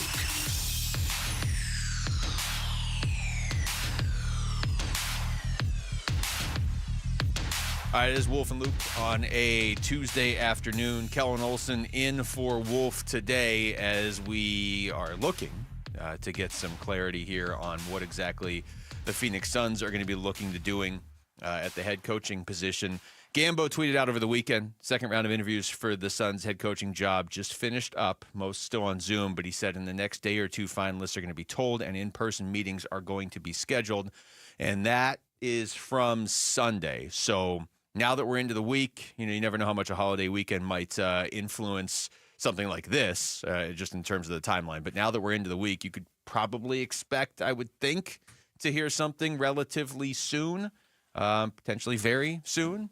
Mark Stein over the weekend also said that he wasn't reporting that these are finalists, but he did say Chris Quinn from Miami and Sean Sweeney of Dallas are two of the names that he has heard have interviewed well, Kellen. So it feels like we're starting to get closer to something. Sorry, they called me to tell me again that I didn't get the job. Like, they just wanted to make sure that it was clear that I did not get the job. I looked up, I was like, Kellen's not here, and he's not like Wolf going to get coffee. Yeah, I was scattering around the office a little bit. Yeah, it's going to be interesting to see sort of what names come out of the finalists and if there's anything we can infer or draw conclusions from based on like what they're sort of looking for. Because we know, thanks to you guys and getting a lot of these guys on, like we had Jace Frederick on earlier in the show, who talked a lot about the Mike Nori traits and the attributes that he brings. And we've heard the same for some of the other candidates. So I'm curious to see who emerges. Yeah, I mean, I just, we don't even have to repeat how important this hire is. And it's one of those things where no matter who they hire, it's not like you can look at it and say, okay, well, they messed that up, they're done. Or, yeah, they home run, they're set. It's just by the nature of what they're trying to do. It's just not like a typical head coaching hire where they are one of three teams trying to land, whoever. Eric Spoelstra is randomly available, and there's a bunch of teams chasing a head coach. The Suns are kind of doing this. It's almost like playing solitaire. Like they're just on their own. Nobody else is interviewing these coaches. Nobody else needs a coach, which that in itself is kind of strange. The Suns are the only NBA team that needs a head coach right now. They seem to be pretty intentional about getting a guy that really doesn't have a ton of head coaching experience. Some of these guys on this list of 9 have stepped in and coached a little bit. A couple of them have coached, a year or two here or there, but for the most part, these are assistants or guys on the way up. The Suns have made it clear that's what they want. So when the hiring happens, whether that's, next week or whatever, it's not like anybody can look and say, oh, they hit a home run. Not yet. But I just think it'd be good for the fans and the team to have something definitive. Hey, here's a guy we're bringing in. Because so much of this offseason is we're getting rid of James Jones, out of the GM role, and now we're bringing in another guy who was already here. We're going to get rid of Bradley Beal. We're going to get rid of Kevin Durant. Okay, who are you bringing in? And this is going to be our first step towards that.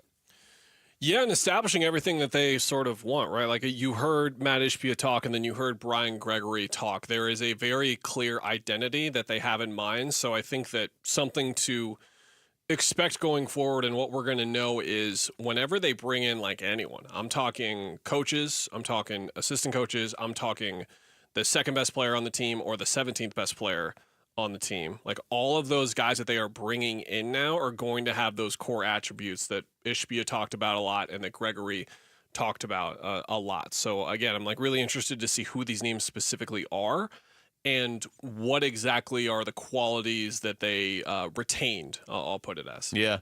The updates over the weekend, the one I just read from Mark Stein, pointed out Sean Sweeney and Chris Quinn seem to be at least under heavy consideration. He also did say keep an eye on Jordan Ott, and he said right in there because of his Michigan State connections. Ott's not the only guy on this list with Michigan State connections. I think if you're a Suns fan, I mean, you know how Suns fans sound right now, Kellen, and I'm not even saying you're wrong on this. You need a lot more than, well, he went to Michigan State as the qualifier for this, for your next head coaching hire, whenever that is, but especially this one. This is a hire that I think by and large, Suns fans are willing to be relatively patient with whoever this is, at least this upcoming season. But it's got to be the right hire. It's got to pay off 2, 3, 4 years down the line, because now you're making decisions that take years to pan out. So if you get them wrong, it's not like, oh, okay, that was rough. That cost us 6 months in our franchise's history. No, like, you get this wrong, it'll cost you 3, 4 years, maybe even longer. So you got to get this one right. And I'm not saying Jordan Knott isn't qualified or won't ever be a great coach, but right now the only selling point to the fan base is he has Michigan State ties. That's not going to go over well with the fan base. Yeah, and it's something that they're going to have to overcome now with what they did with Gregory. It's just the bottom line is that's where your eyes are always going to dart to, even like in the draft, for example. Like there's a really exciting prospect, actually Jason Richardson's son, Jace Richardson, who could go like somewhere around like the late lottery, maybe a little bit later than that. And he's someone where if the Suns drafted him, the first thing that everyone would say is like, did they just draft him because he went to Michigan State? Not if he's a good player. Like it's going to extend to players as well. It's unfortunate, but it's fair at the same time. Just when we looked at the complete lack of qualifications for Gregory and getting that job and the lack of experience that he had there, and just his one major drawing point being the ties with Ishbia again, because if you look at anyone getting promoted internally the way that he did after the stretch that they went through last year or 2 years ago, you would have never pegged that, especially with what Ishbia said about change and all that. Yeah, that's it. I mean, if you're asking your fan base to buy into a rebuild, and I'm saying this as somebody who worked for the Coyotes for years, and there was a lot of asking the fan base to buy into a rebuild, I think your true fans can get on board with that. But you can't ask them to keep doing it over and over again, and you've got to give them reasons to believe along the way, because you're asking your fans to be really patient, and sometimes that has to happen. And we were talking about Oklahoma City earlier. Oklahoma City is the best team in the NBA now because they were patient with the rebound, and they stockpiled picks, and they made good picks, and they made good decisions. And Sam Presti's a pretty good GM, and they got the right coach.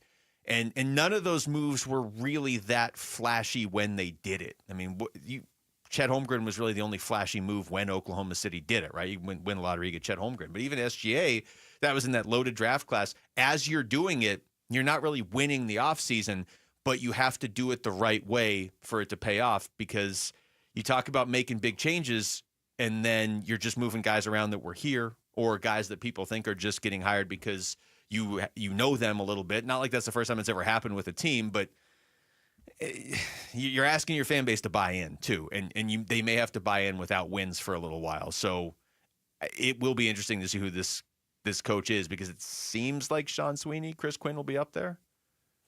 I'm not sure. I'm again. We're at the point now where like any day now we're expecting to see this name, and then we're also seeing at some points who exactly is going to get the job. Like we're at the home stretch for sure. Yeah.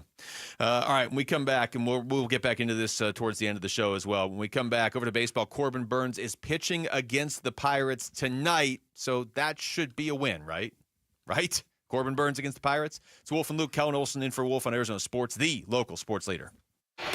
A D-backs decision maker from the team's front office joins Wolf and Luke tomorrow morning at 11:45 for D-backs Front Office Focus. Brought to you by Canvas Annuity. The home of Arizona Diamondbacks baseball is Arizona Sports 98.7 and the Arizona Sports app.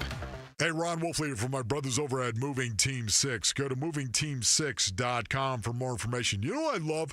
Moving Team 6, they utilize a military-like approach. That's right.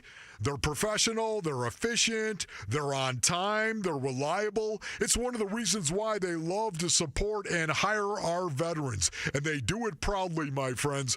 Not only that, too, Moving Team 6, they believe building trust starts with you, the customer. They want to earn your trust. It's one of the reasons why they require no upfront deposits and no hidden fees. This is a company that is built on a family, the Lee family, as in Tim Lee, who owns and operates the company with his sons Garrett and JT right here in North Phoenix. It's built on a foundation of faith, ethics, honesty, trust, and service. Go to movingteam6.com for more information. That's movingteam6.com. Your move is their mission. Dan Bigley here, and do not miss the annual Memorial Day blowout at Chapman BMW, where you will find the lowest prices of the year, prices so low they cannot be advertised without disrupting the market. So go to ChapmanBMW.com, click on the store you want, and see the instant savings. They'll also be open on Sunday, and that rarely happens, so don't miss the fun and the huge savings at Chapman BMW this weekend by going to ChapmanBMW.com. Join Cold Beers and Cheeseburgers and Michelob Ultra in support of the Dine and Donate promotion during Brain Tumor Awareness Month. For the entire month of May, just visit any of the 18 Cold Beers and Cheeseburgers locations. Purchase a special menu item like their signature burger or enjoy the super light beer Michelob Ultra. And $1 will go to the Ivy Brain Tumor Center's fight against brain cancer. You dine, they donate. Now through May 31st. Visit coldbeers.com for more details. Okay, sometimes what was once in style just doesn't make any sense anymore. Like those outdated jeans. Oh, you know they look good at one point. But they no longer fit. Hi, I'm Michael Halliday, attorney and partner at Morris Hall, a premier estate planning law firm. Just like fashion, your estate plan can become outdated over time. Whether it's new family members, changes in your financial situation, or shifts in your personal goals, your estate plan should reflect your current life. Think of it like spring cleaning. There's no point in keeping clothes that no longer fit. Much in the same way, key components of an estate plan can easily become outdated, like beneficiary designations, powers of attorney, and healthcare directives. These elements need to be periodically reviewed to ensure they align with your current circumstances. The attorneys at Morris Hall can help. It's time to update your estate plan with Morris Hall. Schedule your complimentary consultation today at morrishall.com. That's morrishall.com. Hey, Gambo here with Stuart Willis, president of Asset Preservation, Wealth, and Tax. Stuart, the market's been crazy. The highs, the lows, the ups, the downs. How do investors navigate today's volatile market? Well, obviously, we've been feeling tremendous volatility because of that word tariff. But here's what people need to do. They need to set their politics aside and don't let that add more fear to your long-term investment strategy. Sounds reassuring, but how do you achieve that? Some people want to retire within the next year or two, and some are 15 to 20 years out. Gambo, we're not like most other financial advisors who pick their own stocks in-house. We use multiple money managers that all see the world differently, and this will help achieve our goal of providing stability and growth to our portfolios. So for many investors out there that are concerned, does that help limit the risk? Well, it'll help reduce the risk. More importantly, it reduces the risk of one person, your financial advisor, messing up your whole retirement for you. Is your portfolio in line with your personal risk tolerance? Go to AssetPreservationWealth.com for a free portfolio review. Investment advisory services offered through Foundations Investment Advisors, LLC, and SEC Registered Investment Advisor. I'm Jesse Morrison with Trending Now, presented by Parker & Sons. Heating, cooling, plumbing, and electrical. This just in, our John Gambadoro reports that the Suns are down to 4 candidates for head coach, and 3 of those candidates are Johnny Bryant, Jordan Ott, and Chris Quinn. The Arizona Diamondbacks look to get a series win at Chase Field against the Pittsburgh Pirates. First pitch is at 6:40 right here on Arizona Sports 98.7 and the Arizona Sports app.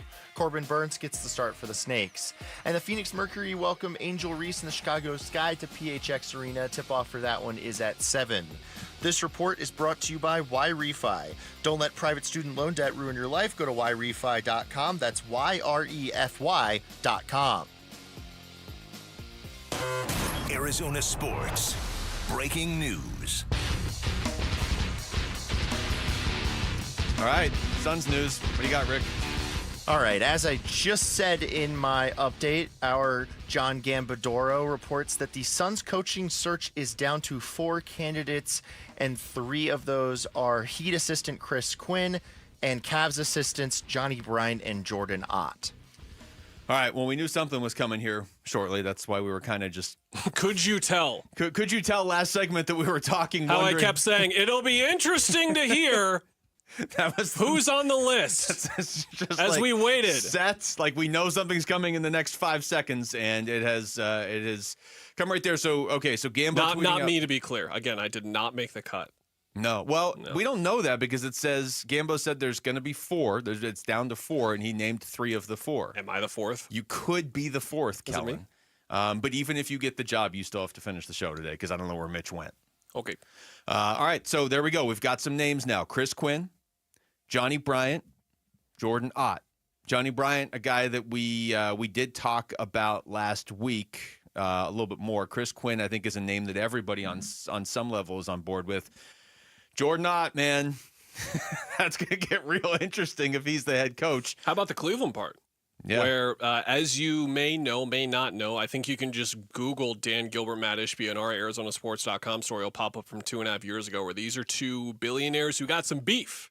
They're not big fans of each other. They got some beef, and I am curious if there is any slight motivation, even the slightest, to get one up on Mr. Gilbert by hiring away one of his most exciting young assistants on the rise. As certainly both of these guys, like Johnny Bryant has had the more meteoric is a very aggressive word for what we're talking about here, but someone who was a young assistant that almost immediately in New York was the associate head coach for the Knicks, and then he goes on to hold that same position for Cleveland last year.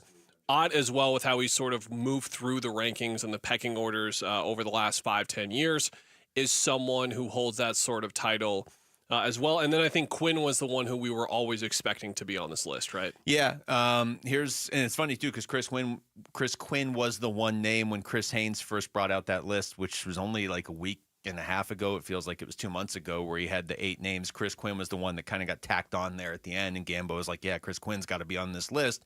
And now Chris Quinn is one of the finalists. We had Brendan Tobin, Miami radio host, on a week ago today, actually, and we asked him what Chris Quinn would be like as an NBA head coach. This is what he told us.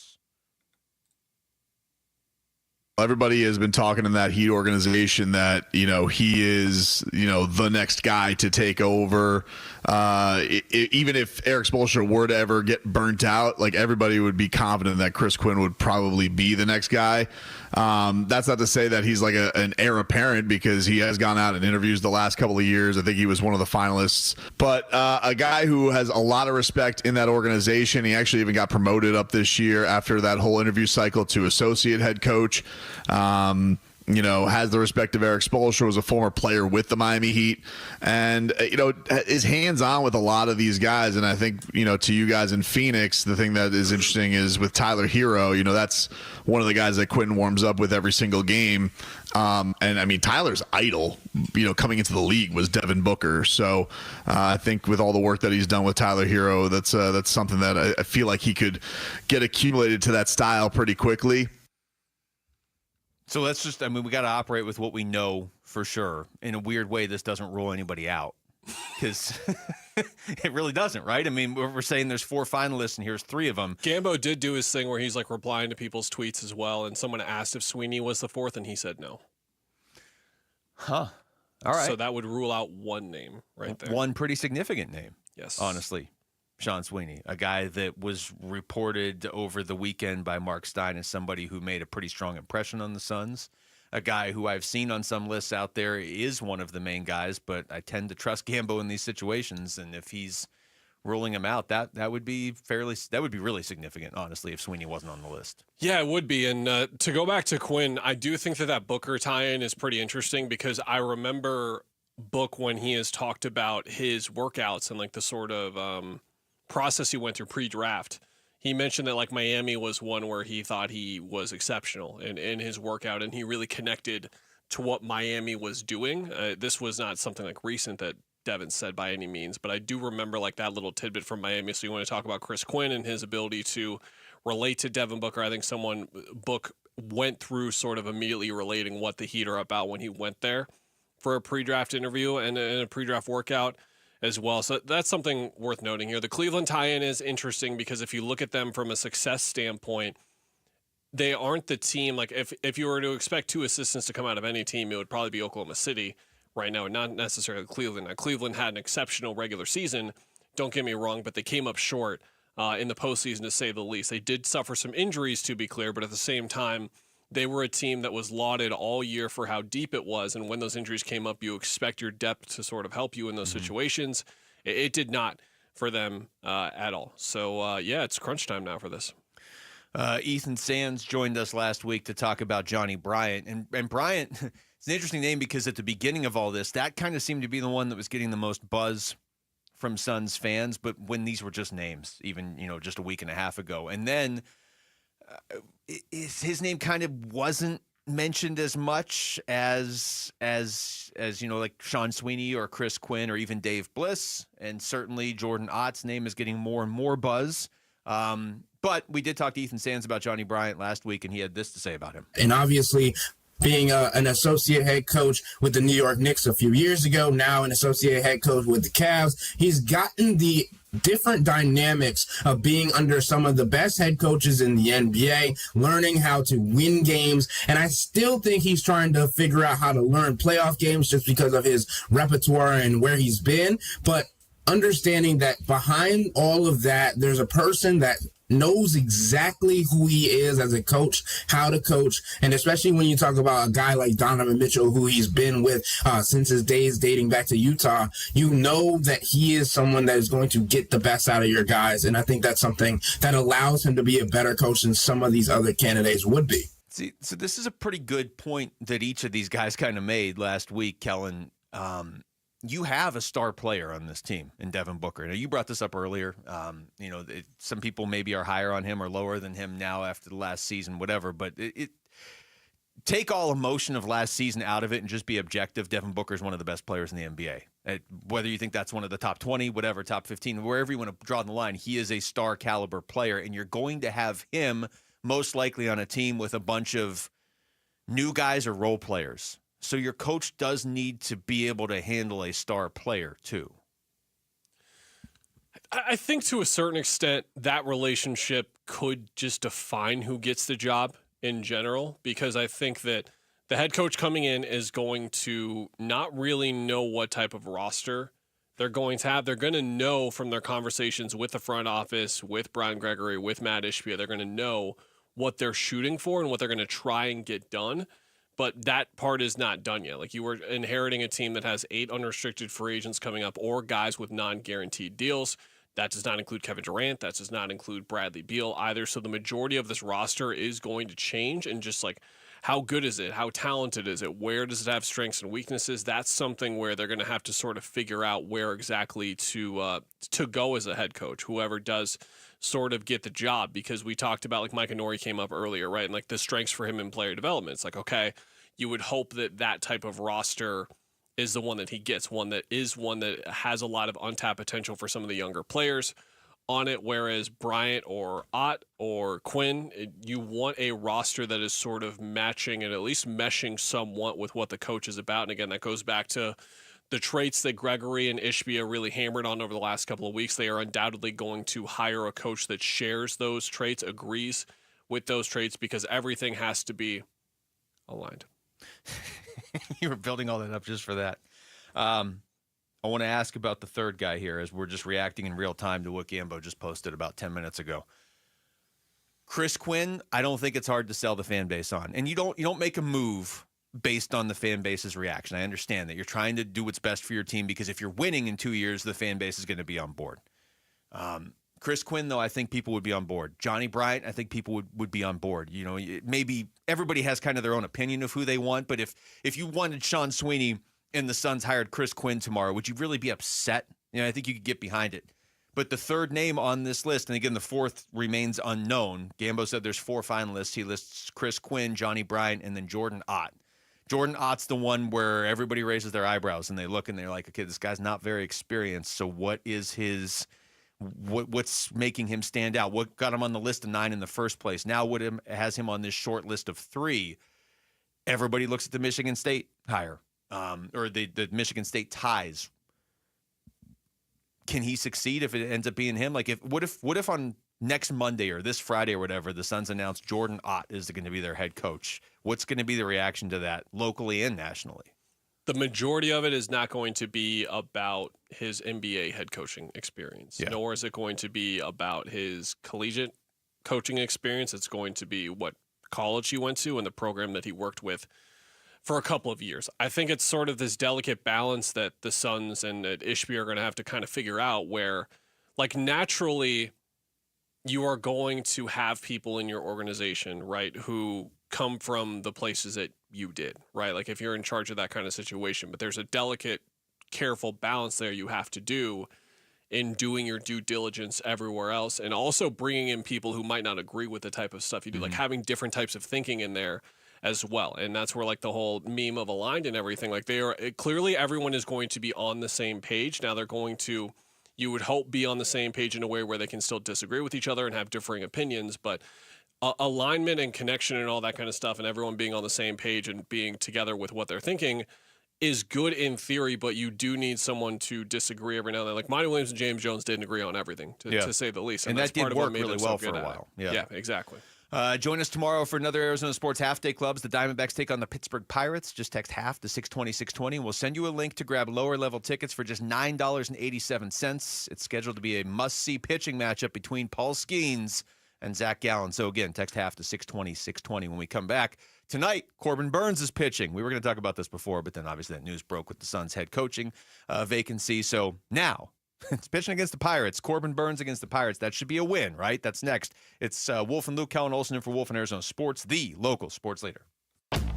Burns and Gambo, afternoons. Pressure is probably the wrong word, but I don't know what other word to use. There is pressure on Will Johnson now to stay healthy in his first year in the NFL, right? Like any kind of soft landing that maybe you had for Will Johnson always hurt. Hey, we'll take our time. We'll ease him in. That might be out the window now. That might not be an option for the Cardinals. What this does more than anything is it just makes it, you really can't afford to have another injury on that cornerback room. Like, you need those guys to stay healthy. Now, easier said than done. Burns and Gambo, afternoons 2 till 6 on Arizona Sports, the local sports leader. Market volatility isn't slowing down. If you're nearing retirement, now is not the time to wait and see. Every day of uncertainty can put your future at risk. It's time to diversify. I'm Jeff Jr. with Trajan Wealth, and I want you to know you can create certainty, locking in guaranteed income for life. This means predictable, stable cash flow, even in turbulent times. You've worked too hard to leave your retirement to chance. Right now, there are options to receive up to 30% upfront or annual growth of up to 10% for retirement income. That's up to $30,000 upfront or up to $10,000 per year on $100,000, all guaranteed for retirement income. Don't wait. Call Trajan today at 480-990-3300. That's 480-990-3300. Annuity guarantees are based on the claims paying ability of the issuing insurance company. Any examples provided are hypothetical. Annuities are issued with prospectus and sales brochures and should be reviewed carefully before funding as features and benefits vary. DBA in most states as Trajan Wealth Insurance Solutions. Welcome to AutoZone. What are you working on today? My car is making this noise. Sometimes it's like doot doot, and sometimes it's like grrr. Do you have a dash light on? Oh yeah. Then we don't have to listen for clues. With the free Fix Finder service, we can read a check engine, ABS, or maintenance light to find the likely fix and even recommend a local shop if you need one. So you don't need to hear the grrr. Not with Fix Finder. Everything you need, nothing you don't. Get in the zone, AutoZone. Restrictions apply. The success you've already had matters at University of Maryland Global Campus because we're a school for real life. An accredited state university, UMGC lets you earn up to 90 credits toward a bachelor's for prior learning, life, and work experience, or transfer up to 12 credits toward a master's. We offer affordable tuition and online and hybrid courses. No application fee if you apply by May 30th. Learn more at umgc.edu. Certified to operate in Virginia by Chev. As a business owner, you wear a lot of hats. One minute you're ordering today's inventory, and the next you're planning tomorrow's expansion. It's complicated, but your business credit card should be simple. With the Signify Business Cash Card by Wells Fargo, you earn unlimited 2% cash rewards on purchases for your business with no caps or categories to track. Signify Business Cash, the deliberately simple business credit card. Learn more at wellsfargo.com/signify. Terms apply. It's been a commitment to America for over 120 years now. The Ford Motor Company, and this Memorial Day, it is Ford employee pricing for everyone. Yep, Paul Calvise here. It is the Ford Memorial Day sales event going on right now at our Desert Ford dealers from America. For America. We pay what Ford employees pay across a full lineup of trucks and SUVs. Let me tell you, my grandfather worked at Ford Motor. We've enjoyed employee pricing over the years. Wait till you see the savings at our Desert Ford dealers, like that 2024 Ford F-150 truck, Weekend Warrior or work truck. Ford has the powertrain fit for the job, and right now, military and first responders get employee pricing plus $1,000 in military and first responder bonus cash on top of all other public offers. Yep, just another way Ford is saying thank you to those who take care of us. But employee pricing won't last forever. Don't miss the Ford Memorial Day sales event at our Desert Ford dealers. Just click buyfordnow.com. And it's Testimonial Tuesday from Ready Services Plumbing and Air Conditioning.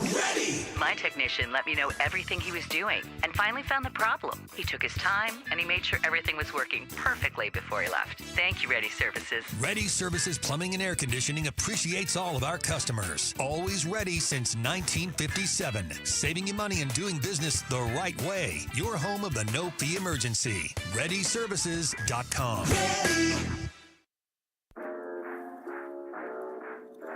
Hey, everybody, it's Bernsey. We hope you had a great Memorial Day weekend. We will react to the Diamondbacks and whether they had a great Memorial Day weekend, how they fared in the 4 games. Starting today at 2 on Arizona Sports. All right, final segment of what has suddenly become a crazy show here right at the very end. Kellen Olson's in for Wolf. We're going to get into this D-backs game tonight, but just to get the news back out there real quick that broke about 20 minutes ago. Gambo tweeting out that there are 4 finalists for the Phoenix Suns head coaching job at this point. He said it's down to 4. Chris Quinn, Johnny Bryant, and Jordan Ott, I can confirm through various sources, are in the final 4. He doesn't have a 4th one listed unless he posted something I didn't see in the last 10 seconds. But all right. So 3 of the 4 finalists right there, and Gambo's usually pretty spot on with this stuff. So you can go ahead and pencil in Chris Quinn, of course, the Miami assistant. Put it in pen, actually. Pen? Yeah. All right. What color pen? Does it matter? Like a good pen, not like a gel pen. Purple one, an orange one. Probably purple for the D-backs too, you know. Yeah. You see those new jerseys? Woo! I've heard about them a little bit. Goodness gracious. Chris Quinn, Johnny Bryant, the Cleveland assistant, and Jordan Ott, also a Cleveland assistant. 4th could be me. 4th could be anybody. 4th could be you listening. You might not know. But Jesse, could be Jamal. Won't be you, Luke. They are not looking for what you offer. No, I guess not. Brother, that's not happening for you ever. You know what? I took myself out of consideration. That's how I'm going to spin that. I'm sure you didn't get fired and you resigned instead. Mm-hmm. Yeah, absolutely. Before I ever pulled got hired. himself out of the sweepstakes. Oh, I would be a horrible basketball coach. I think I'd be awesome. Okay, well, that alone makes me hope it's not. I have really thought about getting into basketball coaching. I was supposed to coach like a youth rec team, but I didn't have enough time. Oh, you're hopefully your talent evaluation is better than thinking Bol and Giannis are the same thing, basically. Yeah. Whoa, I never said that. I said Bol is more close, is closer to a Jokic type. He's one of these unicorns. He just hasn't been given the opportunity because for some reason coaches, bench him for not helping out in a fight. I don't know. So now we can confirm Rick's not the 4th. So for the absolutely just out of this world Bol stands that are listening, if you want a head coach for the Phoenix Suns, you should want Jesse Morrison because they will re-sign Bol to a 5-year max contract. He'll play 36 minutes a game. Yeah. He will start every game. Yeah, that's okay. There you go. Every game he is healthy for, he will start. My pitch was Tom Izzo quotes. Yours is Bol will play and start. I feel great about where this is all going. Yeah, maybe I am the 4th candidate. If they're taking somebody from this show, it's probably Jamal because he has been intelligently quiet over there. Well, I do coach like a 13, 15 team. All right, so there you go. Yeah, I mean it's it's close to the NBA, but it's not exactly. Wait, the same. You coach a team? How did we not know this? Yeah, I've been coaching youth basketball for like 2.5 years, I think. Do you coach in the state of Michigan? No. But But I could change the team colors to green and white. Hey, brother, if one of those kids gets a scholarship to Michigan State, your phone might light up. Hey. Just remember we all knew you now. Okay, remember this moment. As far as D-backs, so there's your 3 of your final 4 for the Suns. Kellen, the Diamondbacks have Corbin Burns on the mound against a guy who has pitched in 2 major league games ever tonight. And a Pirates lineup that's not great. Is a baseball game on May 27th a must-win? You said it, not me. Obviously not. But this is the sort of game. Or is it? It's the sort of game you better win. Are you going to make the case this is a must-win? It's game 55 out of 162. I just did this with the Rockies series, man. Like I Don't said, do that it. they Don't had go a down sweep this home, path. and then I covered that baseball game. Which, like, imagine writing a story about that baseball game, describing that 14-12 loss. Somehow. You're always I there had for to the try and long, do that. high-scoring games. I'm always there for the weird games. You and I were filling in for the great Steve Zinsmeister. I was there for the 14-11 game. So the point being, just don't let me go to the Diamondbacks games. Where are we tomorrow? We are at Chase Field for something. And Aaron's going to give me a call in 30 minutes and be like, actually, I'm slashing all your tires right now. You're going to stay here. You got to win this game, man. You got to win it, especially with the way that Corbin Burnes is pitching. You mentioned Burrows and the lack of experience. Mike Burrows, the 25-year-old righty for them, he has made one appearance this year. Only this year, excuse me. Last year, he pitched on the 28th of September at the end of the year when the Pirates were out of it against the Yankees, went 3 1/3 innings, gave up 1 earned run. And then this year, he appeared against the Brewers just 5 days ago, 4 earned runs, 4 hits, 2 walks, 5 innings pitched. For him, Corbin Burnes has been a whole lot better than that, to say the least. Back-to-back shutout performances for him, 7 shutout innings against the Dodgers, 6 against the Rockies, and then he was absolutely superb. Like the most undeserving 3-1 loss like in the history of like baseball, I'm willing to say, with how effective he was against the Dodgers specifically on the road when he had well-documented struggles at Dodger Stadium. And had just faced them 11 days earlier, which is usually tougher for the pitcher. And to your point, he ends up taking a 3-1 loss. All 3 of the runs came on one swing. So he was 1 pitch away, in theory, from 3 straight games where he didn't give up any earned runs. He's facing the Pirates. I mean, look, it's baseball to a certain extent. Anything could happen, but this feels like one of those games where if you played it out 100 times, at the very least, you'd get a really strong pitching performance from Corbin Burnes 97 of those 100 times. Now, he's not going to pitch 9 innings, so it's going to come down to the bullpen as well, and you would hope that there isn't going to be a ton of pressure on the bullpen because you would hope the Diamondbacks hitters could put up some runs against a pitcher who has pitched in 2 major league games. And remember, we're dealing with the classic Wednesday day game turnaround here. So if you're looking at something where you need a guy to go more than 6 innings, if he can get to 7 innings and you only have to use 1 bullpen arm or 2, potentially this is the type of game where you would need it. To be clear, the D-backs are off on not only Friday, but then Monday as well. So they do have room to breathe here after that crazy stretch of, what was it, 16 games in 16 days it was?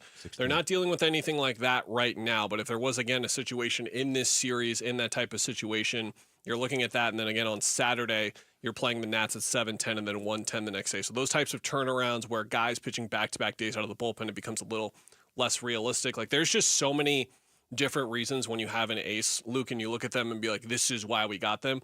This is one of the reasons why you get him, because this type of situation, when you're playing this type of opponent coming off of 5 straight losses, you don't really look like the baseball team we expected you to be. That is when he comes in and handles business. The way that he did it, by the way, against Colorado, 8-0. Like, that game was not a contest because of him. Which it shouldn't have been. Like, there are games over the course of the season where you should just win going away.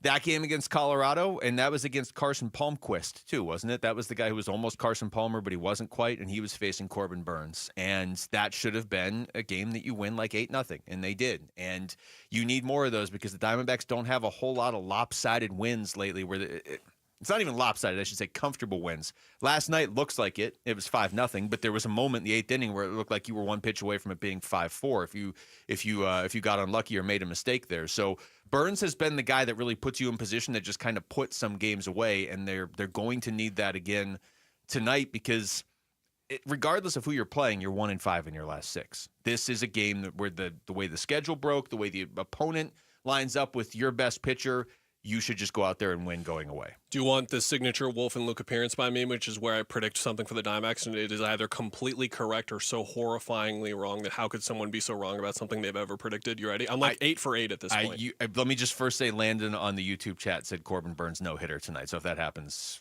mad props to Landon. No, but Corbin Carroll is going to be a double shy of the cycle. He's going to homer, hit a triple as well. All right, home run, triple, single for Corbin Carroll. Okay, and so we'll be back Corbin tomorrow Burnes too. Just Corbin and so Corbin. To be clear, he's either going to do that and hit another homer probably, or he's going to go like 0 for 6 in like a 13-inning game. Well, I guess the opposite would be he only hits a double and nothing else. The famous spiel was like I went on and on about these guys' numbers about like you do not let him go deep in games. He doesn't go deep in games. Then that opposing pitcher threw like 7 shutout innings or something. I was like, oh, why are we letting you talk about the Diamondbacks? All right, I don't know. That's it for us. Thanks to Rick and Jamal behind the glass, for Kellen Olson and Mitch filling in for Wolf. I'm Luke. We got Burns and Gambo next on Arizona Sports, the local sports leader. D-backs Pirates. Swung on, hammered, deep right field. Back goes Reynolds to the track, to the wall, gone! Naylor cranks it out of here. It's a 2-run shot, his 6th. And the D-backs starting to add on to it. It's 5-0. D-backs Pirates, Game 2, live from Chase Field. Pre-game coverage starts tonight at 6 on Arizona Sports 98.7 and the Arizona Sports app. The success you've already had matters at University of Maryland Global Campus because we're a school for real life. An accredited state university, UMGC lets you earn up to 90 credits toward a bachelor's for prior learning, life, and work experience, or transfer up to 12 credits toward a master's. We offer affordable tuition and online and hybrid courses. No application fee if you apply by May 30th. Learn more at umgc.edu. Certified to operate in Virginia by Chev. I'm Ed Evans, CEO of Consumer Cellular. No, we're not one of the big guys. Truth is, we don't want to be. If you're over 50, Big Wireless probably has you paying for more data than you might need. You could be throwing away thousands over a lifetime. We're not here to be the biggest. We're here to bring you something we believe is better. Our plans start at just $20. You'll get the same fast nationwide coverage without the Big Wireless bill. Call 1-888-FREEDOM or visit consumercellular.com/facts. Plans include $5 credit for auto pay and e-billing. See site for additional facts. For 70 years, we've been known as the Humane Society of the United States. But as the challenges animals face have grown, so have we. We are now called Humane World for Animals. And if you love animals, you're part of our world. Humane World for Animals. The end of animal cruelty.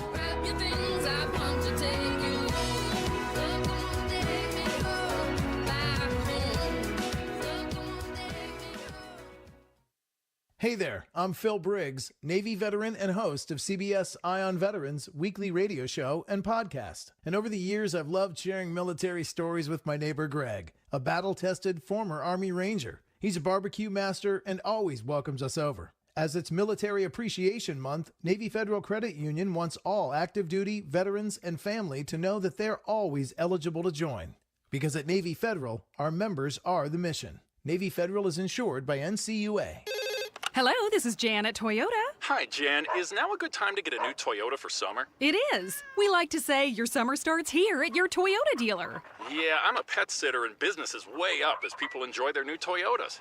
Your summer starts here. Oh, that's the Walker's pet parrot, Mr. Knowles. That's me. They packed up their new Corolla and took a trip to a national park. Well, through June 2nd, everyone can join in on the summer fun with a great selection of Camrys, 4Runners, and more. Yeah, the Johnsons strapped a canoe onto their new Grand Highlander and went out to the lake. Shh, quiet, Lou. And Mark and Sarah loaded their gear into their Tundra and went scuba diving. Oh, no, stop. Sebastian, Goldie is not dinner. Fish for dinner. No, stop. This is bad. Yeah, I gotta go. Good luck. Your summer starts here. That's right, Mr. Knowles. Summer starts here at your Toyota dealer with a new Toyota. But it all ends June 2nd. Dealer inventory may vary. See your participating Toyota dealer for details. Toyota, let's go places. The big focus in America today is on your health, and that is why more and more people are looking beyond pills, steroids, and surgery. Hey, everybody, it's Dan Bigley, and QC Kinetics has been on the cutting edge of this medical revolution since 2018. Using regenerative medicine, they've helped tens of thousands of people get lasting joint pain relief using natural treatments that harness your body's own healing power. Truth is, regenerative medicine used to be an alternative treatment, but now it's mainstream, and QC Kinetics is the nation's leader. Their well-respected protocols include potent and powerful cellular-level treatments to revitalize and restore damaged joint tissue. So say goodbye to that chronic pain and live your best life. Get your free consultation at QC Kinetics. You can find them in Phoenix, Scottsdale, Peoria, and Chandler. You can reach them by calling 602-837-PAIN. That's 602-837-PAIN.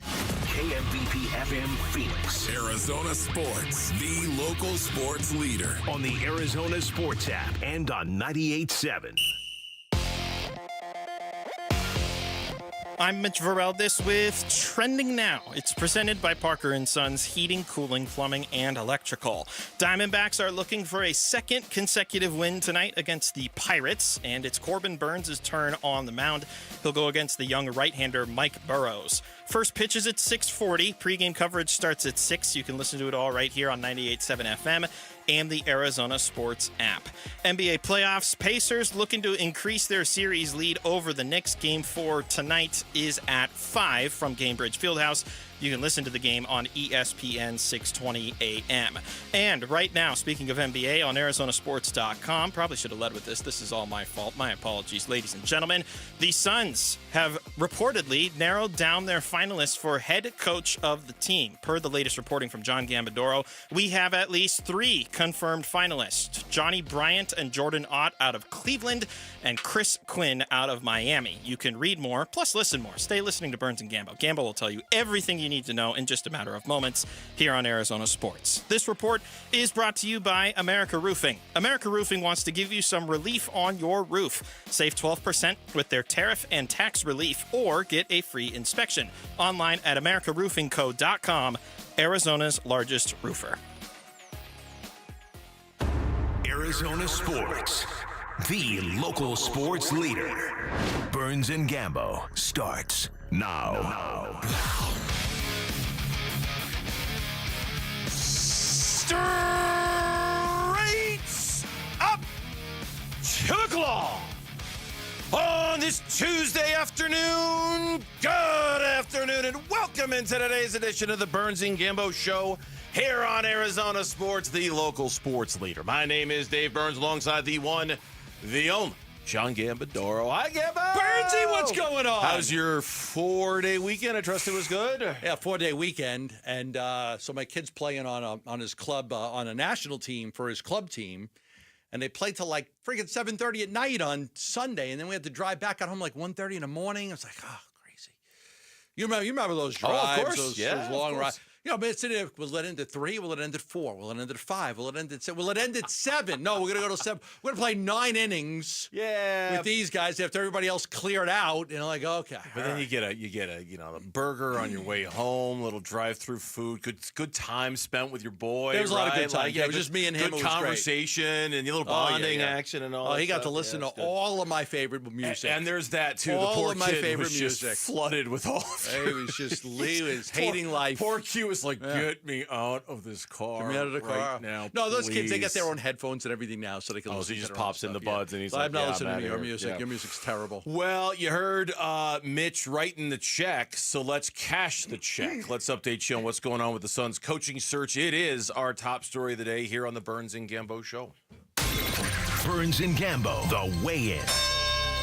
And then there were 4 question mark 4 okay. 4. And then there were 4. There will be 4 finalists for the Phoenix Suns head coaching job. Suns coaching job has been narrowed down to 4 finalists. Gambo has been doing the Gambo thing all day long, so you don't have to. Yep. Here is what Gambo has been able to learn about where this thing has gone. Go, Gambo. Yeah, got a lot of these names over the weekend as guys that were going to advance as they kind of finished up the second round over the weekend. We actually reported that over the weekend that the Suns had just finished up the second round and they were going to get it to 3 or 4 finalists. We had some of those names yesterday, just needed to confirm them over the last 24 hours. So what I can tell you is that I can give you 3 of the names that have advanced to the final round. One of them I think people are going to be very excited about. It's Miami Heat assistant Chris Quinn.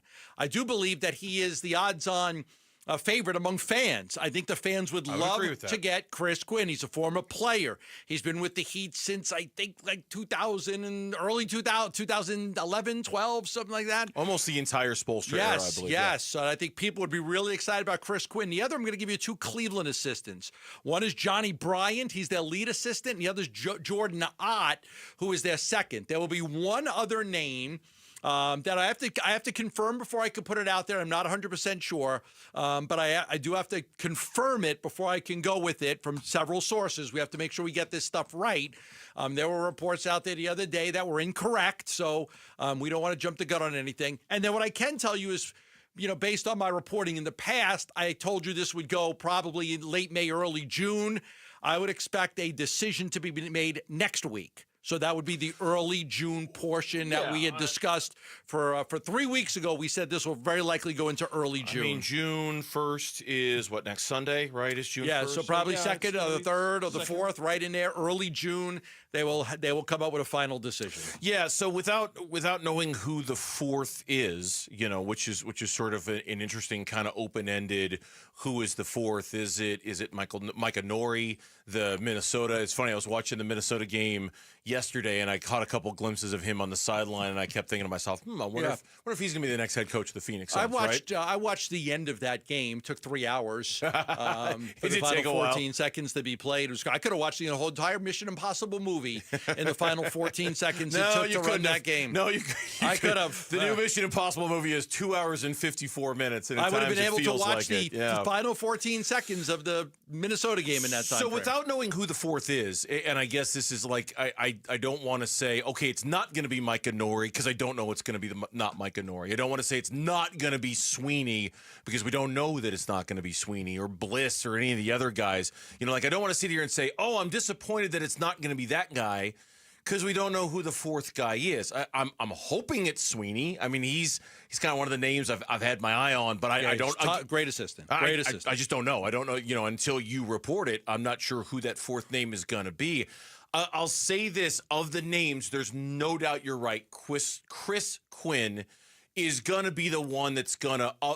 There's not a lot of needle movers on this list. He's going to be the one who moves the needle the most, I think. We reported very, very early that it's very likely going to be a first-time head coach, and it will be.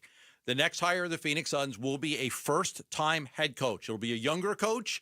It'll be a first-time head coach. That's what we focused on in the beginning. Remember when we ruled out Mike Malone, we ruled out Taylor Jenkins, and we told everybody, a month ago after they fired Budenholzer that it's very likely going to be a first-time head coach, and that is a guarantee. The next head coach of the Phoenix Suns will be a first-time head coach. The name on here that honestly we haven't spent a lot of time talking about. All right, we've spent a lot of time talking about Sweeney. We've spent a lot of time talking about Nori. We spent a lot of time talking about Ott. He's on the list, and we talked about him because he's a Michigan State guy. The guy that we haven't spent a lot of time talking about is Johnny Bryant, who's currently an assistant coach with the Cleveland Cavaliers. He just finished his first season with the team. He previously was with the Knicks. He previously was with the Jazz. He has spent a lot of time with Donovan Mitchell, for what's that worth, whether he was in Utah or whether he was in Cleveland. I go back all the way to the video Chris Haynes, where he was reading off the 8 initial names that we can, and then there was a 9th that we added later. And in that video, he said it has always been known around the NBA that he would be a head coach in this league. Right. It was just a matter of time until Johnny Bryant was going to get a job like that. So clearly, he said something during the first 2 rounds of the interview process to kind of let it be known that he's ready to take that next step and ready to make that leap. He's just not a name we've talked about up until this point. No, I didn't.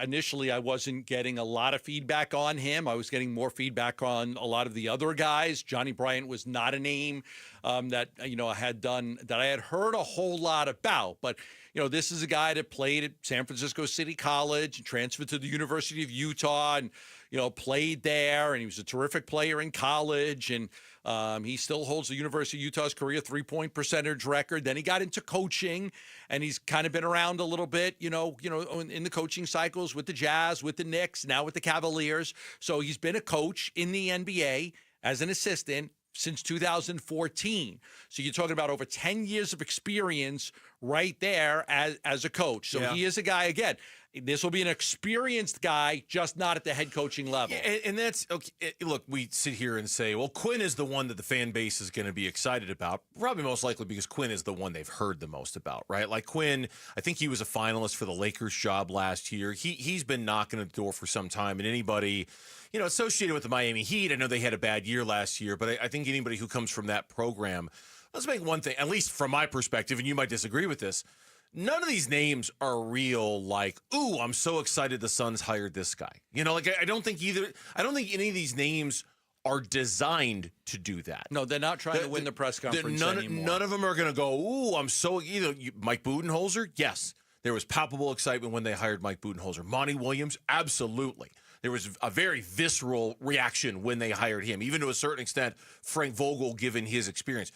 You're not going to duplicate that with any of these names, right? It's just not, it's going to be very much like the Brian Gregory hire itself as the GM, very much a wait and see, and let's kind of judge it as we go along feel to it. I really doubt anyone's going to be super jacked that they hire Johnny Bryant or Chris Quinn or Jordan Ott to be their next head coach. But you could have been excited about Mike Budenholzer. It failed miserably. That's what I mean. Yeah, you could have hired about Frank Vogel. It didn't work. Like, so now, different approach. I mean, I think if they would, I think more people, honestly, I think more people would have been shocked if they just went out there and hired another guy with a name. Hey, let's go hire another championship pedigree coach. And they're going to change things. Kevin Durant's not going to be on this basketball team, and Bradley Beal's not going to be on this basketball team, and they're going to build around Devin Booker and a lot of other guys, and so maybe they feel that they could do that now, because again, the championship aspirations that they've had for the last couple of years are going to change right now. It's going to be more of a combo of trying to win, but understand that they're also rebuilding a little bit too. Yeah, and more than anything, and I don't remember who it was who said it on this radio station. Look, new coach, old coach, first time, it was Bobby Marks. That's who it was. Just get it right. Just get it right. We said that a year ago with Budenholzer. We couldn't imagine a world in which Budenholzer was going to be let go after a year. Yes. So we certainly can't imagine a world where this guy is going to get let go after a year. We can't, but, I'm never going to say never at this point. Just get it right. And that's why you want to take your time on this one. You're under no pressure. There's no real rush to get this done. Have a good, complete, thorough process and just get the right guy. And I don't care whether it moves the needle or not. I don't care whether it wins the press conference or not. It doesn't matter. When we come back on the Burns and Gambo show, what we needed was a win last night out of the Arizona Diamondbacks. And mercifully, we got one. And two guys are at the center of it. The fifth starter and the closer? ? That's next on Burns and Gambo. You and your phone have the key to the Arizona sports universe with the Arizona Sports app. Live streaming shows and podcasts. Bigley and Murata, Wolf and Luke, Burns and Gambo. Plus, listen to D-backs play-by-play. Download the Arizona Sports app. Presented by Ready Services Plumbing and Air Conditioning. Back here for Global Credit Union, locations all across the valley. A decade of member service, and that is the key when it comes to Global Credit Union. That is why when I tell you about checking accounts and savings accounts, basically everything a bank does, the reason Global Credit Union is different is because they are celebrating a decade of member service. Banks and those kinds of financial institutions, they're answering to shareholders 3,000 miles away, stockholders all around the world. Global Credit Union is answering to the 750,000 people, one of the largest credit unions in America, who make up their membership. And because of that, banking with Global Credit Union is just different and better than banking with a bank. Different when it comes to their fees, different when it comes to their customer service, different when it comes to access to direct deposit fees, different and better at Global Credit Union. So explore the benefits of becoming a member at globalcu.org. Your world of financial possibilities, free checking and no monthly maintenance fee only apply to core checking accounts. Direct deposit is required for early payday. Other fees may apply.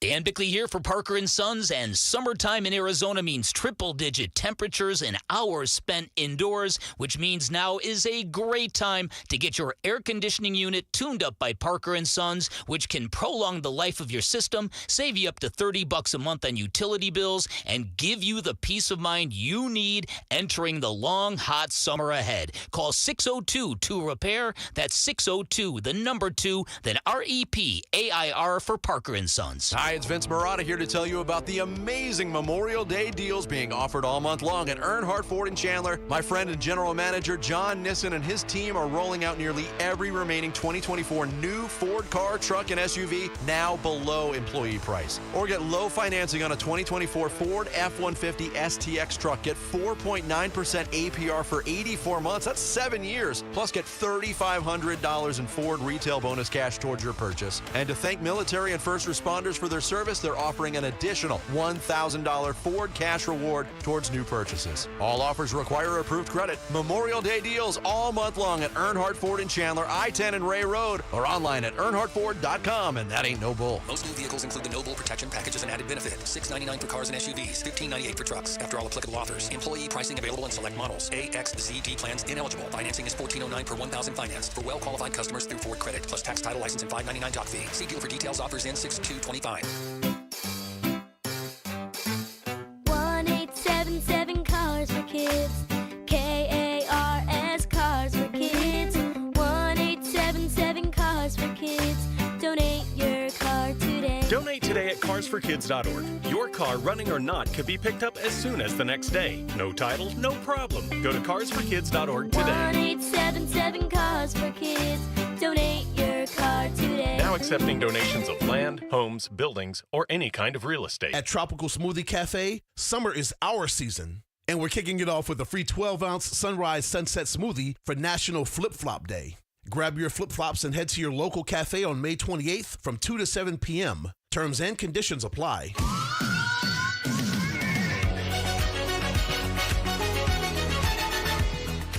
Hey, it's Luke. What does Mike Hazen think about the state of the Arizona Diamondbacks at this point in the season? We'll ask the D-backs general manager tomorrow at 11:45. We'll be live from Chase Field ahead of Zach Gallen versus Paul Skeens. It's Wolf and Luke on Arizona Sports. And now the 3-2 pitch. Swung on, liner to first, caught by Naylor. And your ball game comes to an end. The D-backs back on track with a 5-0 shutout victory. They flexed their starting pitching prowess. The offense was there really from start to finish. And this is exactly what the D-backs needed after struggling so often in such tightly contested games. Again, your final D-backs 5 and Pittsburgh nothing. Chris Gargiola with a call yesterday. God, did they need that one back against the Pittsburgh? But that was such a bad road trip. It was such a rough weekend of Diamondbacks baseball. We'll get into the St. Louis Cardinals series specifically a little bit later because there is a lot to take from those 3 games, right? In moving forward and what it means for the Diamondbacks. But first things first, the most recent thing is first.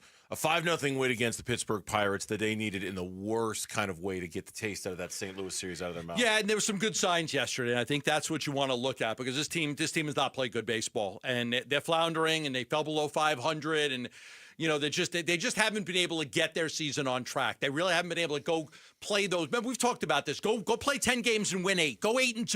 You know, go right now. It's like win 1, lose 1, or win 2.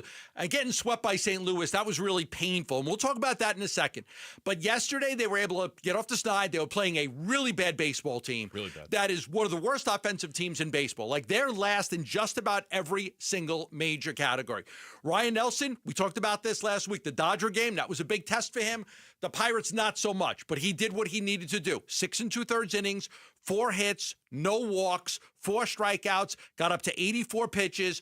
Burnsy, he's gone 11 2/3 innings now, just allowing 1 run since he moved into the rotation. I know Torey Lovello said some things about Eduardo Rodriguez shouldn't lose his job.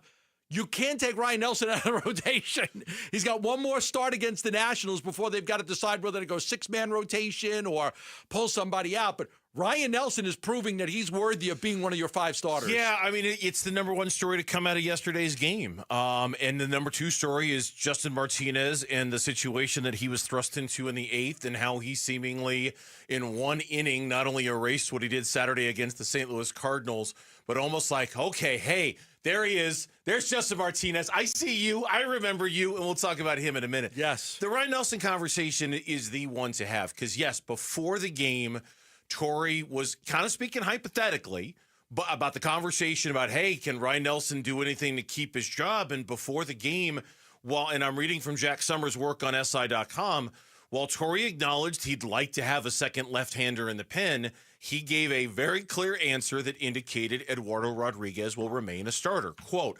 that conversation hasn't even come up at all. I do like the fact that we could have 2 potential lefties down there, but for me, Erod's a starting pitcher, and we're going to keep him that way, close quote. Now, that was before the game. After the game, Torey said all the right things about Ryan Nelson, and we learned that he's going to get at least 1 more start against the Washington Nationals.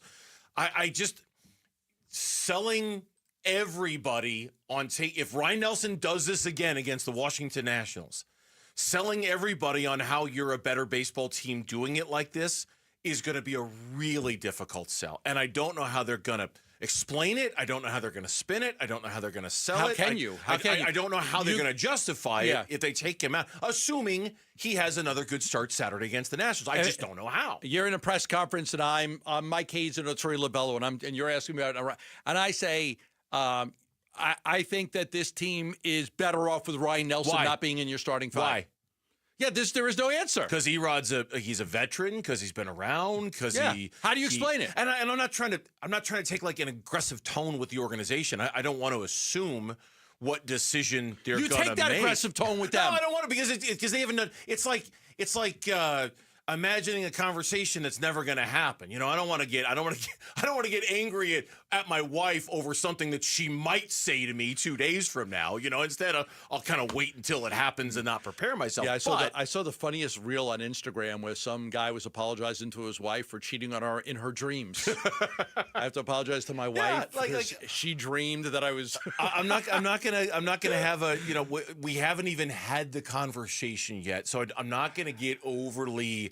But Ryan Nelson has done. Have you seen his numbers? I included his numbers. Yeah, going back to since he became a starter. Yep. Dating back to July of 2024. Take the relief appearances out.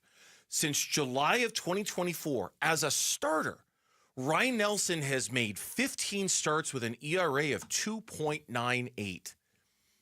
You can't. You just can't take him out. You can't. You want to go to 6? Can't do it. You want to go to 6? You want to put somebody else on an injured list? But to take him out, to bring in Eduardo Rodriguez, who hasn't pitched well, there's no rhyme or reason. Like, you got to win baseball games. Yeah.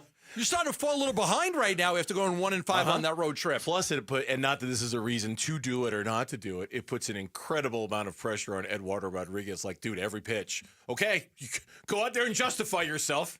You know, go out there and prove to us why you're here and the other guy's not. And that puts even more pressure on. It's just him. competition. Who's better, Nelson or Erod? I mean, this isn't rocket science. Right. You're not taking Burns out. You're not taking Gallen out. You're not taking Kelly out. You're not taking Fott out. One of those two guys has to pitch as long as you want a 5-man rotation. If you want 6, different story. Now, you might say, I'll go 6 for a week or two just to see what Erod looks like. Just to see.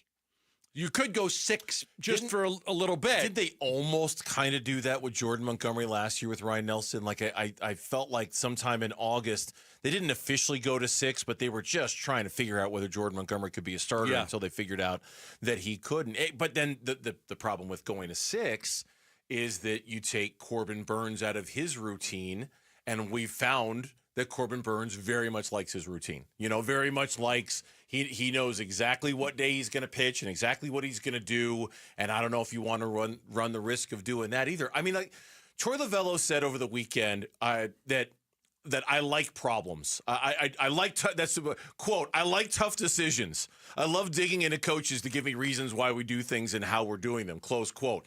You're one more start away from a really tough decision. Or maybe it's not that tough at all. Maybe it's really easy for him. And they just go, okay, this is simple. The problem is that at some point, Eduardo Rodriguez is going to be a starting pitcher for you. Is if you bump him down to the bullpen and you keep him there most of the year, is he going to be fine with that? Because next year, he's going to be in your starting rotation. Yeah. When Gallen's gone and maybe Merrill Kelly's gone, he's going to be a starting pitcher. So is he cool with going down to the pen and then coming back up next year, even though he was signed? I don't know. I don't know the answer to that. And I think, you almost want him to be a starter for this reason.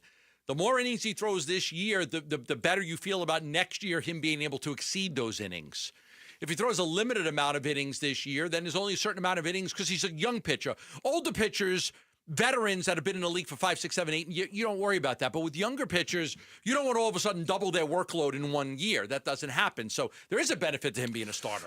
Here's Ryan Nelson after the game yesterday on, hey, whatever role they give me, I'm going to do what I'm asked. I'm going to probably give you some similar answers that I gave to you last year. I think I'm just going to keep going about my business the same way and keep trying to get outs for the team and help the team win. So whatever role that's in, pretty out of my control.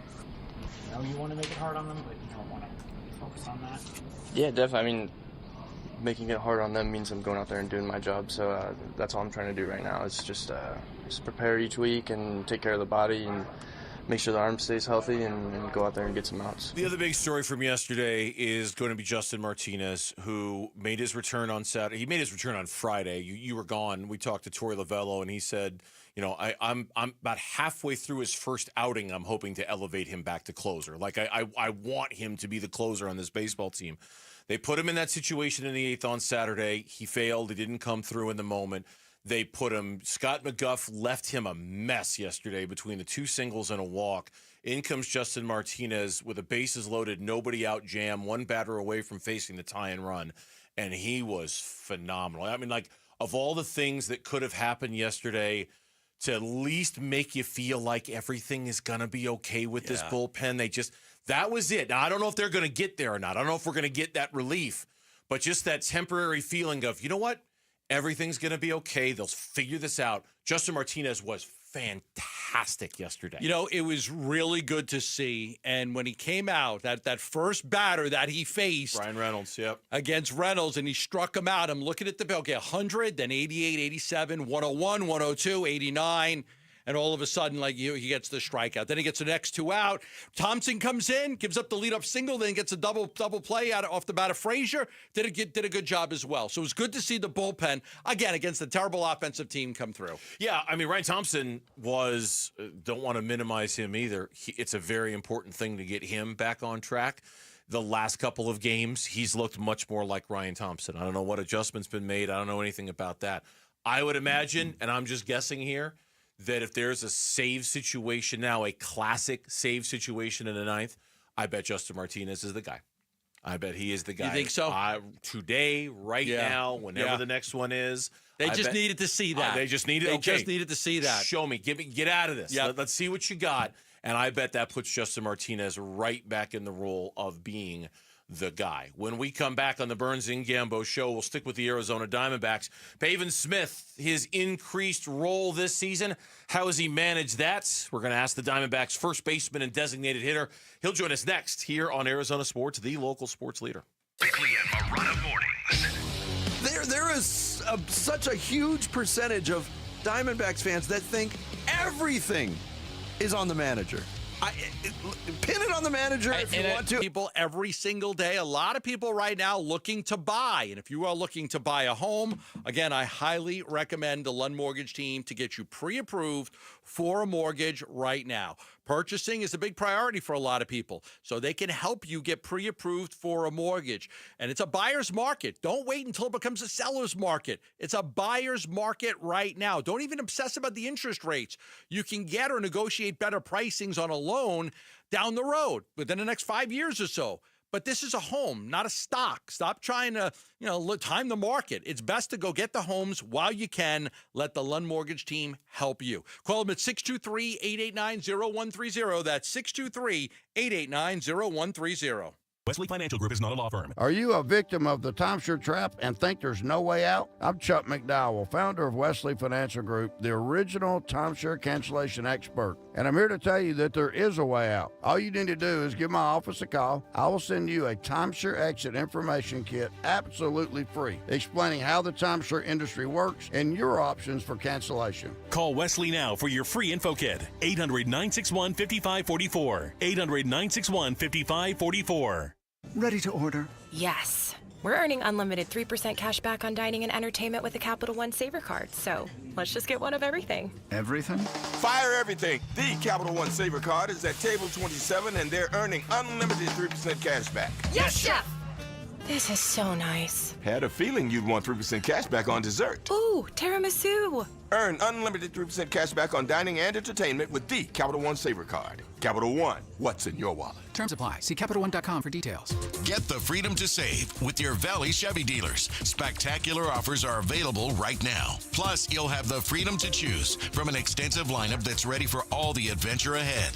That includes popular models like the legendary Silverado and versatile Equinox, plus the feature-packed and affordable Chevy Trax. Don't miss out. Memorial Day marks the beginning of summer and a great time to hit the open road in a brand new car, truck, SUV, or EV from your Valley Chevy dealers.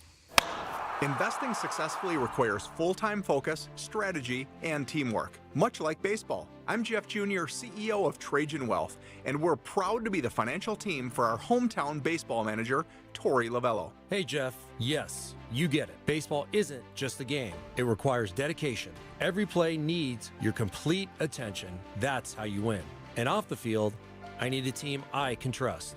a team that understands the importance of focus and strategy. At Trajan Wealth, we recognize that your focus should be on your passion. Our passion is going above and beyond to help you build a secure financial future. That's why I choose Trajan Wealth. They understand the dedication required to build a legacy. We provide peace of mind, allowing you to focus on what matters most. Call Trajan today at 480-990-3300. 480-990-3300. Advisory services offered through Trajan Wealth LLC, an SEC registered investment advisor. Paid advertisement. Hit a home run with bold flavors at Dog House downtown Phoenix, serving gourmet dogs, sausages, chicken, burgers, and more 24/7. Hosting a watch party, Dog House Catering delivers with breakfast burritos, sliders, wings, tenders, and their legendary build-your-own dog bar. Load the bases with flavor and bring the heat to your lineup. Order now at downtownphoenix.doghaus.com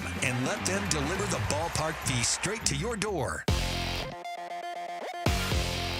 I'm Mitch Vareldis with Trending Now. It's presented by Parker & Sons Heating, Cooling, Plumbing, and Electrical. Per our John Gambadoro, the Phoenix Suns have whittled down their head coach candidate list to 4, and we know of 3 of the finalists. Cleveland Cavaliers assistants Johnny Bryant and Jordan Ott, and Miami Heat assistant Chris Quinn. You can read more right now on ArizonaSports.com, presented by Y-Refi. The Diamondbacks are looking for a second consecutive win tonight against the Pirates. It'll be Corbin Burns' turn on the mound. He'll face the young right-hander Mike Burrows. First pitch is at 6:40. Pregame coverage starts at 6. You can listen to it all right here on 98.7 FM and the Arizona Sports app. In the NBA playoffs, the Pacers are looking to increase their series lead over the Knicks. They're up 2-1. Game 4 tonight at 5 from Gainbridge Fieldhouse. You can listen to that game over on ESPN 620 AM. And then down at PHX Arena, the Phoenix Mercury host the Chicago Sky. Merc are looking to improve to 4-1 on the young season. Tip-off is at 7. This report is brought to you by Y-Refi. Don't let private student loan debt ruin your life. Go to yrefi.com. That's YREFY.com. Arizona Sports, the local sports leader. The Clubhouse Call-In with Burns and Gambo. Brought to you by Dog House Downtown Phoenix. Game-changing burgers, brats, brews, and breakfast burritos 24/7. Dine in or order delivery. A home run every time. It is the Burns and Gambo show on this Tuesday, and a Tuesday at 2:30 means it's time for the Clubhouse Call-In, our weekly visit with a member of the Arizona Diamondbacks. Joining us right now, the Diamondbacks' designated hitter and first baseman, off to a good start so far this year. Pavin Smith joining us on the Burns and Gambo show. Pavin, welcome back to the show. I hope this call finds you well. How you doing? I'm great. How are you guys? Good. How did it feel to get back home? That was a tough road trip. You guys got swept in St. Louis. Really close baseball games. Could have won them all. 1-5 on the trip. How did it feel to get back last night and get a win? Yeah, it was big for us to come back home, kind of put that road trip behind us. It's not like we played terrible baseball, but didn't get either where there was the big hit or the big play in the field at the right time. And we're looking to, turn the page on that and just focus on what's in front of us. We focus so much here just on the bullpen. We're always just talking about the bullpen and a lot of the issues with the 11 blown saves. But let's be honest, runners in scoring position has been an issue for this baseball team. You guys not being able to come up with some of those clutch hits, and that really hurt you in that St. Louis series.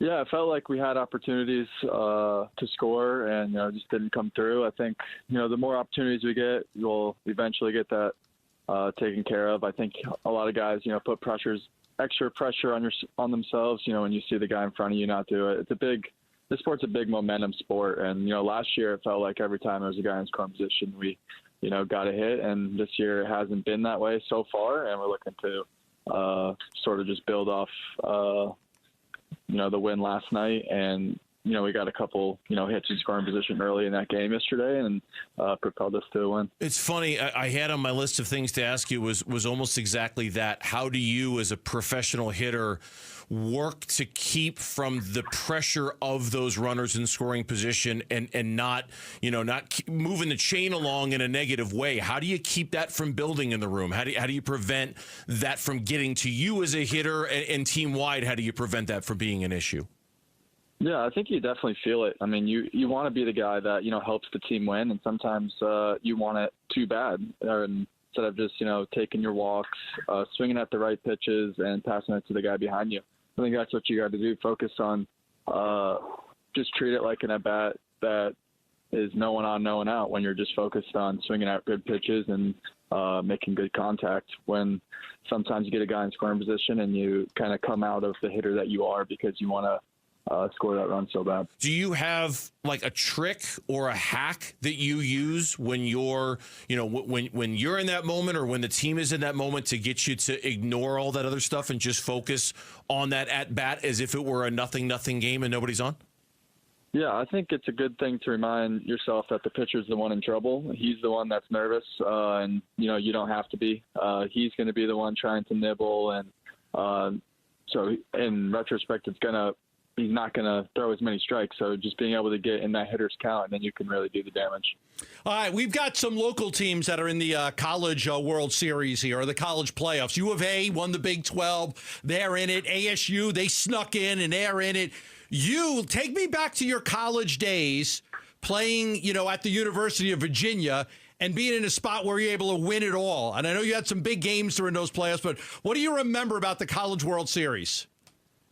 Oh, man, it's a great time. Just with the guys, it's one of the only times in college where you don't have to worry about school. School's out. You can just focus on baseball, kind of take it professional approach. And it's just a lot of fun hanging with the guys and all having that common goal of moving on to that next round. You had the game-winning hit in the second game against Vanderbilt. Is that one of the highlights of your college career? Yeah, for sure. That last game versus Vandy, it was 1-1, I think, at the time, or 1-1 again. It was the third game.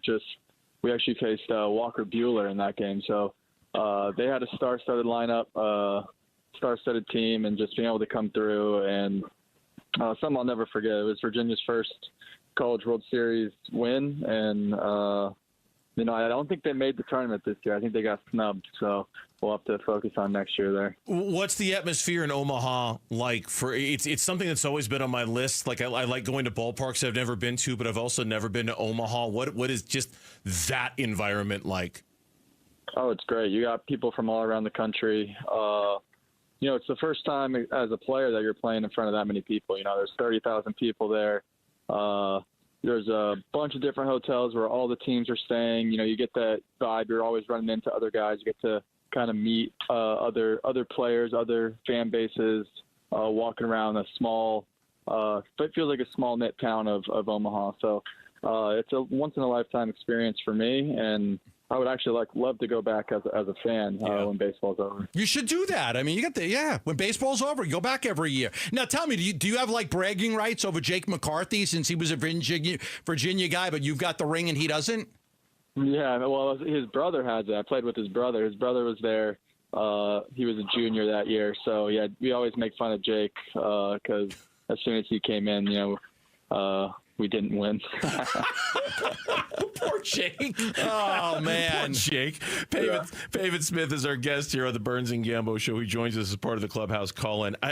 Back to the D-backs for a second. I want to ask you about kind of the balance right now of, okay, there's still plenty of time left in the season, and obviously there is, but the urgency of not thinking that there's plenty of time left. How do you balance those two with seemingly opposing ideas as you're trying to win as many games as you can right now?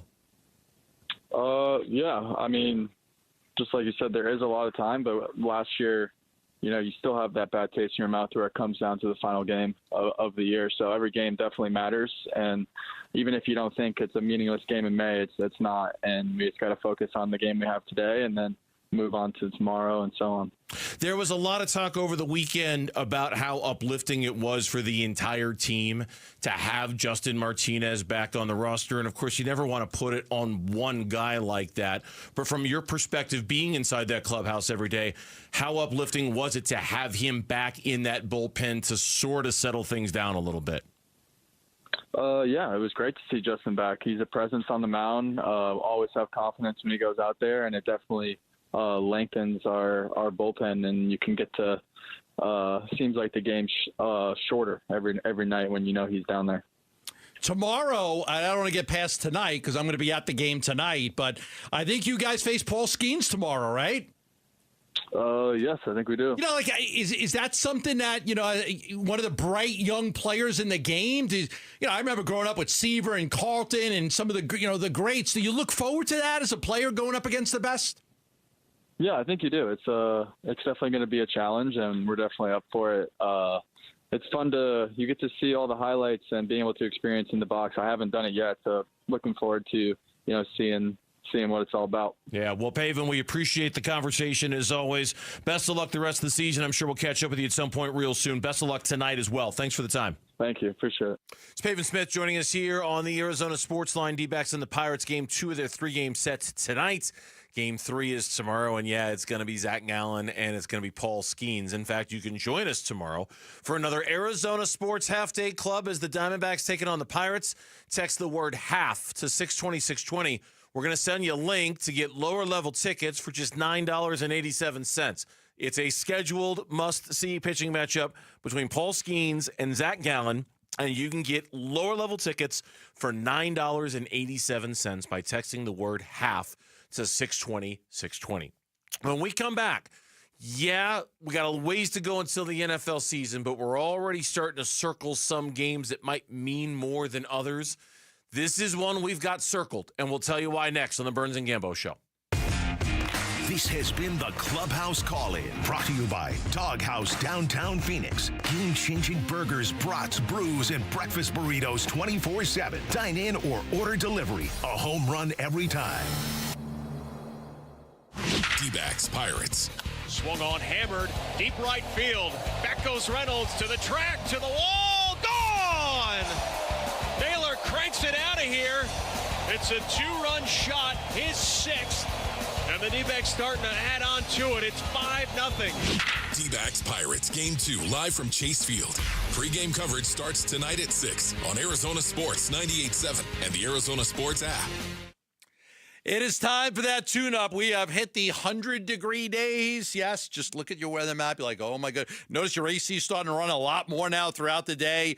Yeah, we're going to hit 103 on Friday, 103 degrees. Have you got your AC unit tuned up? You have not? Oh, what are you waiting for? $129 complete tune-up from Christian Brothers AC Plumbing and Electric. And you're saying, well, what do I get for that? Well, they're not just going to come out and inspect everything for you. They're actually going to do some work. How about cleaning the condenser coils, doing a condensate drain line flush? We're talking about their techs coming out and getting dirty. The condensate drain line flush is phenomenal. Cleaning the condenser coils, they're going to take off that whole unit outside. They're going to clean everything for you. That way it runs efficiently. That unit's been sitting outside for a long time. There's been a lot of dirt and wind and monsoons and everything. You got to have those condenser coils cleaned. They do that. It's included for the price at $129, and it takes them a long time to do, by the way. The condensate drain line flush, yeah, they're up in your attic doing that. So they're doing some real work for $129. Call Christian Brothers for a tune-up at 602-222-3535. That's 602-222-3535. Hey, Ron Wolfley here, and I'm sitting next to my great friend, Dr. Joe from Aria Dental Implant Center. Hey, Dr. Joe, it's great to see you. Thanks for having me. Talk to me about the All-On-4 dental implant. It's a process where we can remove patients' remaining dentition, where we can place 4 dental implants, take our digital impressions, so we can get this population back in function. You know I've had the All-On-4. It is a life changer. It truly is. Not only to be able to smile, right, but also to bite into a steak. What is the best thing about getting the All-On-4 dental treatment? Self-confidence. The only reason people don't get All-On-4s is because they can't afford it. It's expensive. Yes. My goal is to make it economical. So if I can reduce that cost, I will. If you have broken or missing teeth, he's going to help you. AriaDentalImplantCenter.com. It's spelled A-R-I-A. AriaDentalImplantCenter.com. At Farm Bureau Financial Services, we don't say 2 birds with 1 stone. We say 2 damages with 1 deductible. With us, if your home and auto are both damaged in 1 storm, you only pay 1 deductible. And we should probably stop using stones for that sort of thing anyway. Talk to a Farm Bureau Financial Services agent about our 1 deductible advantage at fbfs.com/protect. It's your future. Let's protect it. Farm Bureau Property and Casualty Insurance Company, Western Agricultural Insurance Company. Dan Bigley here with my guy, Mike Freeland from Turf Monsters, the one-stop shop that can build you the backyard of your dreams. In fact, Mike, some people say You are the turf monster. I agree with that 100%. That's because we're the leading installer of artificial turf in the Valley. We have the highest quality turfs. We have the best installers. We can make it happen without the mowing, the seeding, the water bills. And again, the highest quality installers and the highest quality turfs. One of the things that stands out about Turf Monsters, Mike, is you have hundreds and hundreds of 5-star reviews on Google and Yelp. Your customer service is outstanding. Tell us about that. We definitely pride ourselves in that. That's what sets us apart from the competition. We've been in business longer. We do the right thing. We want your business. We're going to take great care of you the first time. We definitely want you happy. Our guys look at the yard just like it's their own, and we make those decisions as we go. Schedule your free estimate at turfmonsters.com or give them a call. Tell them I sent you. 623-323-3900 for Turf Monsters. The Burns and Gambo Need to Know Social Poll, presented by Sanderson Ford. All right, here is Lauren. She's got today's Twitter poll question of the day. Hi, Lauren. Hi, guys. How we doing? We're doing well. How are you? Fantastic. Long weekend. Always fun. Always Enjoyed good. Saw Mission Impossible. Fantastic. Liked it. 2 thumbs up. 1 thumb up. Not 2 thumbs. Not 2 thumbs. Not 2 thumbs, just 1 thumb. Okay. Yeah, a lot of people went to go see that, and a lot of people went to go see Lilo and Stitch. Apparently. I don't understand. Oh my God! that. I went to the box. Oh my, that movie's killing it. She's killing it right now. Anyway, poll question for us. What do you got? I do, and it's about something you guys debated a little bit earlier in the show, so we thought we'd throw it back to the listeners, which is, what should the Diamondbacks do with Ryan Nelson when Eduardo Rodriguez returns from injury? Should they keep him in the rotation, send him back to the bullpen, or go with a 6-man rotation? This is so obvious. It's just so obvious. He should go to the bullpen.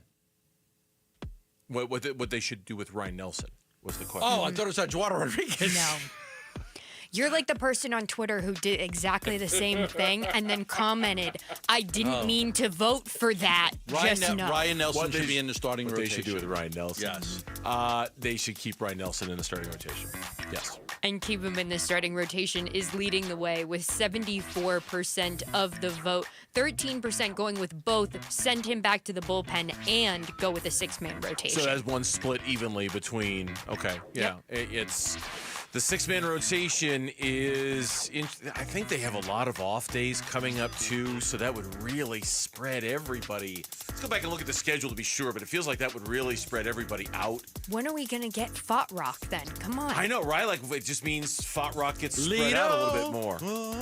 Were you listening to Yacht Rock on the way back A lot from of California? it. Just a lot of it. Didn't surprise me. Just a lot of it. Doesn't surprise me at all. That's the poll question. You can find it on the Burns and Gambo Twitter page, at Burns and Gambo. One word is where it's at. Tomorrow, we're going to be out at Arizona Cardinals headquarters in Tempe. We haven't done a show from there in many, many years. We're looking forward to that. OTAs as they are underway, and we've got all sorts of guests coming on.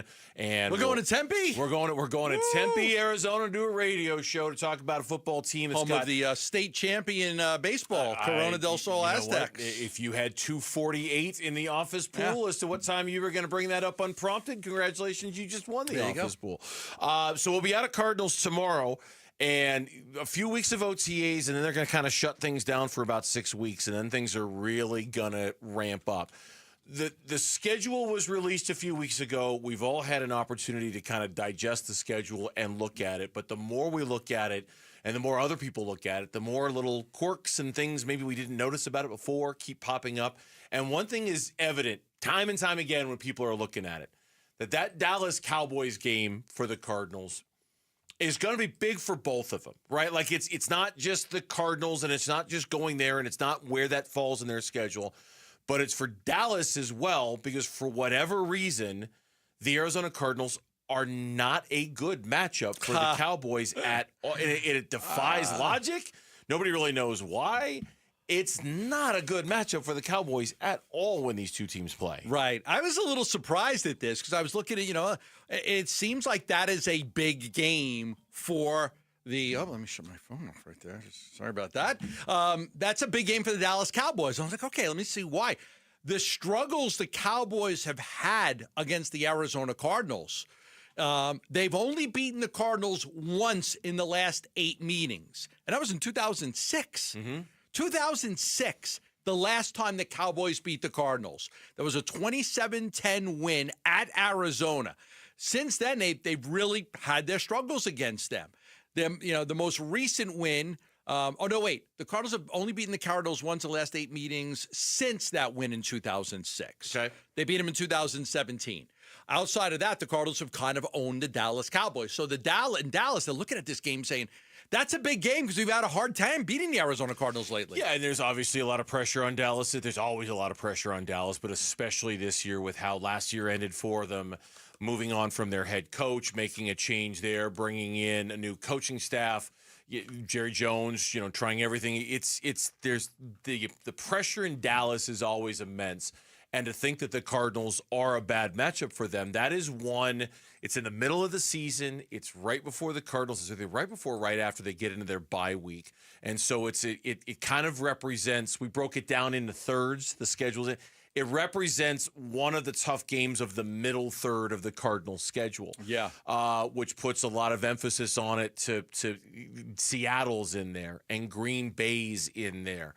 Dallas, the expectations are high. They always are. The Cardinals, that will be a good mid-season kind of where are you with your schedule kind of a game. And I think the Cowboys looking at it the same way. The last time the Cowboys won a game against the Cardinals at home, they were still playing at Texas Stadium. That was a 34-13 win in 2005, in which Marion Barber had a couple of touchdown runs. If you remember Marion Barber. I do. 2005.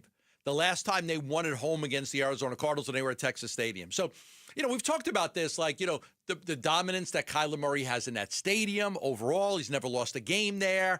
7 or 8 games or whatever it is, he's never lost a game there. And there was one prediction when the schedule came out that streak's going to end. Kyler Murray's finally going to lose in this stadium, because he never has. So, I was fascinated by that. Cowboys must overcome Cardinals and the Demons in Week 9. I'm thinking to myself, what demons do they have against the Cardinals? I didn't know it was that bad. The Cardinals are somebody's demon? Who they knew, are. Right? Like, I didn't know. I'm looking at the schedule again, and it really does occur to me that if the Cardinals get off to a good start, the way they did last year, there's a chance that Dallas game is the first one after the bye week. Before they play Dallas, it's at New Orleans, home against Carolina, at San Francisco, home against Seattle, home against Tennessee, at Indianapolis, home against Green Bay. I know I went through those very quickly, but there's a real chance after the first 7 games of the season that the Cards are 5-2, maybe 6-1, maybe 5-2. Yeah. Then they go into the bye week, and coming out of that, the trip to Dallas is sort of I could really see that as okay, let's find out what you're all about. And the Cardinals are coming off the bye. The Cardinals are coming off the bye, yeah. It's a great time to get ready for that game. And then somebody else, it was our friend Jess Root over at cardswire.com. I saw this and I took note of this, and he did the thing that I was too lazy to do. I wanted to go through the schedule and figure out which teams have the schedule advantage for the Cardinals, which teams have the bye before they play the Cardinals. This was great. Or the mini bye before they play the Cardinals. Nobody has a bye before the Cardinals. The Cardinals will not face any team coming off a bye, and only one team coming off a Thursday night game. They'll only play one time all year where the team gets a little bit extra rest before they play the Cards. That'll be in Week 16 when the Cardinals host the Falcons. The week before, the Falcons play the Buccaneers on Thursday night to open up Week 15. So the Falcons will have a little bit extra rest that comes with the Thursday night game. The only other time where their opposition will have even one more day of rest will be in Week 10 when the Cardinals play the Seahawks on the road. The Cardinals will be on Monday night against Dallas. Yes, and they play Sunday. And they play Seattle Sunday. plays Sunday. So one day. Cardinals will be at a little bit of a rest deficit when they take on Not a Seattle. lot. Not a lot. One day, That's not terrible. a big deal. And only one time will the team have. Now, is it a little thing? Yeah, it's a little thing. But when you get into the grind of the NFL schedule, little things aren't little things anymore. I don't think it's a little thing. That becomes thing. a big thing. Yeah, because, scheduled, sometimes there are scheduled losses. And, if you got the short week and then you're playing a team with more, there are scheduled losses. We don't see that with the Cardinals schedule this year. We don't see a schedule loss because there's no big benefit for anybody else on their schedule. A team coming off of the bye after you just played a very physical, say you played the Rams in a real physical game because their defense is brutal, and the team you're playing in next week is coming off a bye. that might be a schedule loss. You're going to get the hell beat out of you by the Rams defense, and then you're going to go play a team that's coming off of a break. Sometimes we look at that, we say, okay, that's not a great schedule for them. We don't have that this time around. Yeah, when we come back on the Burns and Gambo show, before the Diamondbacks got the win they needed yesterday, they got swept for the first time in a while out of St. Louis, and there were so many things to take out of that series. Not all of them are good. Most of them aren't, in fact, and we'll talk about it next on the Burns and Gambo show. Friday afternoons at 2:30 on Arizona Sports. Burns and Gambo talk Diamondbacks baseball with D-backs manager Torey Lovello. Brought to you by Estrella Jalisco. Don't miss Burns and Gambo with the skipper. 2:30 Friday afternoon. Listen on the Arizona Sports app and 98.7. Hi, folks. Jody Jackson here. If you have private student loan debt and are behind or even in default, you got to call my friends at YRefi. YRefi refinances private student loans that others won't touch, and they provide you with a custom loan payment based on your ability to pay. They work with each borrower individually, tailoring each loan to each borrower's specific situation. You will not be calling a faceless call center. They can reduce your monthly payment and your total cost. And YRefi does not care what your credit score is. I've been to their offices and met with them. They're great people. And YRefi is not a debt settlement company. You'll receive a low fixed interest rate that you couldn't get anywhere else. And you'll finally have a pathway to making all that stress and worry come to an end. Just give them a call at 888-YRefi-34. That's 888-YRefi-34. Or go to YRefi.com. That's YREFY.com. And make sure you tell them Jody Jackson sent you. Patrick was way behind on his IRS taxes. I was in way over my head. The total amount ended up being somewhere just over $30,000. $30,000. Then the IRS came to collect. Started getting letter after letter. A lien had been filed against me. They were going to basically hang me completely out to dry. He had to do something. That's when I reached out to Optima Tax Relief. Patrick's life quickly got a lot easier. It was very easy, pretty much hands off. They picked up the ball and ran with it. And how'd it go? I couldn't believe it. I had to ask 2 or 3 times. I saved an incredible amount of money. How does Patrick feel about Optima? Couldn't be happier. They definitely helped me. Optima Tax Relief, the best place to call. They're the best in the business. Do what Patrick did and call Optima Tax Relief for a free consultation. Call 800-343-6460. 800-343-6460. 800-343-6460. Optima Tax Relief. Testimonial from an actual client. Some restrictions apply. For complete details, please visit OptimaTaxRelief.com. Bunker to Bunkers Golf Tour is kicking off their summer swing at Verado Golf Club's Founders Course on Saturday morning, June 21st. Benefiting the Arnie's Army Charitable Foundation, Bunker to Bunkers 2-person scramble is loaded with breakfast, team competitions, a huge raffle, awards, and even includes a coupon for a second round of golf, all for just $120. Come enjoy an unforgettable day of golf with your friends. This event is open to the public, but space is limited, so register today at bunkergolf.com. Hey, it's Vince Marotta announcing huge Memorial Day savings all month long at Earnhardt Buick GMC in Mesa, your locally owned GM dealer. And local matters. Check out these all-electric options. You can drive out a 570 horsepower GMC Hummer EV pickup and save up to $28,000 off MSRP, or even the Sierra Denali EV at $18,500 off MSRP. Both of these 2024 models are available at a low 0% APR financing rate for 60 months with approved credit. That's right, big discounts or low rates, all at Earnhardt Buick GMC, or take advantage of their full digital shopping options with No Bull Express at EarnhardtBuickGMC.com. They'll treat you like family, and that ain't no bull. We are professional grade. Most new vehicles include a $998 No Bull protection package as an added benefit. Offers include all applicable incentives on select models. APR terms limited through GM Financial. 0% for 60 months is $16.67 per month per 1,000 financed. Based on approved credit, not all will qualify. Plus tax, title, license, and $5.99 doc fee. See dealer for details. Offer ends 6/2/25. If you're trying to get through your daily activities and you're noticing you can't because you're focusing more on your pain than being able to enjoy the moment, those are the patients that we're looking to treat because we can make a difference. That's Dr. Ashley Caravelli, a medical director for QC Kinetics. What we're doing at QC Kinetics is offering treatments that help with joint preservation. We use cutting-edge technology and our in-house in-house lab to harness your body's natural healing powers and target the areas where you need them the most. These are regenerative, non-surgical treatments, and QC Kinetics is the nation's leader, delivering lasting relief to tens of thousands of patients. What we do know is that the sooner we start treatment, the sooner you'll see relief. So don't wait another minute. See if you're a good candidate for these non-surgical treatments for joint pain. The consultation is completely free. Call QC Kinetics 602-837-7246 in Phoenix, Scottsdale, Peoria, and Chandler. That's 837-7246. 837-7246. KMVP FM Phoenix. Arizona Sports, the local sports leader. On the Arizona Sports app and on 98.7. I'm Mitch Vareldis with Trending Now. It's presented by Parker & Sons Heating, Cooling, Plumbing, and Electrical. Per our John Gambadoro, the Phoenix Suns have whittled down their head coach candidate list to 4. We know of 3 of them. Cleveland Cavaliers assistants Johnny Bryant and Jordan Ott, as well as Miami Heat assistant Chris Quinn. You can read more on ArizonaSports.com, presented by Wi-Refi. The Diamondbacks are looking for a second consecutive win tonight against the Pirates. It's Corbin Burns' turn on the mound. He'll face the young right-hander Mike Burrows. First pitch is at 6:40. Pre-game coverage starts at 6. You can listen to it all right here on 98.7 FM and the Arizona Sports app. In the NBA playoffs, the Pacers are looking to increase their series lead over the Knicks. They're up 2-1. Game 4 tonight at 5 from Gainbridge Fieldhouse. You can listen to the game on ESPN 620 AM.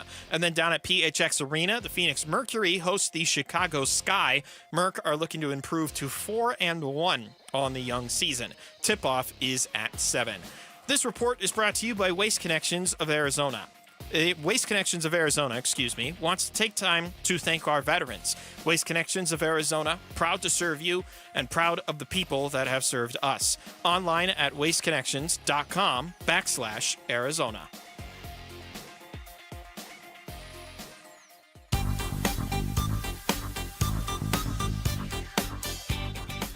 Hey, it's Vince Marotta. Join us Wednesday morning. Can the Diamondbacks get back over 500 with another win over the Pirates? That and more starting at 6 here on Arizona Sports. 4-3 Cardinals, the 1-2. Swing and a miss. And the Cardinals sweep the Diamondbacks in this 3-game series. The losing streak is up to 5. Close, only counts in horseshoes and hand grenades. And the D-backs have now lost 5 games by a combined total of 6 runs. Once again, your final, St. Louis 4, D-backs 3. Chris Carrigiello with the call over the weekend as we welcome you back to the Burns and Gambo Show. Something else that close counts in, other than horseshoes and hand grenades. How about with the beanbag toss thing? What's that called? Cornhole. Well, you either get it in the hole or you get it on the board. I was close. I didn't get it in, but you get points for being close. You get points for being on the board. What's that thing? The shuffleboard? Shuffleboard, yeah. Right? You don't have to get it. I can be close and you can win, right? Yeah, I mean, yeah. Hand grenades, and horseshoes, and nobody's played horseshoes or hand grenades in a long time. That's how you play freaking horseshoes. I played horseshoe. It's been a while. It's been a long time. It's been a long time since I played. Yeah, we need to modernize it by making it shuffleboard instead. That's the way to go. To Gambo's point, there are other things where close does count, but horseshoes and hand grenades, I don't know. It's just one of those catchy little alliterations. Horseshoes, hand grenades, all that stuff. I know. That was an awful series. I'm sorry. Oh, it was an awful series. It was, and like, I know they at least started to rectify it with their win last night, and we're aware of course, the win, and we spoke about it at 2:15.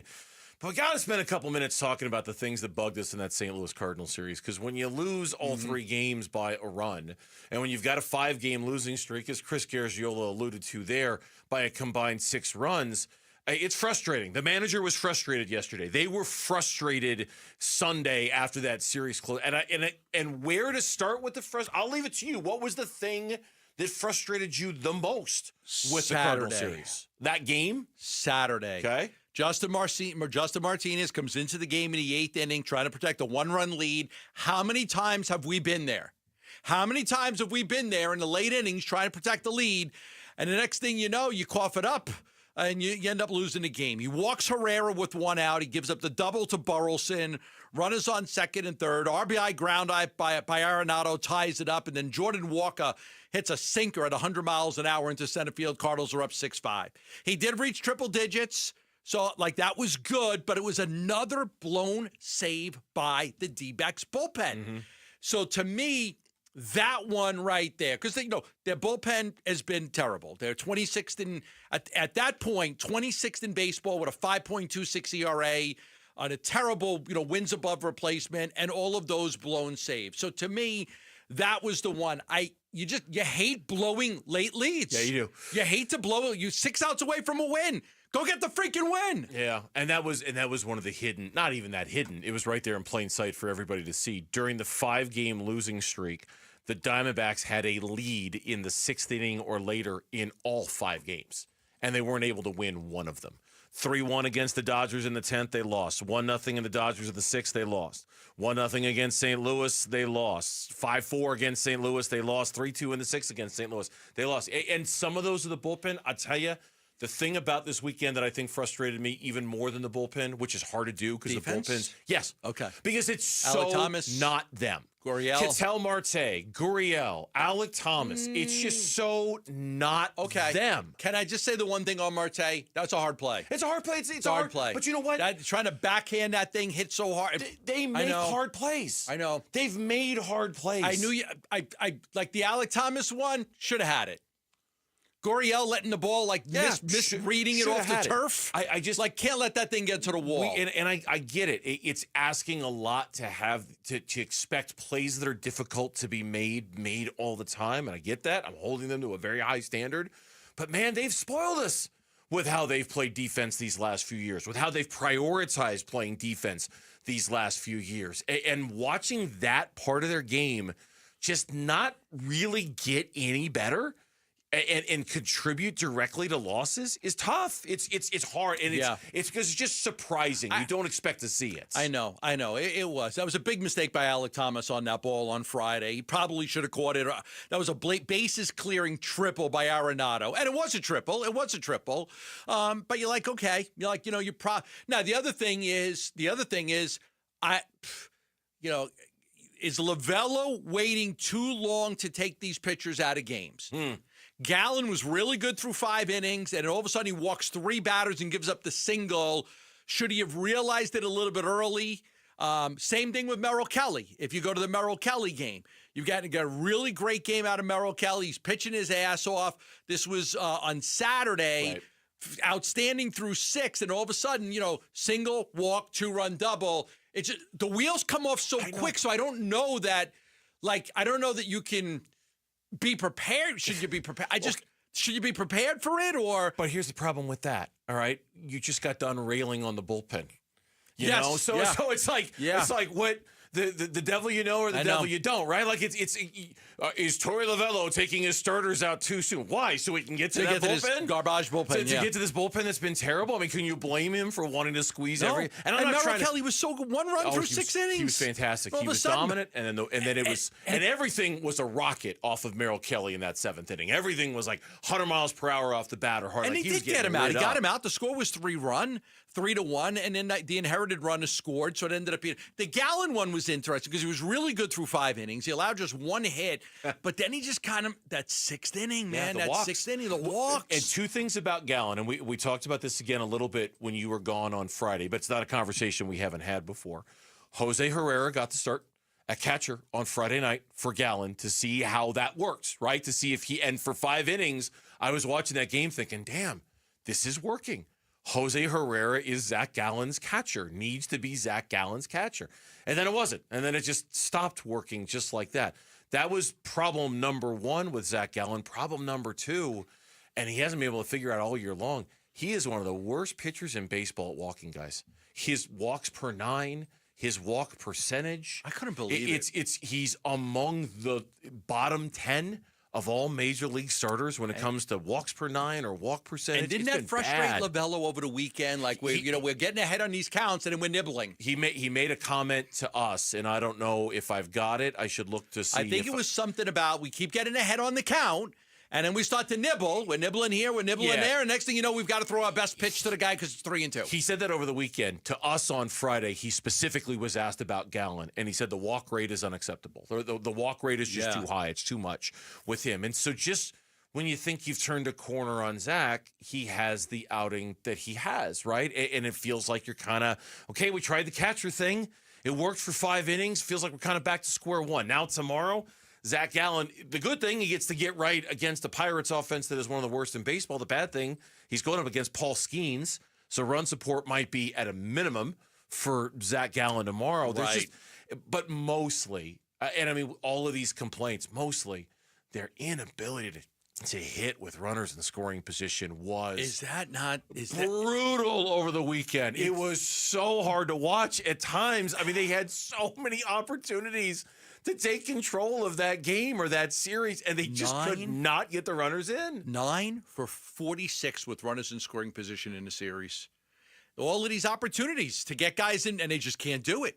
And that thing stood out like a sore thumb, too. I mean, just the offense. You go to Sunday's game. They had the first 2 guys on base to start the 9th inning. Alec Thomas doubles, and Perdomo gets hit by a pitch. And all of a sudden, Corbin strikes out, and he is struggling. Yes, he is. Ketel Marte pops out, and Gurriel strikes out. Game's over. 2 for 10 with runners in scoring position. 2 for 10 in that game. The first 2 guys are on base. Oh, Gimbo, you got to get a run in there. You got to get the run in. In the last 2 games, on Saturday and Sunday, they had the tying run on third base in the 9th inning, and both times they failed to get it in. So it's tough. Because you drop below 500. It's tough because you're losing ground. It's tough because you'd like to sit here and keep saying, as we've done, oh, there's time. But, now in order to at least try to get the tiebreaker back from St. Louis, you're going to have to sweep them when you play them later in the season just to try to get the tiebreaker back, right? Like these series, these moments matter. And the Diamondbacks, well, you look at the tally of series where they might be chasing tiebreakers with some of these teams, they don't have a whole lot of advantages so far in those series. Hardly any at all advantages when it comes to teams that they're potentially going to be involved in tiebreakers with. Yeah. For what it's worth. Yeah, so St. Louis one stood out like a sore thumb, right? Because we weren't expecting St. Louis to be in the race. All of a sudden now they're there and you lose 3 in a row. Like, I do not want to end up in a situation like last year. Where you're counting tiebreakers and trying to figure out. You don't want to be there. When we come back, we'll circle past the top story of the day today, which is the latest on the Suns coaching search. If you haven't heard Gambo's info, you will when we come back. And then we'll talk about Kevin Durant. Where's he going to go this summer? The team with the logo of the hat that he was wearing the other day, the team that lost to Oklahoma City last night. We'll get you caught up on what everybody's saying next on the Burns and Gambo Show. D-backs Pirates. Swung on, hammered, deep right field. Back goes Reynolds to the track, to the wall, gone! Naylor cranks it out of here. It's a 2-run shot, his 6th. And the D-backs starting to add on to it. It's 5-0. D-backs Pirates, Game 2, live from Chase Field. Pre-game coverage starts tonight at 6 on Arizona Sports 98.7 and the Arizona Sports app. Oh, the sale must go on, my Krug brothers. That's right, the Memorial Day sale at Brooklyn Betting has been extended. 25% off everything in-store and online. The sale ends Tuesday, June 3rd. Don't miss this, Basinonians. Go to brooklynbetting.com, or better yet, get to one of Brooklyn Betting's 12 Basin locations and tell them Wolf sent you for the extended Memorial Day sale. For the best sleep ever, get the best mattress ever, and that's only at Brooklyn Betting. Dan Bigley here, and New Life Dental Implant Center is doing more than giving people new implants and new smiles. They are giving people their dignity and their happiness back, and that's because they offer amazing quality, great convenience, and unbeatable prices, the lowest you are going to find anywhere, and that is how they are transforming the lives of so many people in the Valley, and you can be next. Call 602-855-0000 or online at newsmilearizona.com. Okay, sometimes what was once in style just doesn't make any sense anymore. Like those outdated jeans. Oh, you know they look good at one point. But they no longer fit. Hi, I'm Michael Halliday, attorney and partner at Morris Hall, a premier estate planning law firm. Just like fashion, your estate plan can become outdated over time. Whether it's new family members, changes in your financial situation, or shifts in your personal goals, your estate plan should reflect your current life. Think of it like spring cleaning. There's no point in keeping clothes that no longer fit. Much in the same way, key components of an estate plan can easily become outdated, like beneficiary designations, powers of attorney, and healthcare directives. These elements need to be periodically reviewed to ensure they align with your current circumstances. The attorneys at Morris Hall can help. It's time to update your estate plan with Morris Hall. Schedule your complimentary consultation today at morrishall.com. That's morrishall.com. Hi, it's Vince Marotta here to tell you about the amazing Memorial Day deals being offered all month long at Earnhardt Ford in Chandler. My friend and general manager John Nissen and his team are rolling out nearly every remaining 2024 new Ford car, truck, and SUV now below employee price. Or get low financing on a 2024 Ford F-150 STX truck. Get 4.9% APR for 84 months. That's 7 years. Plus get $3,500 in Ford retail bonus cash towards your purchase. And to thank military and first responders for their service, they're offering an additional $1,000 Ford cash reward towards new purchases. All offers require approved credit. Memorial Day deals all month long at Earnhardt Ford in Chandler, I-10 and Ray Road, or online at earnhardtford.com, and that ain't no bull. Most new vehicles include the No Bull protection package as an added benefit. $699 for cars and SUVs, $1598 for trucks. After all applicable offers. Employee pricing available in select models. AXZT plans ineligible. Financing is $1,409 per $1,000 financed for well-qualified customers through Ford Credit, plus tax, title, license, and $599 doc fee. See deal for details. Offers in 6/2/25. Purchase a special event ticket pack for Women's Night on Friday, May 30th to receive an exclusive D-Backs cap with your game ticket. Get your tickets now at dbacks.com/women.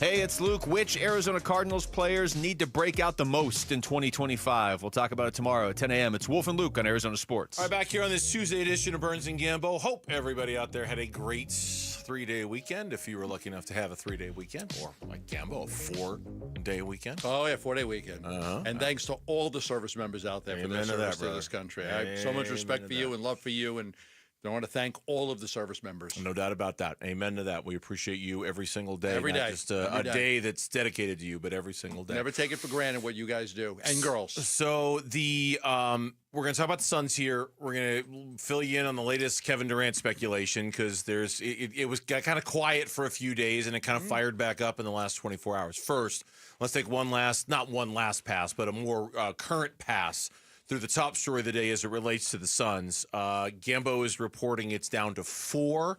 3 of the 4 he knows. The 4th he's still working on to try to figure out who the 4th name is. I believe I know who it is, but I'm not going to say it until I get extra confirmation because I have to confirm it again. I believe I know who the 4th guy is, but we're just going to go with 3 because I was able to confirm 3. I'm waiting for confirmation on the 4th guy, but it'll be down to 4, and those interviews will take place over the next week. The second round is done, and they'll get to the final 4 here. And then I would expect that next week you will find out who the next head coach of the Phoenix Suns is. What I can assure you is that what we reported, I went back to May 1st, we reported that it's highly likely going to be a younger first-time NBA head coach, and this list would guarantee that. It will guarantee that the next head coach of the Phoenix Suns will be a younger first-time head coach. 2 Cleveland Cavaliers assistants, Johnny Bryant, who is their lead assistant, and then Jordan Ott, who is the assistant who does have the Michigan State ties. Let's just kind of put that out in front for everybody to digest right now. The other is Chris Quinn, the Miami Heat assistant coach, who's been Spoelstra's assistant for a long, long time. Those are the 3 that you're willing to say so far, knowing full well that there is a 4th. I'm hoping that the 4th is going to be the guy that I'm rooting for, Sweeney. I think he'd be the best guy for the job, but we'll see. Johnny Bryant, Chris Quinn, Jordan Ott are the 3 so far. Yeah, I love Sweeney. With a 4th that's going to be out there. Love Sweeney. Don't know if he'll be in that group of 4. I do like him. He's interviewed for head coaching jobs before. He interviewed for the Utah job, for the Jazz job. He's a great candidate. He should be a head coach. He's the number one guy on Jason Kidd's staff right now. He is their number one assistant. Very defensive-minded guy, terrific guy. So I just, again, I haven't heard. I had heard a lot of good things about him. Yeah. Going into today, and then I haven't heard his name as of today. That's interesting. Micah Nori, I saw him last night during the T-Wolves OKC game. I had kind of wondered about him. There are a few other names on the list to keep an eye on. And again, this is the only vacancy in the NBA. So the candidates for it can't be too picky, but I will always wonder if some of the top names on this list, and I would put Sweeney on that list. I guess I would put Chris Quinn on that list too. Would they look at the Suns and say, I'd rather wait for another job when it opens up a year from now? If this is the only one, I don't know if I want this one because the prospects of the Suns being good anytime soon are pretty slim. And I'd rather wait until a cycle where I've got more to and I'm just speculating. I don't know the answer to that. But I will wonder about that with some of these guys who might go, second thought, I'm fine with not getting this job because I'd rather wait for a better one a year from now. I think I'm going to say no. I think it's more likely that all of these guys are, they've interviewed between 15 and 20 guys. They started with that. Then it got down to 9. And from 9, it's going to get to 4. I don't know that anybody's pulled their name out of it. You still get to coach Devin Booker. You get to live in Phoenix year-round. You get a head coaching job. I know all the reasons to say yes to it, but I do think there are reasons to say no to it as well. You know what I mean? Sure. Like there are absolutely reasons to say, especially if you've got a lot of confidence in your ability and your belief, and you've been a top assistant, you know that you're probably in the next cycle. There are lots of reasons to say yes, but there are lots of reasons to say no to it. In the meantime, so that's the latest with that. In the meantime, Kevin Durant was wearing a Boston hat. Oh, yeah. Lonzo Ball thinks he should go to Minnesota. Yeah. Shams Charania on Pat McAfee today mentioned the Spurs. They also have a ton of assets. They have tradable contracts. They have the number 2 pick. They have the number 14 pick in this year's draft. They have a bunch of tradable picks as well moving forward. They have all their picks. So El Jefe. Whether there's a player like a Giannis Antetokounmpo, I think a Kevin Durant's another guy that the Spurs, there was mutual interest in at the deadline. I think they're going to be looking very actively to see, is there a wing player we can bring in that could take us over the top? No shortage of Kevin Durant rumors after the long weekend of work. What have I said all along? They're going to trade Kevin Durant. They are going to trade Kevin Durant. There was some reports last week about maybe Kevin Durant. Maybe Kevin Durant will end up staying with Phoenix. I can't remember who had it, but a lot of people asking me about that. I'm like, I don't see a scenario. I think it was based on the idea that the trade packages would be so underwhelming that the Suns would have no choice but to keep him. Like, that's all we're going to get for him? Okay, fine, we'll keep him. I think it was based off of that idea. Okay. More than anything. Because there was quite a few last week that were like, is this true? Is this the Suns going to get, there were scenarios, maybe Kevin Durant will stay with Phoenix. And there were some reports out there. I've never believed that. I believe that they are going to trade Kevin Durant. I believe that there's going to be, and I've said this to you, I think there's going to be plenty of suitors. Yeah. I don't think it's going to be like one team that wants Kevin Durant. I think there will be multiple suitors that want to trade for Kevin Durant and give the Suns back some combination of, young players and assets and picks. There was a WNBA game. Kevin Durant was wearing a Boston Bruins hat on his head. Oh, man. Okay. Is he trolling everybody? Full disclosure right now. Yeah. Okay, I'm just going to tell you right now, about a month ago, I ordered a Baltimore Orioles hat off of MLB.com. Okay. Am I an Orioles fan? No.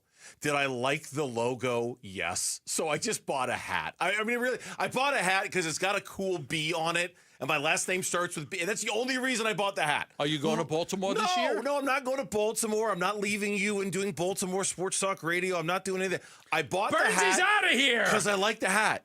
Because it was a good-looking hat. Why is it that we assume that Kevin Durant, he's wearing a Boston Bruins hat? Oh, he must want to go to Boston. He's wearing a Boston hat. I would love this for just not even a Twitter poll, but just a Twitter question. Have you ever bought a hat because you just liked the way the hat looked and not that you liked the team? Mitch, or just like any paraphernalia, right? Have you ever bought a shirt, jersey? I don't like the team. I just like the hat, or I like the jersey. Absolutely. I mean, I have. Have you? That's a good question. I'm trying to think. Have you ever? Like a jersey? I think it's a cool jersey. Like I've spoken for years about wanting to get a throwback Barry Sanders Honolulu Blue jersey. Okay. I'm not a Detroit Lions fan, right? But I'm a fan of the player, and I think it's a good-looking jersey. I'm going to say that I haven't. Okay. I think I'm in the minority here. Okay. I don't think I've ever I don't wear hats, but jerseys and shirts that I ever just look at, I really like that shirt. I don't know what team it is, but I'm just going to get it. I don't think I've ever done that. I you know what? Put it out there as a poll question. I think it's going to be a big percentage are going to say yes. So there's that. Then there's Lonzo Ball with his suggestion that he thinks which after watching last night's game, I think there is something to be said about Durant and whether Minnesota, after going to back-to-back Western Conference Finals and losing back-to-back Western Conference Finals, which I assume they're going to do, they might look at Kevin Durant and go, okay, you know what? We've hit our head on our ceiling. We're not. Well, can you turn that game on? How many seconds left in that game? Hey, can you turn on the end of the Timberwolves Oklahoma City game? It's still going on, right? They're still attempting free throws. I think Naz Reid is at the free throw line right now with 2 seconds left. Don't worry. We've got a special segment carved out for you to complain about that for 5 minutes. You don't have to do it here. Also, come on. We all know Shea's at the free throw line. Let's be real. Oh, Shy's at the free throw line. Shy. I don't know who Shy is, but Shy's there. Don't worry. We've got time carved out for you to complain about that later. Okay, Minnesota suddenly becomes very intriguing to me again as a Kevin Durant option. Because I could see, hey, we've gone as far as we can take this. This is as far as we're going to go. Western Conference Finals, that's it. You know, like we've been there. We were there last year. We were there this year. Okay. Let's do something dramatic and shake it up so we can get past it. I don't know. Because now you've got to build a team to get by Oklahoma City. Yes. Right? Yes. How do I get by them? No doubt. And it's going to be like that. How do I get by those guys? At least 3 years. Right. It's maybe more. I got to get past them. You're not looking like, how do I get past Denver? You look at, how do I get past that team? I've already assured you they're going to win the next 2 NBA championships. Yes, you have. Yes, they're going to repeat because it's been a long time since we've had a repeat champion. I've put futures bets on both of those, and I'm going to hold you fiscally responsible if neither one of them happens. How much will I owe you if I'm wrong? I'm just be prepared to get a bill. That's all I'm saying. Okay. My attorneys have prepared a letter, and you'll be getting a bill if Oklahoma City does not win either of the next 2 NBA champions. So yes, people just hate going to the mail. All you do is you get bills every day now. So yes, that's a possibility. The Spurs scenario, and Shams bringing that up today on national TV. Look, I hope you're right because I don't want him back, and I want the Suns to have lots of suitors with lots of options and lots of intriguing ideas to get him back. I want that to be. I hope that's the case. I really do. It sounds like it's going to be. Yeah. I hope that's the case. Yeah, I think so. I think that they are going to be able to move him and get back something deep. You're not going to win the day. But you're also, you're not trading Kevin Durant at 34. You're trading Kevin Durant at almost 37. When we come back on the Burns and Gambo show, the Arizona Cardinals quarterback, tight end, wide receiver trio. How good is it compared to the rest of the National Football League? We'll talk about that next on Arizona Sports. Bigley and Marana mornings. Does Kevin Durant want to stay in the West? Does he want to go back east? What he wants matters in this situation. Absolutely it does. Teams will think the Suns are desperate, and teams will try to take advantage of a rookie general manager. And that's the way it works. That's another consideration, too, that leads me back to the very real possibility of a similar-looking roster next year. And maybe not around the periphery, but the core of it. What if the core is the problem? Bigley and Marana, mornings on Arizona Sports, the local sports leader. Liberty GMC in Peoria, 87th Avenue and West Bell Road in Peoria. Shop and buy online all the time. LibertyGMCAZ.com. The Memorial Month savings continue at Liberty GMC. Yeah, Memorial Day weekend is over, but the Memorial Month savings at Liberty GMC, they are not, and they are still there. If you missed out on it or if you had big plans this weekend and you couldn't make it to Liberty GMC, don't you worry about it. The deals are still there waiting for you. The service department is also still there waiting for you. Now, this is a big deal to me because I do not like wasting time getting my car serviced, and I certainly don't like spending money on getting my car serviced. At Liberty GMC, they've solved both the problems. Number one, you drop your car off by 8 o'clock at night, it's done for you the next day. They've got this new late-night shift, which is awesome. Number two, the best tire deal in town. Buy 2 tires and get 2 for free at Liberty GMC. Best deal you're not going to beat at 87th Avenue and West Bell Road in Peoria. Shop and buy online all the time. Liberty, GMCAZ.com. GMC, we are professional grade. Attention! If you owe money to the IRS, this is an urgent message. The IRS is cracking down by sending out collection letters, garnishing paychecks, seizing bank accounts, and putting liens on homes and businesses. They call it enforced compliance, and you better watch out because penalties and interest on unpaid taxes compound daily, making it even harder to get out of debt. Don't let tax debt destroy your life. You need to call Optima Tax Relief, America's #1 tax resolution firm. They're experts in taxpayer assistance programs that can save you thousands if you qualify. A+ rated by the Better Business Bureau, Optima's resolved over $1 billion of tax debt for their clients. Let them fight on your behalf, helping to put your tax problems to rest. Call the tax professionals at Optima now for a free consultation. Call 800-343-6460. 800-343-6460. 800-343-6460. Optima Tax Relief. Some restrictions apply. For complete details, please visit OptimaTaxRelief.com. Hey, it's Vince Marotta announcing huge Memorial Day savings all month long at Earnhardt Buick GMC in Mesa, your locally owned GM dealer. And local matters. Check out these all-electric options. Drive out a 1,000 horsepower GMC Hummer EV pickup and save up to $28,000 off MSRP. Or even the Sierra Denali EV at $18,500 off MSRP. Both of these 2024 models are available at a low 0% APR financing rate for 60 months with approved credit. That's right, big discounts or low rates, all at Earnhardt Buick GMC, or take advantage of their full digital shopping options with No Bull Express at EarnhardtBuickGMC.com. They'll treat you like family, and that ain't no bull. We are professional grade. Most new vehicles include a $998 No Bull protection package as an added benefit. Offers include all applicable incentives on select models. APR terms limited to GM Financial. 0% for 60 months is $16.67 per month. Per 1,000 financed. Based on approved credit, not all will qualify. Plus tax, title, license, and $5.99 doc fee. See dealer for details. Offer ends 6/2/25. This May, All Pro Shade Concepts is proud to celebrate 20 years of providing shade solutions. Their custom-built shades block up to 95% of the sun's UV rays, reduce dust and wind, and can lower temperatures by up to 20 degrees. Free estimates and installation on all products. All Pro Shade will also donate a pair of running shoes to Shoes for Soldiers with every shade order. Text SHOES to 620-620 to nominate a soldier and schedule your free consultation at allproshade.com. You gotta have shade.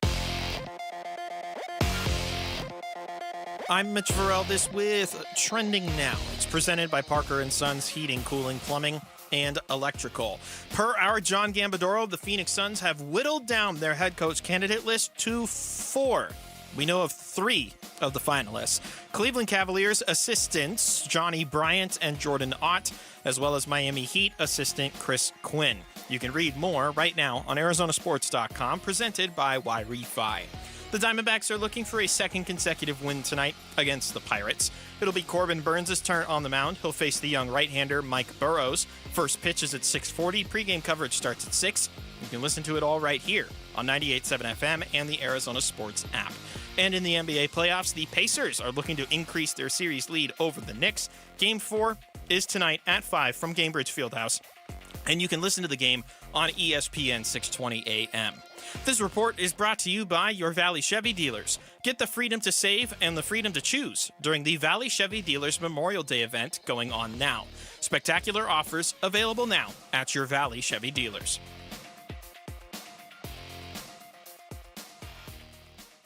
Hey everybody, Dan Bigley here. Will the Knicks prolong and save the NBA postseason, or are they going to be in the market for Kevin Durant? We'll discuss tomorrow. Fun begins at 6 a.m. By the way, your poll question. Yeah. Landon, diehard D-backs fan here. I have 15 to 30 team hats. Wow. Another guy on the text line, 620-620. I have quite a few of teams I'm not fans of, like the Yankees, the Giants, the Rockies, and Pittsburgh Caps as well. Just have a hat that you don't support the team, but you like the way the hat looks. Yeah, something along those lines. Okay. Yeah. So that is prevalent. Okay. But you wouldn't do it. I cannot think of a single item I have that's of a team I don't root for.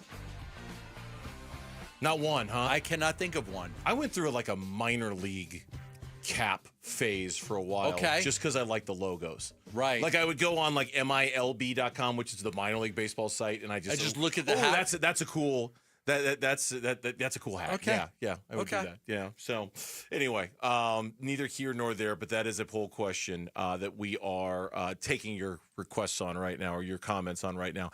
Top 32 quarterback and wide receiver / tight end duos in the 2025 season. So basically, here's your quarterback, here's your best wide receiver or tight end. It was one of those. Let me see where they come in. I just want to see, now automatically I'm thinking you're going to get bonus points because of Trey McBride. But that's it. I think Kyler Murray's going to be in the middle, and then you're not going to have a top wide receiver. So it was Pro Football Focus, the top 32 quarterback and wide receiver tight end duos. And, okay, you piqued my interest. Let me look at it. And I believe the Cardinals ended up coming in 17th. 17th, yeah. 17th on that Pro Football Focus ranking. And there's really no mention of them in the audio. There's no. And it's just sort of but it's kind of almost exactly where you'd expect them to be. I would have thought Trey McBride. Again, it's not Kyler and Marvin Harrison and Trey. It's Kyler and whoever the best wide receiver or tight end is on the roster. So I'd imagine for like the Kansas City Chiefs is Patrick Mahomes and Travis Kelce, right? Like it's whoever the top receiver is on the league on the team, whether it's a top quarterback, wide receiver, tight end duos. The Bengals are number 1, Joe Burrow, Jamar Chase. Eagles number 2, Jalen Hurts, AJ Brown. Texans 3, CJ Stroud, Nico Collins. Commanders 4, Jaden Daniels, Terry McLaurin. Tampa 5 with Baker Mayfield and Mike Evans. Yeah, and it's really more of the same. When it comes to Kyler, there was a story we had last week about, Pro Football Focus ranking the quarterbacks, and they had Kyler like 15th in the NFL. I mean, it really is, and for now, I'm not going to sit here and say for now that it's fine, but a year from now, if the best quarterback wide receiver duo for the Cardinals is only the 17th best in the league, there's a problem. Right. And if Kyler Murray is just the 15th best quarterback a year from now, there's a problem. It just can't be that way a year from now, because it's just how much longer are you willing to kind of float along with this level of mediocrity? How much longer are you before you take a chance and say, okay, we could do a whole lot worse than Kyler, but we can also do a whole lot better? When do you take the plunge and decide that you're going to do that as an organization? Because it's such a risk. It's such a risk. You could do better, or you could do it's 3 door. You know what's behind door number 2. Kyler Murray. You can win a bunch of football games, might have a chance to go to the playoffs. He's going to throw for a lot of yards. Like, he's good, but he's not great. Door number 1, you might have a terrible quarterback. You might have one of the worst quarterbacks in the league. And door number 3, maybe you hit the jackpot and you get a better quarterback. Do you want to take that chance? Do you want to take that chance? Because if you get rid of Kyler, you could be door number 1 or door number 3, and you don't know which one you're going to end up being. Yeah, now this list is, and lists are always funny. This list is funny. Mitch just did a very nice job of doing like screenshots of the whole list here. Yeah, Ravens 16th. Ravens are 16th with Lamar Jackson and Zay Flowers. Cardinals are 17th, as I mentioned. The Bills are number 18, right? Largely because they don't have a great wide receiver. Josh Allen and Khalil Shakir. The Vikings are number 19, largely because they're unproven at quarterback. Being in this category right here. Because it's like you've got one great one and one. I'm in a category with Geno Smith and J.J. McCarthy. Geno Smith and Brock Bowers is number 20 on the list, right? Like it is. It's a terrible. It's kind of a terrible era to be in. The ones right ahead of Kyler, Trevor Lawrence and Brian Thomas Jr. are 15. Brock Purdy and George Kittle are 14. Patrick Mahomes and Rashee Rice are number 13. It wasn't even Travis Kelce. Jordan, and your bottom 5 ends with the Steelers. They are last right now with DK Metcalf and Mason Rudolph. Although, did you see Aaron Rodgers? It hasn't happened yet. Retire one day as a Packer? Apparently, he dropped some hints over the weekend that he's planning on taking a trip to Chicago this weekend. And of course, not this weekend, but that I'm all thrown off in this segment. The Steelers are playing the Bears this season. And the way he was having this conversation sort of alluded to the fact that the next team he was going to play for was going to take this trip to Chicago. And everyone went scrambling to look at the Steelers' schedule, and they're like, oh, yeah, the Steelers play the Chicago Bears this year, he's going to sign with the Steelers. So a lot of people think. So he's going to Chicago. Well, when he joins the Steelers, he was alluding to his next team. And when he was alluding to his next team, he was saying, well, yeah, we might be making a trip to Chicago during this particular week, and I look forward to visiting this and that when I'm in Chicago. Okay. And everyone's like, oh, he's joining the Steelers because they're going to Chicago. Everyone knows he's going to the Steelers. I'm going to owe you lunch. It's just a question of when. And it's a question of when and where you want to go. I just hope he does. I hope he retires. He's gonna sign with the Steelers. What if the Steelers just say, you know what, screw it. Let's finish in last. It'd be awesome. We'll fire Tomlin. We'll have the number 1 pick, and we'll go get a real quarterback. Let's finish in last, go get Arch Manning, and really start the rebuild. But this is why this is so stupid. If I'm an owner, okay, I'm taking the chance that I have a bottom 5 football team and I can get one of those guys instead of getting an old Aaron Rodgers for 1 year. Aaron Rodgers wins me 8 or 9 games. I don't get any of the top quarterbacks in the draft next year. Nope. I'm riding with Mason Rudolph. There's just one big problem for them. Yeah. They're competing in the same division as the Browns. So they have to somehow be worse than Cleveland, who has also a terrible quarterback room. Joe Flacco? Kenny Pickett. Kenny Pickett, that's right. Shador Sanders. How could the both of you forget? Dylan Gabriel. Dylan Gabriel out of Oregon. I was struggling to remember who the 2 they drafted were. And then they've got Bernie Kosar. Came out of retirement. Says I could beat out these suckers. Tim Couch is on that scene. I could beat out all these guys. Name random Cleveland Brown quarterbacks from the past. That's the thing. If they Johnny Manziel. Who was the old guy? The guy came into the league at like 29 years old. That was Brandon Cleveland. Whedon. Brandon Whedon. Was that Cleveland? That was Cleveland. I can beat those guys out. How old are you? 47? There is. It's funny though to think about Aaron Rodgers going to Cleveland and like. All they do is win 9 games, get in the playoffs, and get bounced. If he goes to Pittsburgh? If he goes to Pittsburgh, I mean.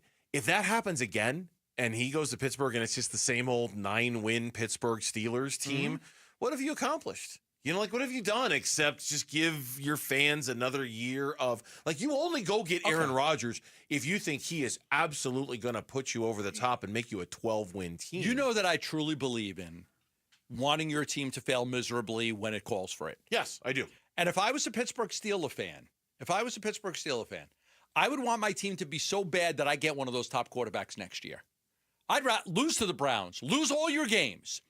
I would rather that than have Aaron Rodgers come in and I'm trying to win with, because you're not going to win. Yeah. Like, you're not going to go anywhere with that. You'll win 7 or 8 games and you're not going to go anywhere. When we come back on Burns and Gambo, it's a question that I kind of had a feeling was going to come up.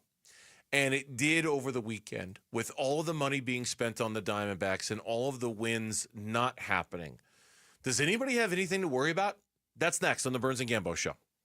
Wolf and Luke, middays 10 to 2. You need to trust them to not really look at resumes, but it's more about what they get out of them in those meetings and what they gravitate towards. And I think that's ultimately going to tell us not only how successful this head coach is going to be, but if the Suns nail this head coaching hire, I think we can be more confident about their front office in the future, but it also goes the other way too. It would be nice to have somebody who can stabilize things and quickly rebuild and develop, but even the Suns aren't going to know that until they pick a guy and see what he can do, because no matter who they hire going this way, there is more upside, but there's also more risk too. Wolf and Luke, middays 10 to 2 on Arizona Sports, the local sports leader. Hi, it's Vince Marotta from Arizona Sports. Have you been thinking about making a change in your career? You've heard me talk a lot about Y-Refi. Well, they're hiring. As a student loan advocate, you will guide their borrowers and co-borrowers through the application process, ensuring that you're helping each one of them in their unique situation. Many student loan advocates make 6 figures, and there is no cold calling. Y-Refi also offers great benefits, including 100% company-paid, whole family health insurance, and matching 401k. If you're interested, go to yrefi.com/careers or email careers@yrefi.com. Bank of America is the nation's leading business lender, and we're ready to help with your next goal here in Phoenix. That's why we have over 3,700 local business specialists across the country.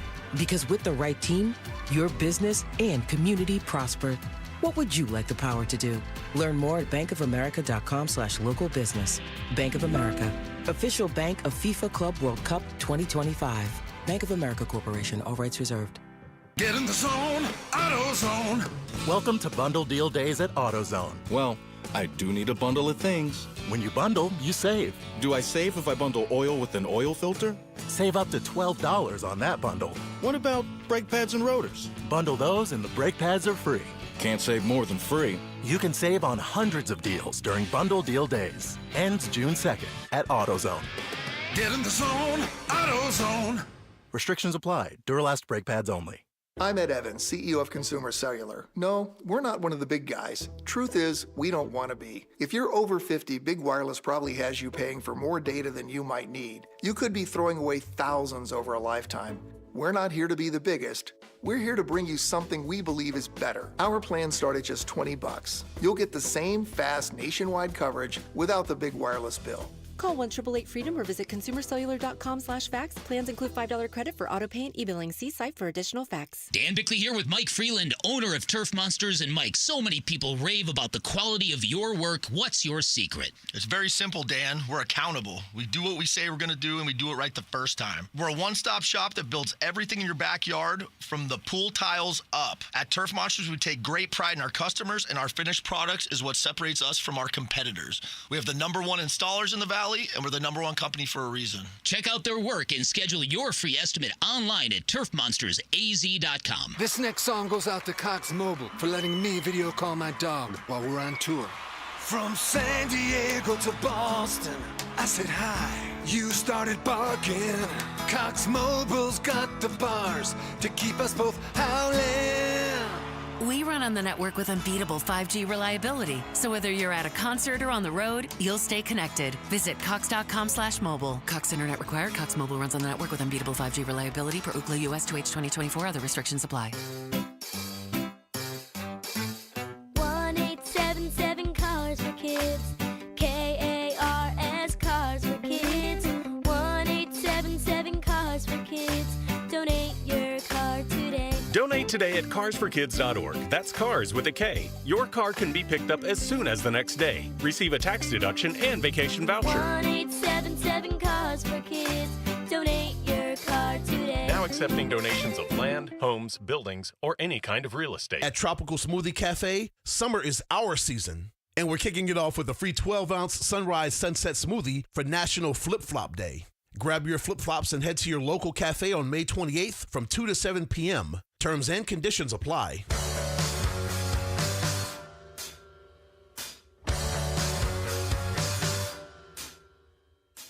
Hey, it's Luke. What does Mike Hazen think about the state of the Arizona Diamondbacks at this point in the season? We'll ask the D-backs general manager tomorrow at 11:45. We'll be live from Chase Field ahead of Zach Gallen versus Paul Skeens. It's Wolf and Luke on Arizona Sports. Frustrating weekend for the Diamondbacks, getting swept by the St. Louis Cardinals, a 5-game losing streak. Losing 5 straight games by 6 total runs. That includes the back end of that Dodgers series where they lost those last 2 as well. The season has not gone according to plan, and we can sit here and say it's early, and it is. But each moment like this, you lose a little bit more ground. Each moment like this, you have to work just that much harder on the back end to make up the games that you're losing right now. And certainly the tiebreaker situation is not working out well for you so far, at least in terms of the early returns on the season. Gimbo, we all had sky-high expectations for this team given the payroll additions and everything that they've done. And I got to admit, at some point over this weekend, and I saw the same tweet you did, and I'm going to reference it here in a second, but the same thought kind of popped through my head. Like, I wonder if the Diamondbacks organizationally, from the top down and their owner, are starting to get antsy with the lack of results that this baseball team has shown so far. I wondered the same thing at some point. They were applauded all across the baseball universe when they did what everybody wants the mid-major type teams to do, and that's spend money. They went to the World Series. They created this windfall of cash that they've never had before, and they invested it all right back into the baseball team, all of it. Spent money at a level that we've never seen them spend at. And then this year they doubled down on it. Doubled down on it again. Like, they weren't like cutting all, we're going to keep the payroll similar to what it was and try to win. And so it was Diamondback Stats and Info. I said Ken Kendrick has committed nearly $375 million in free agent contracts alone in 24 and 25. Back-to-back non-playoff appearances aren't going to sit well. No, I mean, they're not. I mean, it's not. There's a lot of baseball left to be played. They got to get some things figured out. You sent me a story today where everybody's trying to figure out what team's going to make the playoffs. And somebody said the Diamondbacks will, and somebody said the Diamondbacks weren't, and the bullpen problems were issues. And another one of them, and we're working on getting him on the show a little later on in this week because we've had him on before, Jesse Rodgers, who's one of their MLB writers. We had him on at the beginning of the season. Thursday at 3 p.m. Thank you. Thursday at 3 p.m. Answered the question, which team is the biggest disappointment in 2025? He answered the Arizona Diamondbacks. Yeah. He said they should not be a 500 team. He goes, I'm going to throw a curveball to this question, and I'm going to pick the Arizona Diamondbacks as the most disappointing team. We're going to talk to him about that Thursday at 3 o'clock to see, not to chastise him for it, but just try to dig a little deeper into why he picked the Diamondbacks. But no, nobody thought they'd be a 500 team. This is well below our expectations of the team. I think Ken Kendrick has a lot of faith in the people that are in charge of his organization. The Diamondbacks have had some success. They had a good year last year. They just missed the playoffs. The year before that, they had a good year. They went to the World Series. He even showed patience just 4 years ago when they lost 100 and something games, and everybody wanted him to fire Hazen and Lovullo, and he didn't. Yep. He didn't. He stayed with those guys. They didn't think it was fair. Everything that Mike Hazen was going through with the loss of his wife at that time and her illness, and he didn't feel right in just making changes. And Ken, you're coming off of when Tony La Russa was here. And, Tony had a veterinarian as his analytics guy. And, he did. It was like he was a veterinarian. And Tony did not buy into the analytics at all. At all. Zero. He was a total feel guy. So bringing in Mike Hayes, and all of a sudden, and so when La Russa left, their minor league system was shot. It was terrible. One of the worst in baseball. Him and Dave Stewart just no idea what they were doing. And now they've got a good minor league system. They've had a lot of players come up through the system, have success. I don't think that Ken Kendrick, if this team has a bad year, I think everybody would be back next year. Then their jobs would be on the line. So, I will tolerate one mediocre year, one off season of you guys not living up to expectations. Then after that, I might do something because you know as well as I do, and you probably see it more than I do. The vitriol on Twitter for Torrey is at an all-time high. I mean, other than maybe the year they lost 111 games when it was really, really bad too. But back then, I sometimes I wonder how he survived all that. But other than that phase of Diamondbacks baseball, I don't know if there are more people on a nightly basis who, and I've heard the morning show talk about this a lot, who literally blame Torrey for everything that's going wrong with the baseball team, every decision that is made, right? You've seen it. I've seen it. It's out there a bunch. And for that crowd, the idea of Ken making a change now or at the end of the season would be music to their ears. They would because they've been wanting that so badly. I tend to think you're right. I tend to think that he's got a lot of faith in Mike, and I think Mike's got a lot of faith in Torrey. You know what I mean? I think Torrey and Mike are tied so closely together. Sometimes I have a hard time imagining somebody else managing baseball games for Mike Hazen. You know what I mean? They are so almost like if you got to fire him, you got to fire me too. Yeah, and I would never put words into their mouths like that, but something along those lines. Yeah, this is my guy. This is my guy, and if you trust me, you got to trust me to trust that he's the guy. That he's doing the things on the field that I want done as the general manager. We're working in tandem, hand in hand, and this is how it's going to be. I have to think that I just can't imagine somebody else being Mike Hazen's manager. Forget about Ken Kendrick's manager. I have a hard time thinking about anybody else being Mike Hazen's manager than Torrey Lovullo. I could be wrong. Could be looking at it with blinders on and with narrow vision, but eventually, I can't imagine that, If Torrey's, and I don't think this is the case at all, because I think the players respect Torrey and they know how much he cares about them and respects them and battles for them. But if it ever got to the point where, the manager was losing the room and they weren't responding to him, well, then you have no choice. But that's the only thing you would look for if you might. Are my players still responding to him? Is he still getting through to him? Now, there have been a lot of issues this year that we didn't expect. Bad base running and bad defense that is uncharacteristic of the way this team plays. Yes. And I think those things are fixable, and I think those things should be held accountable. The bullpen issues, AJ gets hurt, Martinez gets hurt, Mantiply forgets how to throw, Thompson forgets how to throw. All of a sudden, you like 4 high-end reliable guys, you're down. Yeah. A couple you can't pitch, a couple are out, and what do we do? And Torrey's juggling every night. And Shelby Miller, who made the roster on the last day of the season to be a 6th-inning guy, is your closer. Yeah. Until J-Mark came back. And we still don't. J-Mark will probably be the closer. But that's what I'm saying. Like it really. Now, you could say, okay, I don't care. I just want them to win baseball games. Fair. Mm-hmm. It's fair. They should have had a different plan. I don't know how you plan for Ryan Thompson not being able to pitch this year. No, they still think that they're going to get Ryan Thompson figured out, and hopefully they do. And Ryan pitched a good game yesterday. He got a 1-2-3 inning after the leadoff single, got the double play, and got out of it. So hopefully he bounces back. Mantiply, I think he's given up runs left and right in the minors. Yeah, I've lost track of him in the minors. I wouldn't be surprised, though. I think he's getting clobbered in the minors, so I'm not expecting him to bounce back at all. Yeah, but when I saw that tweet from Arizona D-backs Stats and Info, I knew it's only a matter of time until somebody kind of asked that question. And maybe others have, and I just haven't noticed or paid attention.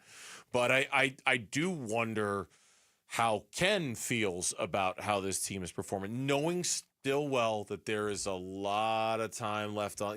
But you can only lean on that so much, right? You can only say, "Oh, there's time. It's last year we lamented all the early season. Which, by the way, did you put Saturday's game on the list? Okay. We haven't had this conversation. Okay. Yes, I'm going to put it on the list. So what was it? A 5-4 lead. They had a big 8th inning. They scored 4 runs. They took a 5-4 lead with Justin Martinez and presumably Shelby Miller pitching the 9th. 5-4 lead with 6 outs to go. Should we put that on the list? I'll put it on the list. Mitch. Okay, we know. What is it? What's the new guy say? What's the new guy say? It's Connor. Connor. What's Connor say? Does Connor know the game we're playing about? Big Red. We're going to call him Big Red. We're going to call Connor Big Red. Big Red. We're going to call Connor Big Red. What's Big Red say? He's having it explained to him. He said probably not. I tried to do the best abridged version of explaining the list as I could. All right, Connor, you're fired. Oh, come on. He just got here. Okay, he's fired. Also, can I say one thing? Yeah.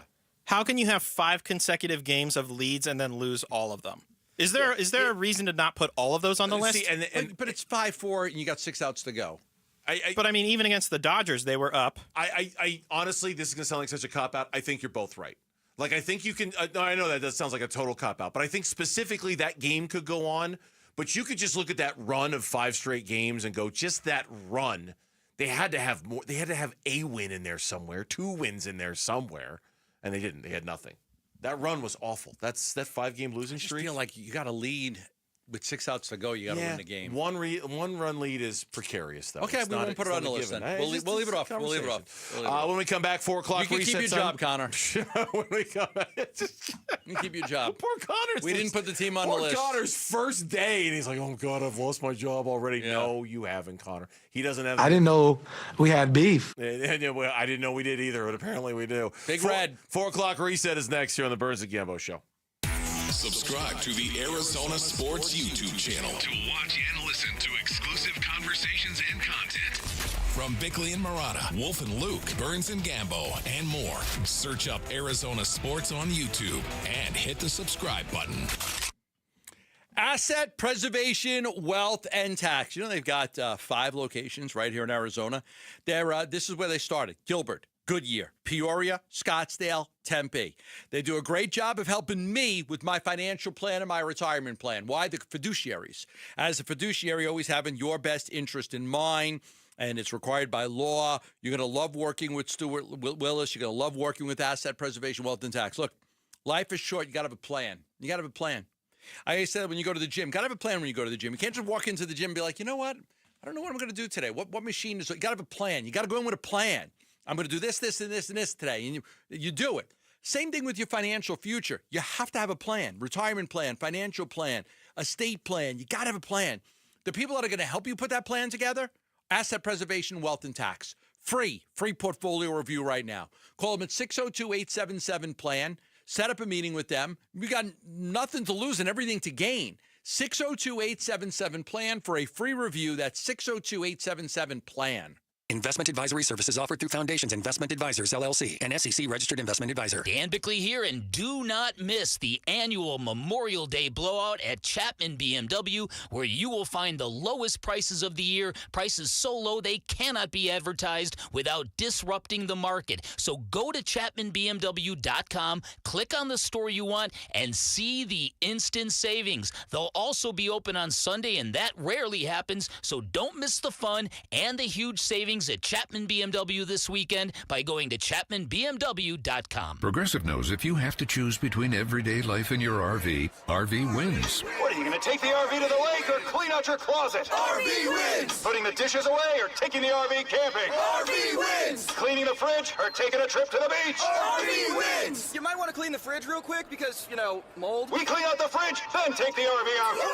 With Progressive, you can bundle your RV with your home or auto and save with a discount and spend more time enjoying those savings in your RV. Progressive Casualty Insurance Company, affiliates, and other insurers. Not available in all states and situations. Still getting around to that fix on your car? You got this. On eBay, you'll find millions of parts guaranteed to fit. Doesn't matter if it's a major engine repair or your first time swapping your windshield wipers. eBay has that part you need, ready to click perfectly into place for changes big and small. Loud or quiet, find all the parts you need at prices you'll love. Guaranteed to fit every time. But you already know that. eBay. Things, people, love. Eligible items only. Exclusions apply. Hello, this is Jan at Toyota. Hi, Jan. Is now a good time to get a new Toyota for summer? It is. We like to say your summer starts here at your Toyota dealer.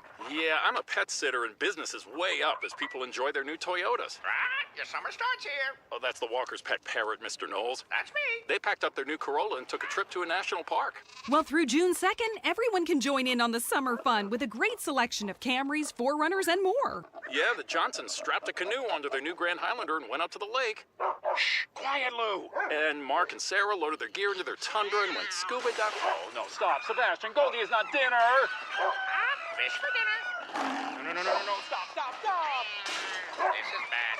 Yeah, I gotta go. Good luck. Right, your summer starts here. That's right, Mr. Knowles. Summer starts here at your Toyota dealer with a new Toyota. But it all ends June 2nd. Dealer inventory may vary. See your participating Toyota dealer for details. Toyota, let's go places. Hey, it's Mike Rohn. If I have a choice, I like to do business with companies that actually stand for something. That's why I switched from Verizon to Pure Talk. No offense to Verizon, I'm sure they stand for something. I just don't know what it is. Pure Talk, on the other hand, is a veteran-owned company that supports our military in a big way, and I appreciate that. Yeah, I also appreciate unlimited talk and text and plenty of data for half the cost of the big guys, and I do like being on America's most dependable 5G network for just $20 a month, but what I really appreciate is no contract, no cancellation fees, and Pure Talk's commitment to handle all their customer service in this country. I saw it for myself. I went to Georgia, I got a tour of their headquarters, I met their CEO, and I talked to the same customer service folks that you'll talk to when you dial pound 250 and say keyword Mike Rowe. Switch today and save 50% off your first month when you dial pound 250 and say keyword Mike Rowe. Pure Talk. A wireless company that actually stands for something. KMVP FM Phoenix. Arizona Sports, the local sports leader. On the Arizona Sports app and on 98.7.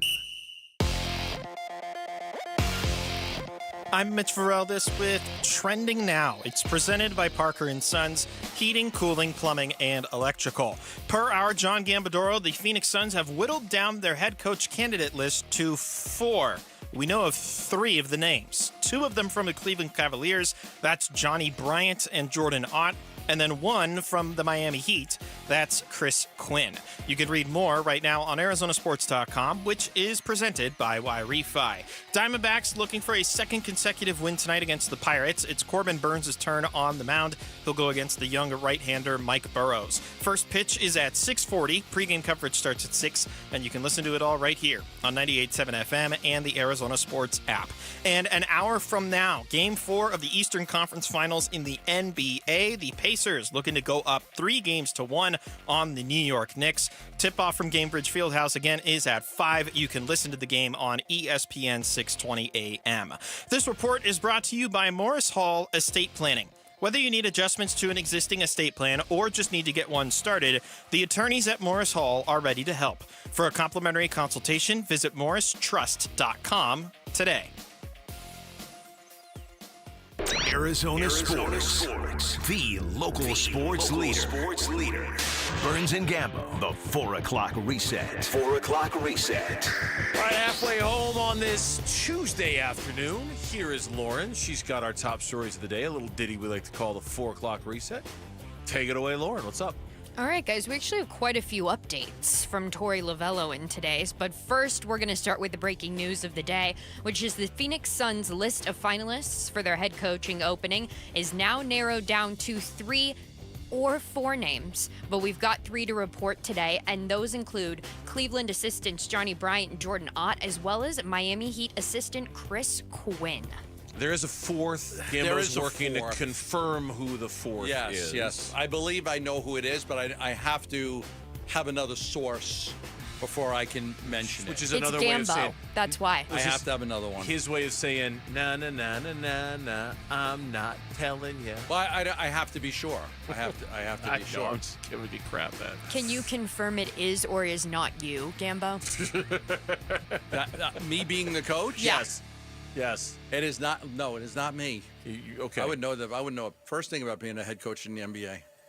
No, you wouldn't. Sources close to me confirm Gambo would not know the first thing about how to coach in the NBA. That's how we get you to be the insider. Gambo becomes the head coach. Yeah. Gambo feeds everything to you. You then break the news. Gambo wants to know how he gets replaced, as the insider at Arizona Sports. Become the head coach of the Phoenix Suns, and I will become the insider of Arizona Sports. You'll feed me everything. That's right.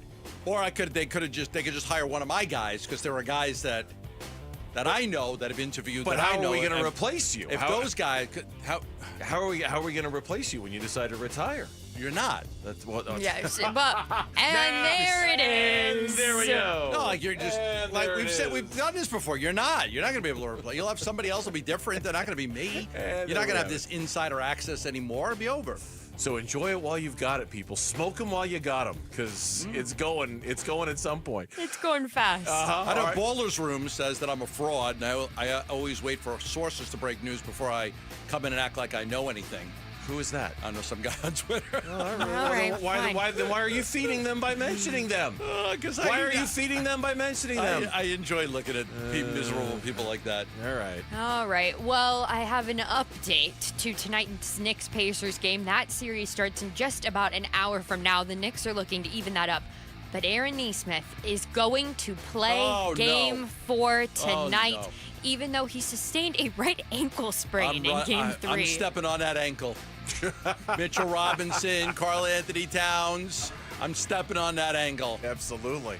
I know you're hurt. Okay, fine. We're going to grind that thing into the ground. Good win by the Knicks the other day. Down 20, coming back and winning that game at the end. Karl Anthony Towns was huge in the fourth quarter of that game. Yeah. Huge. And you know what team could have used him last night? The Minnesota Timberwolves. Yes, they could have. Yes, because the OKC Thunder, they took a 3-1 series lead over the Timberwolves last night. I know. 128-126 victory. Another close one in this series. The important thing there was, and I don't know if it's here to stay or not, but the emergence of Jalen Williams as the Robin to Shai Gilgeous's Batman, and that's kind of been hit or miss, come and go.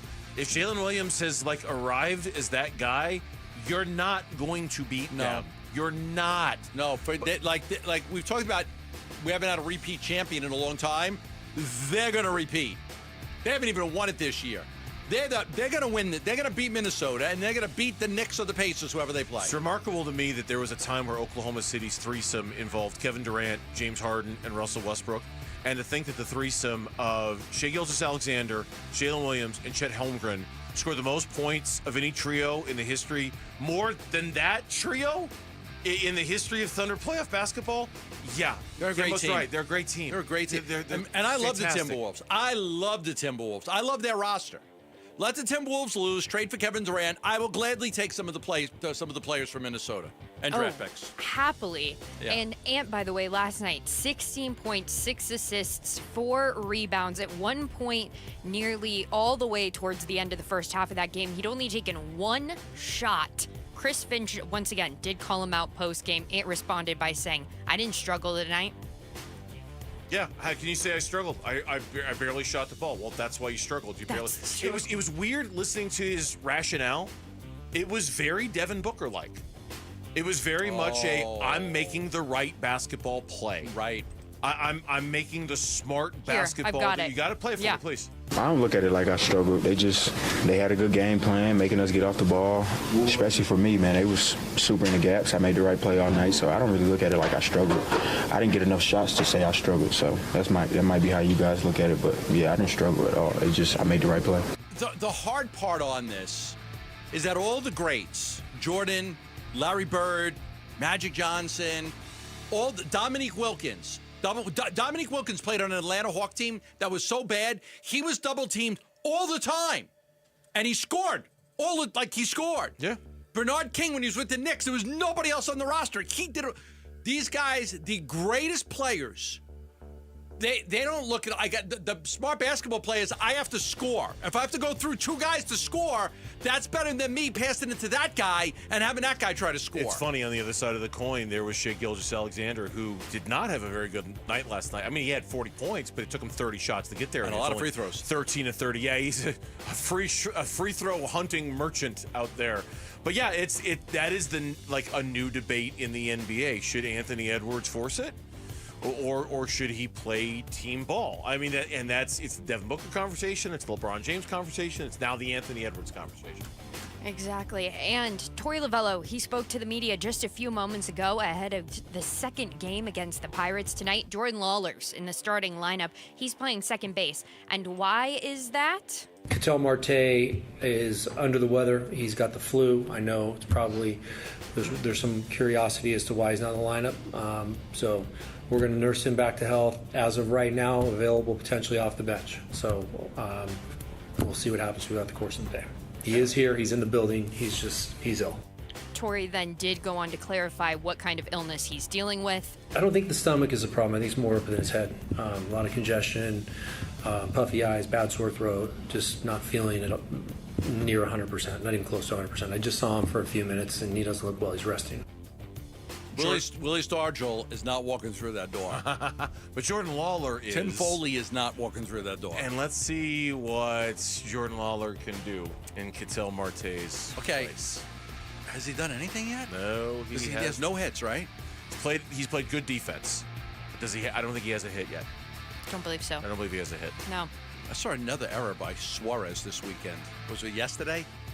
Yesterday. All the games run. Another error by Gino. Yeah. But he also had a big home run. And he's 15 home runs. At the plate, he's actually pretty hot the last 5, 6, 7, 8 games. He's actually swinging the bat real well right now. Yep, he has. It's true. Good vibes Gino is good vibes on at least one side of the ball vibes, there. Gino. And Torey Lovullo also provided us a pitching update on both Erod and Puck. Puck out to 75 feet, feeling good. I said that that Erod was going to throw a bullpen yesterday. He's throwing his bullpen today with a target of Friday to throw in the ACL game. Which most likely means one more start for Ryan Nelson. Boy, what are they going to do? The right thing. Do the right thing. What are they going to do? Just do the right thing. Make the right choices.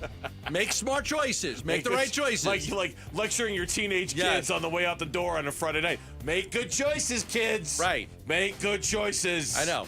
I had no Chelsea on this trip with me and Q. We went to walk around as friends. Just make good choices. Your mom would have you in the hotel room at 9. I would make good choices. Don't make me look bad. Mom would have you back in the hotel room at 9. I'm telling you 2 a.m. in the morning. As long as you're back by 2 a.m., you're fine. Be back by midnight. Make good choices. Make good choices. Just make good choices. That's all we ask out of the Diamondbacks. All right, well, here's to the D-backs hopefully making some good choices. And Cheers. With that, that's your 4 o'clock reset. Cheers to good choices. When we come back on the Burns and Gambo Show, thank you very much, Lauren. Mike Hazen, he's the architect. He's the one who put this together. We're about a third of the way through the season. How does he feel about his team post-Memorial Day weekend? That is next on the Burns and Gambo Show. D-backs Pirates. Swung on, hammered, deep right field. Back goes Reynolds to the track, to the wall, gone! Naylor cranks it out of here. It's a 2-run shot, his 6th. And the D-backs starting to add on to it. It's 5-0. D-backs Pirates, Game 2, live from Chase Field. Pre-game coverage starts tonight at 6 on Arizona Sports 98.7 and the Arizona Sports app. You've always been strong. But in the face of life's toughest moments, you're going to discover an even deeper strength within. These are the moments you go from strong to stronger. Because no matter how scary the diagnosis, we're ready to do whatever it takes. We've been training for this moment, so we can be there right when you need us. We're ready for cancer. Cancer isn't ready for us. Learn more at dignityhealthazcancer.org. Who is Farm Bureau Financial Services? At our core, we're relationship builders. We're home and auto bundlers, life insurers, farm and ranch protectors, and retirement planners. We're neighbors, community members, and friends. We're the people you can count on now and for years to come. Find a Farm Bureau agent at fbfs.com/protect. Farm Bureau Property and Casualty Insurance Company, Western Agricultural Insurance Company, Farm Bureau Life Insurance Company. Hi, it's Vince Marotta from Arizona Sports. Have you been thinking about making a change in your career? You've heard me talk a lot about Y-Refi. Well, they're hiring. As a student loan advocate, you will guide their borrowers and co-borrowers through the application process, ensuring that you're helping each one of them in their unique situation. Many student loan advocates make six figures, and there is no cold calling. Y-Refi also offers great benefits, including 100% company-paid whole family health insurance and matching 401k. If you're interested, go to yrefi.com/careers or email careers@yrefi.com. At Shane Company, we love a spring engagement, but you might be wondering, how do I find the perfect engagement ring? As a trusted family jeweler since 1929, we get asked this a lot. We have a wide selection of ring settings, like vintage designs with romantic details, floral settings inspired by nature, and classic styles with clean lines and sleek metals. Dreaming of the most beautiful diamond you've ever seen? At Shane Company, we handpick only the sparkliest center stones in all shapes and sizes, from oval to round to marquise, and more. We have gorgeous natural and lab-grown diamonds at competitive prices, in-store, ready to compare side by side. Drawn to certain colors? We're known for our rainbow of vivid natural sapphires, including shades of blue, straight out of a fairy tale, handpicked by our owner, Tom Shane. At Shane Company, we have the best free lifetime warranty that includes the center stone, plus resizing, repairs, and cleanings for life. Visit us at shaneco.com or in store. No appointment necessary. Shane Company, your friend and jeweler. Welcome to AutoZone. What are you working on today? My car is making this noise. Sometimes it's like doot, doot, doot, and sometimes it's like grrr. Do you have a dash light on? Oh, yeah. Then we don't have to listen for clues. With the free Fix Finder service, we can read a check engine, ABS, or maintenance light to find the likely fix and even recommend a local shop if you need one. So you don't need to hear the grrr. Not with Fix Finder. Everything you need, nothing you don't. Get in the zone, AutoZone. Restrictions apply. I'm Ed Evans, CEO of Consumer Cellular. No, we're not one of the big guys. Truth is, we don't want to be. If you're over 50, Big Wireless probably has you paying for more data than you might need. You could be throwing away thousands over a lifetime. We're not here to be the biggest. We're here to bring you something we believe is better. Our plans start at just $20. You'll get the same fast nationwide coverage without the big wireless bill. Call 1-888-FREEDOM or visit consumercellular.com/facts. Plans include $5 credit for auto pay and e-billing. See site for additional facts.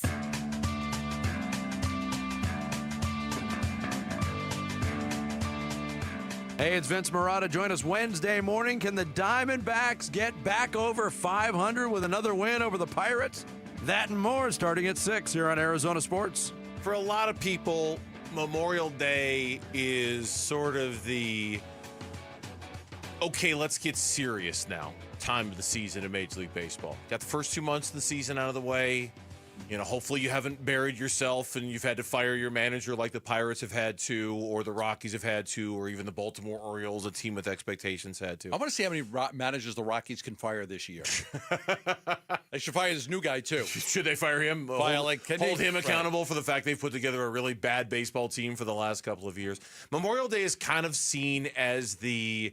That's why there was a big story on ESPN.com over the weekend about, okay, we're at Memorial Day. Let's kind of take stock of what's happened, who we like, who we don't, who's been disappointing. And we talked about this earlier. The Diamondbacks, by and large, have been not a major disappointment, but a disappointment. This is not what we thought they were going to be. No. We all, like the Orioles, have been a major disappointment. They fired their manager. Everybody thought they were going to compete in the American League. Right, yeah, he had done a great job for them the previous years. He had, right. They had a lot of success. Couldn't get them over the hump in the playoffs. So there's, everything's on a sliding scale here, and on a sliding scale, nobody would suggest the Diamondbacks aren't a disappointment. They're just not, as big as maybe some people think. That being said, there's been a lot that just hasn't gone right for the Diamondbacks so far this year. Some of it has been self-induced. Some of it has been bad luck. Mike Hazen, given that it was Memorial Day, saw the opportunity to sit down with the local media yesterday and just kind of talk about the team's play as of late and where they need to get better and the level of urgency. And Jordan Lawler, who, as we mentioned in the 4 o'clock reset, is in the lineup tonight. On the level of urgency, and I don't have the sound for this, but I've got the quotes. Quote, "We have a long way to go in the season, but we don't have an infinite amount of time to go. It's not early. We're getting to June 1st. This is about where you start to identify where your team is at." I like the basis of this team. I think they play hard. I think they're talented. I think there's diversity up and down the lineup. I think there's some power in the bullpen. We need A.J. Puck back. We need Justin Martinez back at a full level. That's coming. I think the starting pitching is rounded in a pretty good form in terms of getting 5 to 6+ innings every night. We've got to put it together and win games, close quote. Yeah, and a lot of it has to do with the bullpen. The bullpen and just getting that figured out. Because, look, 11 blown saves. Say this all the time. Cut out 5 of them and give the Diamondbacks 5 more wins. And we wouldn't be complaining as much. We wouldn't be complaining at all. I'm like, okay. There'd be nobody complaining about anything. Minor things. Gallons, walks, Eduardo Rodriguez, runners in scoring position. It'd still be some issues. But the pressing issue is that they have one of the worst bullpens in Major League Baseball. Yes. They've got 11 blown saves. But I think that, so now everything's magnified. Because if you had not blown those saves and you were 5-6 games over 500, it masks they're not playing as great a defense as they usually do. Oh, they've had some base running blunders. Oh, Gallons walked a lot. I think it masks some of it. Yeah, but that's 6 games over 500. And they're in a playoff spot. That would kind of trump everything else. It's a great deodorant, right? It really does. It covers up.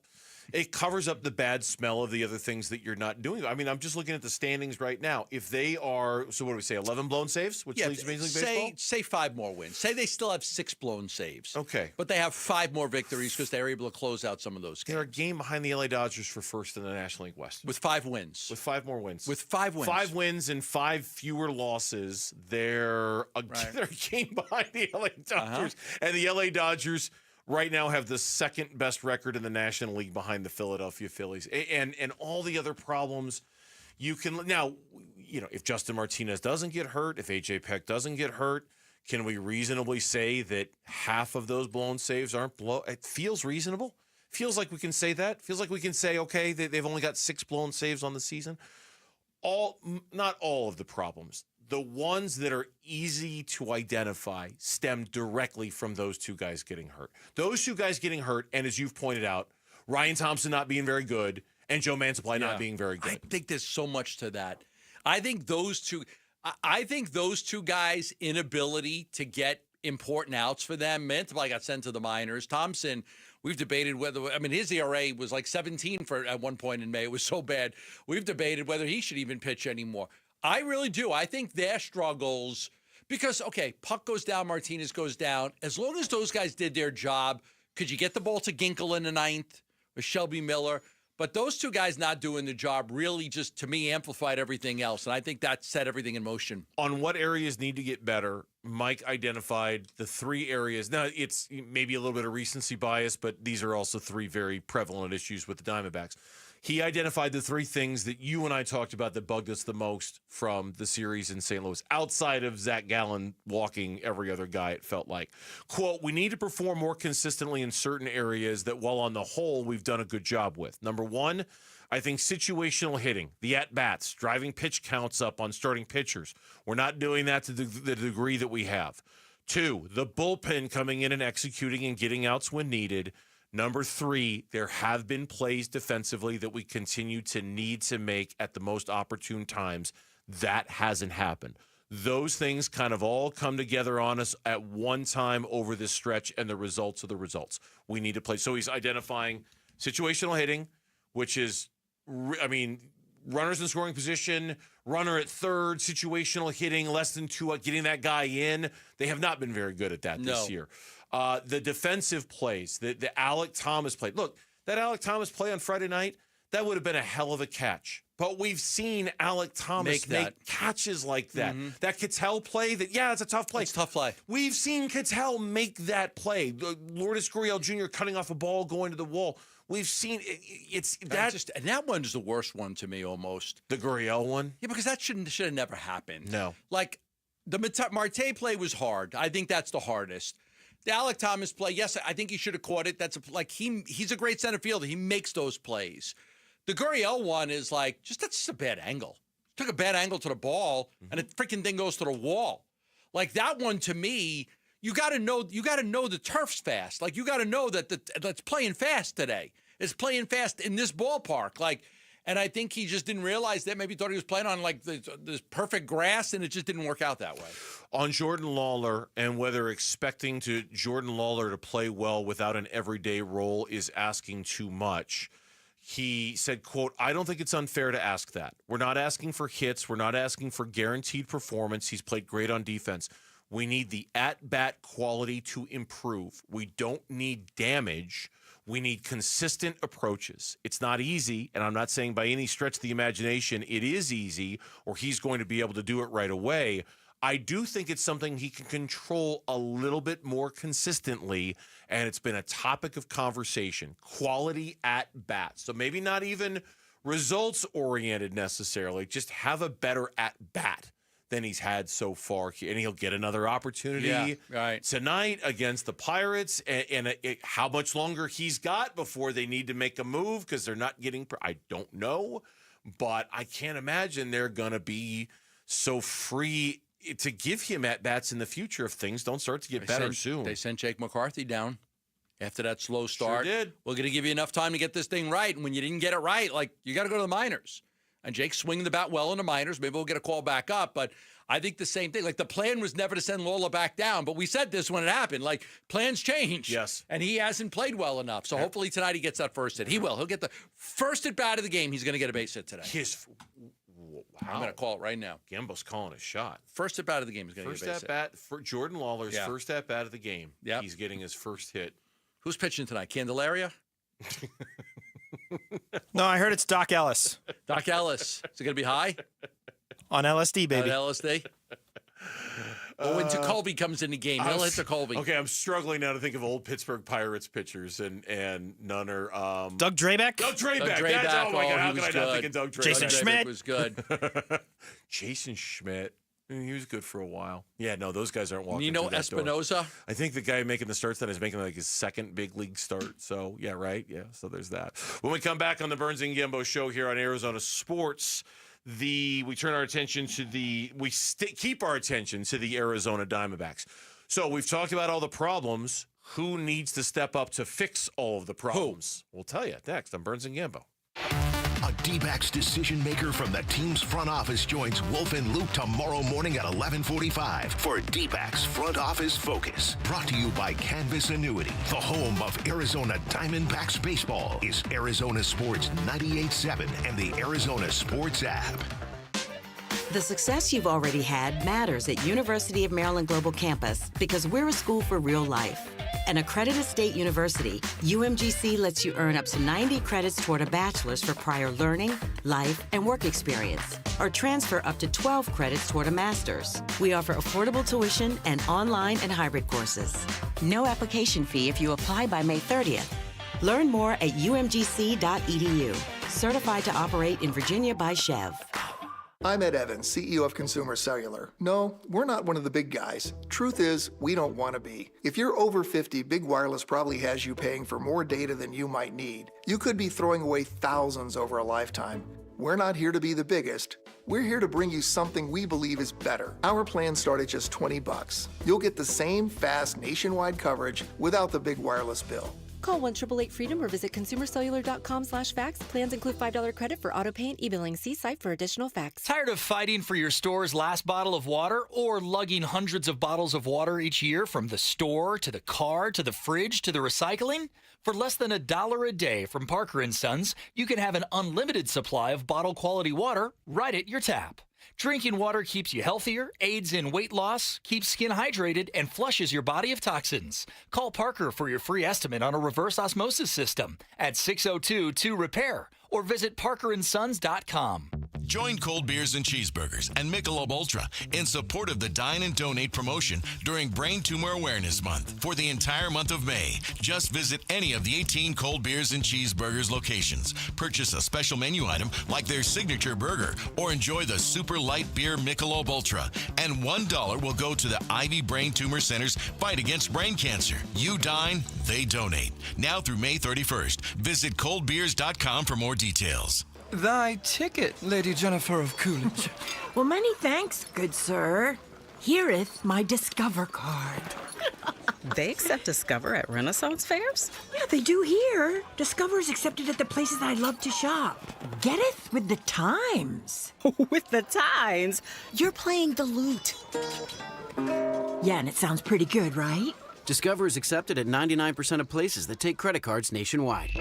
Based on the February 2024 Nielsen report. Wesley Financial Group is not a law firm. Do you find yourself stuck in a timeshare? Get the real facts about the timeshare industry and your options for cancellation. Chuck McDowell, founder of Wesley Financial Group, has put together a free information guide that reveals the secrets the timeshare industry doesn't want you to know, including the 5 ways to get rid of your timeshare. Call now and get this timeshare cancellation guide absolutely free. Call 800-837-5050. That's 800-837-5050. 800-837-5050. Hi, it's Vince Marotta here to tell you about the amazing Memorial Day deals being offered all month long at Earnhardt Ford in Chandler. My friend and general manager John Nissen and his team are rolling out nearly every remaining 2024 new Ford car, truck, and SUV now below employee price. Or get low financing on a 2024 Ford F-150 STX truck. Get 4.9% APR for 84 months. That's 7 years. Plus get $3,500 in Ford retail bonus cash towards your purchase.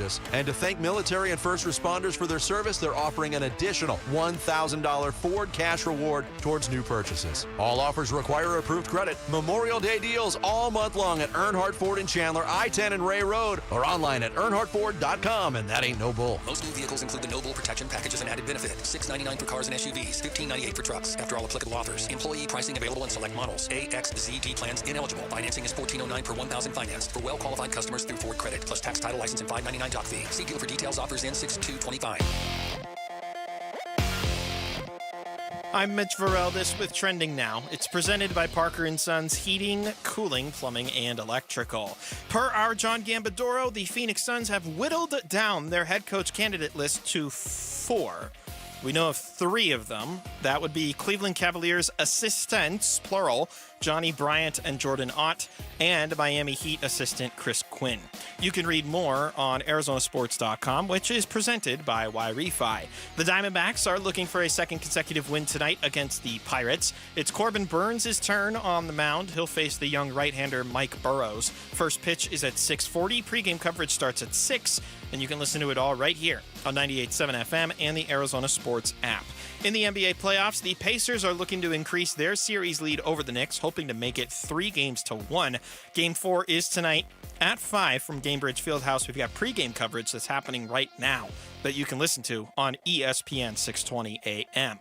And the Mercury hosts the Chicago Sky tonight at PHX Arena. The Merc are looking to improve to 4-1 on the season. Tip-off is at 7. This report is brought to you by State 48 Home Comfort. Received a new HVAC quote? Send it to State 48 Home Comfort and save up to 20%. Go online to submit2save.com. That's submit2save.com.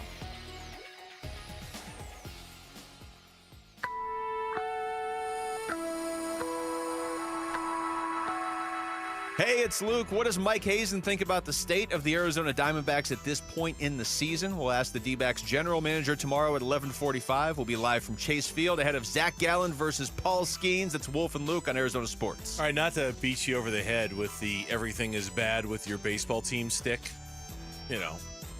Okay. Because not everything is bad with your baseball team. As Mitch is winding up the beach over I'm the happy head we with. got a baseball team. I'm thrilled We're we've going got a to the game baseball tonight. team. I'm very happy we have a baseball team. But and not everything is awful. They got the win last night. Damn right they did. But even there's 2 of their stars. I don't want to say all of their stars. Corbin Burns is getting the start tonight. We'll see how he does. But two of the guys that you would lean on during times like this, where things haven't been going so great and there are a lot of question marks, they're both struggling too. And your level of concern about each of them will probably vary a little bit. One of them you'll probably go, oh, that guy's just in a slump. The other one you'll look at and go, okay, really worried about him, like wondering what's going on there. Yeah. The guy who's in a slump is Corbin Carroll. Batting .221 this month. Yes. And he's 221 in May. 6 for his last 40, I think, are the numbers. Yeah, you had some good numbers on him today. I think it was something like that, 6 for 40 something. He was on the something. He was 6 over his last 6 for his last 36 before yesterday's 0 for 4. So he's 6 for 40. 40 now. 6 for 40. And he was 3 for 22 on the road trip. He's struggling to the point so much where Torrey gave him the day off. May 16th was the last time he had multiple hits in a game. And they played a lot of games since May 16th. 1, 2, 3, 4, 5, 6, 7, 8, 9 games. So he hasn't had more than one hit. And he's had 3 games in a row with no hits. So he's 0 for his last 14, at least 0 for 14. I don't know what he did in the last at-bat against the Dodgers, but I can see 0 for the last 14. But yeah, gave him the day off. Just take the day. Take the day. We'll figure it out. Saturday, right? Saturday he had the day off. Saturday, he did not play. You know, it was a tough lefty, and it was just like, okay, let's just give him a day, kind of clear his head, and it hasn't, how concerned you want to be about Corbin Carroll is this: he got off to such a crazy hot start. Was it only a matter of time until he started to cool a little bit? Probably. Could it have been, the timing sucks, badly because of, the stretch the team is going through right now? Yes.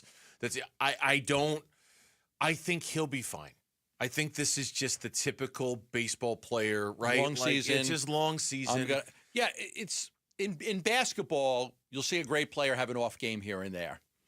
Most of the time, the great players are consistent. Baseball is hard to be consistent over 162 games. You're going to have your highs, you're going to have your lows. And that's what we're going through right now with Corbin Carroll. This has been a difficult stretch for him. He's not playing very good. But he'll get it back because he's just too good of a player. He's too good of a player not to. We were raving about him. I must have been a week to 2 weeks ago about how he's a top 5 MVP candidate. And all these metrics are showing he's moved a little bit closer to the plate, and he's getting more balls in the air, and he's hitting 95-mile-per-hour pitches better than he ever has in his career. His fly ball rate is improved, and that's why he's hitting the home runs. We were looking at all these metrics that there was a lot of analytical metrics, and it was something that we really understood, and we kind of went into that, and it showed how great he was doing.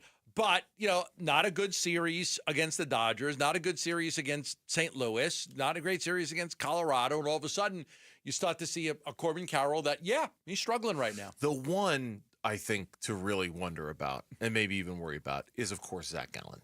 And this one's tricky. In some ways it's tricky, in some ways it's not. Overall, we know what his numbers are. Overall, we see his walk rate and it's not good. His ERA is not good. He's not, he's just not been Zach Gallen. On the one hand, I was watching Friday night's game quite a bit. And on Friday night's game, I thought, okay, he's fine. He's back. Everything's okay. For the first 5 innings, the walks were up a little bit, but it felt like he was very much in control of that game. And we even spoke, you were gone on Friday. We had even spoke to Torrey for his weekly visit with us. And he said, without question, Jose Herrera was going to be Zach Gallen's catcher that night because the numbers were getting too loud to ignore. And they had to try it to see. Not because Zach asked for it, but they just had to try it and see. And for 5 innings, it was working really well. And I thought, wow, maybe Jose Herrera is going to be Zach Gallen's personal catcher. And then it all went to hell in that 6th inning. I looked something up because I was just curious. He's had 11 starts this year. 11 starts, and he's got 29 walks in 11 starts. Last year, in 2024, his first 11 starts, 15. Double. We're basically double the amount of walks that he had last year compared to this year is it's a lot. 15 compared to 29. So that is one of the major issues with why Zach Gallen is not pitching very well, is all of these high walks, which was not as much of an issue last year. So that's the one thing that's concerning to me. And that's why I think Lovello's just hinting at, we got to put these guys away. We got to get ahead of the count. We got to stop nibbling and just trying to get, I think he wants guys to be a little more aggressive and attack these guys a little bit more. Now, we know from the history of baseball, you get a guy in an 0-2 account, 1-2 count, you want to throw one up and in. You want to see if you can get him to chase something up high. You want to chase something out of the strike zone. But I think what's happening is that these guys, they're doing it more than one pitch. I get ahead 0-2. I'm going to throw something that you can't hit, and I want to make you chase it. It's a lot of nibbling going on. But if you don't chase it, okay, now let's not throw another pitch like that to try to make the guy chase. Let's try to get the guy out. Yeah, I've noticed that a lot with Ryan Thompson. I've noticed that a lot with the bullpen guys. I've certainly noticed that with Zach Gallen, where there's a lot of nibbling. There's a lot of, come on, chase this. Come on, go after that one, as opposed to them taking the aggressive stance. To your point about the number of walks last year, during Zach Gallen's magical finished third in the Cy Young Award voting year of 2023. And in that year, he was 17-9 with a 3.47 ERA and 210 innings pitched. He finished third in the MVP. His walks per 9 that year, 2. 2 walks per 9 innings. What's that now? 4.2. Yeah, that's more than double. More than double. More than double. More than double. And it's not going to get you to success. No, it's not. No. His whip that year was 1.1. This year it's 1.36. I mean, it's different. And I'm not like trying to throw numbers at you, but we all and you can't help but to wonder about, when it gets better, when it starts to turn around. It being a contract year, he told us during spring training, I'm not going to ignore it. I'm not going to not think about it. I'm not going to pretend that it's not there. Okay, but now you're pitching bad. Do you start thinking about all the money you're not making? I don't know. About all the money you're losing? I've never been in a situation like Zach is in right now. In my mind, I don't know how you wouldn't think about that. Right. I don't know how you wouldn't. I mean, you're not just thinking about that. But if you've already acknowledged that, yes, my contract is going to be on my mind this year, you want team success, you want individual success. But I don't know how you don't think about your contract when you look at your numbers and wonder who's, someone's going to want him, but where's that big contract coming from? Am I going to get it? Am I costing myself that big contract? Who's not thinking about that? Corbin Carroll, Ketel Marte, Geraldo Perdomo. You Justin did it earlier in the Martinez. show. You said Perdermo. Did I? Yeah, you did earlier in the show. You said Perdermo. I was going to call you. I think it was during the fourth. Perdomo. I've been trying, man. I've been trying. I think it was during the 4 o'clock reset. You were speaking very quickly, and you just came out Perdermo. Man, I've tried to pay attention to it. My mispronunciation of words and names and all of that stuff. But those guys that did the contracts, those contracts, Zach didn't do it because his agent doesn't want him to do it. But I think that, that's something that, I almost wish these guys would have. But his agent, Scott Boras, wants to take it right up to free agency to capitalize. And sometimes it backfires on you. And if you don't pitch very well, it's going to cost you a lot of money. We're going to be on. So tomorrow's a day game. It's Zach Gallen versus Paul Skeens, and we're going to be on immediately after that game. I'll be very curious to know what we're talking about with Zach Gallen when we're talking about that game. It's a terrible offensive team. It is. It's a really, really bad offensive team. If ever there was a team for you to get right against, boy, it is this one as a pitcher, isn't it? This is the team. Terrible offensively. Just terrible. Dave Parker's not walking through that door either. Andy Van Slyke is not walking through that door. Barry Bobby Bonds Bonilla or Bobby might. Bonilla. He's still under contract. Well, that's true. He still get $1 million. But that's from the Mets, not from the Pirates. He still get $1 million. When is Isn't Bobby Bonilla Day coming up? Sometime in July, right? July 1st, I believe. What's that? Manny Sanguillen? July 1st. July 1st is Bobby Bonilla Pretty sure it's Day? every July 1st. Where he gets his $1 million. Which is hilarious because now in the context of today, like Bobby Bonilla's deferrals don't mean nothing compared to all the deferrals that are out there. Shohei Ohtani says, hold my beer, Bobby. Yeah, I can't wait for every... You want deferrals? I got your deferrals right here, Bobby. Right he's going to here. get, what, $68 million by the time he's retired? That's crazy. Didn't Yogi Berra's kid play for the Pirates? Dale Berra? I don't remember those Pirates. Dale Berra. I think he played for the Pirates. I remember Mazeroski, Bill Mazeroski. Stargell. Yeah, because he hit the one home run, the famous home run. Jason Kendall played for the Pirates. Oh, yeah, Jason Kendall, catcher. Omar Marino. Yeah, I always remember the trio of Andy Van Slyke, Barry Bonds, and Bobby Bonilla. I remember the 70s guy. Manny Sanguillen, I remember, because he's got the restaurant out in center. I just said that, Manny Sanguillen. Yeah. He was a catcher, yeah. When we come back on the Burns and Gambo show, the NBA playoffs resumes here very shortly with the Knicks and the Pacers. The ending of last night's game has a few people talking, though, about changes that need to happen in the NBA. That's next on Arizona Sports. Bigley and Marana mornings. There is such a huge percentage of Diamondbacks fans that think everything is on the manager. Pin it on the manager if you want to. Everybody deserves blame for what has happened this season. And again, but if that's your take, it's lazy as hell. Blaming the manager is such a reflexive thing to do. You're too soft. Bigley and Murata, mornings on Arizona Sports, the local sports leader. As a business owner, you wear a lot of hats. One minute you're ordering today's inventory, and the next you're planning tomorrow's expansion. It's complicated, but your business credit card should be simple. With the Signify Business Cash Card by Wells Fargo, you earn unlimited 2% cash rewards on purchases for your business with no caps or categories to track. Signify Business Cash, the deliberately simple business credit card. Learn more at wellsfargo.com/signify. Terms apply.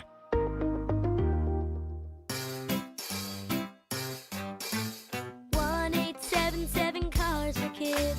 KARS Cars for Kids. 1-877 Cars for Kids. Donate your car today. Donate today at carsforkids.org. Your car, running or not, could be picked up as soon as the next day. No title, no problem. Go to carsforkids.org today. 1-877 Cars for Kids. Donate your car today. Now accepting donations of land, homes, buildings, or any kind of real estate. Check engine or ABS light on? Take the guesswork out of your warning lights with O'Reilly Veriscan. It's free. Ask for O'Reilly Veriscan. O'Reilly Auto Parts. Millions of Americans take medicine like Ozempic and Zepbound. Many of them are overpaying by thousands of dollars a year. These GLP-1 medications for diabetes, weight loss, and more may not always be covered by your insurance, but GoodRx can help. GoodRx helps you save every month on prescriptions at over 70,000 pharmacies nationwide. Best of all, it's free to use.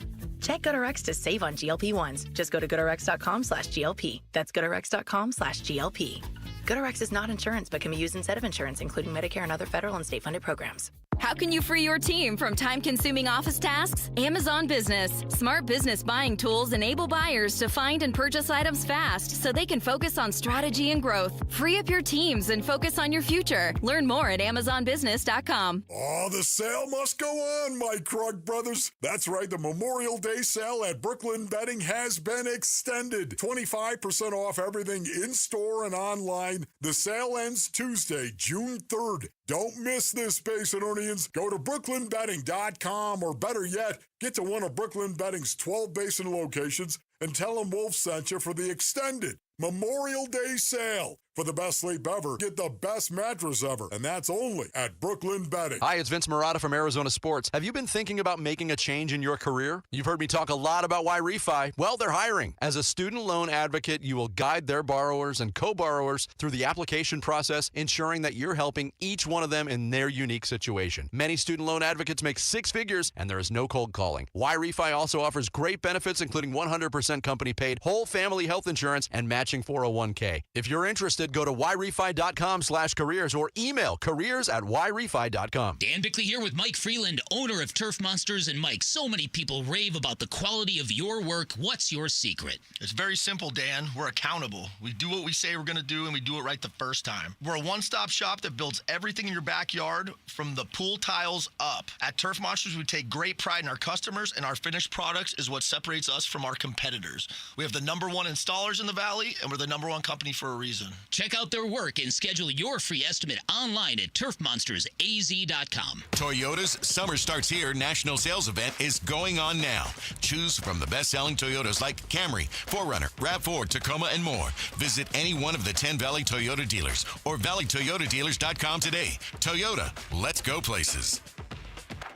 The Burns and Gambo Need to Know Social Poll Update. Presented by Sanderson Ford. All right, Lauren's here. We've got a last-minute addition to the poll questions as well, based off the fact that Kevin Durant was wearing a Boston Bruins hat the other day, and it led to some speculation that maybe he wants to go to Boston and play for the Celtics. Maybe he just likes the Bruins logo. I don't know. I have a hat for a team. I'm not a Baltimore Orioles fan. I like the hat. I bought the hat. I thought it looked good. You want to start with that one? Sure, we can start with that. Can we start with that one? Yeah, of course. What's the question on this one here? The question is, have you ever purchased paraphernalia of a sports team that you do not regularly root for? Example, Burnsy purchasing the Orioles hat. Yes or no? Yes. No. I'm also a no. You're a no on this one? I'm a no on this one. Mitch, Mitch is 2 thumbs up, yes. We're What about split Big here. Red? What about Connor? No, Connor said no. Okay. No. Okay. He's a reasonable human being. He's agreeing with Gambo and I. Agreeing with Gambo is considered reasonable? The new intern, Gambo and Lauren. I'll take a team up that I never thought I'd ever see in my entire life. No. Okay. No. What's the didn't audience predict say? It. 54% of the audience is going with a yes. Okay. They have. Okay. It's close. 54-46. Very close. Okay. What's the other question? And our original poll question is, what should the Diamondbacks do with Ryan Nelson when Eduardo Rodriguez returns from injury? Is it keep him in the rotation, send him back to the bullpen, or go with the 6-man rotation? I mean, unless he absolutely implodes against the Nationals this weekend. Like, if he does, okay, leave this open-ended. We'll have a conversation about it next week. Unless he absolutely implodes, you got to keep him in the rotation. Yeah, got to keep him in the rotation. Don't know what you do with Eduardo Rodriguez, or if you go to 6-man rotation, put him in a bullpen, but Ryan Nelson deserves to be in that starting rotation. What's our audience say about this? 76% of our audience is saying keep him in the rotation, and 12% still split between keep him in the bullpen or make it a 6-man rotation. A little later on in the show, I guess Tori addressed the 6-man rotation. We'll play that a little bit later on in the show. Yes, okay, we'll see he what he did. has to say about the 6-man rotation idea. Also, Gambo sitting right over there. You should ask him. He's tweeting out from his phone right now, putting it Okay. out there for everybody. Yeah, I'm trying to see. Yeah, I'm hearing. What are you tweeting out? What are you oh, doing? man, I'm sitting here right next to you. What are you doing? I'm getting messages that Sean Sweeney, the Dallas assistant, is going to be interviewed tomorrow, that he's advanced to the next round. Is he the magic 4th name that we were I waiting had a different name for the 4th name. Okay. Interesting. Unless they go to 5. Unless they go to 5. So again, to recap everybody on this particular situation, the 3 names that Gambo had reported on earlier as advancing to the next round of the coaching search for the Suns.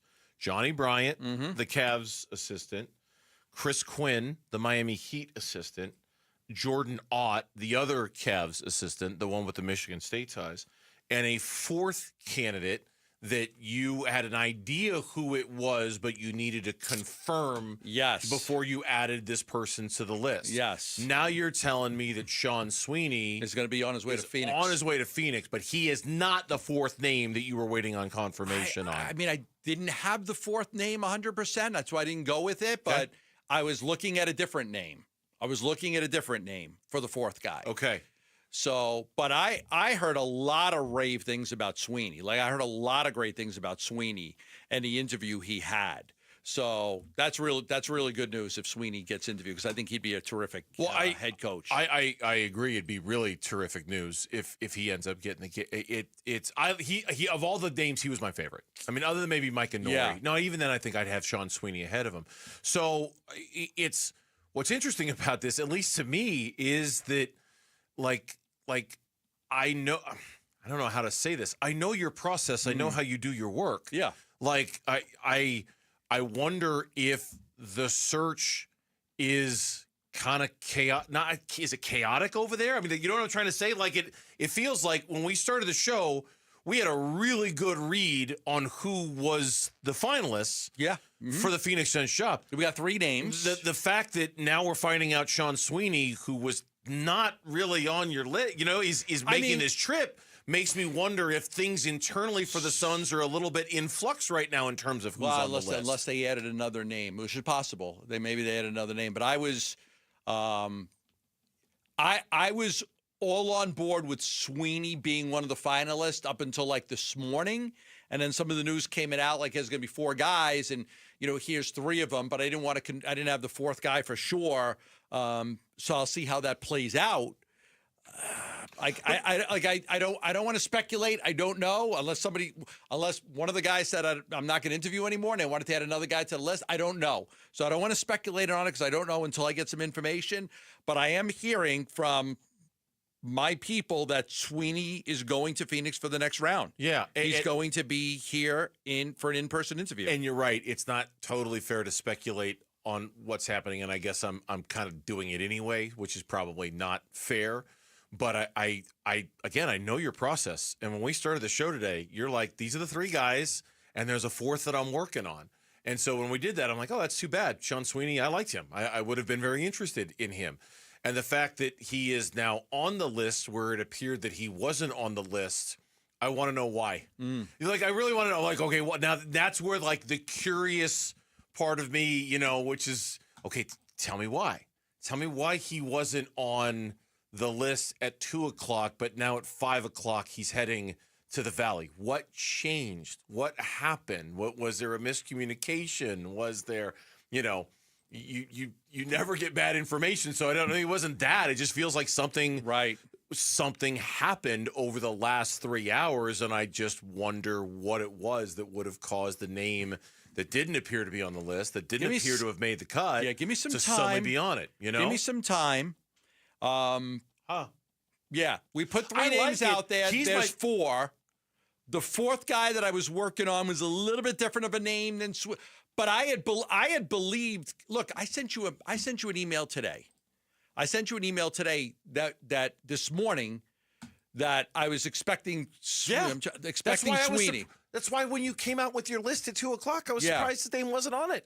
Yeah, that's why when you said at 2 o'clock, I sent you an email this morning. Said Quinn and Sweeney will be in the final group. But at 2 o'clock today, it was Johnny Bryant, it was Chris Quinn, it was Jordan Ott, and it was a 4th name. The 4th name, yeah. And when it wasn't Sean Sweeney, I was like, oh man, that's too bad. I was actually very intrigued by Sean Sweeney, and now apparently it is. So yeah, who knows, man? I'm getting different confirmations from different people that Sweeney's going to be on his way to Phoenix to interview tomorrow. Tomorrow for the head coaching job. Okay. We'll try to get to the bottom of it and figure out what's going on. Join us tomorrow. It's another Arizona Sports Half Day Club. The Diamondbacks take on the Pittsburgh Pirates. Text the word. Now listen to this deal. Text the word half to 620-620. We'll send you a link, and you can get lower level tickets for tomorrow's game for just $9.87. The scheduled pitching matchup tomorrow is Paul Skeens versus Zach Gallen, and you can get lower level $9.87. Text the word half to 620-620. That's half to 620-620. So we just heard about the surprise candidate for the Suns head coaching job. Who else is in the running? What do we know about the list? That is next on Arizona Sports. You and your phone have the key to the Arizona sports universe with the Arizona Sports app. Bigley and Murata, Wolf and Luke, Burns and Gambo, live streaming shows and podcasts.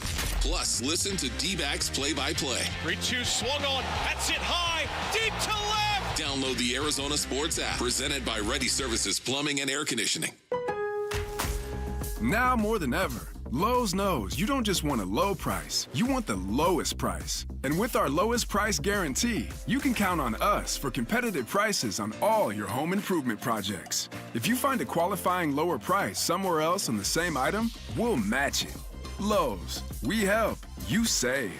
Price match applies to same item. Current price at qualifying retailers. Exclusions and terms apply. Learn how we'll match price at lowes.com/lowest price guarantee. When you switch to Progressive, you could save bundling your home and auto. Then you could put that money towards some of the surprisingly more expensive things in life. Attention passengers, we've reached 10,000 feet and internet is now available for purchase. I just paid hundreds for this flight, and you can't even throw in internet? I'll just take the free pretzels. Sorry, but I do have snack boxes for sale. I'm just gonna sleep. In that case, we are selling pillows and blankets as well. I'll just breathe. That's free, right? Life costs a lot, so bundle and you could save with Progressive. Progressive Casualty Insurance Company, affiliates, and other insurers. Not available in all states. Okay, sometimes what was once in style just doesn't make any sense anymore. Like those outdated jeans. Oh, you know they look good at one point.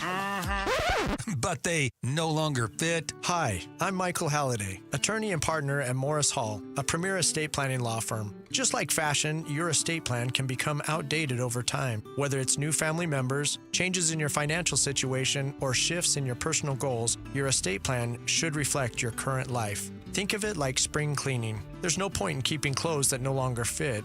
Much in the same way, key components of an estate plan can easily become outdated, like beneficiary designations, powers of attorney, and healthcare directives. These elements need to be periodically reviewed to ensure they align with your current circumstances. The attorneys at Morris Hall can help. It's time to update your estate plan with Morris Hall. Schedule your complimentary consultation today at morrishall.com. That's morrishall.com. Hey, it's Vince Marotta announcing huge Memorial Day savings all month long at Earnhardt Buick GMC in Mesa, your locally owned GM dealer. And local matters. Check out these all-electric options. You can drive out a 570 horsepower GMC Hummer EV pickup and save up to $28,000 off MSRP, or even the Sierra Denali EV at $18,500 off MSRP. Both of these 2024 models are available at a low 0% APR financing rate for 60 months with approved credit. That's right, big discounts or low rates, all at Earnhardt Buick GMC, or take advantage of their full digital shopping options with No Bull Express at EarnhardtBuickGMC.com. They'll treat you like family, and that ain't no bull. We are professional grade. Most new vehicles include a $998 No Bull protection package as an added benefit. Offers include all applicable incentives on select models. APR terms limited through GM Financial. 0% for 60 months is $16.67 per month per 1,000 financed. Based on approved credit, not all will qualify. Plus tax, title, license, and $5.99 doc fee. See dealer for details. Offer ends 6/2/25. At Shane Company, we know getting engaged is a big decision.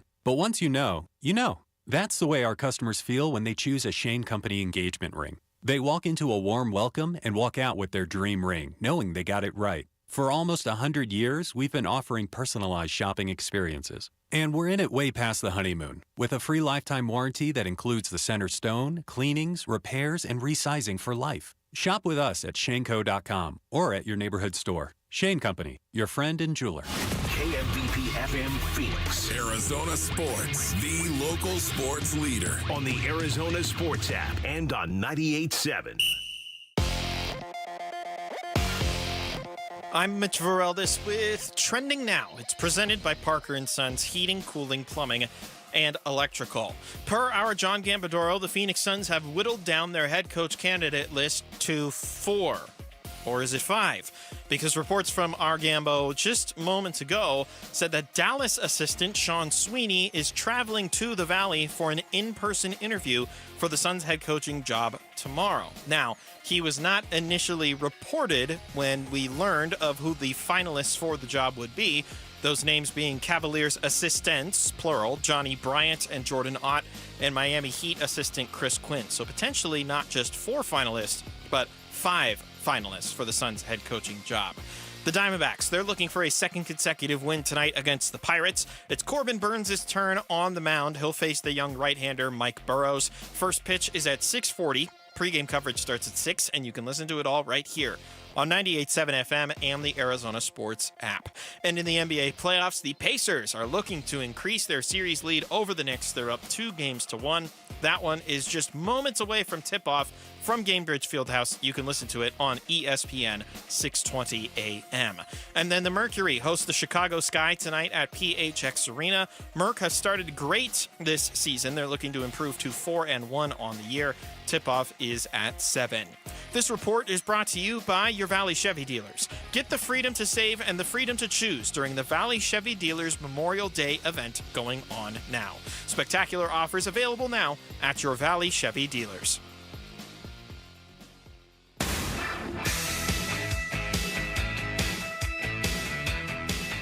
Hey everybody, Dan Bigley here. Will the Knicks prolong and save the NBA postseason, or are they going to be in the market for Kevin Durant? We'll discuss tomorrow. Fun begins at 6 a.m.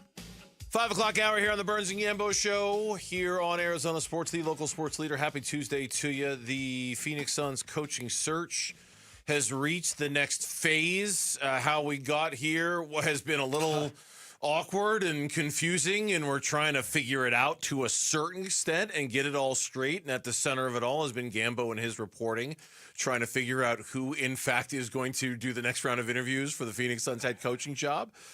Just to get you caught up on everything that's gone down in the last few hours and in the last few minutes. At 2 o'clock, Gambo, you broke in with the news. We started the show with the news. What 3 names had you been told were among the finalists for the Suns head coaching job? So at that time, we believed there was going to be 4. Now, I'm trying to find out if it's going to be 5 because I was working on another name. So that's what I'm trying to determine right now. Is it 4 names or is it 5? I had 3. And the 3 names that I said that were going to be finalists were Chris Quinn of Miami. Yes. And then Johnny Bryant and Jordan Ott, the Cleveland assistants. There was definitely one more name I was working on as I thought it would be 4. Now, could they have added a 5th name in the last minute or two? Possibly. Could they have said, okay, let's do one more name? Could somebody have bowed out and they added somebody else? I'm not sure. I don't have that information yet. I'm working on it. But then I just got some messages that Sean Sweeney. Sean Sweeney, sir. Who I think would be a great head coach. I think he would be a great hire, a really good defensive-minded guy. I'm hearing Sweeney is going to get an interview tomorrow, that he will be on his way to Phoenix to interview here. So what we don't know is that at the expense of Johnny Bryant, Chris Quinn, or Jordan Ott? Or is Sean Sweeney now the fourth name, and the fourth name that you were working on is dropped out? Or is there now a 5th name? Those are the things you're working. And literally, as soon as we got to the last commercial break, you grabbed your phone and you sprinted out of here. Right? I'm sure you're going to be doing a lot of that over the next few hours or so. But that's what we're trying to figure out. Was there just an addition? Was it an addition and a subtraction? Was there, is there a name off the list that was on it? And we don't know. I know this. I know that the list is Johnny Bryant is an established veteran assistant coach in the NBA. I know that Chris Quinn is an established veteran assistant coach in the NBA. Sean Sweeney, exactly the same thing. Jordan Ott is a little bit more of a wild card. He's younger. He doesn't sit in the first chair. He's not, he's the Michigan State guy. So there's that. And we've had a lot of conversations about the Michigan State thing. So, and just full disclosure, he's the Michigan State guy. So there's kind of that. As far as the unnamed candidate that you think you know who it is, but you haven't been able to confirm, we will find out more about that later. Of all of those names, Sweeney is the one you like the most. I like the most. Yeah, me too. I like Sean Sweeney. A lot of people like Quinn. I wouldn't mind Quinn either, but I think Sweeney would be great. I think Sweeney, really good defensive guy, as far as being able to put a defense together. I had heard he had great interviews, really blew them away, and I sent an email to you this morning when I was like, I believe Sweeney's advancing. That's what I heard yesterday. Sweeney was going to advance to the next round. Then we went with 3 names earlier, and I didn't have Sweeney's name. But there was another name out there that I wasn't 100% sure who it was. I wanted to confirm and check. But then I'm getting multiple messages in the last 10 minutes that Sweeney is going to be in Phoenix to interview. Yeah. That he is coming to Phoenix to interview. And that's okay. So, look, none of these names, if you're listening right now, none of these names are designed to make you go, ooh, wow. They're career assistants. The Suns, good or bad, right or wrong, agree with it or disagree with it, have taken a very deliberately different, approach in this year's coaching search. They're not looking for an established guy. They're not looking for a previous head coach. You've been reporting that for the better part of a month now, that it wasn't going to be a guy, with previous head coaching experience. Right. It likely wouldn't be that. And this list certainly is that. So none of these names are going to excite you probably. When I say I'm excited about Sean Sweeney, understand it's kind of muted excitement, but it's also the same kind of excitement that I was for last year, JJ Redick. I just had a feeling JJ Redick was going to be a really good coach in it. He understood how to be a good coach in today's modern NBA, in what the NBA is about now. And I do think that is the advantage of going with guys like this, as opposed to somebody who won a championship even 3 years ago, 4 years ago. Right. Is that in order to be on this list, you have to kind of understand how modern coaching works in today's NBA, and maybe not how it was done 4 years ago, 5 years ago, whatever the case may be.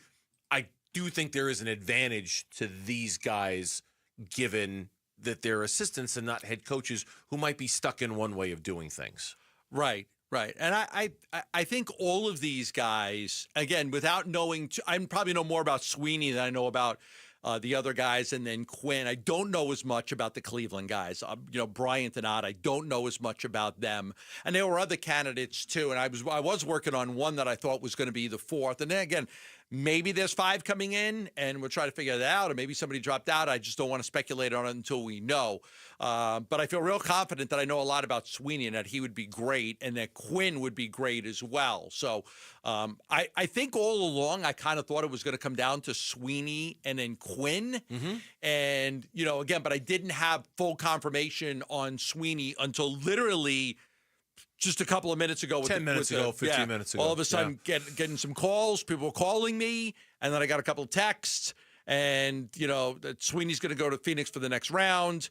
So that's when I kind of like, okay, now I know for sure that Sweeney's going to be here tomorrow and he's going to interview. Look, most importantly, whether the guy's been an assistant or a previous head coach, or whether he comes from Dallas, or whether he comes from Cleveland, or whether he's a Michigan State guy or not, and it's really easy for me to say this because it's just so blindingly obvious. They got to get this one right. They can't. We can't be here a year from now wondering if the Suns, screwed it up again with their head coaching hire, and if they hired the wrong guy, and if that means they're bringing in 3 guys or 4 guys or 5 guys, and it's taking another week and a half to get this. So what? So what? Dot every I, cross every T.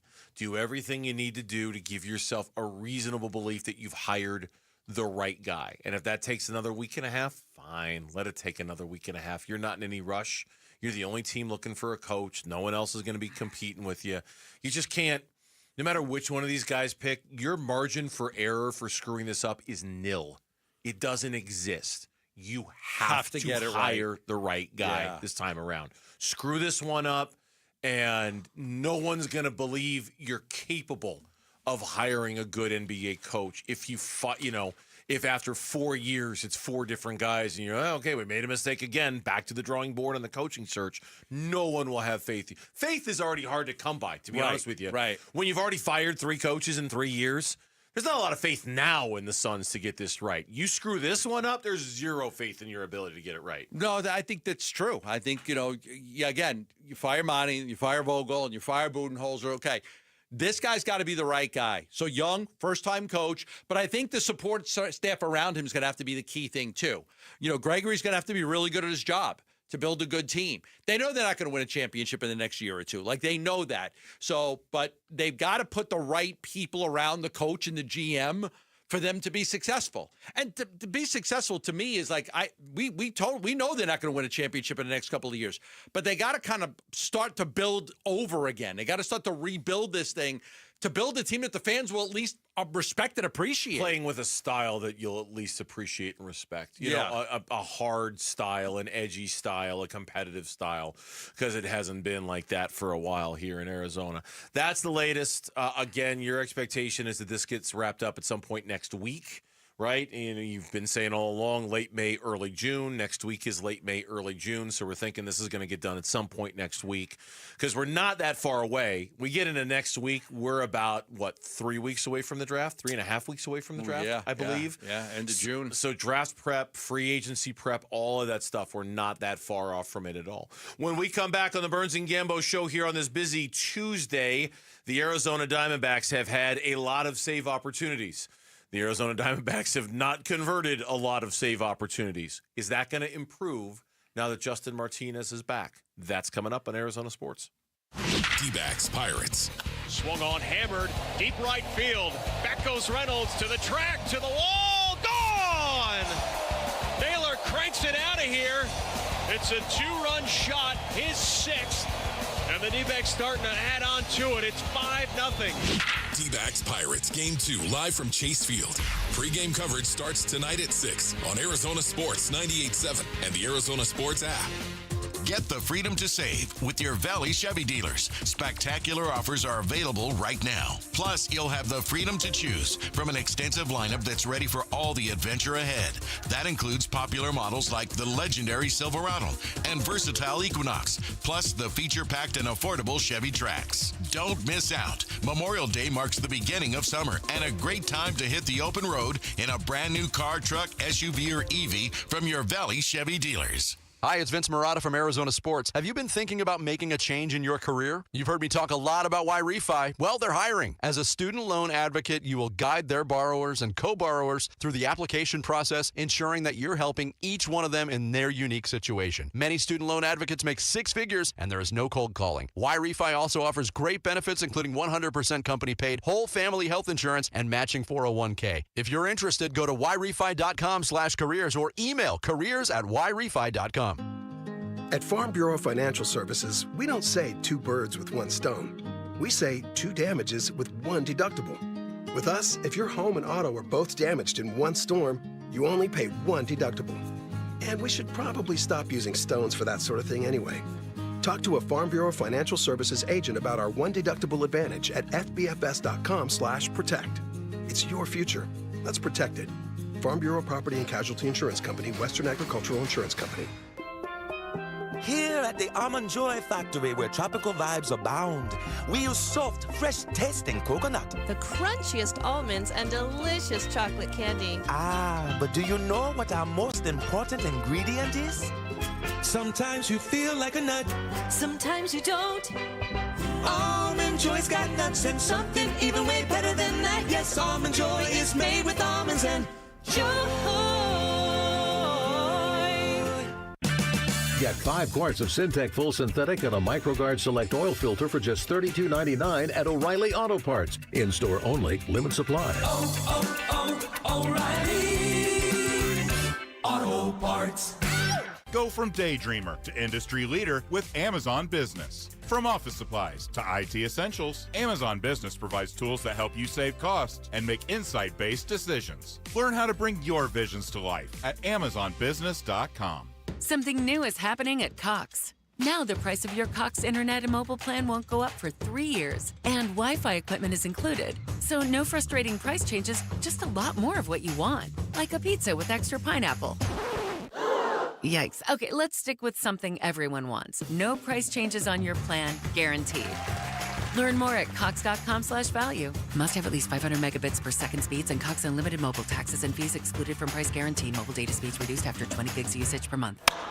In baseball, having the right game plan is key to winning. The same applies to your finances. I'm Jeff Jr., CEO of Trajan Wealth. When it comes to managing money, you need a strong team. And that's why we're proud to be the financial team for our hometown baseball manager, Tori Lavello. Thanks, Jeff. Success demands a smart strategy and a strong support team. With Trajan Wealth, I have both. They created a personalized plan that helps me grow and protect my wealth, direct my investments, and ensure my retirement is well planned, so I can focus on winning games. That's right, Tori. We build personal strategies to help secure your financial future, so you can enjoy life today without worrying about tomorrow. And that's why I trust Trajan. If you want a financial team as committed as mine, call Trajan Wealth today at 480-990-3300. That's 480-990-3300. Advisory services offered through Trajan Wealth LLC, an SEC-registered investment advisor. Paid advertisement.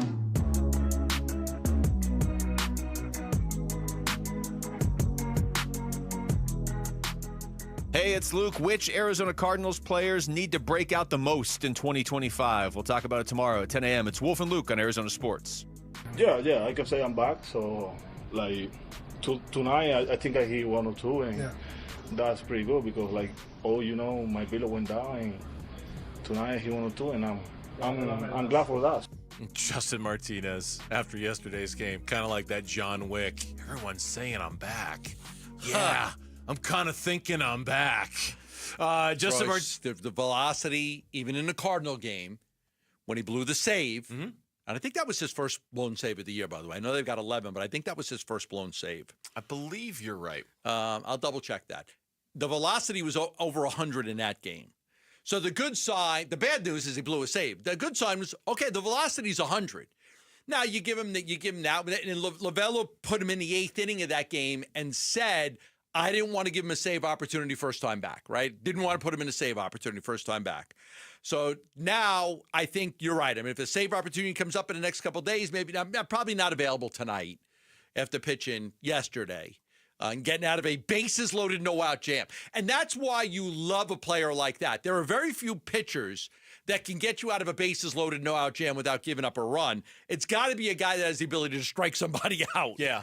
And that's what Justin Martinez does. I mean, you could if you pitched him tonight, I could see a scenario where you say, okay, I'm going to pitch him tonight, but then I'm going to give him Wednesday off, and we've got Thursday off, and that means he's available again on Friday. Only because I want the series win, and if I got the opportunity to bring in Justin Martinez tonight to close out the Pittsburgh Pirates, knowing that I wouldn't pitch him the day after that, then maybe he would do that. But I don't know.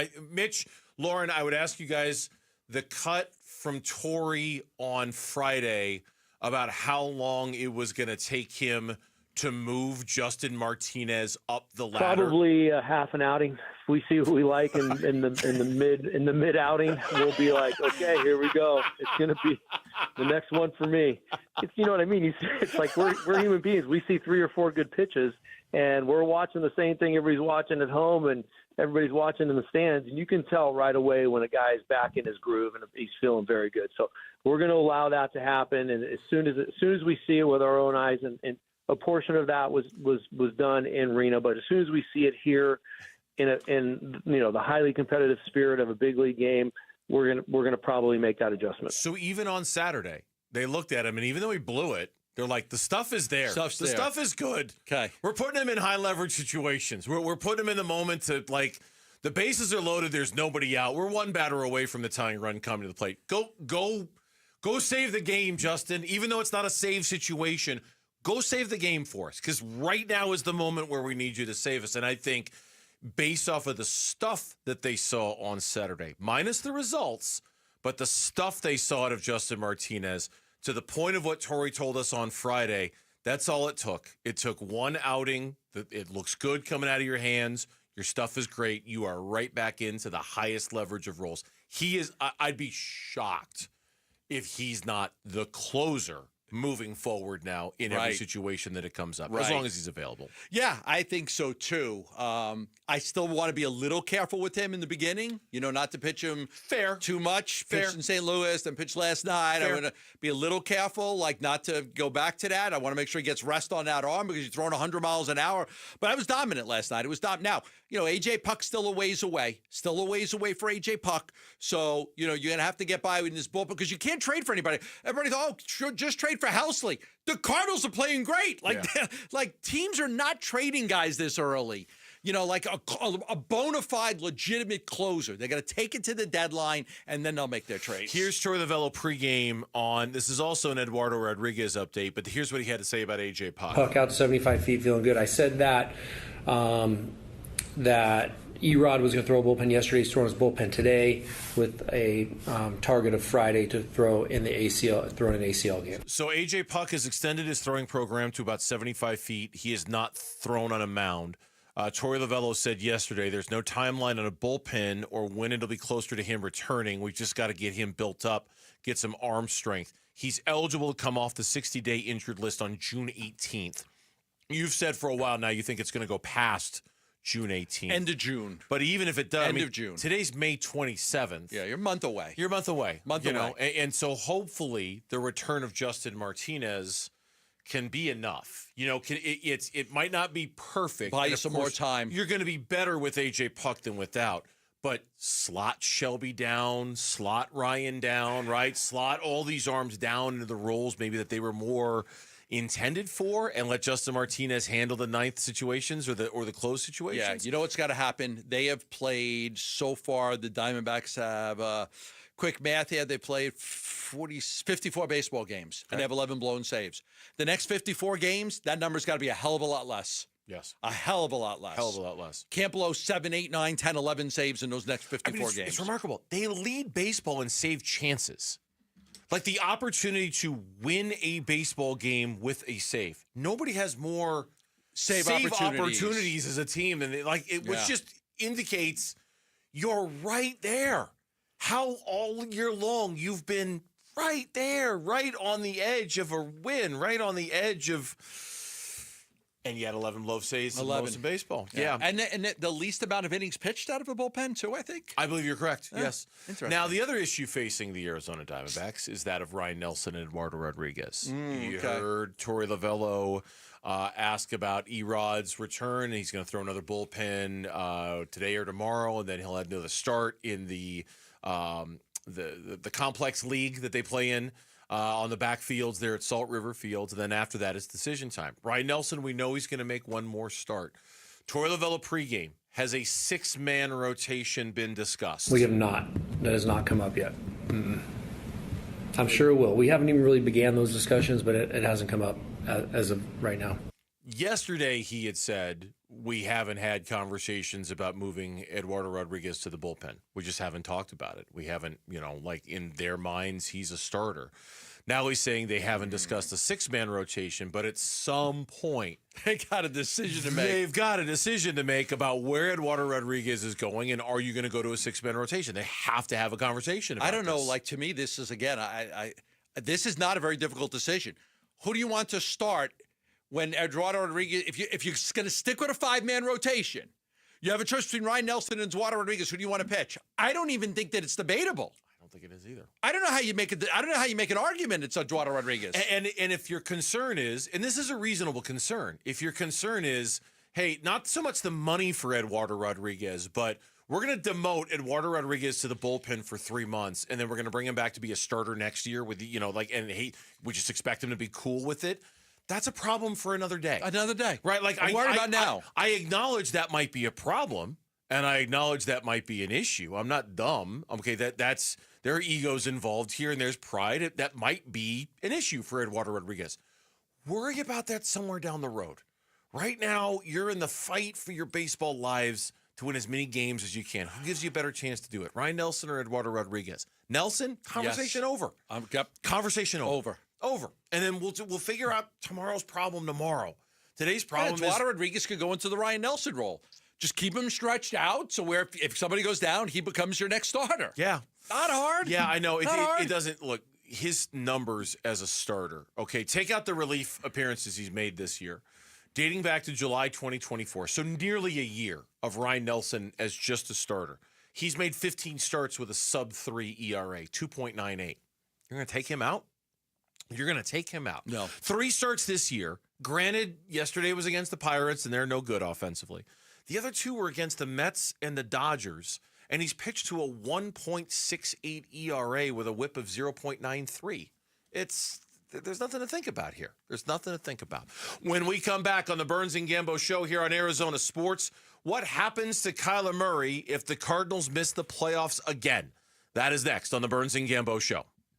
Wolf and Luke, middays 10 to 2. When Erod went on the injured list, okay, his ERA is a 7.05. Ryan Nelson's was well above 5 when he switched. But we can all look and say, man, okay, but when he starts, it's just so clear how much better he is as a starter. And to that point, he's dropped his ERA all the way down to 3.79 now over just those 2 starts. The more starts Ryan Nelson gets, if he delivers like this, if he gets another start, which it sounds like he will, and then they kind of do the let's go with 6 starters here because we don't have a day off. That way you get to see Erod's first start back from the injury. If he keeps pitching like this, you can't take him out of the rotation.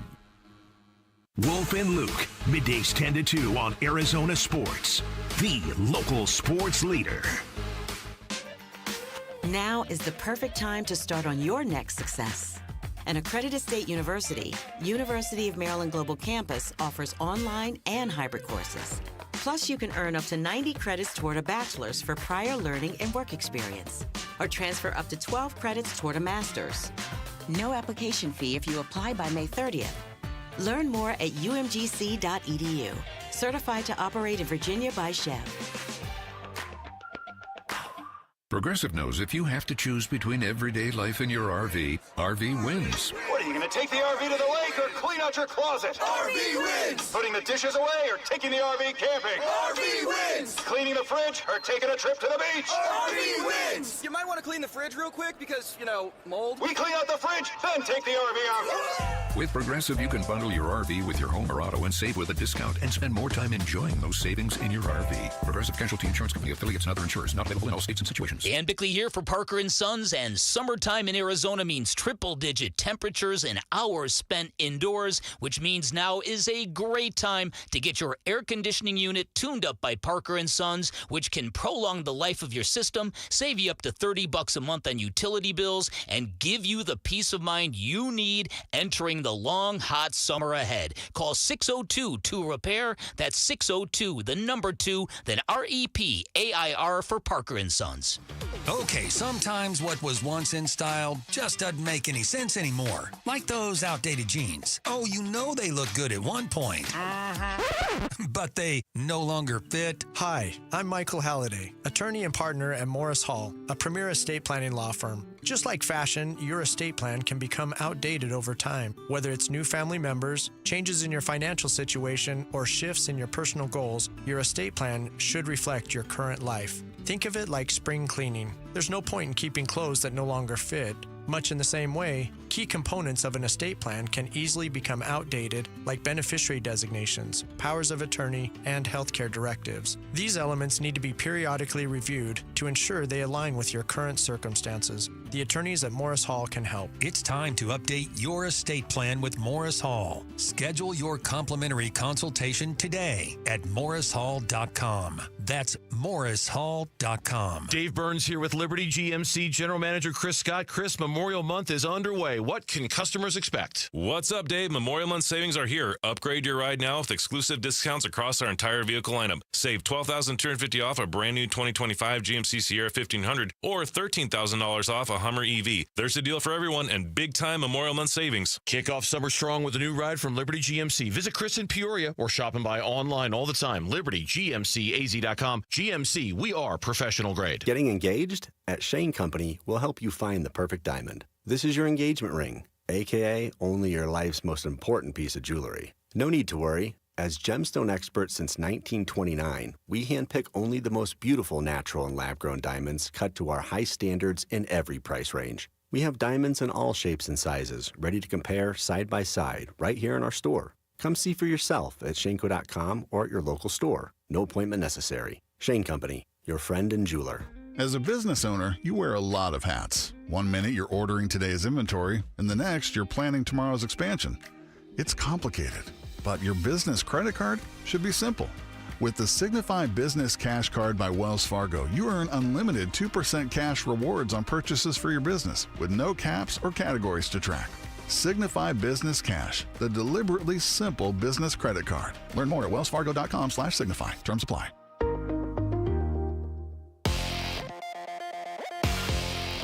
I'm Mitch Varel, this with Trending Now. It's presented by Parker & Sons Heating, Cooling, Plumbing, and Electrical. Per our John Gambadoro, the Phoenix Suns have whittled down their head coach candidate list to 4. Or is it perhaps 5? Gambo reported moments ago that Mavericks assistant Sean Sweeney is flying to the Valley tomorrow to interview for the Suns' head job in person.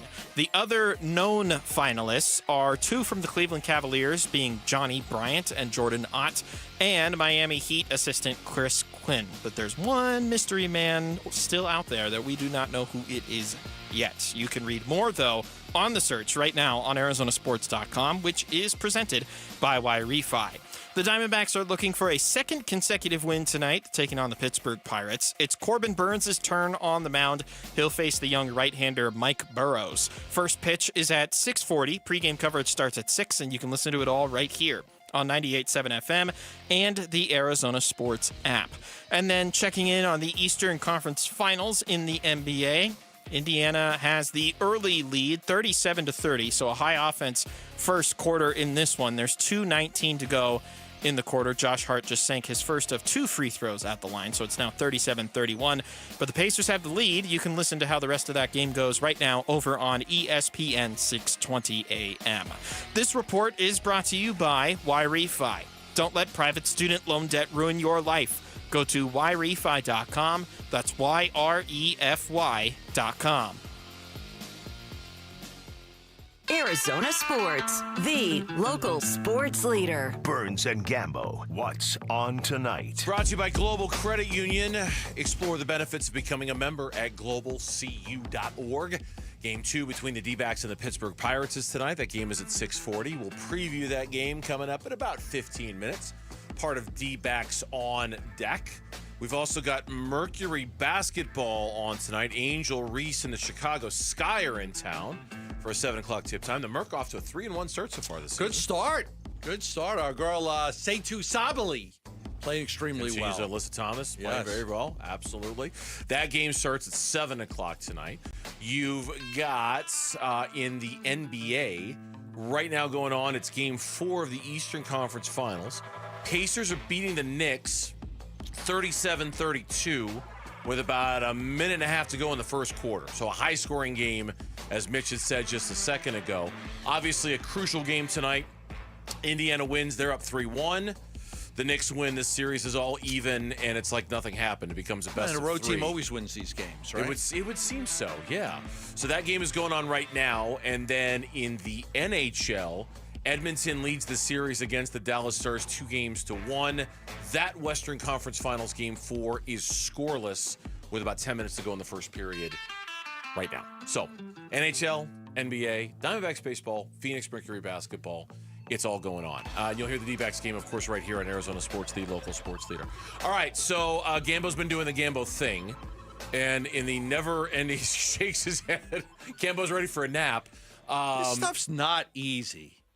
I know. Well, it's not freaking easy. It's the heavy is the head that wears the crown, my friend. Man. So please update everybody on the Phoenix Suns coaching search and what you have learned in the last few minutes.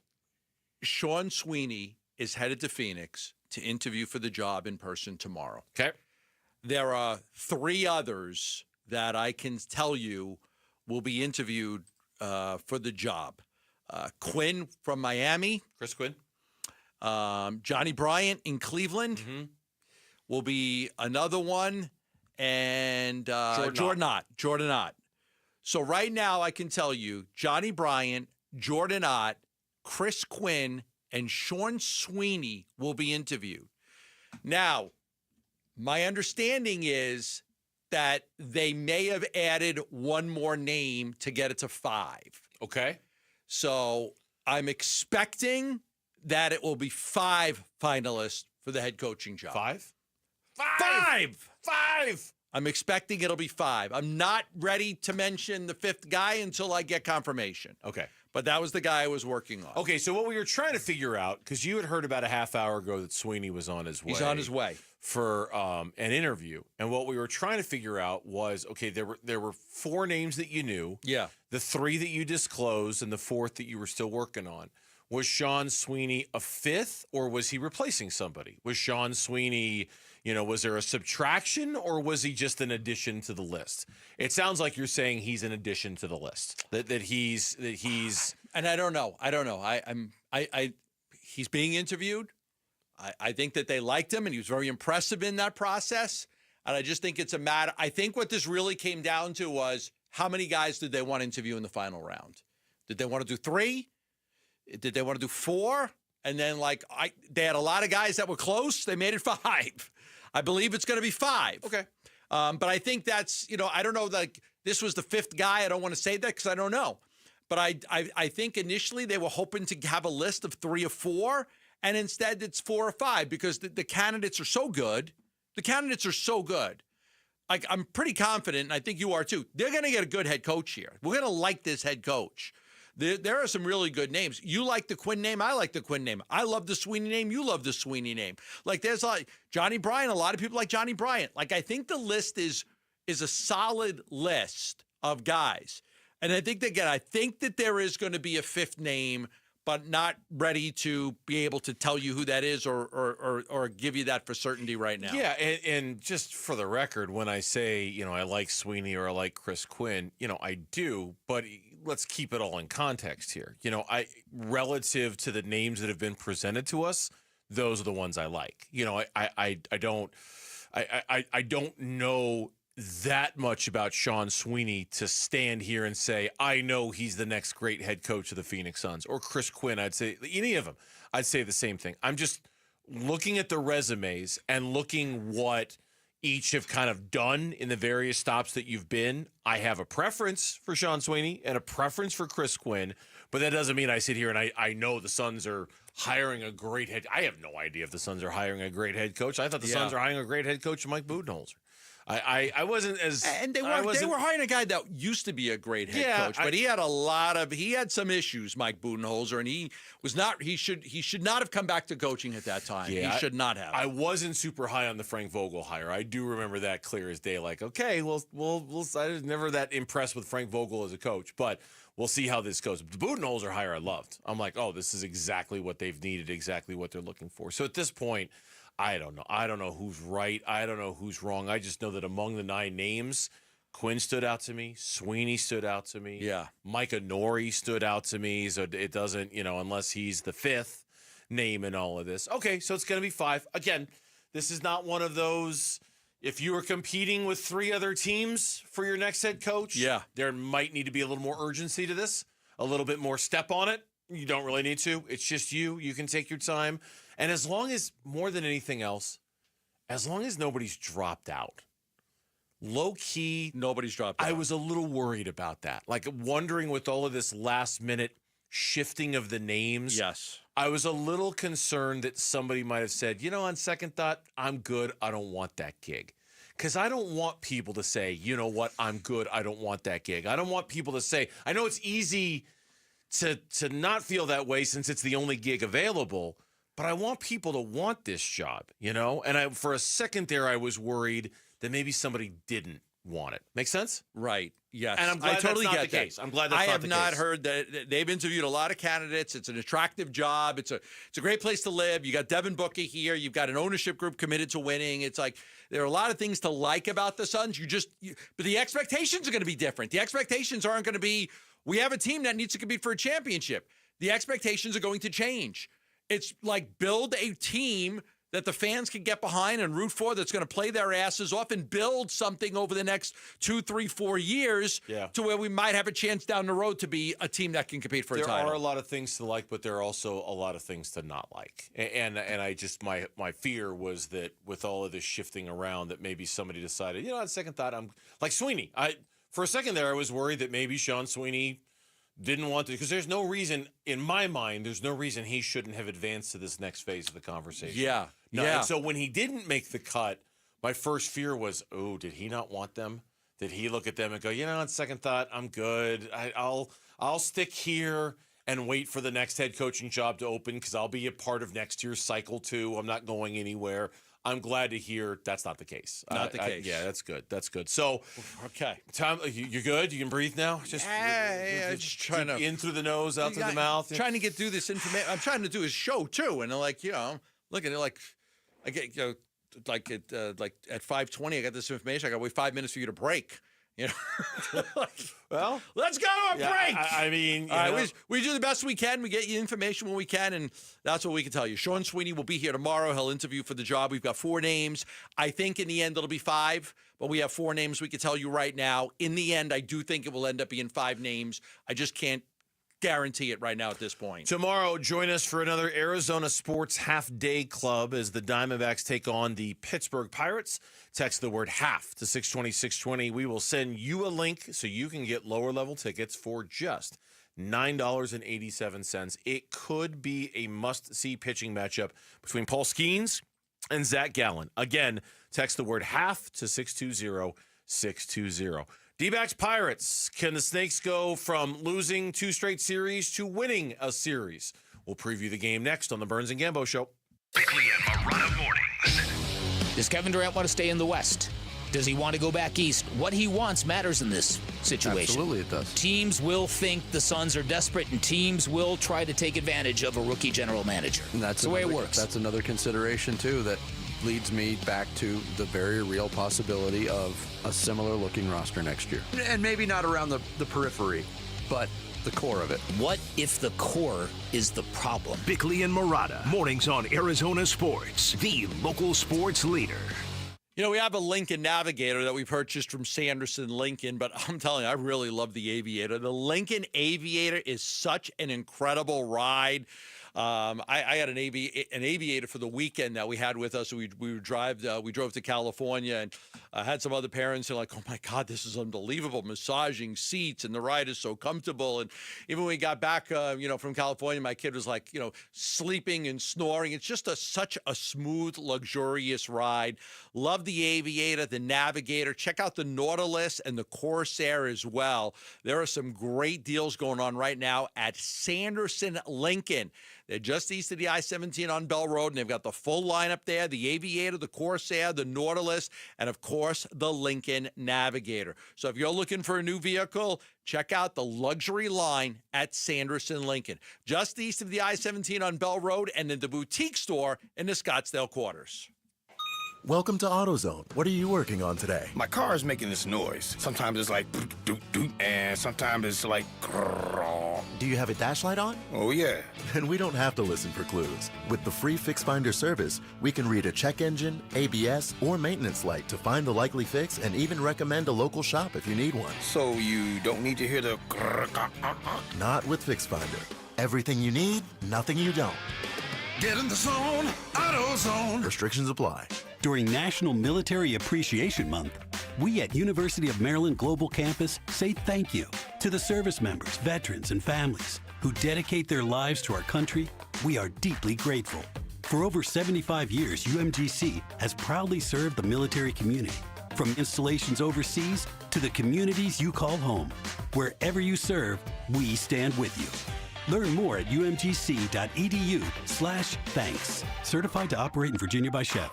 Barbecue season is back. Hey, it's Ellen. And this is Sarah Beth. And a little thing we love about the Chick-fil-A Smokehouse Barbecue Bacon Sandwich is that zesty barbecue sauce. I love that it was a little sweet, a little tangy, and with the mac and cheese, I feel like I tasted the brown sugar bacon first. It was the absolute best combination. Pro tip, 3 sandwiches are always better than 1.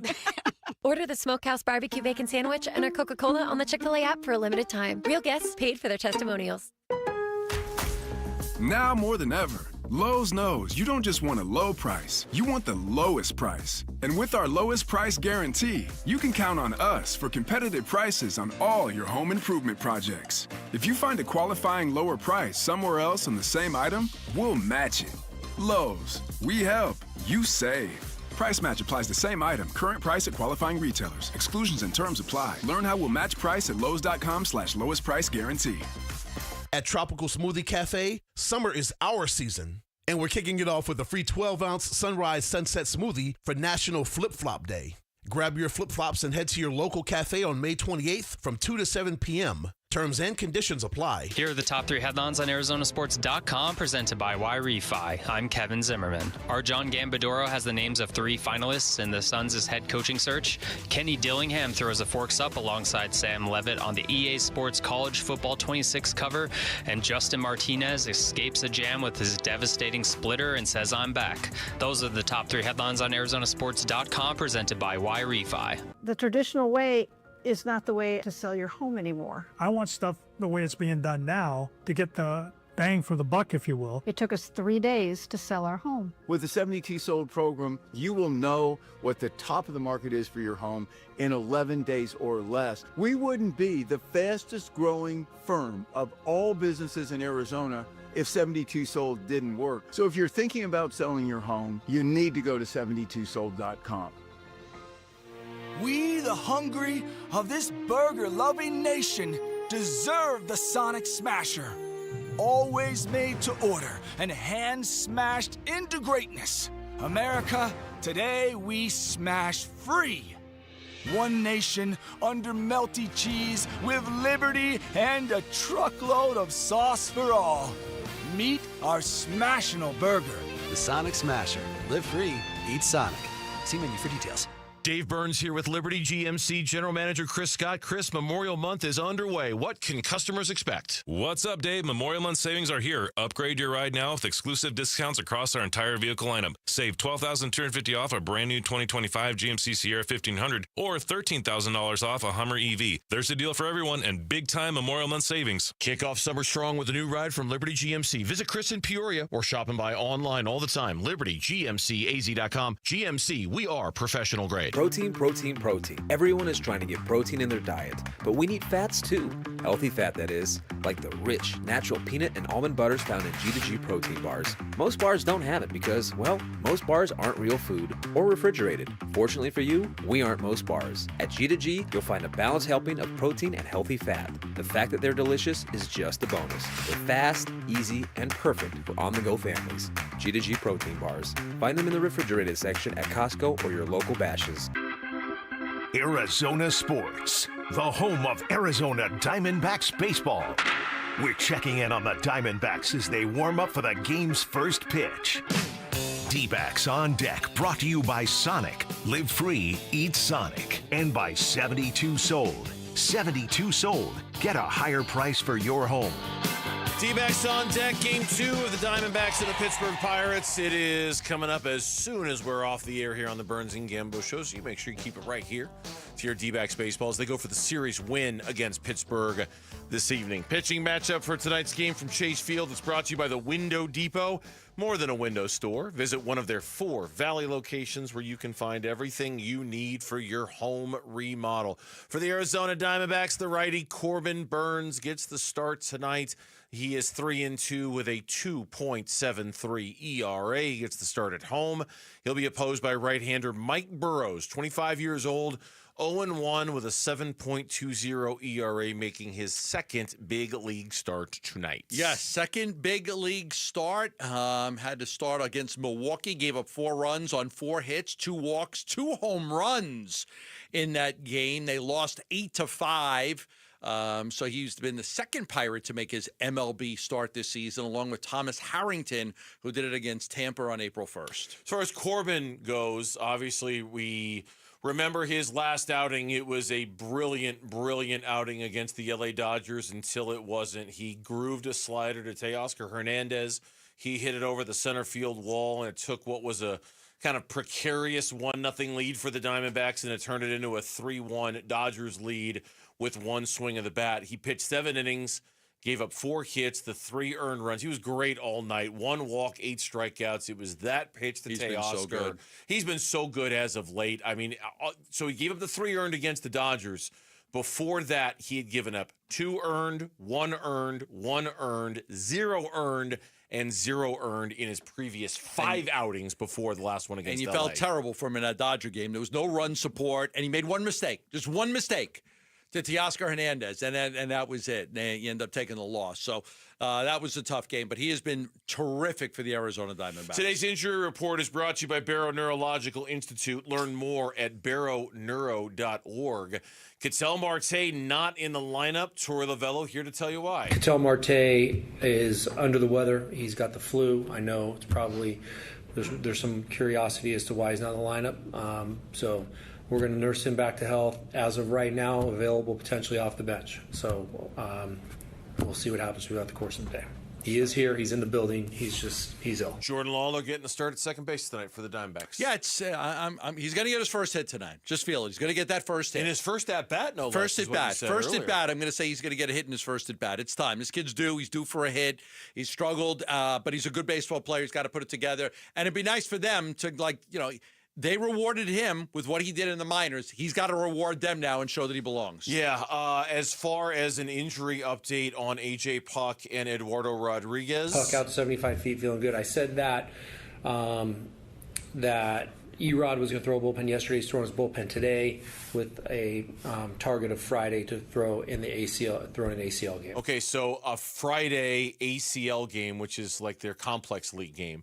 Is that the last step for Eduardo Rodriguez in his return? I don't know. You want to know that answer? I don't know what that is. We haven't quite even crossed that bridge as to what will happen. So I just want him to get through that in a very healthy way, get through his bullpen tomorrow, get through that in a healthy way, and we'll just figure out what to do next. We don't know what decision we're going to make right now based on how he does. I believe the phrase non-committal comes to mind when it comes to Torey's attitude towards Eduardo Rodriguez in this. But didn't the other day he say he kind of felt like he deserved a spot in the rotation because he got injured and he shouldn't lose a spot like that? It was Monday before Ryan Nelson's start, before Ryan Nelson shut down the Pirates.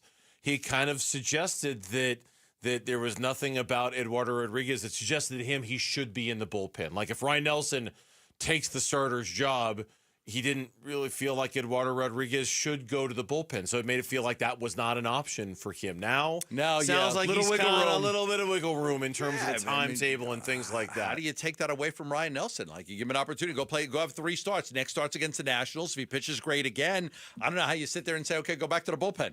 What's best for the Diamondbacks? And it's probably Ryan Nelson starting.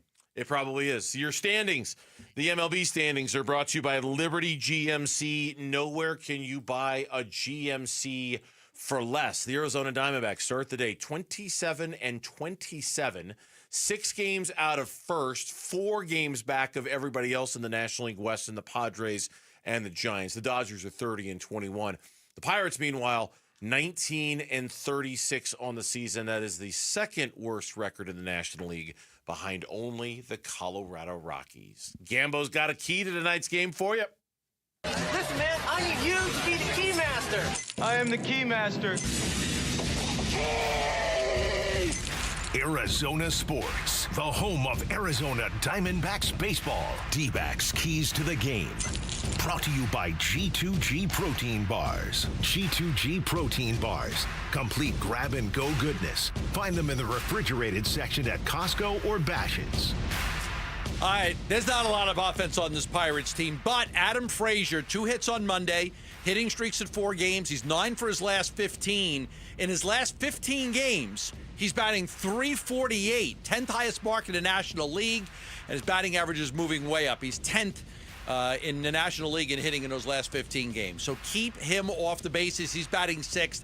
He has been very good lately. All right, that's your key to tonight's game for the Pittsburgh Pirates and the Arizona Diamondbacks. Again, tomorrow's day game starts at 12:40. It is scheduled to be Zach Gallen and Paul Skeens, potentially a very good pitching matchup. We'll be on immediately after that. We'll be live from Cardinals headquarters. That's going to do it for us. We're out of here on the Burns and Gambo Show. We'll see you tomorrow after Diamondbacks baseball here on Arizona Sports. Have a great night, everyone.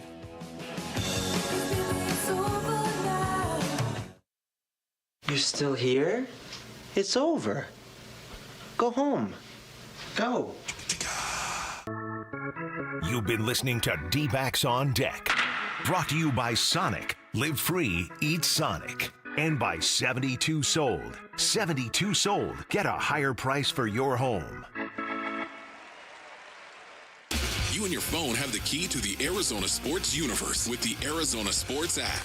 Live streaming shows and podcasts. Plus, listen to D-backs play-by-play.